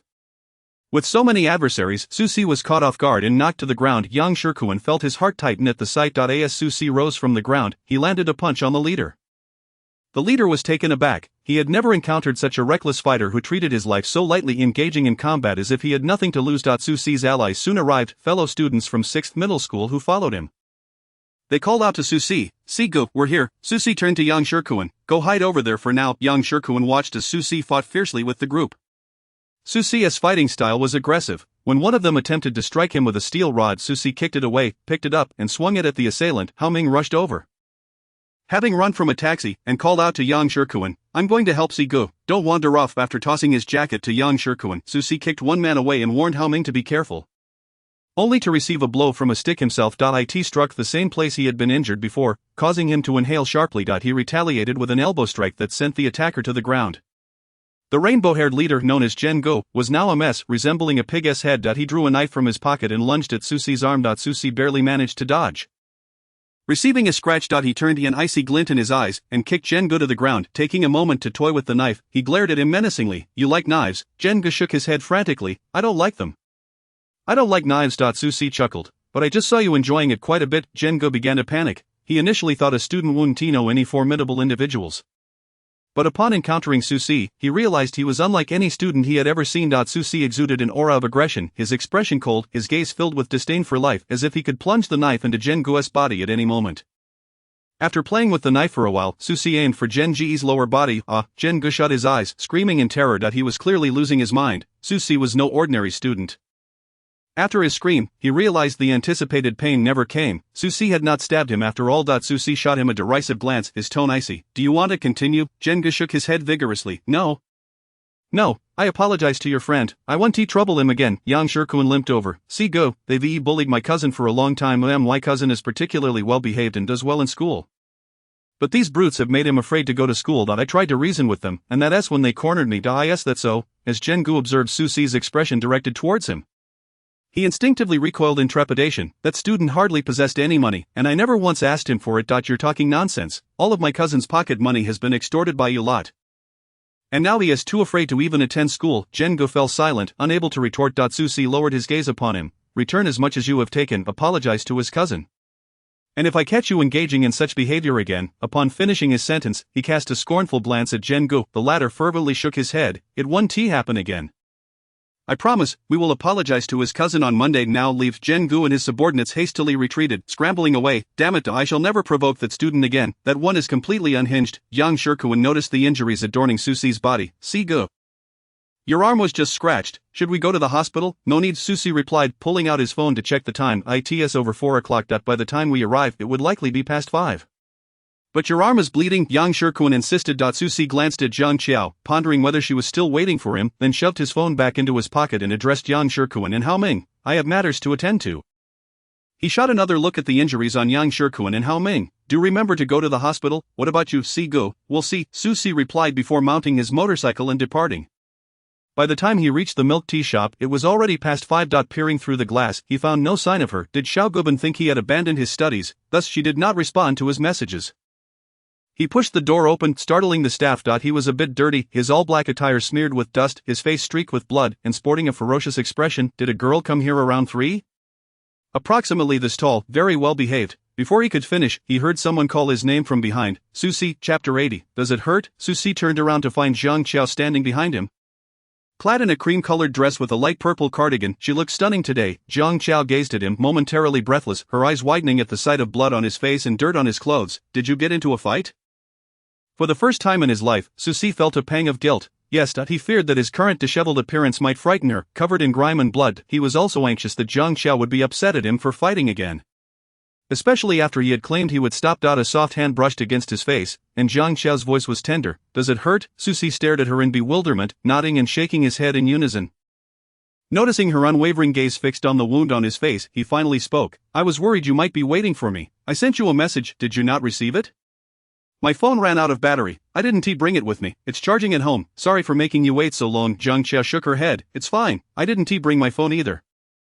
But you did send me a message. She slung her bag over her shoulder and urged him. Let us go to the pharmacy and get you some medicine. She tugged at Susie's sleeve, attempting to pull him outside, but then felt a damp sensation. She glanced down to see her hand stained red with blood gripping Susie's arm. She rolled his sleeve up, revealing a long gash on his arm, surrounded by dried blood. Susie, are you out of your mind? With an injury like this, why didn't you go to the hospital first? She recognized he had been in a fight, but had assumed he had only sustained minor injuries on his face and hands.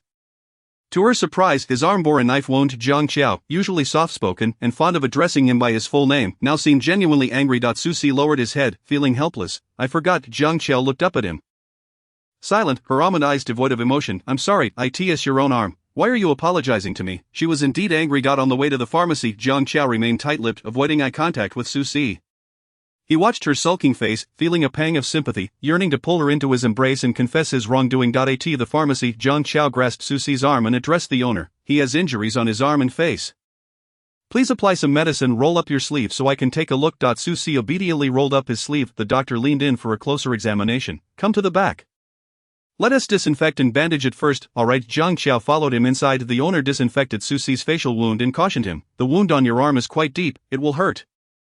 So brace yourself. I'm fine, Susie replied, flashing a smile at Zhang Qiao. Zhang Qiao turned her face away, refusing to look at him. As the doctor pressed a cotton ball against Susie's injury.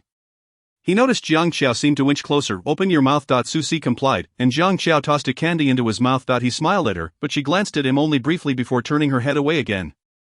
Still avoiding his gaze, the candy melted in his mouth, sweet and strawberry-flavored. Susi was accustomed to fighting, and injuries were a common occurrence for him. He had even suffered a broken arm at his worst. So he was not afraid of pain. Seeing Jiang Qiao continue to ignore him, he winced softly. Jiang Qiao looked at him. Does it hurt? Susi nodded. Jiang Qiao extended her arm towards him. If it hurts, hold on to me. Susi merely held her arm gently. He could not bring himself to grip her tightly. After the treatment, the doctor bandaged Susi's arm and tied a knot. Are there any other injuries? Susi answered honestly, my back. Show me. Susi took off his outer jacket and lifted his sweatshirt. Jiang Qiao glanced up and noticed a red mark on his back, slightly swollen. The fabric pulled away from his back revealed the contours of his athletic physique, broad shoulders tapering to a narrow waist. The definition of his muscles accentuated against his cool, pale skin, making the red mark stand out starkly. The doctor furrowed his brow as he examined the injury. You have soft tissue damage. I'll spray some medication on it and prescribe some pills for you. Alright. Jiang Qiao kept her gaze fixed on the doctor as he administered the spray, her ears reddening as she realized the implications. And she averted her eyes. After the doctor treated the injury, he handed Susi a few boxes of medication and discreetly advised him, try to avoid fighting. It worries your girlfriend. Susi glanced at Jiang Qiao. I understand. A girl should be cherished and spoiled. He smiled. You're right. On their way out, Jiang Qiao continued to ignore him. Susi gently tugged at her clothing. Don't be angry anymore. Xiao Guban. When she remained silent, he tentatively called out, Xiao Laoshi. Jiang Qiao turned to face him. I'm not angry, I just think you don't take care of your body enough.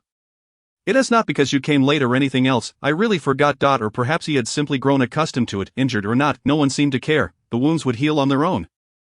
In the past few years, his injuries had either healed or reappeared. Susi continued, Yang Shirkuan was blocked in today. It was an urgent situation. I know, it was definitely not you bullying someone first.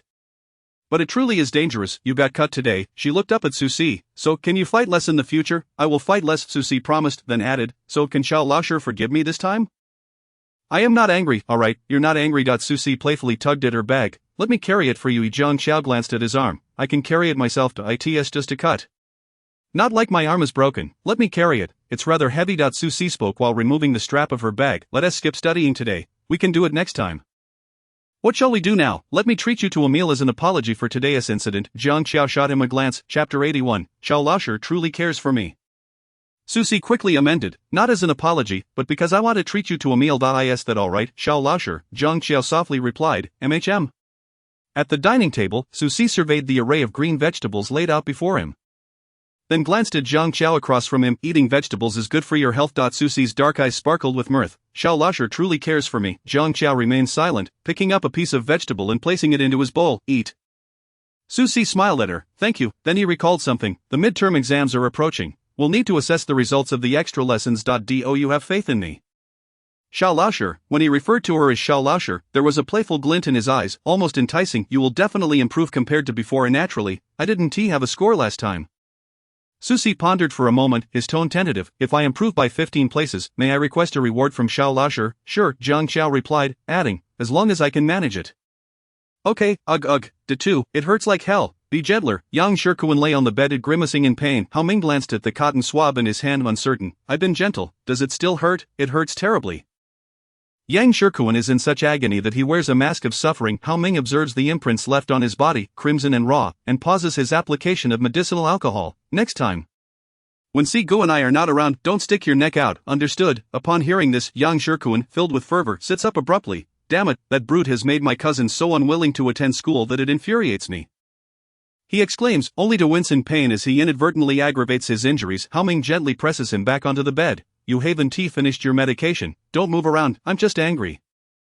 I know, Hao Ming replies, then continues, Si Gu has already taken care of that man, leaving him looking like a pig's head, so unrecognizable. What more do you wish to do? Given your current state, you're the one who is disabled.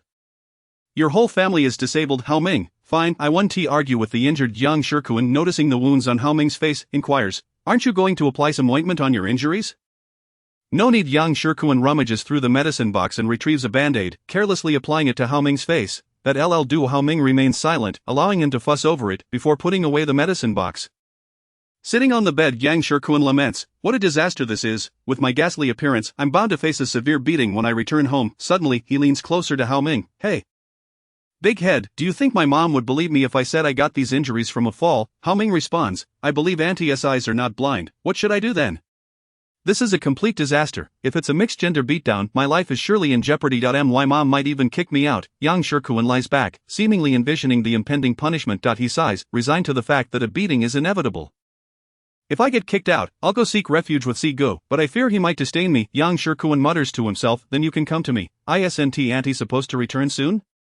Hao Ming shakes his head. It's fine. Yang Shikuan rolls around on his bed, then it's settled. You must take me in. Hao Ming glances at him. Stop rolling, you've made the bedsheets all sticky with medicinal alcohol.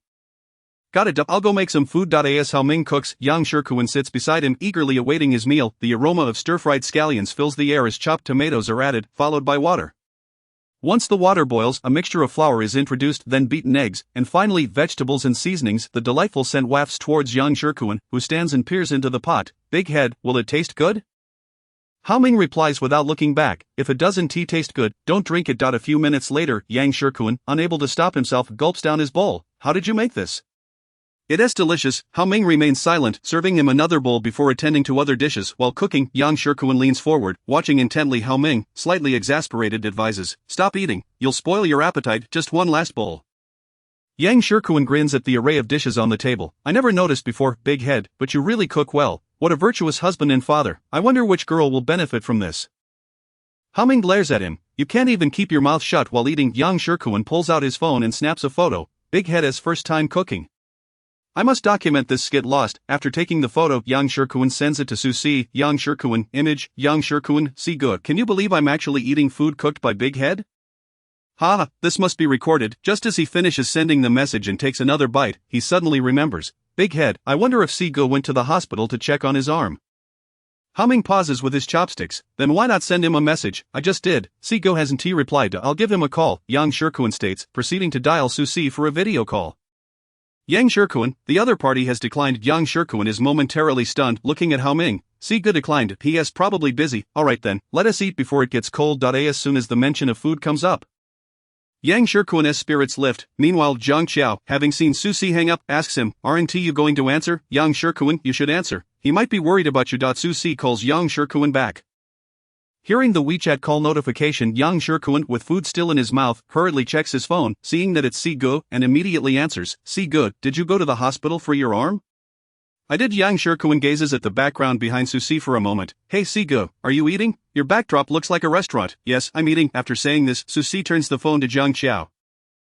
Yang Shikuan's cheerful voice emanates from the phone. Zhang Qiao, who was eating, pauses her chopsticks upon seeing Susi's phone and waves at Yang Shikuan. Yang Shikuan beams broadly. Zhang Qiao, did Sigo come to find you today? Zhang Qiao nods. Yes. Yang Shikuan, keen-eyed, notices the dishes on their table. Why are they all green? Sigo to Zhang Qiao, who has been turned into a salad.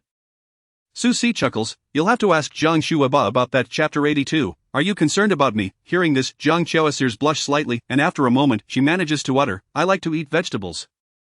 Yang Shikuan, blissfully oblivious, responds, vegetables are great. My mom always says I don't like to eat greens. Susi smiles lightly. Yes, eating vegetables is good. Si good, Zhang Qiao, you two enjoy your meal. We won't disturb you.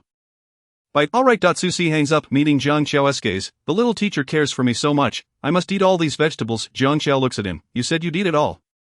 Susi rests his chin on his hand, gazing at her. I will eat it all. Zhang Qiao, having heard Yang Shikuan mention before that Susi never liked to eat greens, had deliberately ordered a table full of them.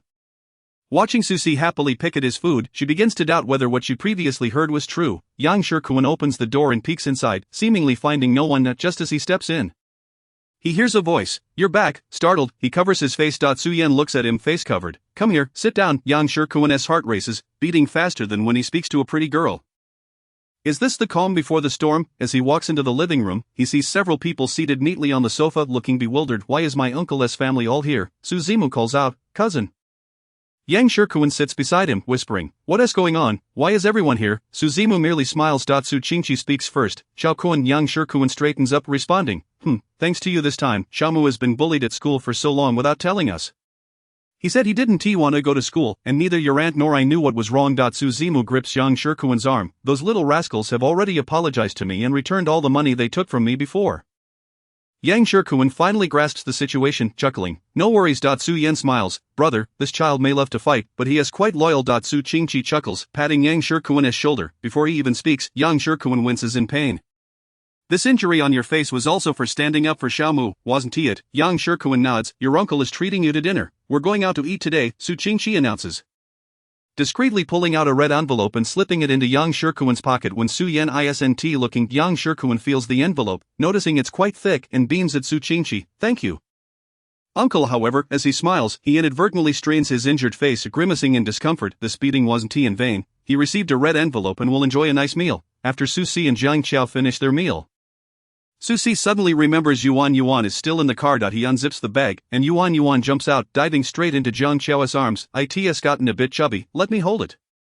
Before Jiang Qiao can respond, Yuan Yuan snuggles into her embrace, burying its head. Su Si, it's fine, it's not heavy, I can hold it. Su Si and Yuan Yuan share a moment of eye contact. But Yuan Yuan dives back into Jiang Qiao's arms. Su Si, how about we have cat meat for supper? He gazes at the back of Yuan Yuan's head, truly tempted to pull it from Jiang Qiao's hold.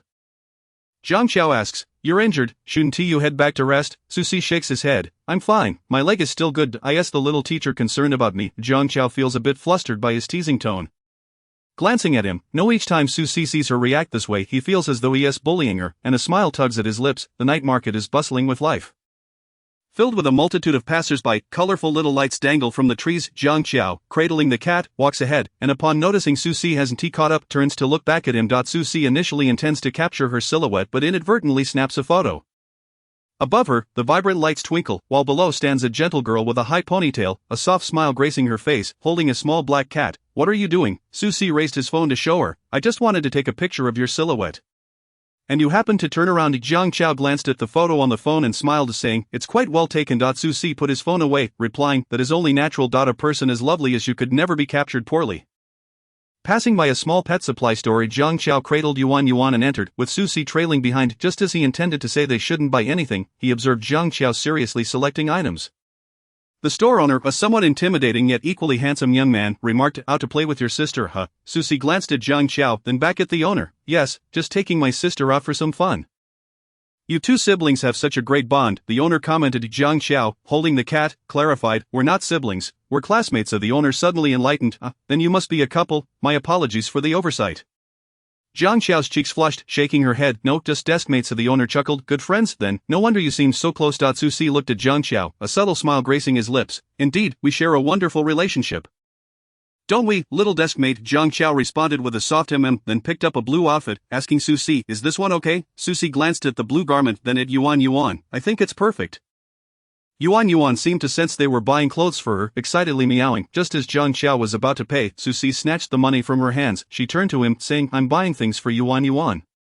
Su Si looked down at her, meeting her gaze, before returning the money to Jiang Qiao. Holding the small outfit for Yuan Yuan, Su Si inquired, are you tired holding her? Would you like me to carry her? Jiang Qiao shook her head. No need, she is not too heavy. Today, Jiang Qiao wore a long dress, and Su Si, fearing she might fall off the motorcycle due to sudden stops or accelerations, decided to call a cab to take her home.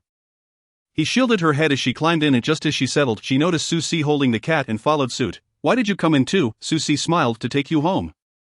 It is really not that much trouble. Not at all. He escorted Jiang Qiao to her building. She reminded him, don't let your wound get wet, and remember to change the dressing. Got it, little teacher.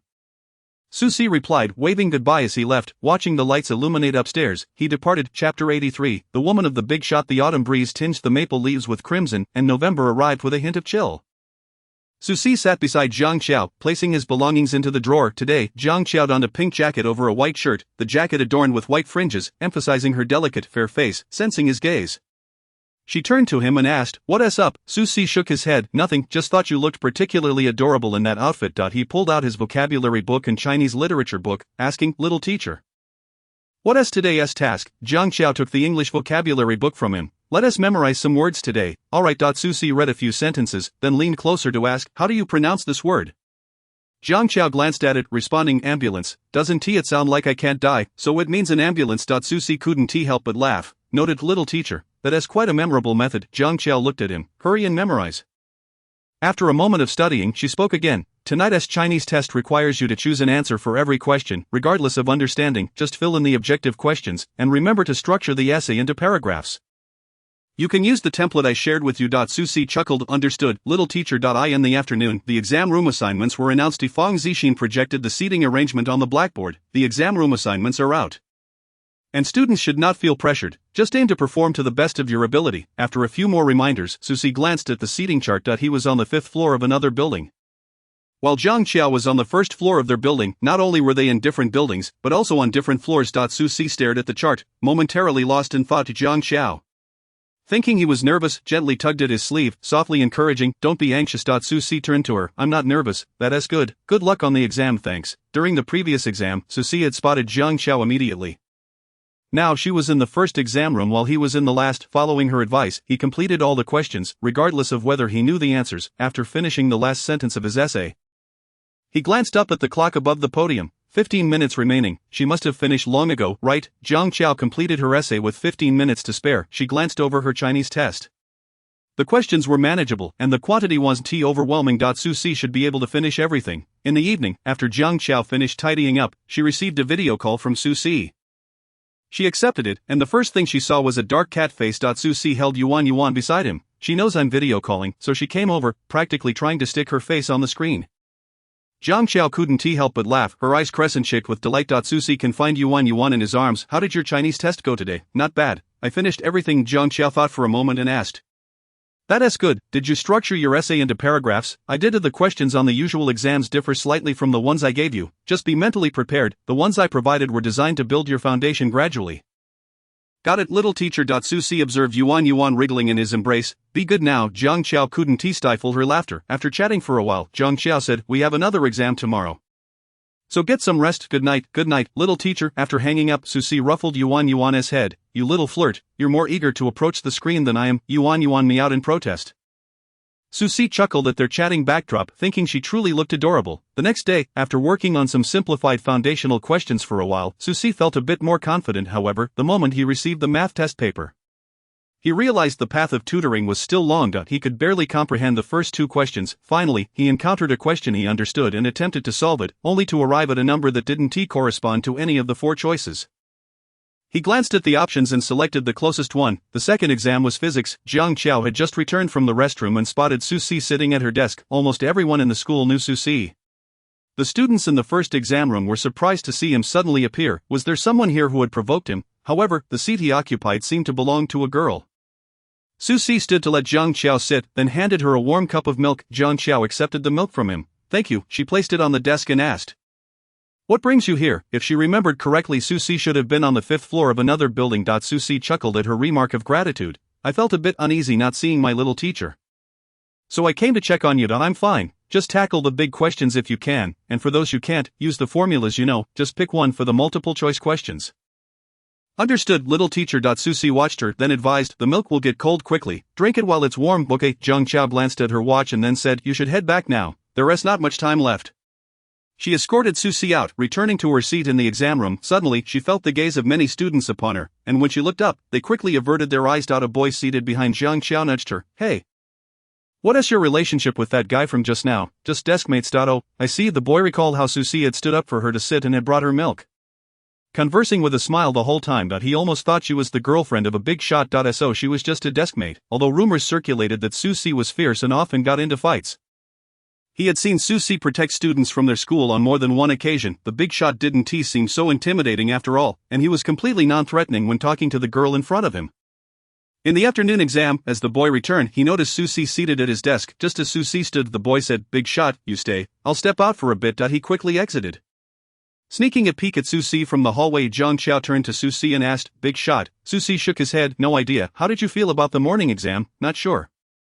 I filled the paper." "That's good." With 10 minutes remaining before the exam, Zhang Qiao saw Susie off. After the day's exams concluded, students buzzed with gossip about the girl seated in the 3rd position of the first exam room, speculating that she had caught Susie's eye. Yang Shikuan also caught wind of this news and approached Zhang Qiao with curiosity. "Zhang Shue, but did you hear? They say someone in the first exam room has caught Si Guo's attention." "Who could it be?" Zhang Qiao was taken aback. Yang Shikuan continued. "I think she is in the 3rd seat." Zhang Qiao, still bewildered, asked again, "3rd seat, chapter 84. Do you find me annoying?" Yang Shikuan was momentarily taken aback by her question, but suddenly realized that the seat number 3 must belong to Zhang Shue. Susie had just come upstairs and glanced at the two. What are you discussing? Zhang Qiao shook her head. Nothing. By the way, Sigu, weren't you supposed to find Zhang Shueba in exam room 1? I heard some rumors that Sigu has taken a liking to someone in exam room 1. And the third one must be Zhang Shueba, right, Susi? Zhang Qiao explained. He was just feeling a bit anxious about the exam, so he came to find me since I've been tutoring him recently. They all misunderstood. After hearing this, Yang Shikuan appeared enlightened. So that's how it is. A gossip was happening right beside him, yet he was completely unaware. However, he didn't believe that Susi's sudden interest in studying was due to Zhang Shueba. Susi organized the exam papers and placed them in the drawer. I came to look for you, but I didn't consider that. I apologize for the inconvenience. Zhang Xia shook her head. It's fine. It's all just a misunderstanding. Susi smiled. Indeed, his gaze remained fixed on Zhang Qiao, but could it be possible that those rumors weren't entirely false? On the third day, after finishing the last exam, everyone began returning to their classrooms to gather their belongings. Just as Zhang Qiao was about to move her desk, she heard a voice behind her. Let me do it, you can rest. Little teacher, recognizing the voice, Zhang Qiao knew it was Susi, who seemed to have hurried upstairs, slightly out of breath, his hair a bit tousled. She softly replied, okay. Susi pushed her desk into place. Then did the same with his OWN.as. He watched Zhang Qiao carry her chair inside. He took it from her. I'll handle it. Zhang Qiao went outside again to grab a couple of books, which he also took from her. After everything was tidied up, Zhang Qiao had just sat down when Wang Lin and Li Jingjing approached her with their math exam papers. Wang Lin asked Zhang Qiao, Zhang Shueba, what answer did you choose for the last multiple choice question in math? Li Jingjing and I had different answers. She chose A, and I chose B. We've been arguing about it for ages. Yang Shikuan observed their flushed faces, clearly having argued for quite some time. I remember I chose C. Zhang Qiao pulled out her math exam paper to show them, confirming that she indeed had chosen C. Li Jingjing exclaimed, damn. We both got it wrong, arguing for so long. Zhang Qiao nodded. Yes, it's C.Y. Li Jingjing glanced at the question, believing her reasoning was sound. Wang Lin felt the same about his approach. Li Jingjing first explained her method to Zhang Qiao. Zhang Shueba, I found this question quite straightforward. I didn't think there was anything wrong. Zhang Qiao listened attentively without interrupting, only speaking up at the end. Your auxiliary lines were incorrect, with just a few words. She highlighted Li Jingjing's mistake. Li Jingjing suddenly realized, so my reasoning was flawed from the very beginning. Wang Lin traced a line in the air with his finger. What about drawing it here? Zhang Qiao shook her head. It can be drawn at these three positions. She took the exam paper to explain the problem to both of them, with Wang Lin and Li Jingjing crowding in front of her to listen.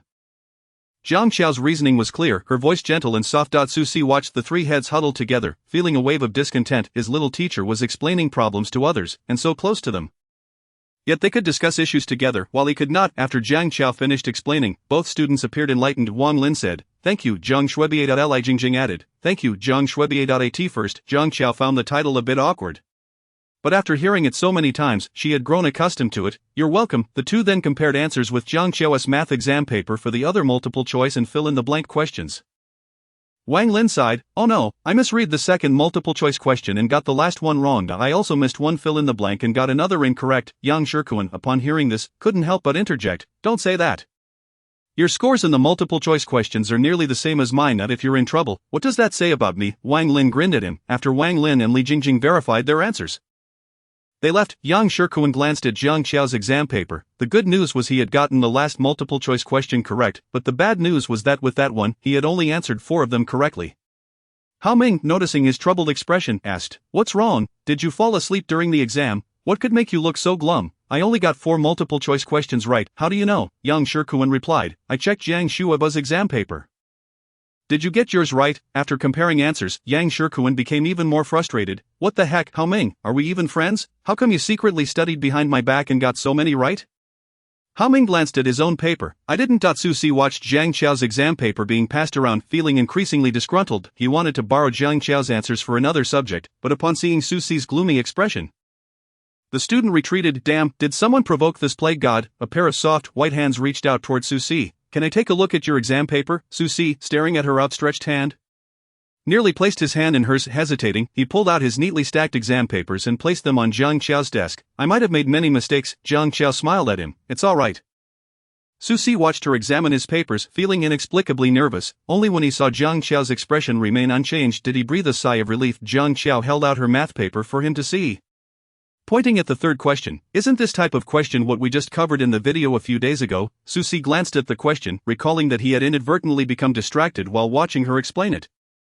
So he hadn't grasped it fully. Seeing him silent, Zhang Qiao thought he hadn't understood and felt embarrassed to ask multiple times. It's fine, if you don't understand a question, You can ask me as many times as you need until you grasp it, alright. Susie listened to her gentle voice, feeling a twinge of guilt. Understood, little teacher. After saying that, he asked her, but if I keep asking you questions repeatedly, won't you find it bothersome? Not at all, Zhang Chao replied, then added, as long as you can understand in the end. Will you think I'm not smart? Zhang Chao paused for a moment, then replied earnestly, if it's a question I've explained several times and you still don't get it, I wouldn't think you're dumb. I'd just think you weren't paying attention.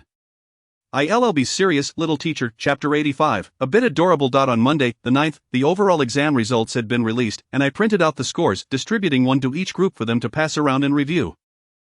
Yang Shikun held the score sheet and smiled at Zhang Qiao. Zhang Shuaba, you ranked third in the entire school again. Congratulations. Zhang Qiao smiled in response. Thank you. Yang Shikun then turned to Susie. Siga.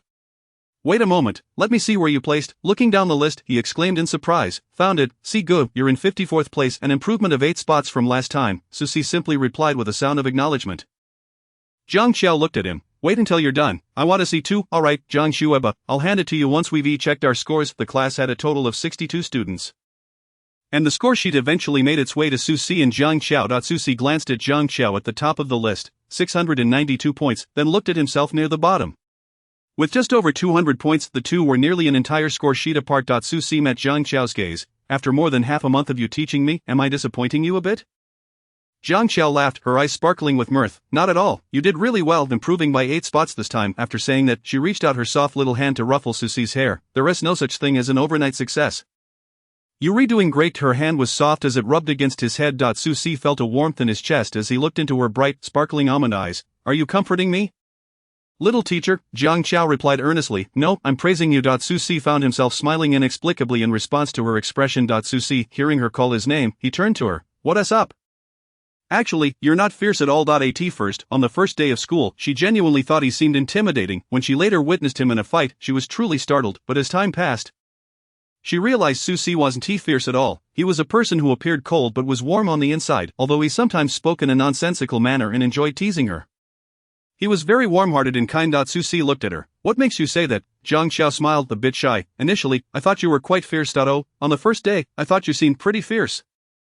Susie suddenly dropped his smile, adopting a serious expression and glaring at her. And what about now? Zhang Qiao shook her head. Not fierce, just a bit adorable. She suddenly recalled the time when she had said he wasn't fierce, only for him to scare her. Zhang Qiao reviewed all the questions Susie had gotten wrong and asked, shall we start with math? Sure, little teacher, you can choose whichever subject you want to teach. The sunlight streamed through the window, illuminating the girl's face. Susie gazed at her, her hair glistening in the light, her complexion a delicate shade of pale pink. As he watched her, he could hear her soft, gentle voice. He remembered her outer garment with white fringes, which looked especially lovely on her, so adorably charming. Zhang Qiao lightly tapped his forehead with her pen. What are you thinking about? Nothing much. Pay attention. Okay. The autumn breeze rustles the leaves outside the window, while some in the classroom engage in animated discussions, others nibble on snacks, and some dart about in the corridor. There are also those who are immersed in their studies. Such is the essence of youth. Perhaps. In the back row of the classroom, two heads are closely huddled together, with a boy occasionally glancing at the girl beside him. On Tuesday, just before physical education class, the boy, known as Little Teacher, asks, could you bring me a bottle of water today? Any kind will do, just buy whatever you like. Zhang Qiao takes the card from his hand and replies, sure. As the weather cools, Zhang Qiao brings him room temperature water. She sits in the shade, watching a crowd partake in their physical education class, then twists open her milk and takes a sip. When class ends, Susie approaches Zhang Qiao, having removed his school uniform jacket, and says, could you hold this for me, little teacher? Zhang Qiao obediently responds, of course. It seems that waiting for Susie to finish playing basketball to bring him water has become a habit for Zhang Qiao. Luo Sheng goes off to comfort a crying friend. Hey, do you want some candy? Shinemo pulls a lollipop from her pocket and offers it to Zhang Qiao. Zhang Qiao accepts it and says, thank you. Standing beside her, Shinemo observes the boys playing basketball and remarks, I've noticed that your relationship with Susie has been quite good recently. Zhang Qiao recalls the previous rumors suggesting that Shinemo might have feelings for Susie. Leaving her momentarily unsure of how to respond, Shinemo leans closer and whispers, honestly, I think you two make a great match. Really? Zhang Qiao is taken aback by her words. Could it be that the previous rumors were unfounded? Noticing Zhang Qiao's dazed expression, Shinemo playfully pinches her cheek and asks, is my comment shocking to you, you good student? Zhang Qiao shakes her head. Not at all. Shinemo finds Zhang Qiao's soft and smooth face delightful to touch, and continues to pinch it a few more times. Do you think it's a bit strange that I like Susie, which makes it awkward for you to hear this? Zhang Qiao nods earnestly. Shen Mo laughs and says, I have a penchant for handsome boys, especially those who are unattainable. Jiang Qiao's expression remains somewhat dazed. Or rather, I just like those who are out of reach. Shen Mo pops the lollipop into her mouth, smiles at Jiang Qiao, and continues, I might be a bit peculiar. The people I like can't reciprocate, otherwise I lose interest. Does that sound a bit superficial? Jiang Qiao shakes her head, not at all. It's quite normal. It's a one-sided affection, but that doesn't make you superficial. You haven't done anything wrong. Shen Mo chuckles at this. You're really adorable. This genuine compliment resonates with her, as she had often worried that her words might undermine her reputation. But she feels Jiang Qiao is truly charming and exceedingly well-behaved. Jiang Qiao beams back. I actually think you are quite adorable too. Shen Mo, hearing this, laughs. Adorable? It's the first time I've heard that in years. I've been called rebellious, a troublemaker, but never adorable. You're the first to say that. Indeed, she finds Jiang Qiao to be incredibly interesting, quite unlike the academically successful girls she has encountered before. Jiang Qiao exudes an inviting aura. As Shen Mo spots Susie exiting the basketball court, she playfully nudges Jiang Qiao. He's coming out. I'm off now. On Wednesday at noon, Yang Shikuan chatters on about what to have for lunch with Susie. Upon seeing a woman approach, he realizes who she is and steps in front of Susie, asking, Auntie, what do you need? Shen Yuchen observes the two boys flanking Susie, who appear anything but studious, and frowns slightly. She remarks to herself that this boy lacks manners. She wonders what sort of friends he has that have brought into the state. I'm here to see Xiaoxi. Please step aside. Despite her thoughts, Shen Yuchen maintains a polite smile. Brother Liang Jiaran spots Susie behind Yang Shikuan and rushes over to embrace him. Susie looks down at the boy, who resembles a small turnip in his red sweater and black jacket, and instinctively steps back, coldly stating, I'm not your brother. Don't come so close. Liang Jiaran stands there, looking a bit forlorn, unsure whether to advance. His brother seems to dislike him. Shen Yuchen pulls Liang Jiaran back, explaining, Xiaoxi, I just brought my brother to see you. He heard he has an older brother and insisted on coming. I wanted to see you too. Susie lowers his gaze at her. Did you not see me the last time? I haven't seen you in a while. I missed you. You haven't been home, and I'm worried. Susie glares at her. Surely she knows why he hasn't returned home? Shen Yuchen lifts a thermal container and says, I wasn't sure what you liked, but Liang Jiaran loves chicken soup, so I thought you might too, along with some stir-fried dishes. Susie finds her words amusing. I don't eat food you bring. Take it back. I've told you many times not to disturb my life. Liang Jiaran attempts to reach for Susie's hand but is blocked by Yang Shikuan, who warns him, I didn't touch him. He fell down on his own. Shen Yuchen quickly helps Liang Jiaran up, wiping away his tears and comforting him. Don't cry, Mama's here. She gently strokes his head.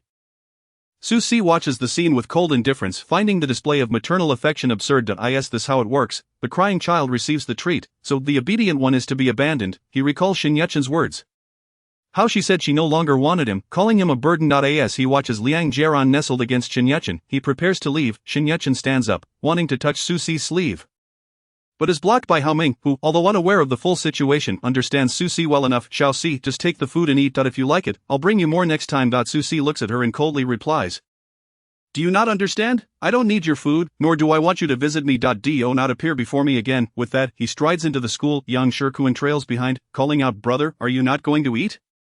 Brother, don't go back. Susie halts and looks at him. I don't feel like eating. You all go ahead. No way, brother. Your stomach is sensitive. How can you skip a meal? Susie merely shakes his head gently and leaves. Shen Yuchen still held onto Liang Jiaran outside. As she watched Susie walk away, she yearned to chase after him, but was stopped by the gatekeeper. Hello, madam, parents are not permitted to enter the campus. Shen Yuchen turned to Yang Shikuan. Could you please help me deliver this to Xiaoxi? Yang Shikuan was at a loss for words, baffled by how such an insistent person could linger. He felt an urge to scold her but restrained himself, saying, Auntie, I'm begging you, please don't disturb Sigu anymore. He is doing quite well and is very happy now. Please don't interfere with that. Alright, I just want to see him. Chapter 87. If your stomach is weak, you must eat. Be good. It's not that I speak harshly, but when could you not see him before, after so many years of absence?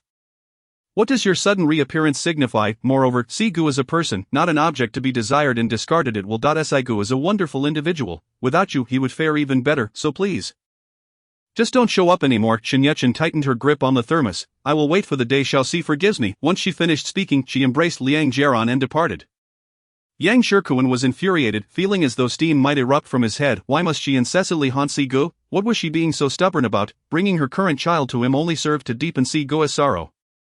Hao Ming had likely surmised the situation, equally speechless, observing Yang Shikuan's flushed face. Don't be angry, Yang Shikuan replied exasperatedly. Dai-tu, I'm truly at a loss. Sigu already has a delicate stomach, and she keeps bothering him. I bet he won't eat lunch again. Hao Ming recalled the earlier incident and felt equally speechless. I feel the same, but let us just buy some food first.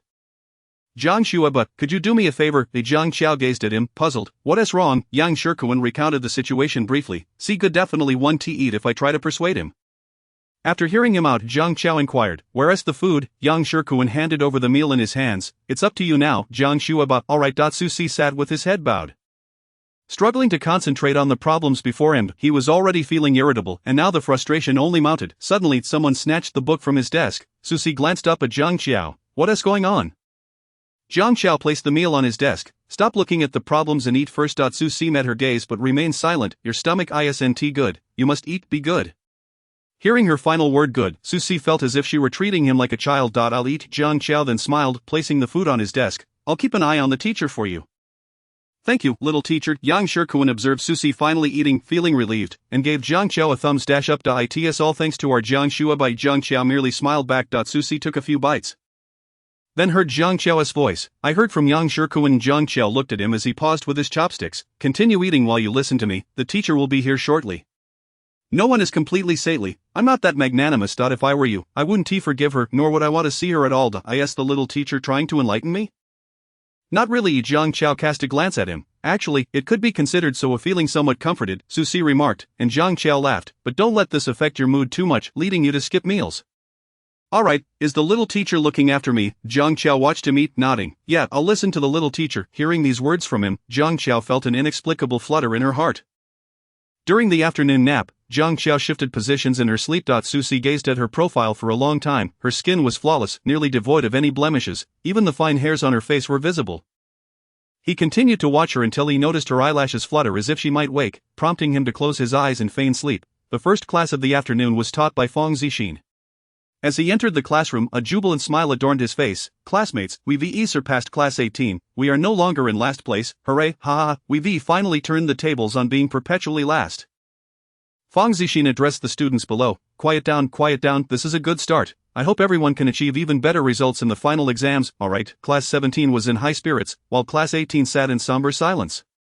The homeroom teacher of class 18 declared, we cannot allow class 17 to ride on our backs next time. We have confidence for the next exam. Yes, the next exam would once again be a contest between the perennial last and second to last places. That evening, Su Si completed the final biology problem, and it was already past 11 o'clock. He looked at the screen where Jiang Qiao was still diligently writing, reluctant to disturb her, once Jiang Qiao finished her work. She looked up to meet Su Si's gaze. Finished? Su Si nodded. Yes, but some problems aren't very clear to me. No worries, I'll explain them to you. Jiang Qiao began explaining. While Yuan perched on Su Si's shoulder, watching intently at the screen. After Jiang Qiao finished, Su Si glanced at Yuan. Did you understand? Yuan meowed, seemingly indicating comprehension. Jiang Qiao looked at the duo on the screen and couldn't help but smile. That's all for today. Thank you, little teacher. Su Si remarked, reviewing the materials in his hands, then addressed Jiang Qiao. I estimate that by winter break, I'll have finished these books. At that time, I'll get you new ones. The foundational versions, sounds good. Jiang Qiao glanced at Yuan, hesitating. Has it gained weight? When she first bought it, the clothes were a bit loose, but now they fit perfectly. Su Si glanced at Yuan. Indeed, it eats a lot. It should be renamed Jumi. Upon hearing her being criticized, Yuan squirmed in his arms. Jiang Qiao chuckled. Eating well is good, being plump is cute. Su Si laughed. You need to eat more too. When he carried her to the infirmary previously, he felt she had little weight. Alright. Su Si intended to say more when he heard Jiang Qiao's phone seemingly ringing. I'm just checking a message. Okay, after reading the message, she turned to Su Si. You should sleep now. I'll discuss a matter with him before heading to bed. Without needing to say, Su Si comprehended who him was.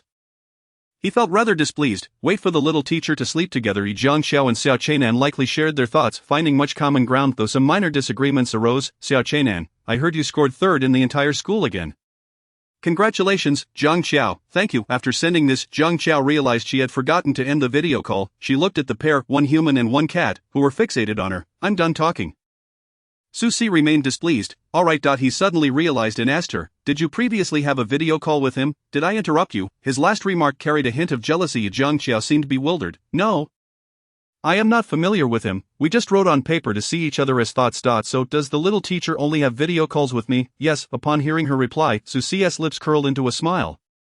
Feeling exceptionally pleased, rest well, little teacher, good night. Yuan, what about me? You too, good night. Chapter 88. The ugly apple. Another month passed, winter had truly arrived. On December 25, the weather was particularly cold. Su Si arrived earlier than Jiang Qiao. He filled both their thermoses with hot water and took out a warming pack from his pocket, tearing it open and placing it in his pocket to warm up. He watched as Zhang Qiao entered the classroom. Clad in a white down jacket, with a caramel-colored scarf wrapped around her neck, her small face buried within, leaving only her eyes visible. Susie stood up to let her pass and watched as she took her seat. Then removed her scarf and gloves. Zhang Qiao reached for the thermos and discovered it was filled to the brim. She unscrewed the lid and took a sip, smiling at Susie. Susie said to her, "Extend your hand." Little teacher Zhang Qiao obediently extended her hand toward him. Susie placed 2 warm packs into her palm. "Keep them in your pocket to warm your hands, and what about you?" Susie smiled slightly, brushing his fingertips against hers. "I'm not cold." His fingertips were warm. Zhang Qiao then pulled out a wrapped apple and handed it to Susie. "Today is Christmas Eve." Susie responded with a smile, "Thank you, little teacher." He then noticed she had several more apples in her drawer and asked, "Who are these for?" Zhang Qiao pointed to each apple as she introduced them. "This one is for Luo Xing. This one for Shinemo, this one for Yang Shikuan, and this one for Hao Ming." Susie glanced at the apples and then at his own, thinking his was the most beautifully wrapped. He had prepared only one apple, as he hadn't bought nice wrapping paper the day before, and since he had never bothered with such trivial holidays, he was unfamiliar with wrapping apples. He took the apple from his backpack and handed it to Zhang Qiao. "Merry Christmas Eve, little teacher." You too. Yang Shikuan and Hao Ming entered, laughing and joking upon seeing the apple in Zhang Qiao's hand. Yang Shikuan couldn't help but burst into laughter. "Zhang Shueba, whose ugly apple is this? Why is it wrapped so poorly?" "Ha ha, Susie, ugly." Yang Shikuan nodded. "Yes, it is ugly, brother. See, don't you think so?" "Susie," Zhang Qiao paused for a moment before speaking. "This apple was given by Susie." Yang Shikuan, after a long silence, he began to justify his earlier words. "Just look at the color scheme. And the ribbon, how sophisticated and elegant it is. I was just blind to its beauty." Susie, Zhang Qiao took out 2 apples from her drawer and handed them to Yang Shikuan. "These are for you and Hao Ming." Yang Shikuan dared not meet Susie's gaze. He accepted the beautifully wrapped apples from Zhang Qiao. "Thank you, Zhang Shueba." He chose one in a color he liked and then offered the other to Hao Ming. "This is from Zhang Shueba." Hao Ming also expressed his gratitude. "Thank you, Zhang Shuebiate." It was the second class of the morning. Snow began to fall. While in the midst of a math lesson, someone shouted, and everyone turned to look outside. The white snowflakes, resembling willow catkins, began to drift down. Feng Zixin paused in his chalk writing on the blackboard and turned to gaze outside. Indeed, it was snowing out. He looked down at the curious little heads. "You can go out to take a look, but make sure to return quickly." As soon as these words were spoken, the students of class 17 rushed out in a swarm. Susie turned to Zhang Qiao. "Shall we go take a look?" Zhang Qiao, yes. The 2 of them stood at the back door, stepping outside to witness the falling snowflakes. Zhang Qiao extended her hand to catch the drifting snow, which melted upon contact, leaving a cool sensation. Her eyes sparkled with delight, and Susie, standing beside her, couldn't help but smile as well. The class began again, urging everyone to come back inside. After enjoying the snow, the students hurried back into the classroom. By the time the class was over, a thick blanket of snow covered the ground outside. Susie returned, his hands tightly clasped together, mysteriously stating, "Guess what I have in my hands?" Zhang Qiao shook her head. Susie opened his hands to reveal a ball of pure white snow, which was nearly melting in his palm. Zhang Qiao reached out to poke the snowball, feeling the coolness at her fingertips. The city rarely experiences snow. The last time she saw it was several years ago. The snowfall wasn't heavy enough for making snowmen. It has been many years since she last built a snowman. "If it snows heavily this year, we should make a snowman together." Zhang Qiao smiled. "That sounds great." The snow quickly melted in her palm. She noticed Susie's fingertips had turned a bit red from the cold and fetched her gloves from the drawer. "Your fingers are freezing." Were these to keep warm? Her gloves were a soft cream color, fluffy and cozy. Susie took the gloves, unable to suppress a chuckle. They seemed rather small in his hands. "Little teacher, these gloves are a bit too small for me." Zhang Qiao glanced at them, realizing how disproportionately tiny they appeared in his grasp. She took the gloves back and suddenly remembered the hand warmer in her pocket. She pulled one out and placed it in Susie's palm. "One for each of us." "Susie, all right." After the 3rd class, Shinemo was waiting at the door of class 17 with a small box in her arms. She called out to the person by the window, "Could you call Zhang Qiao?" Upon seeing Zhang Qiao walk out, she handed her the item. "This is for you." Zhang Qiao accepted the item and hugged it close, then offered her an apple. "I was just about to bring you something." Shinemo took the apple from her. "Thank you." Zhang Qiao flashed her a sweet smile. "It's cold outside. Let us go inside." Shinemo departed. After delivering her gift, Zhang Qiao opened the small box to find an assortment of flavored lollipops. Luo Xing had also prepared an orange for her. "Could you help me call Susie?" Yang Shikuan heard this and glanced at the items in the girl's hands. "Classmate, brother C doesn't accept gifts from others." The girl looked at the contents with disappointment. "All right then." Just as Yang Shikuan sighed in relief, he heard a boy's voice. "Classmate, could you help me call Zhang Qiao?" He looked inside. "Zhang Shueba isn't here." The boy handed Yang Shikuan an item. please help me pass this to Jiang Shuaba, it's from someone at class 17. Yang Shikuan hesitated, unsure if he could accept it on her behalf. The boy added, if you mention class 17 she should know. Hearing this, Yang Shikuan felt they must be acquainted, and he accepted the item. Alright, chapter 89. Is it favoritism? Jiang Shuaba, this is a gift from your friend at class 17. Yang Shikuan pointed to the item that had just been delivered as Jiang Qiao walked in. Class 17. Yes, the person said they were your friend from there. Jiang Qiao looked puzzled. I don't have any friends from class 17. Yang Shikuan, he looked at the item in his hands. I don't know either. He just said you would know if it was mentioned. Susi entered from outside and looked at the two. What is going on? Yang Shikuan, holding the item, explained to Susi, just now, a boy said he was delivering something on behalf of someone mentioning Jiang Shuaba from class 17, so I accepted it for her. Susi paused for a moment before saying, it's the boy who wanted your contact information before.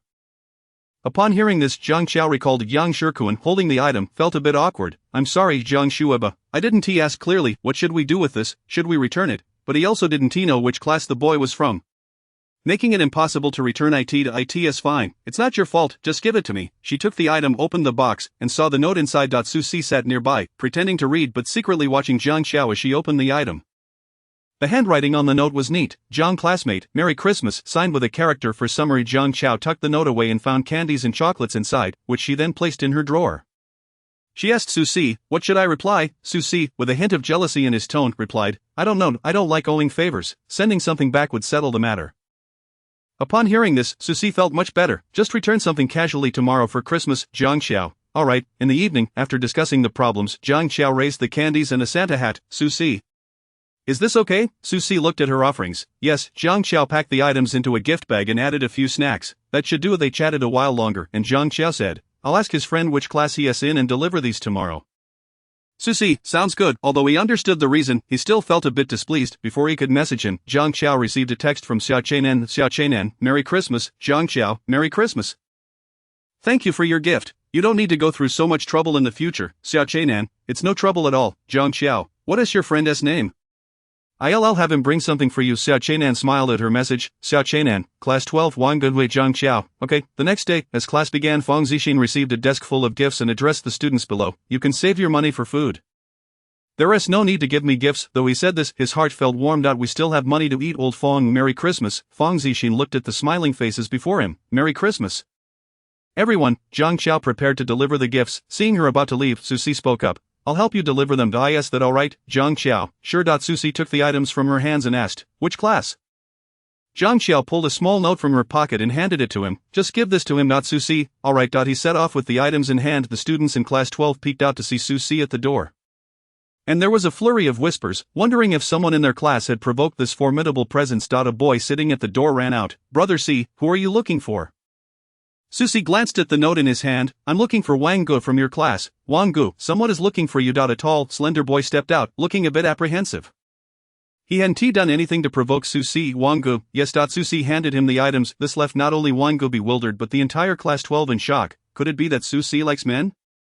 That shouldn't be the case. Susi appeared as straight as they come. I'm here to deliver something for my deskmate. Wang Gu was confused. He is delivering something for his deskmate? The first thought that crossed Wang Gu's mind was about his deskmate's significance, being able to have Susi deliver something on his behalf. Yesterday, didn't you deliver something for your friend from class 17 to my deskmate? Susi replied calmly. A brother C, your Jiang Qiao's deskmate? Wang Gu finally pieced it together. Susi affirmed with a sound and then said, please give this to your friend, for some reason. Wang Gu felt Susi's tone was more intimidating when he said that, though he wasn't sure if it was just his imagination. He nodded. Okay, thank you, brother C. Susi.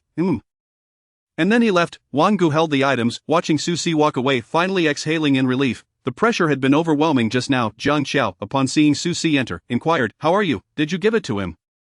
Susi nodded and replied, the little teacher instructed me to do so, so it was a must. Hearing this, Jiang Qiao smiled and retrieved a gift bag from her drawer. This is your Christmas present. I have a gift too, little teacher, Susi exclaimed. Jiang Qiao responded with a smile. Indeed, after saying this, she handed the item in her hand to Susi. He pulled out a white hat adorned with simple letters. It was quite attractive, though it seemed a tad small in size. Susi placed the hat atop his head for a moment before inspecting it in his palm. That hat was meant for Yuan. Susi then extracted a small red string from the bag, which held a delicate silver bell. That too was for Yuan. Susi glanced into the bottom of the bag, where he discovered a document marked with bold letters, the most comprehensive English materials in history. Suitable for students with weak English foundations. He couldn't help but chuckle as he pulled out the exam papers. Little teacher, you truly care for me, sending me exercise sheets for Christmas, Jiang Qiao earnestly explained. These questions are genuinely excellent. I searched online for quite a while before purchasing them for you. You really should give them a try. Susie laughed. Since it's from the little teacher, how could I not write them? He paused for a moment, but little teacher, don't you think you're a bit biased? Yuan has 2 gifts, and I only have one. Chapter 90, Favoritism. Jiang Qiao was momentarily taken aback, then shook her head. No, there's no favoritism. Susie looked at her. The little teacher may not be biased, but her heart is entirely inclined towards Yuan. Upon saying this, he felt a twinge of jealousy. Jiang Qiao, hearing his words, felt her cheeks warm slightly. No, it's favoritism towards you. Upon hearing this, Susie's smile grew even more joyous. I also have a Christmas gift for the little teacher. He then produced a bag he had prepared earlier from his drawer and handed it to Jiang Qiao. Open it and take a look. Susie had never bought anything for a girl before, but when he saw this scarf in the mall, he thought it would be perfect for Jiang Qiao. Jiang Qiao pulled it out. It was a pure white rabbit fur scarf, incredibly soft to the touch. She smiled at Susie. I really like it. As she spoke, she wrapped the scarf around her neck. She was wearing a light pink down jacket that matched perfectly with the white scarf. Her fair complexion made her face appear rosy and delicate, giving her an endearing softness. Susie looked at her and sincerely remarked, that scarf suits you very well. Jiang Qiao replied with a smile, I really like it. On this day, Jiang Qiao received many Christmas gifts. She had also prepared a Christmas gift for Jiang Jisoo, but would have to wait until after school to visit the store for it. However, upon returning from lunch, Jiang Qiao saw the person she most wished to meet at the door. Jiang Jisoo called out to her, Xiao Qiao. What brings you here? It's Christmas today. I can't allow my little friend to go without receiving my Christmas gift. As Jiang Jisoo spoke, she handed over her items. Your scarf looks quite nice. It was a gift from my deskmate. Is it a boy deskmate or a girl deskmate? Is it the same one from before? A boy deskmate. Still him. Jiang Jisoo understood that Jiang Qiao was a sensible person. Then Xiao, let us discuss this another day. Alright. Jiang Qiao smiled at her and asked, Asu, aren't you cold wearing just a coat? Jiang Jisoo shook her head. Not cold. It's just that my little friend is considerate of me. After saying this, she handed Jiang Qiao another bag. The fruit is a bit chilly, don't eat too much at once. I'm worried it might upset your stomach. Okay. Jiang Qiao took the items in her hands. Jiang Scholar, Yang Shikuan's excited voice echoed from behind. Jiang Qiao smiled at him. Jiang Jisoo immediately spotted Susie among the 3. The young man was taller than the other 2, with striking features. His neat black hair framing a distinguished bone structure. He wore a short black down jacket over a beige sweater, complemented by school uniform trousers that enveloped his long legs. Jiang Jisoo noted his indifferent demeanor, which carried an air of aloofness, but when he looked at Jiang Qiao, his gaze softened somewhat. Asu, this is my deskmate and his friend. Susie turned to Jiang Jisoo. Susie, Jiang Jisoo. Indeed, all of the beautiful ones have beautiful friends, Yang Shikuan remarked. Jiang Jisoo chuckled at this. Your deskmate has quite the sweet tongue. Jiang Qiao laughed softly. Yang Shikuan was quite the extrovert, just speaking the truth. Susie addressed Jiang Qiao. Let us head inside, little deskmate. Jiang Qiao responded. Okay. The 3 of them entered. Asu, wait a moment, I'll go get your gift. After saying this, she hurried to the classroom to retrieve it.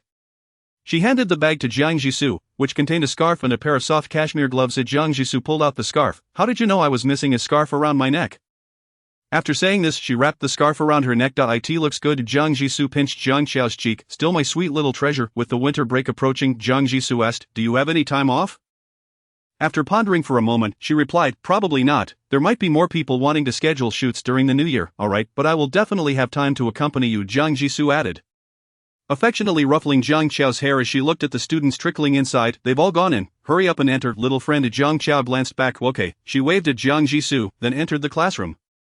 Jiang Jisoo had gifted her a fluffy hat along with her favorite candies and cake. After school, Jiang Qiao stared at the items in her drawer, feeling troubled. Susie observed her and offered, little teacher, do you need help? Although it was a question, Susie didn't wait for her response before taking the items from her hands. Jiang Qiao softly said, thank you. Still saying thank you?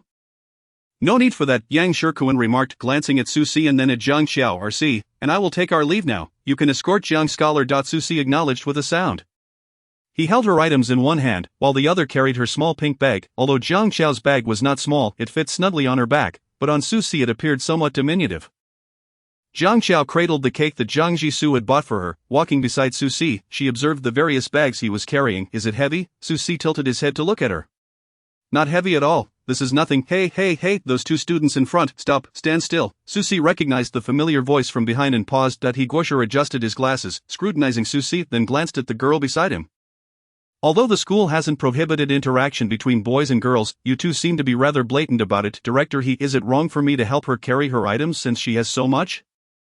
Didn't you say that students should support and help each other? Susie retorted. He Guosher glared at him. Excuses, mere excuses. After saying this, he stared at Zhang Qiao for a moment, feeling that the girl seemed quite familiar. Zhang Qiao looked at He Guosher. Director, we are deskmates. It's Christmas today, and he is simply helping me carry some things to. He Guosher slapped his forehead, suddenly recalling who she was. She was the girl who transferred to class 17 and had ranked third in the entire school. Many teachers had wanted to poach her from Feng Zixin, mentioning it to him several times. However, he believed it was essential to respect the girl's wishes, and then he seemed to have forgotten about it. She and Susie were now deskmates, and not only had her grades not declined, but Susie's performance had also improved. Susie looked at He Guosher, who seemed lost in thought. So, Director Yi, may we leave now? Chapter 91, colliding into his embrace. He Guosher snapped back to reality and cleared his throat. You may go. He glanced at Susie and added, helping girls is something male students ought to do. Susie gave him a puzzled look, as just moments ago he had claimed it was an excuse. He Guosher was still contemplating the matter, wanting Feng Zixin to ask that girl whether she wished to transfer to a better class. Since Zhang Qiao went to the bookstore every Friday, Luma did not come to pick her up on that day. The path outside the school was lined with sycamore trees, which had shed their leaves long ago during autumn. Leaving only the bare trunks, appearing somewhat desolate against the biting wind, the birds had also migrated to warmer southern lands long before Zhang Qiao, who was somewhat sensitive to the cold, tightened her new scarf around her neck. Noticing Susie's hands exposed to the chill, she asked, aren't you cold? Susie shook his head, looking at her small face nestled within the scarf. Should I call a car? While he didn't mind waiting for the bus. The weather was indeed a bit chilly, and he didn't want Zhang Qiao to suffer. Just as he finished speaking, Zhang Qiao called out to him, no need for a car, Susie, lower your head. Susie obediently bowed his head, and Zhang Qiao placed the scarf around his neck, then circled around him. It's too cold. You can wear my scarf for now. Susie chuckled softly, as long as the little teacher doesn't mind me wearing your scarf. It's fine. Zhang Qiao shook her head. I don't mind. After saying this, she spotted the green bus approaching. The bus is here. Alright. Zhang Qiao invested money for 2 individuals before boarding the bus. The vehicle was already devoid of available seats. As more passengers boarded, Zhang Qiao was jostled and nearly fell to the ground, but fortunately Susie caught her just in time. Susie grasped the pole and enveloped Zhang Qiao in his embrace, advising her, if you can't maintain your balance, hold on to me. Alright. Zhang Qiao lifted her gaze and softly called out to him, Susie. Susie looked down at her, inquiring, what's the matter? Is it too crowded? No. Is the bag hanging from your arm heavy? Susie chuckled lightly. My dear teacher, you underestimate me. It's not heavy at all. Suddenly the bus lurched to a halt, and while Zhang Qiao was holding onto Susie's arm, she unexpectedly collided into his embrace, stabilizing herself only after grasping his clothing. It seemed that choosing the bus today was not the wisest decision. Susie glanced at her nestled in his arms, petite and obedient, which made his heart soften immensely. Observing her rubbing her nose, Susie freed one hand to pinch her nose gently, asking, did it hurt when you bumped into me? Zhang Qiao shook her head. No. Susie, enchanted by her docile demeanor, felt an urge to pinch her cheeks. After traveling a short distance, many passengers disembarked, and at last, there was a bit more space. Susie gestured towards an empty seat beside him. Teacher, hurry, and take that vacant seat. Zhang Qiao settled into the seat, saying, hand me the bag in your hand, I'll place it on the floor first. Sure. With the air conditioning running, Zhang Qiao adjusted her scarf and asked him, Susie, are you warm? Would you like me to help you take off your scarf? No need. Susie looked at her, his eyes filled with mirth. After delivering those items, where are you off to? Will you still visit the bookstore? Zhang Qiao pondered for a moment. Yes, then if there are no supplementary classes today, I'll accompany you. Sounds good. Zhang Qiao smiled brightly at him. Upon alighting from the bus, they arrived at the neighborhood where Zhang Qiao resided. Susie escorted her to the ground floor, stating, I'll wait for you downstairs. Alright. Susie observed her small hands carrying those items and asked, can you manage? Should I carry them for you? No need, we've already arrived downstairs. Although Zhang Qiao insisted otherwise, Susie still accompanied her to the elevator, stating, I'll wait for you downstairs. Zhang Qiao obediently replied, okay. He waited outside, once again opening a game on his phone. Within a few minutes, Zhang Qiao emerged from the elevator. Susie looked up from his phone, that was quite fast. Zhang Qiao smiled, I just went up to deliver something.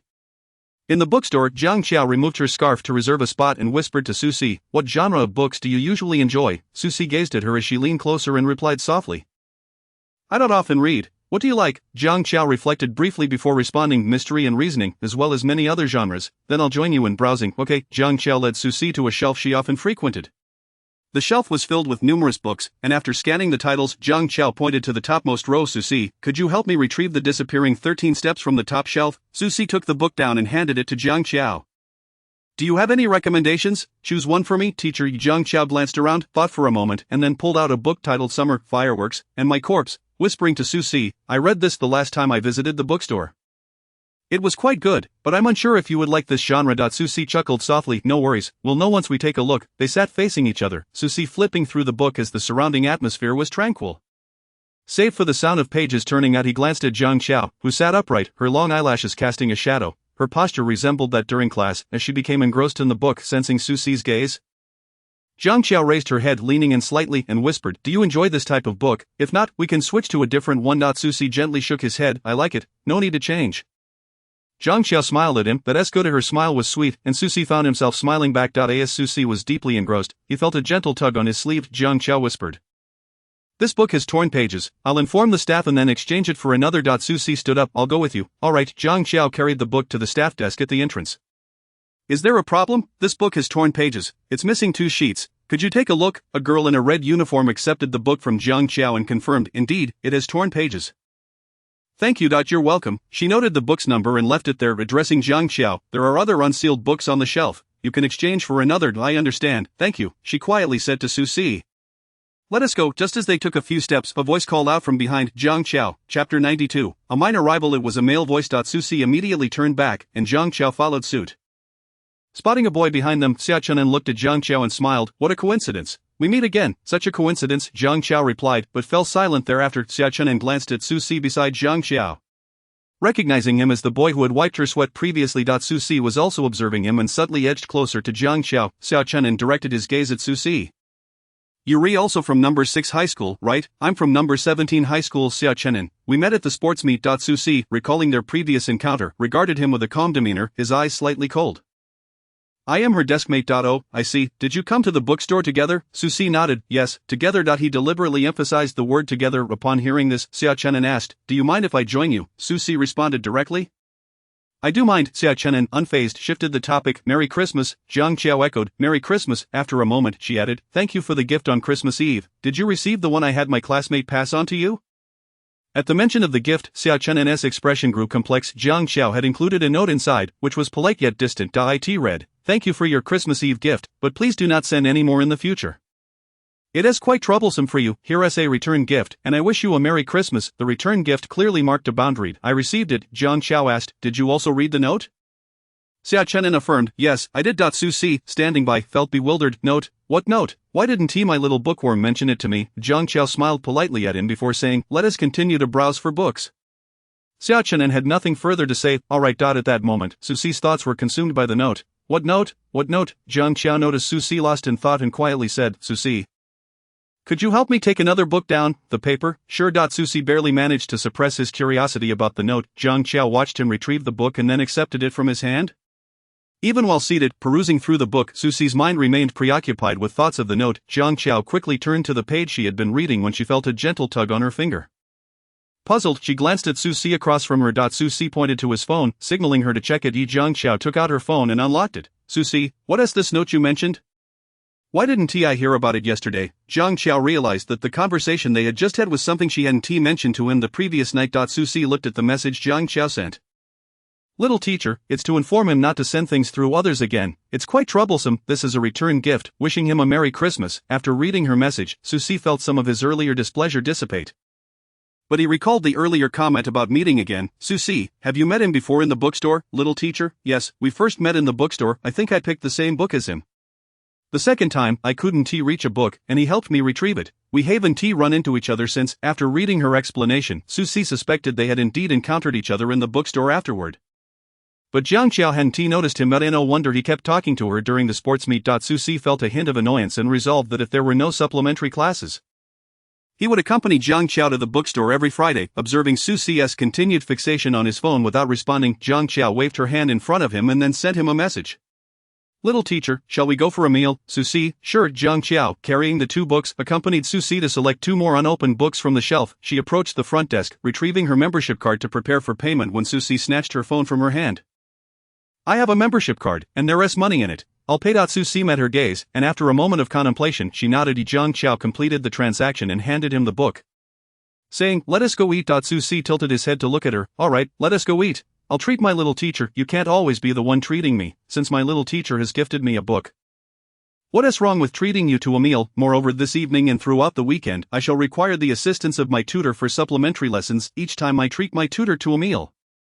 I consider it as a payment for the tutoring sessions. Is that agreeable? Upon hearing his words, Zhang Qiao conceded. Very well. Behind them, a gaze remained fixedly observant of the two. He watched as they exited the bookstore. His unrequited affection seemed on the verge of despair, as it appeared their relationship was quite amicable, yet not romantic. He pondered whether he should take the plunge. After dinner, Susi routinely escorted Zhang Qiao home. That evening, the small teacher observed it. Zhang Qiao glanced at Yuan on the screen, cradled in Susi's arms, adorned with the bell Zhang Qiao had purchased for it, and a white hat gifted by her. It looked exceedingly adorable. Yuan seemed to sense Zhang Qiao's gaze, and it shook its head at the camera, causing the bell around its neck to jingle with its movement. Zhang Qiao remarked, "It's very cute, and it suits it perfectly." Susi chuckled, ruffling Yuan's head, but as Yuan leaned closer to the phone screen, he pulled it back into his embrace. "Shall we take it along for the next tutoring session?" Susi cast a glance at Yuan. "I think not, for I fear it might disturb others." Upon hearing this, Yuan expressed its discontent, leaping onto Susi's shoulder and meowing at the camera. As if to complain to Zhang Qiao and voice its dissatisfaction, it was quite well behaved and could certainly be taken along. "All right, we shall bring it next time." Yuan appeared to understand, lifting its head high and shaking the bell around its neck. Zhang Qiao couldn't help but laugh at the sight. Hearing you praise it for being well behaved makes it happy. In the ensuing weeks, every Saturday, Susi brought Yuan along to visit Zhang Qiao. Each time he observed Yuan snuggling closely in Zhang Qiao's embrace, he felt as though he had adopted a rebellious child, yet Zhang Qiao adored it immensely. Chapter 93, Joyful Winter Vacation. The teachers from the top class were vying for you. And I believe it is crucial to inquire about your preference. Do you wish to transfer to the superior class, or remain in your current one? Zhang Qiao turned to glance at the students of class 17. Then at her deskmate, who was memorizing words while holding a book. "No need, Teacher Fong. I quite enjoy my current class. I do not wish to transfer." "Very well, the teacher respects your wishes." As January approached, the final examinations and winter vacation were drawing near. The weather grew increasingly frigid, to the point that one's hands would become numb from the cold. On January 26th, a Monday, Guisher stumbled and fell in the corridor after just a few steps. Rising, he rubbed his rear and surveyed the thin layer of ice on the ground. He scolded class 17, who was on duty today. "Are you all lacking common sense? After mopping, do you not know to use a dry mop as well?" The duty students from class 17 came out to apologize. "Sorry, Director, we forgot to mop again." Director, fuming, puffed his cheeks and ruffled his sparse hair. "Mop it again, even as the holidays approach. One cannot afford to be lazy." Yes. After Guisher finished speaking, he walked away, only to slip again at the entrance of class 18. The students of class 18, who had been eavesdropping on the reprimand of class 17, found themselves unable to laugh any longer. The homeroom teacher of class 18 stood at the podium, declaring, "Last time, during the midterm examination, we were actually surpassed by class 17. Not this time. We must ensure we outshine them in the final exam." "All right," Yang Shikuan addressed Hao Ming. "The poor scores from previous exams are inconsequential, but this time's results directly affect how we celebrate the new year. When relatives come over, they will inquire about your child's grades. And if I score poorly, my mother will surely think I am a disgrace." Hao Ming replied. "You have a point." Yang Shikuan wore a troubled expression. Hao Ming added, "Well, we've always managed to get through it in the past." Yang Shikuan lamented, "Thank you, but your consolation is of little comfort." The fourth class of the morning was taught by Zhang Ruanfa. He strode into the classroom with an air of indifference. "Teacher, did you set this exam paper? Is it difficult?" Zhang Ruanfa, upon hearing this, ran his fingers through his hair. "Not at all. With the new year approaching, how could a teacher set such a challenging paper to ruin your celebrations? Would you kindly leak a few questions to us? After all, you authored the exam, didn't you?" Zhang Ruanfa squinted his eyes. "That is out of the question. I never engage in such practices." However, the students of class 17 eagerly awaited what he would say next. "If you plead with me, I might just share the key points." "Teacher, you are the most handsome." "Teacher, you are as handsome as Zhou Ruanfa." "You are simply the Zhou Ruanfa of City A." The flattery from class 17 grew increasingly exaggerated, prompting Zhang Ruanfa to signal for silence. "Recently, we learned a significant unit, and there will be a major question from it. I can tell you which unit the other questions are from. The exam is tomorrow, so you could cram a bit." "Great, teacher, you are my idol." At noon, Susi approached Zhang Qiao, holding a stack of materials. "Little teacher, there is not much left. I'm nearly done, only a thin layer remained unwritten." Zhang Qiao glanced at the materials in his hands. "Excellent, the new materials have already been purchased. Once you finish, I will exchange them for you." "Little teacher, do you remember my reward?" Zhang Qiao smiled at him. "I do, and I hope you can improve by 15 places this time. Can we combine the two attempts?" After some thought, Zhang Qiao nodded. "That's acceptable." Yang Shikuan turned to Zhang Qiao. "Zhang, the academic prodigy, what should I do if I cannot comprehend the English listening?" Zhang Qiao pondered before replying. "If you cannot understand the English listening, try closing your eyes and listening. Feel it with your eyes closed, alright? I will try Jiang's method for this exam. Jiang Qiao smiled. Good luck. After she finished, she turned to Susi and encouraged him. You can do it. Susi chuckled. Alright, excuse me, can you tell me how much the shirt is? The following is the high school listening practice, informal listening. Yes, it's £9.15. Thus, the price of the shirt is £9.15, so you should select option C. Once the practice listening concluded, the formal listening began. Yang Shikuan followed Jiang Xiao's advice, closing his eyes to immerse himself in the English listening. He listened to a continuous stream of English. Nearly dozing off in the process. He opened his eyes, rubbed his face, and finally felt a bit more alert. After the audio played for quite some time, he had comprehended only a few sentences. Encouraged by Jiang Qiao, Susi remained unfazed while answering questions. Finally, the last exam concluded, marking the end of the final assessments. Upon returning, Jiang Qiao noticed Susi was rearranging 2 desks, just as she began to gather her books.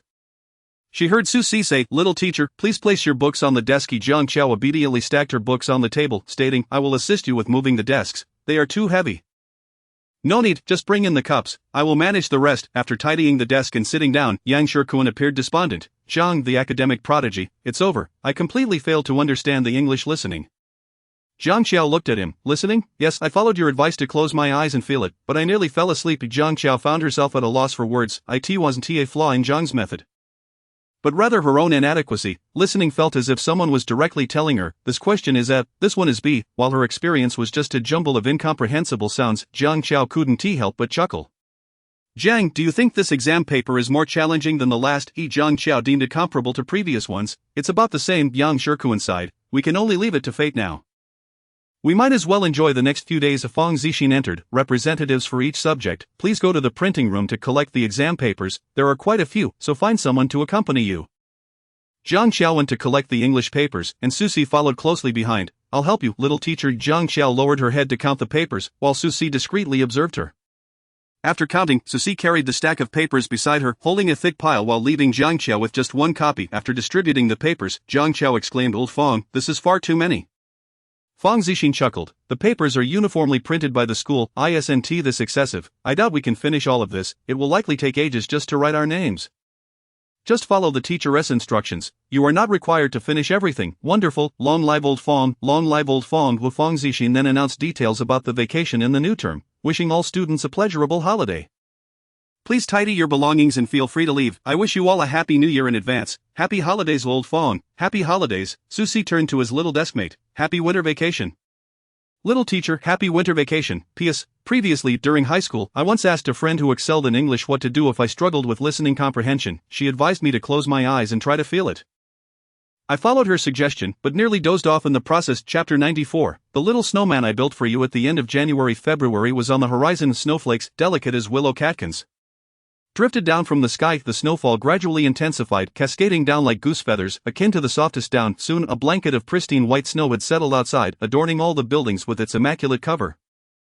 While the evergreen trees bore their own frosty embellishments, Jiang Qiao awoke and drew back the curtains, revealing a world enveloped in white. Everything was shrouded in a vast expanse of snow. It had snowed the previous night, and delicate flakes continued to drift down. After finishing her breakfast and sipping a glass of milk, she returned to her room. She perused a book for a while and glanced at her phone.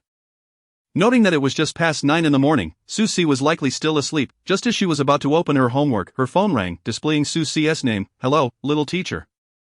Quickly look outside, it's snowing." Jiang Qiao peered out the window. "I see it. It's snowing, little teacher. Look downstairs." Jiang Qiao approached the window and looked down, spotting Susi clad in a white down jacket paired with blue jeans, cradling a small black cat in his arms. He waved at her from below, and she noticed he was holding a tiny snowman. His voice resonated clearly through her phone. "Little teacher, this snowman is for you."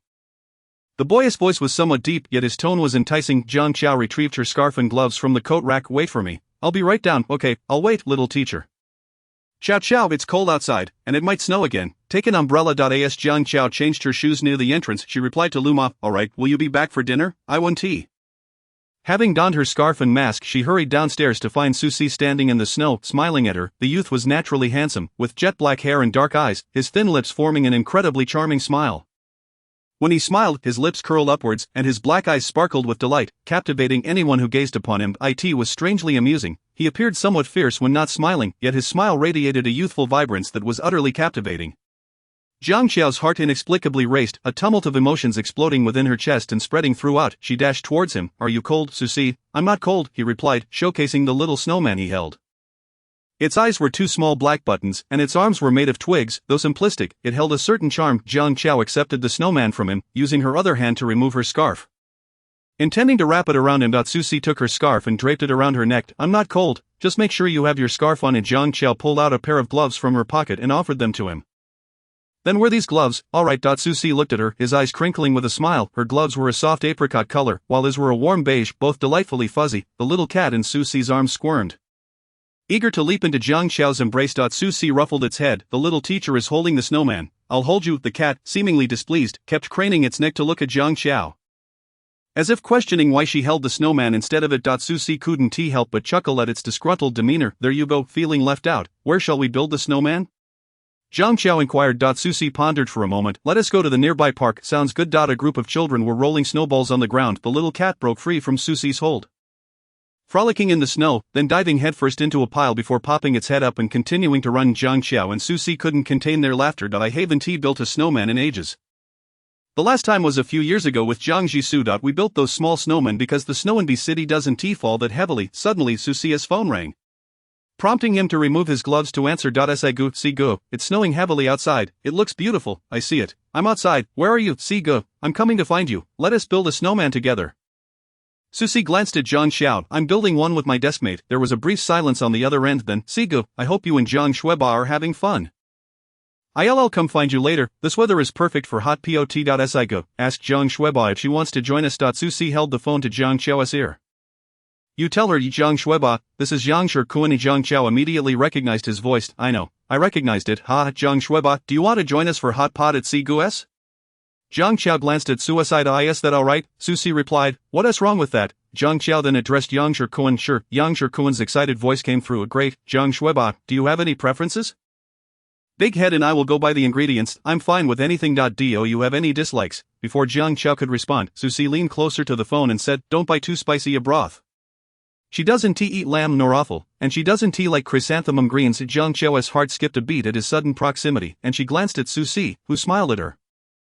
Alright, I've noted that down. I'll come find you in Sigu around noon. By Jiang Shueba, goodbye. Susie took the phone back from her and ended the call. Jiang Chao was taken aback that he had remembered her dislikes, a warmth blooming in her heart. What are you thinking about? Jiang Chao snapped back to reality. Nothing. Let us build a snowman. Sure. Jiang Chao placed the snowman on the ground and began rolling snow from the ground, while Susie assisted by moving the snow closer. As she rolled the snowball, the little cat helped by nudging the snow with its paws and head. Before long, Jiang Chao had fashioned a large snowball. Nearby, a group of children were playing, creating a neat row of snow-white ducks. One little girl with two tiny pigtails approached Jiang Chao. Pretty sister, are you building a snowman? Jiang Chao nodded. Yes, come see our little ducks. Jiang Chao admired the row of ducks, commenting, they're very cute. Susie added, very adorable. The little girl beamed at the praise, her eyes shining with joy. She glanced between Susie and Jiang Chao. You and your brother look perfect together. You're both so good looking. Chapter 95. She looks so sweet when she smiles. Jiang Chao felt her ears heat up. She replied to the little girl. The sister and brother are good friends. The girl giggled, her eyes crinkling. Mom says that pretty people play with pretty people. Jiang Chao affectionately ruffled her hair. The little girl then dashed off to find her friends. Jiang Chao placed the snowball she had formed atop her body and turned to Susie. What if it doesn't have eyes? Susie rummaged through his pocket and produced two black buttons, placing them in her palm. Use these. Why did you bring these? I promised to help the little teacher build a snowman, so I had to be fully prepared. Before long, Jiang Chao adorned the snowman with arms and features. Seeing her smile brought a grin to Susie's face. It looks great. Susie pulled out his phone to take a picture, capturing Jiang Chao with her hand raised in a peace sign. With the little cat's large head also in the frame. Susie decided to change his WeChat profile picture to that photo downstairs at Susie's residence. Jiang Chao placed the little snowman carefully and asked, have they arrived? No sooner had she spoken than Susie's phone rang. Sigu, we're here. Are you at home? If you're not, we'll just wander around until you and Jiang Shueba arrive. I am downstairs. I haven't gone up yet. Okay, Sigu, we'll wait for you. A few minutes later, Yang Shikuan and Haoming arrived, laden with bags. Yang Shikuan grinned widely at the two. Jiang Shueba, Sigu, we're here. Jiang Chao smiled back. Great, let us head upstairs. Susie opened the door and retrieved several new pairs of cotton slippers from the entryway cabinet. He glanced at Jiang Chao and then at the slippers in his hand. There haven't been any visitors, so there are no women's slippers. Jiang Chao shook her head. It is fine. She stepped into the oversized slippers and entered. Susie couldn't help but chuckle at how they looked on her. The old apartment was tidy, likely because he lived alone, giving it a somewhat spacious feel. It felt like something was missing. Jiang Chao intended to help in the kitchen, but Susie gently pressed her onto the sofa, handing her a glass of warm water. Just sit and wait. I'll check on things in the kitchen. As he turned on the television, he handed her the remote. Find something you want to watch. Zhang Xiao held the cat in her arms, watching the boys bustle about in the kitchen.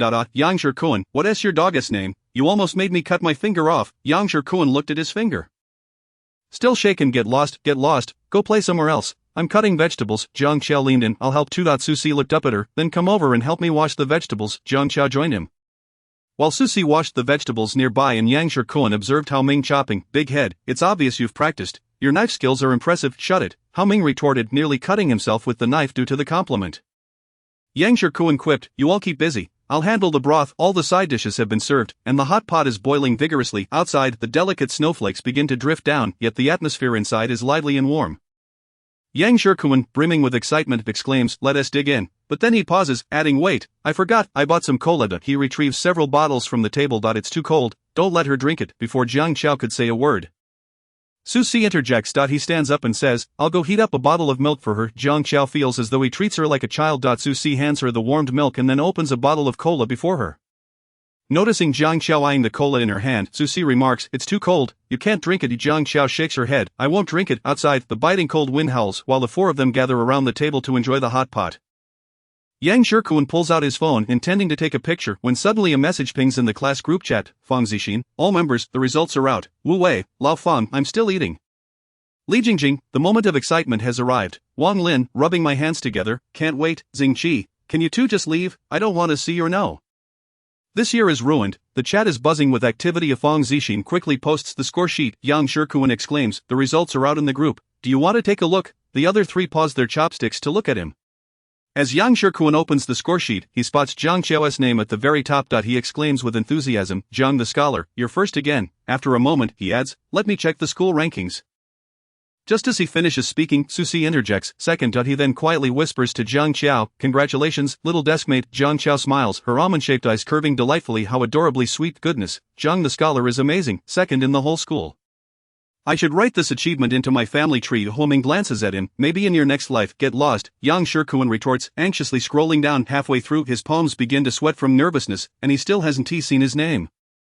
Observing Yang Shikuan muttering to himself, Hao Ming asks, what are you mumbling about? If one listens closely, they can hear Yang Shikuan saying, great grandma, bless me not to be in the bottom 10, or else it will be a mixed doubles match. Bless me. Before Yang Shikuan can reach his rank, Hao Ming speaks up first, 50th place, no need to scroll further. You, Yang Shikuan's exclamation is cut short as he excitedly exclaims, what? 50th place, ha, I've saved my behind. What do you mean by saving your behind? Hao Ming finds his statement rather odd. I have to eat stir-fried pork with a belt when I get home. My mom chased me down 3 streets with a clothes hanger after I scored 0 in physics. Saying even stepping on the answer sheet would yield more points than I did. Isn't that the case? Hao Ming replies. Zhang Xiao can't help but laugh out loud. She leans over to glance at Susie's phone. Susie, momentarily taken aback by the sudden approach, notices her delicate face, pale and charming, with a stray lock of hair dangling by her ear, revealing her petite and exquisite earlobe reminiscent of a delicate doll, so soft and fragrant. He feels an urge to pinch her cheeks. I just saw it. See, go, you're in 49th place. Zhang the scholar is too impressive. I want Zhang the scholar to tutor me too. As soon as Yang Shikuan finishes his sentence, he feels a chilling gaze directed at him. P.S. Today's double update is complete. I in the comments, I'll show everyone a snowman built by a little kid. It really cracked me up. Chapter 96. The gifted player Yang Shikuan lifts his gaze to meet Susie's glance and quickly changes his tune. Zhang the scholar is usually quite busy, so I won't trouble her. Only then does he notice the chilling sensation dissipate somewhat. I in the class group without the teacher, everyone is discussing Zhang Xiao. Since this is a student-created group, some use real names while others opt for pseudonyms. Liang Shanboizwa Ingtai, wow, Zhang the scholar has directly secured 2nd place. Next time, she'll probably claim first. Lily, let us see who dares to look down on our class 17 now. Wu Wei, by the way, is Zhang the scholar in this group? Wang Lin, let us check and see. Li Jingjing, it seems Zhang the scholar isn't here. Wu Wei, Yang Shikuan, do you have Zhang the scholar's WeChat? Quickly add her. Soon, many people begin to tag Yang Shikuan. Listening to his phone buzzing incessantly, he opens it to find numerous messages requesting him to add Zhang Xiao. They don't dare tag Susie directly. Yang Shikuan nearly thinks he is being cyberbullied. Zhang the scholar, they're asking me to add you to the group. Is that alright? Sure, Zhang Xiao replies, and as soon as her words fall, Yang Shikuan sees the group message. Invited, joined the group. The group falls silent for a few seconds. They've been making such a fuss, only to realize Susie had been watching all along. I am Zhang Xiao. The group erupts in a chorus of welcomes and congratulations. Surprisingly, even Susie, who rarely speaks up in the group, sends a message, "Congratulations." Everyone is puzzled by the senior's emotions, sensing that Zhang Xiao seems to hold a special significance to him. Especially since they are deskmates, Zhang Xiao replies with a simple thank you and sets her phone down. Yang Shikuan exclaims to Sigu, "Let us create a group for the four of us." Alright, after Yang Shikuan sets up the group, he notices Susie's profile picture and asks, "Sigu, why did you change your avatar?" "Just changed it this afternoon." Yang Shikuan opens the avatar, noticing a small, delicate hand in the picture. Susie's hand looks considerably larger. He sneaks a glance at Zhang Xiao's hand and then back at the one in the avatar. Confirmed, it's definitely Zhang the scholar's hand. Susie looks at Yang Shikuan. "What are you staring at, Sigu? Is that Zhang the scholar's hand in the photo?" Susie affirms with a hum. Zhang the scholar has such a tiny hand. Zhang Xiao extends her hand for comparison. "My hand isn't small." Susie glances at her petite hand, his fingers spreading wide over hers, easily measuring nearly twice her length. He chuckles softly. "Not small, you say? His hands are long and slender." And he thought his own hands were quite large. Yuan has been nestled in Zhang Xiao's arms, snuggling against her as the four of them enjoy the hot pot. Occasionally, Zhang Xiao would ruffle its head. Susie suggests, "I'll take it to get some food," yet Yuan stubbornly refuses to leave Zhang Xiao's embrace. Yang Shikuan can't help but laugh. It certainly is quite attached to Zhang the scholar. Susie casts a glance at Yuan but remains silent. How did he end up with such a little green tea spirit? By the time they finish the hot pot, it's already past 2 in the afternoon. Yang Shikuan leans back in his chair. "I'm so stuffed." Huoming looks at him. "Let us tidy up the table. It'll help with digestion. As if you need to tell me." Zhang Xiao offers to help. But Susie stops her. "No need. We'll take care of it. Just feed Yuan. The cat food and canned food are on the shelf." Once they've cleaned up, the four of them nestle on the sofa. "See good, Zhang the scholar, want to play a game?" Zhang Xiao hesitates. "A game? It's Honor of Kings. Do you play?" Zhang Xiao shakes her head. "I don't know how to. No worries, let's see good teach you." Zhang Xiao looks to Susie, who smiles gently. "If you want to play, I'll teach you. If not, that is fine too. I'll download it first." Zhang Xiao eagerly waits for the download, and Susie tosses her his phone. "Play with mine for a bit while you wait." "Okay." Susie supports his chin, watching her play Candy Crush. After the game downloads, Susie logs into his account. "Play with my account first. Otherwise, you'll have to complete the beginner tasks." "What about you?" "I'll use my secondary account." Zhang Xiao scans the array of heroes, her eyes lighting up at the sight of Xiao Xiao, and she turns to Susie. "I want to play this one." Xiao Xiao doesn't require much skill, and Susie briefly explains the controls. "Shall we try a match?" Yang Shikuan, feeling a surge of excitement, asks, "Match or ranked? Or should we do a 2v2 room?" Susie looks at Zhang Xiao and softly asks, "Do you want to create a room to take them on?" "I don't know how to play. No problem. I'm here." Zhang Xiao nods in agreement. Yang Shikuan notices the two whispering and grows curious about their conversation. Susie states calmly, "Let us create a room then." Yang Shikuan exclaims, "Great, I'll team up with Big Head." Just a few minutes into the game, Yang Shikuan's character, Jianwei, is swept away by Zhang Xiao's Xiao Xiao. Yang Shikuan is baffled. Didn't Zhang the scholar say she doesn't know how to play? A few minutes later, as he watches his hero fall again, he falls into deep contemplation. It must be a coincidence. It has to be. After a few more minutes, as he witnesses his hero fall once more, he can hardly believe his eyes. "Zhang the scholar, are you sure you don't know how to play?" Zhang Xiao looks up earnestly stating, "I don't know. This is my first time playing." Yang Shikuan is left speechless for a long moment before finally responding, "Alright then." Meanwhile, Susie is already rampaging after Huoming. As Yang Shikuan prepares to ambush Zhang Xiao from the bushes, he is unexpectedly launched into the air by Susie's Han Xan, before he can comprehend how Susie got to his side.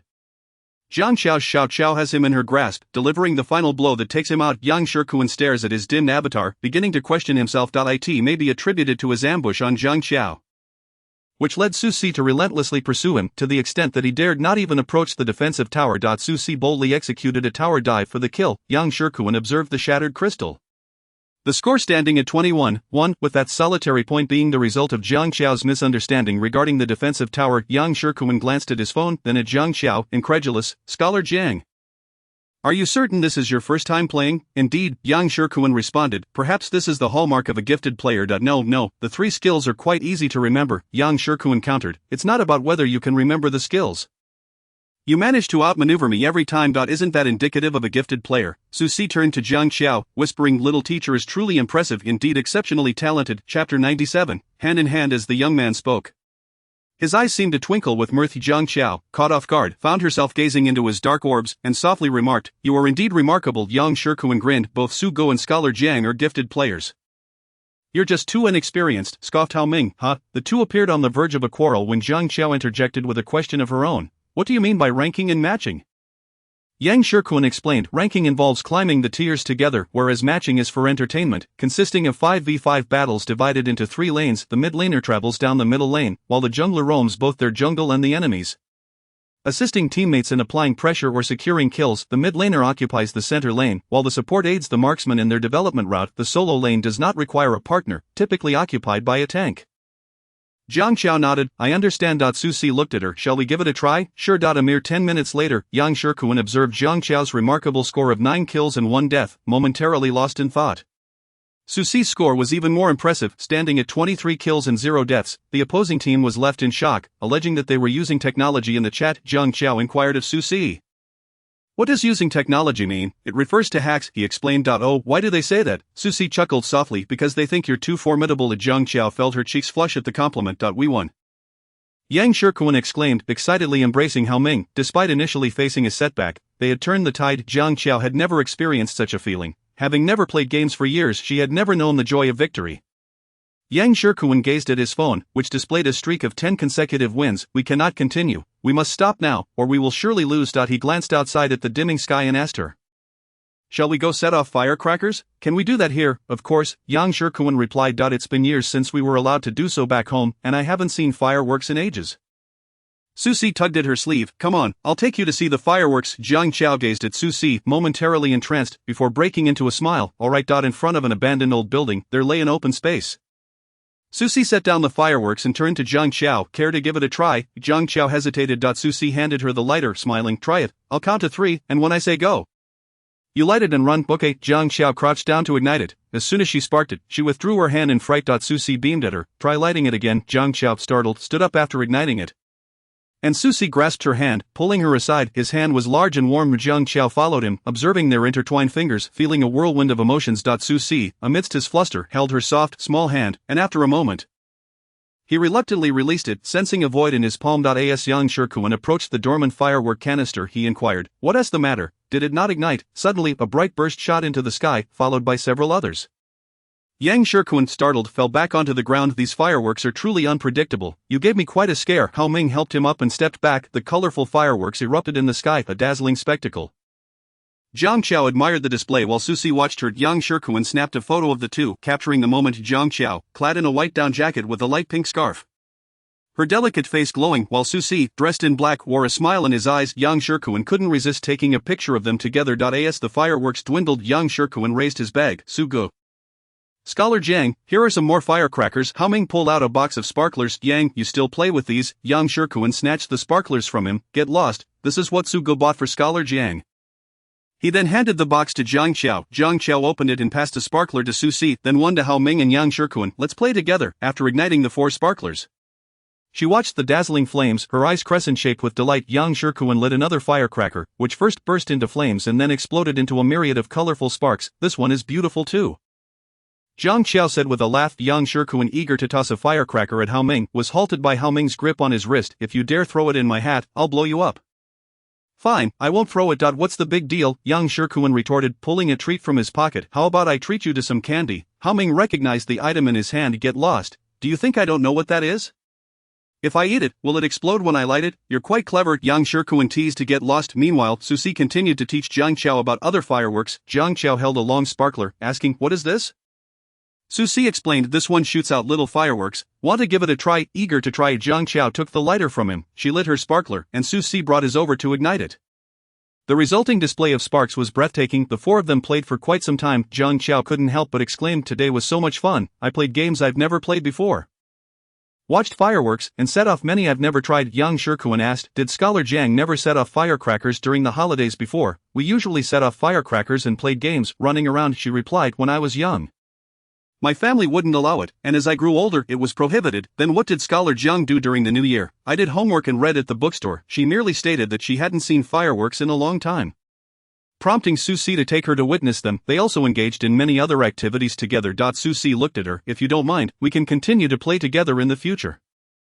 Zhang Qiao turned to him. Is that really okay? Of course. What kind of silly question is that, little teacher? Zhang Qiao looked at him, her almond-shaped eyes curving into a smile. As the clock approached 9 The three accompanied her downstairs. Jiang Qiao waved gently at the three, saying, "Goodbye, goodbye." Chapter 98, Red Envelopes. On February 17, the eve of the new year, Susie observed the three individuals at his doorstep. "What brings you all here?" Jiang Qiao raised her hands, showcasing the red couplets and small lanterns. "I came to deliver these to you." Yang Shikuan chimed in. "Sugu, the new year wouldn't be complete without red couplets." He displayed his drinks and snacks, and these are essential, of course. Hao Ming carried a bag of vegetables. "We can't have a new year without supplies." Susie's refrigerator was filled to the brim. Yang Shikuan waved the couplets before the door. "Big head, can I stick it here? It's crooked." Shifted a bit to the side. Jiang Qiao and Susie decorated the room with other items. After much effort, they finally finished. Jiang Qiao hung the two strings of small red lanterns at the entrance, signifying their completion. Yang Shikuan leaned back on the sofa. "Sugu, I want to be able to come around for a while during the new year. I have many relatives to visit." "Same here," Hao Ming added. Jiang Qiao remarked. "I probably won't visit relatives." Yang Shikuan queried. "Sugu, do you mind if we crash for a meal?" "Not at all." Yang Shikuan patted Hao Ming. "Let our most capable chef show us his skills." "Get lost." Despite the banter, Hao Ming proceeded to the kitchen with the vegetables. As soon as Yang Shikuan entered, he was promptly shooed out. "Don't come in here and make a mess." "I won't make a mess," Yang Shikuan protested. Jiang Qiao and Susie entered to help, while Yang Shikuan followed suit, seeking the excitement. Jiang Qiao was chopping vegetables when Susie, concerned for her safety, said, "Allow me to handle it." Watching Susie skillfully chop, Yang Shikuan expressed curiosity. "Sugu, how come you all know how to cook, while I remain utterly useless?" "Because you are a waste," Hao Ming quipped. "Not forgetting to chastise him while cooking." "Get lost, big head. Are you aiming for the stars?" Hao Ming shot him a glare. "You won't get a single morsel of food." "That won't do," Yang Shikuan protested. "I'm entitled to my share." "Get lost." As Yang Shikuan gazed at the 4 dishes and a soup that had just been served, he rubbed his hands together and exclaimed, "See good, Jiang Shue, but do try it." Although the two may appear unreliable, his cooking is quite delectable. Hao Ming interjected, "Just pretend you're complimenting me." Jiang Qiao took a bite of the dish and declared, "It is indeed delicious." Susie concurred. "Very tasty." Hao Ming, feeling a bit bashful, scratched his head and then smiled. Yang Shikuan cheerfully remarked, "Finally, this new year we won't be stuck eating belt stir-fried shredded meat." "What a relief," Hao Ming teased him. "You've really made something of yourself." Even Jiang Qiao couldn't help but laugh. After the meal, Susie bid farewell to a few guests. The once lively room now felt empty. He looked at the red couplets on the wall and the red calendar adorned with images of the year of the sheep. Though the room still felt spacious, it finally bore a hint of festive spirit. On the evening of New Year's Eve, families gathered together amidst the bustling atmosphere. On this day, Lu Ma prepared an abundant feast. Originally, Zhang Jishu was supposed to join them for dinner, but she was suddenly called back due to an urgent order. As Jiang Qiao surveyed the table laden with dishes, her mind wandered to what Su would be eating and what Susie would have for dinner alone at home. Jiang Jian persistently served Jiang Qiao more food, saying, "Qiao Qiao, eat more, you're too thin." "Thank you, Dad." Although they were family, the 4 of them seemed somewhat distant and excessively polite. Jiang Qiao glanced towards Lu Ma, who was still busy in the kitchen, and urged, "Lu Ma, come and eat with us." Lu Ma wiped her hands on her apron and smiled, "I'll pass this time. I'll just have a little something later." "We're still missing one soup." Tianling looked at her and said, "There are only 3 of us. No need for so many dishes." "Lu Ma, please join us." Lu Ma finally sat down at the table, adding a pair of chopsticks and a bowl for herself. She had been with the Jiang family for 17 years, having been hired as a nanny when Jiang Qiao was just born. And she had stayed ever since. Since she was unable to bear children and was rejected by her previous in-laws, she divorced early on. Over the years, she regarded Jiang Qiao as her own daughter. Tianling noticed that Jiang Qiao was eating quietly, unsure of what to say. It was Lu Ma who broke the silence, saying, "Qiao Qiao scored 2nd in the whole school, and 1st in her class." Jiang Jian exclaimed, "Qiao Qiao is truly impressive." Tianling echoed, "Qiao Qiao is wonderful." Jiang Qiao replied with a modest, "It's okay, and nothing more." I'm transferring 5,000 yuan to Qiao Qiao as a reward for her 2nd place in the school. "And the New Year's money will be given out tomorrow as usual," Jiang Jian said as he reached for his phone to transfer the money. Jiang Qiao shook her head, "No need. I have money." "This is also your father's intention. Just accept it." "Well, if you insist." The meal felt somewhat awkward. After finishing, Jiang Qiao returned to her room. She received a message from Jiang Jishu, who was out dining with many colleagues. Looking at the radiant smiles of the girls in the photos, she couldn't help but smile. She ordered takeout for suicide. As she read Susie's message, she stifled a laugh. "Susie, little teacher really cares for me. So many dishes and I'm the only one eating." "Susie, picture, Jiang Qiao, eat more, it's good for you." As midnight approached, the Spring Festival Gala continued on television, with the hosts counting down. 10.9.8, 1. Happy New Year. Jiang Qiao received messages from Susie, followed closely by those from Jiang Jishu, Yang Shikuan, Hao Ming, and Luo Xing. She replied with Happy New Year to each. In their small group chat, Yang Shikuan sent a red envelope. Yang Shikuan, red envelope, Yang Shikuan, Happy New Year. The amounts were all in the tens, but Jiang Qiao snagged a meager 3 yuan and 5. Yang Shikuan, whose luck is so terrible, 3 yuan and 5. Ha ha ha ha, this is hilarious, you poor thing. Yang Shirkuan's message was retracted within seconds. Jiang Qiao stared blankly at his retracted message when she received another from Susi. Susi, red envelope, Susi, red envelope. Susi, red envelope, Susi, red envelope, Susi, not taking from the group, sending you privately. Jiang Qiao couldn't help but laugh at the 4 red envelopes Susi sent her, and she accepted the first one. Seeing it was for 200, she decided against taking the others. Jiang Qiao, no need for the rest. Happy New Year, Susi. It was originally for you, little teacher, so accepted. Only then did Jiang Qiao take the remaining 3 red envelopes. She sent Susi a message. Jiang Qiao, I have something for you tomorrow. Susi, what a coincidence, I also have a gift for the little teacher. They chatted for a while before Susi urged Jiang Qiao to get some rest. Chapter 99, An Unhappy New Year. Qiao Qiao, where are you going? Jiang Qiao held a thermos in one hand and gifts for Susi and Yuan in the other, addressing Lu Ma. I am stepping out for a bit, I'll be back later. Susi had sent her a message in the morning, saying he would come over to deliver something. She spotted him immediately. Today he wore a white down jacket over a brown sweater, with black pants that accentuated his long legs, and he was cradling Yuan in his arms. She handed him the thermos and the bag. Saying, Happy New Year, Yuan meowed a few times, seemingly eager to assert its presence. Happy New Year to you too, Jiang Qiao replied, and Yuan perked up. Susi took the items from her, holding the thermos with a hint of confusion. What is this? Dumplings, with pork and celery filling. I wrapped them last night and just boiled them this morning, but I'm not sure if you'll like them. Susi chuckled lightly. I love them. How could I not enjoy dumplings made by the little teacher? I'm not sure if dumplings are a tradition here for New Year's in city. We always eat dumplings. We do here too, Susi replied, pulling out a small box from his pocket. This is a gift for you, little teacher. Jiang Qiao accepted the item and stuffed it into her pocket. How did you get here? You didn't ride your motorcycle, did you? Susi hesitated, recalling his motorcycle parked nearby. I did. Aren't you cold? Susi shook his head. Not at all. The helmet and gloves keep me warm. He added, as if to reassure her, really, I'm not cold. Jiang Qiao touched his fingers, still warm, and believed him. But it's chilly down here. You should head back. The temperature had already dropped below -7 or 8 degrees. You should hurry back and eat dumplings. They'll get cold if you don't. Susi replied. Got it. Jiang Qiao cautioned him. Drive safely. I will, little teacher. Susi watched as Jiang Qiao ascended the stairs, carefully placing the thermos into his bag before riding off on his motorcycle. The wind tousled Yuan's fur, prompting it to burrow into the bag. Susi parked downstairs, one arm cradling the cat while the other held the thermos and gift. Slowly making his way up the stairs, Yuan sensed they were about to enter and leaped onto his shoulder. He spotted a few sharply dressed men at the door and, feeling slightly wary, glanced at the floor number to confirm he hadn't made a mistake. The red lanterns hanging at the entrance had been torn down, scattered on the ground. Susi picked up a lantern and coldly asked, What are you doing here, young master? The master sent us to bring you home. Tell him that even if he comes, I won't go back. He placed the thermos and gifts on the ground and pulled out his keys. With Yuan jumping back onto his shoulder, before he could insert the key, he realized the lock had been changed. A wave of indescribable rage surged through him, and he asked, Did Su Hongyu send you to change the lock? In previous years, he had still managed to address him as Dad politely, and now, he didn't even want to utter that word. Yes, the master and madam are very concerned about you and want you to come home.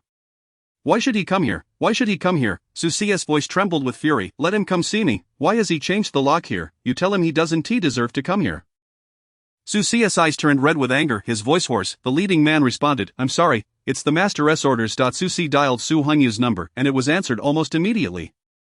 Hello, little C. Don't call me that. Who sent you here? Who ordered you to change the lock? I just want you to come home. You should know that your mother misses you very much.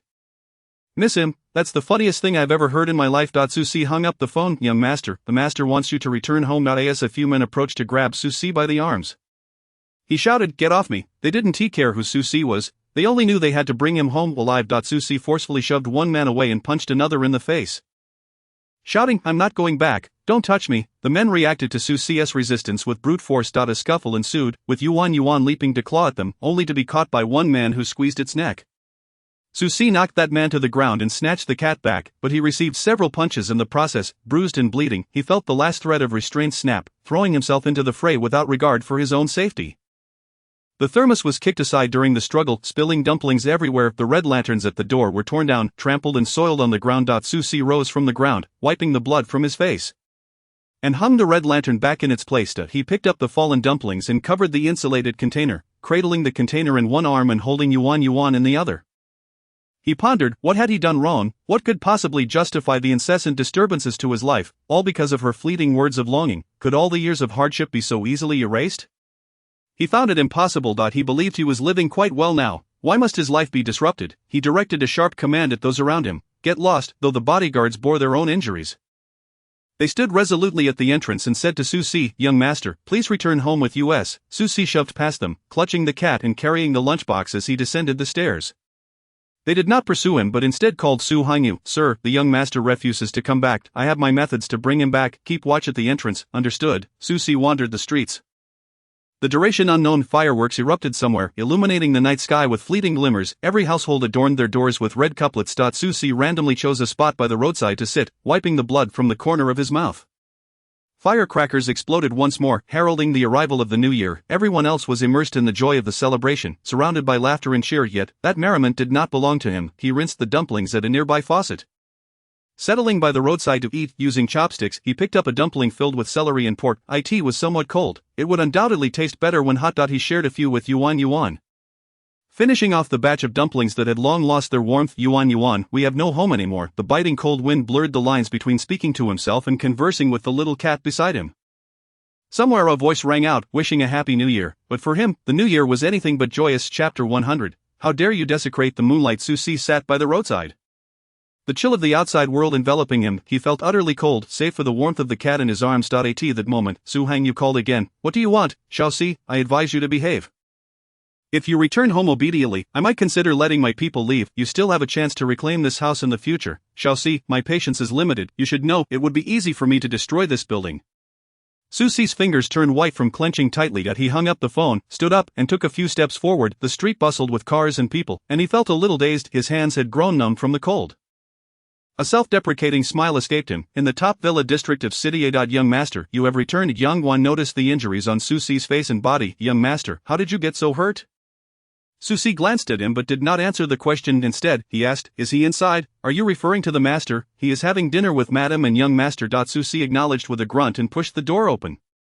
Su Hangyu fed Liang Jiaran with a spoon, watching him eat. Jiaran is so well behaved. Mom, brother is back. Xiaoxi. Su Hangyu did not look up and instructed the others, "Don't mind him." Susie walked directly to the dining table. Expressionless as he watched Su Hangyu feed a child with whom he shared no blood relation. "Tell your people to leave." Su Hangyu set down his chopsticks and looked at him. "Is that how you speak to your father?" Susie remained silent, hearing his phone emit a notification. He took it out to check. It was Jiang Xiao asking if the dumplings were good. He typed a few words. "Delicious." Susie, where has your etiquette gone?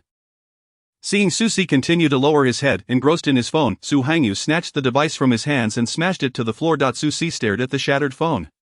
He bent down to retrieve it, but Su Hangyu kicked it away. Susie watched as his phone was sent skidding across the floor, then stood up and faced the man before him. A mocking smile on his lips.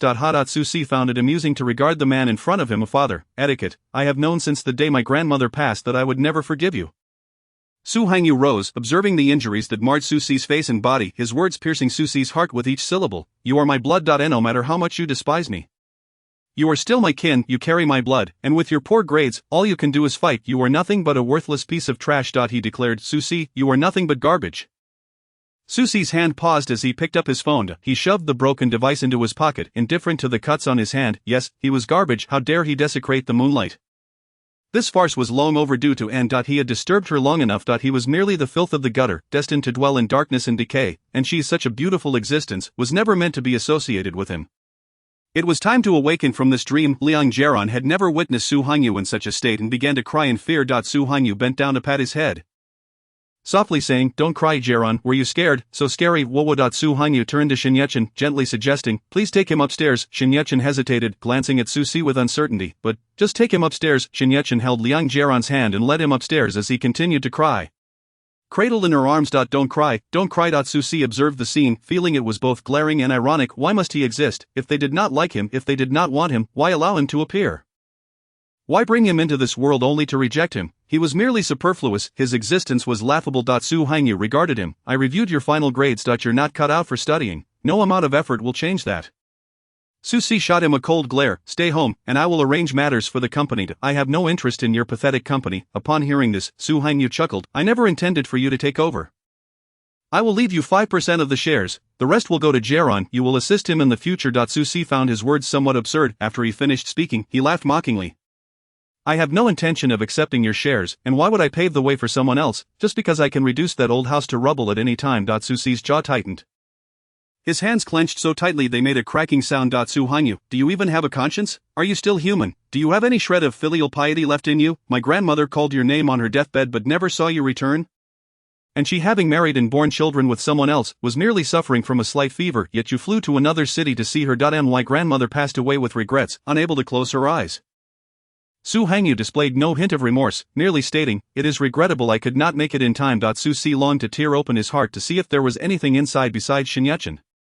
How can you show not the slightest ounce of guilt? That house was left to me by grandmother. What right do you have to step inside? What gives you the right? You threaten me with this. Do you have any heart at all? Do you even care about grandmother? Su Hangyu looked at him. Su Si, that's not how you should speak to me. Stop lecturing me about attitude. I see you are quite content raising someone else's child.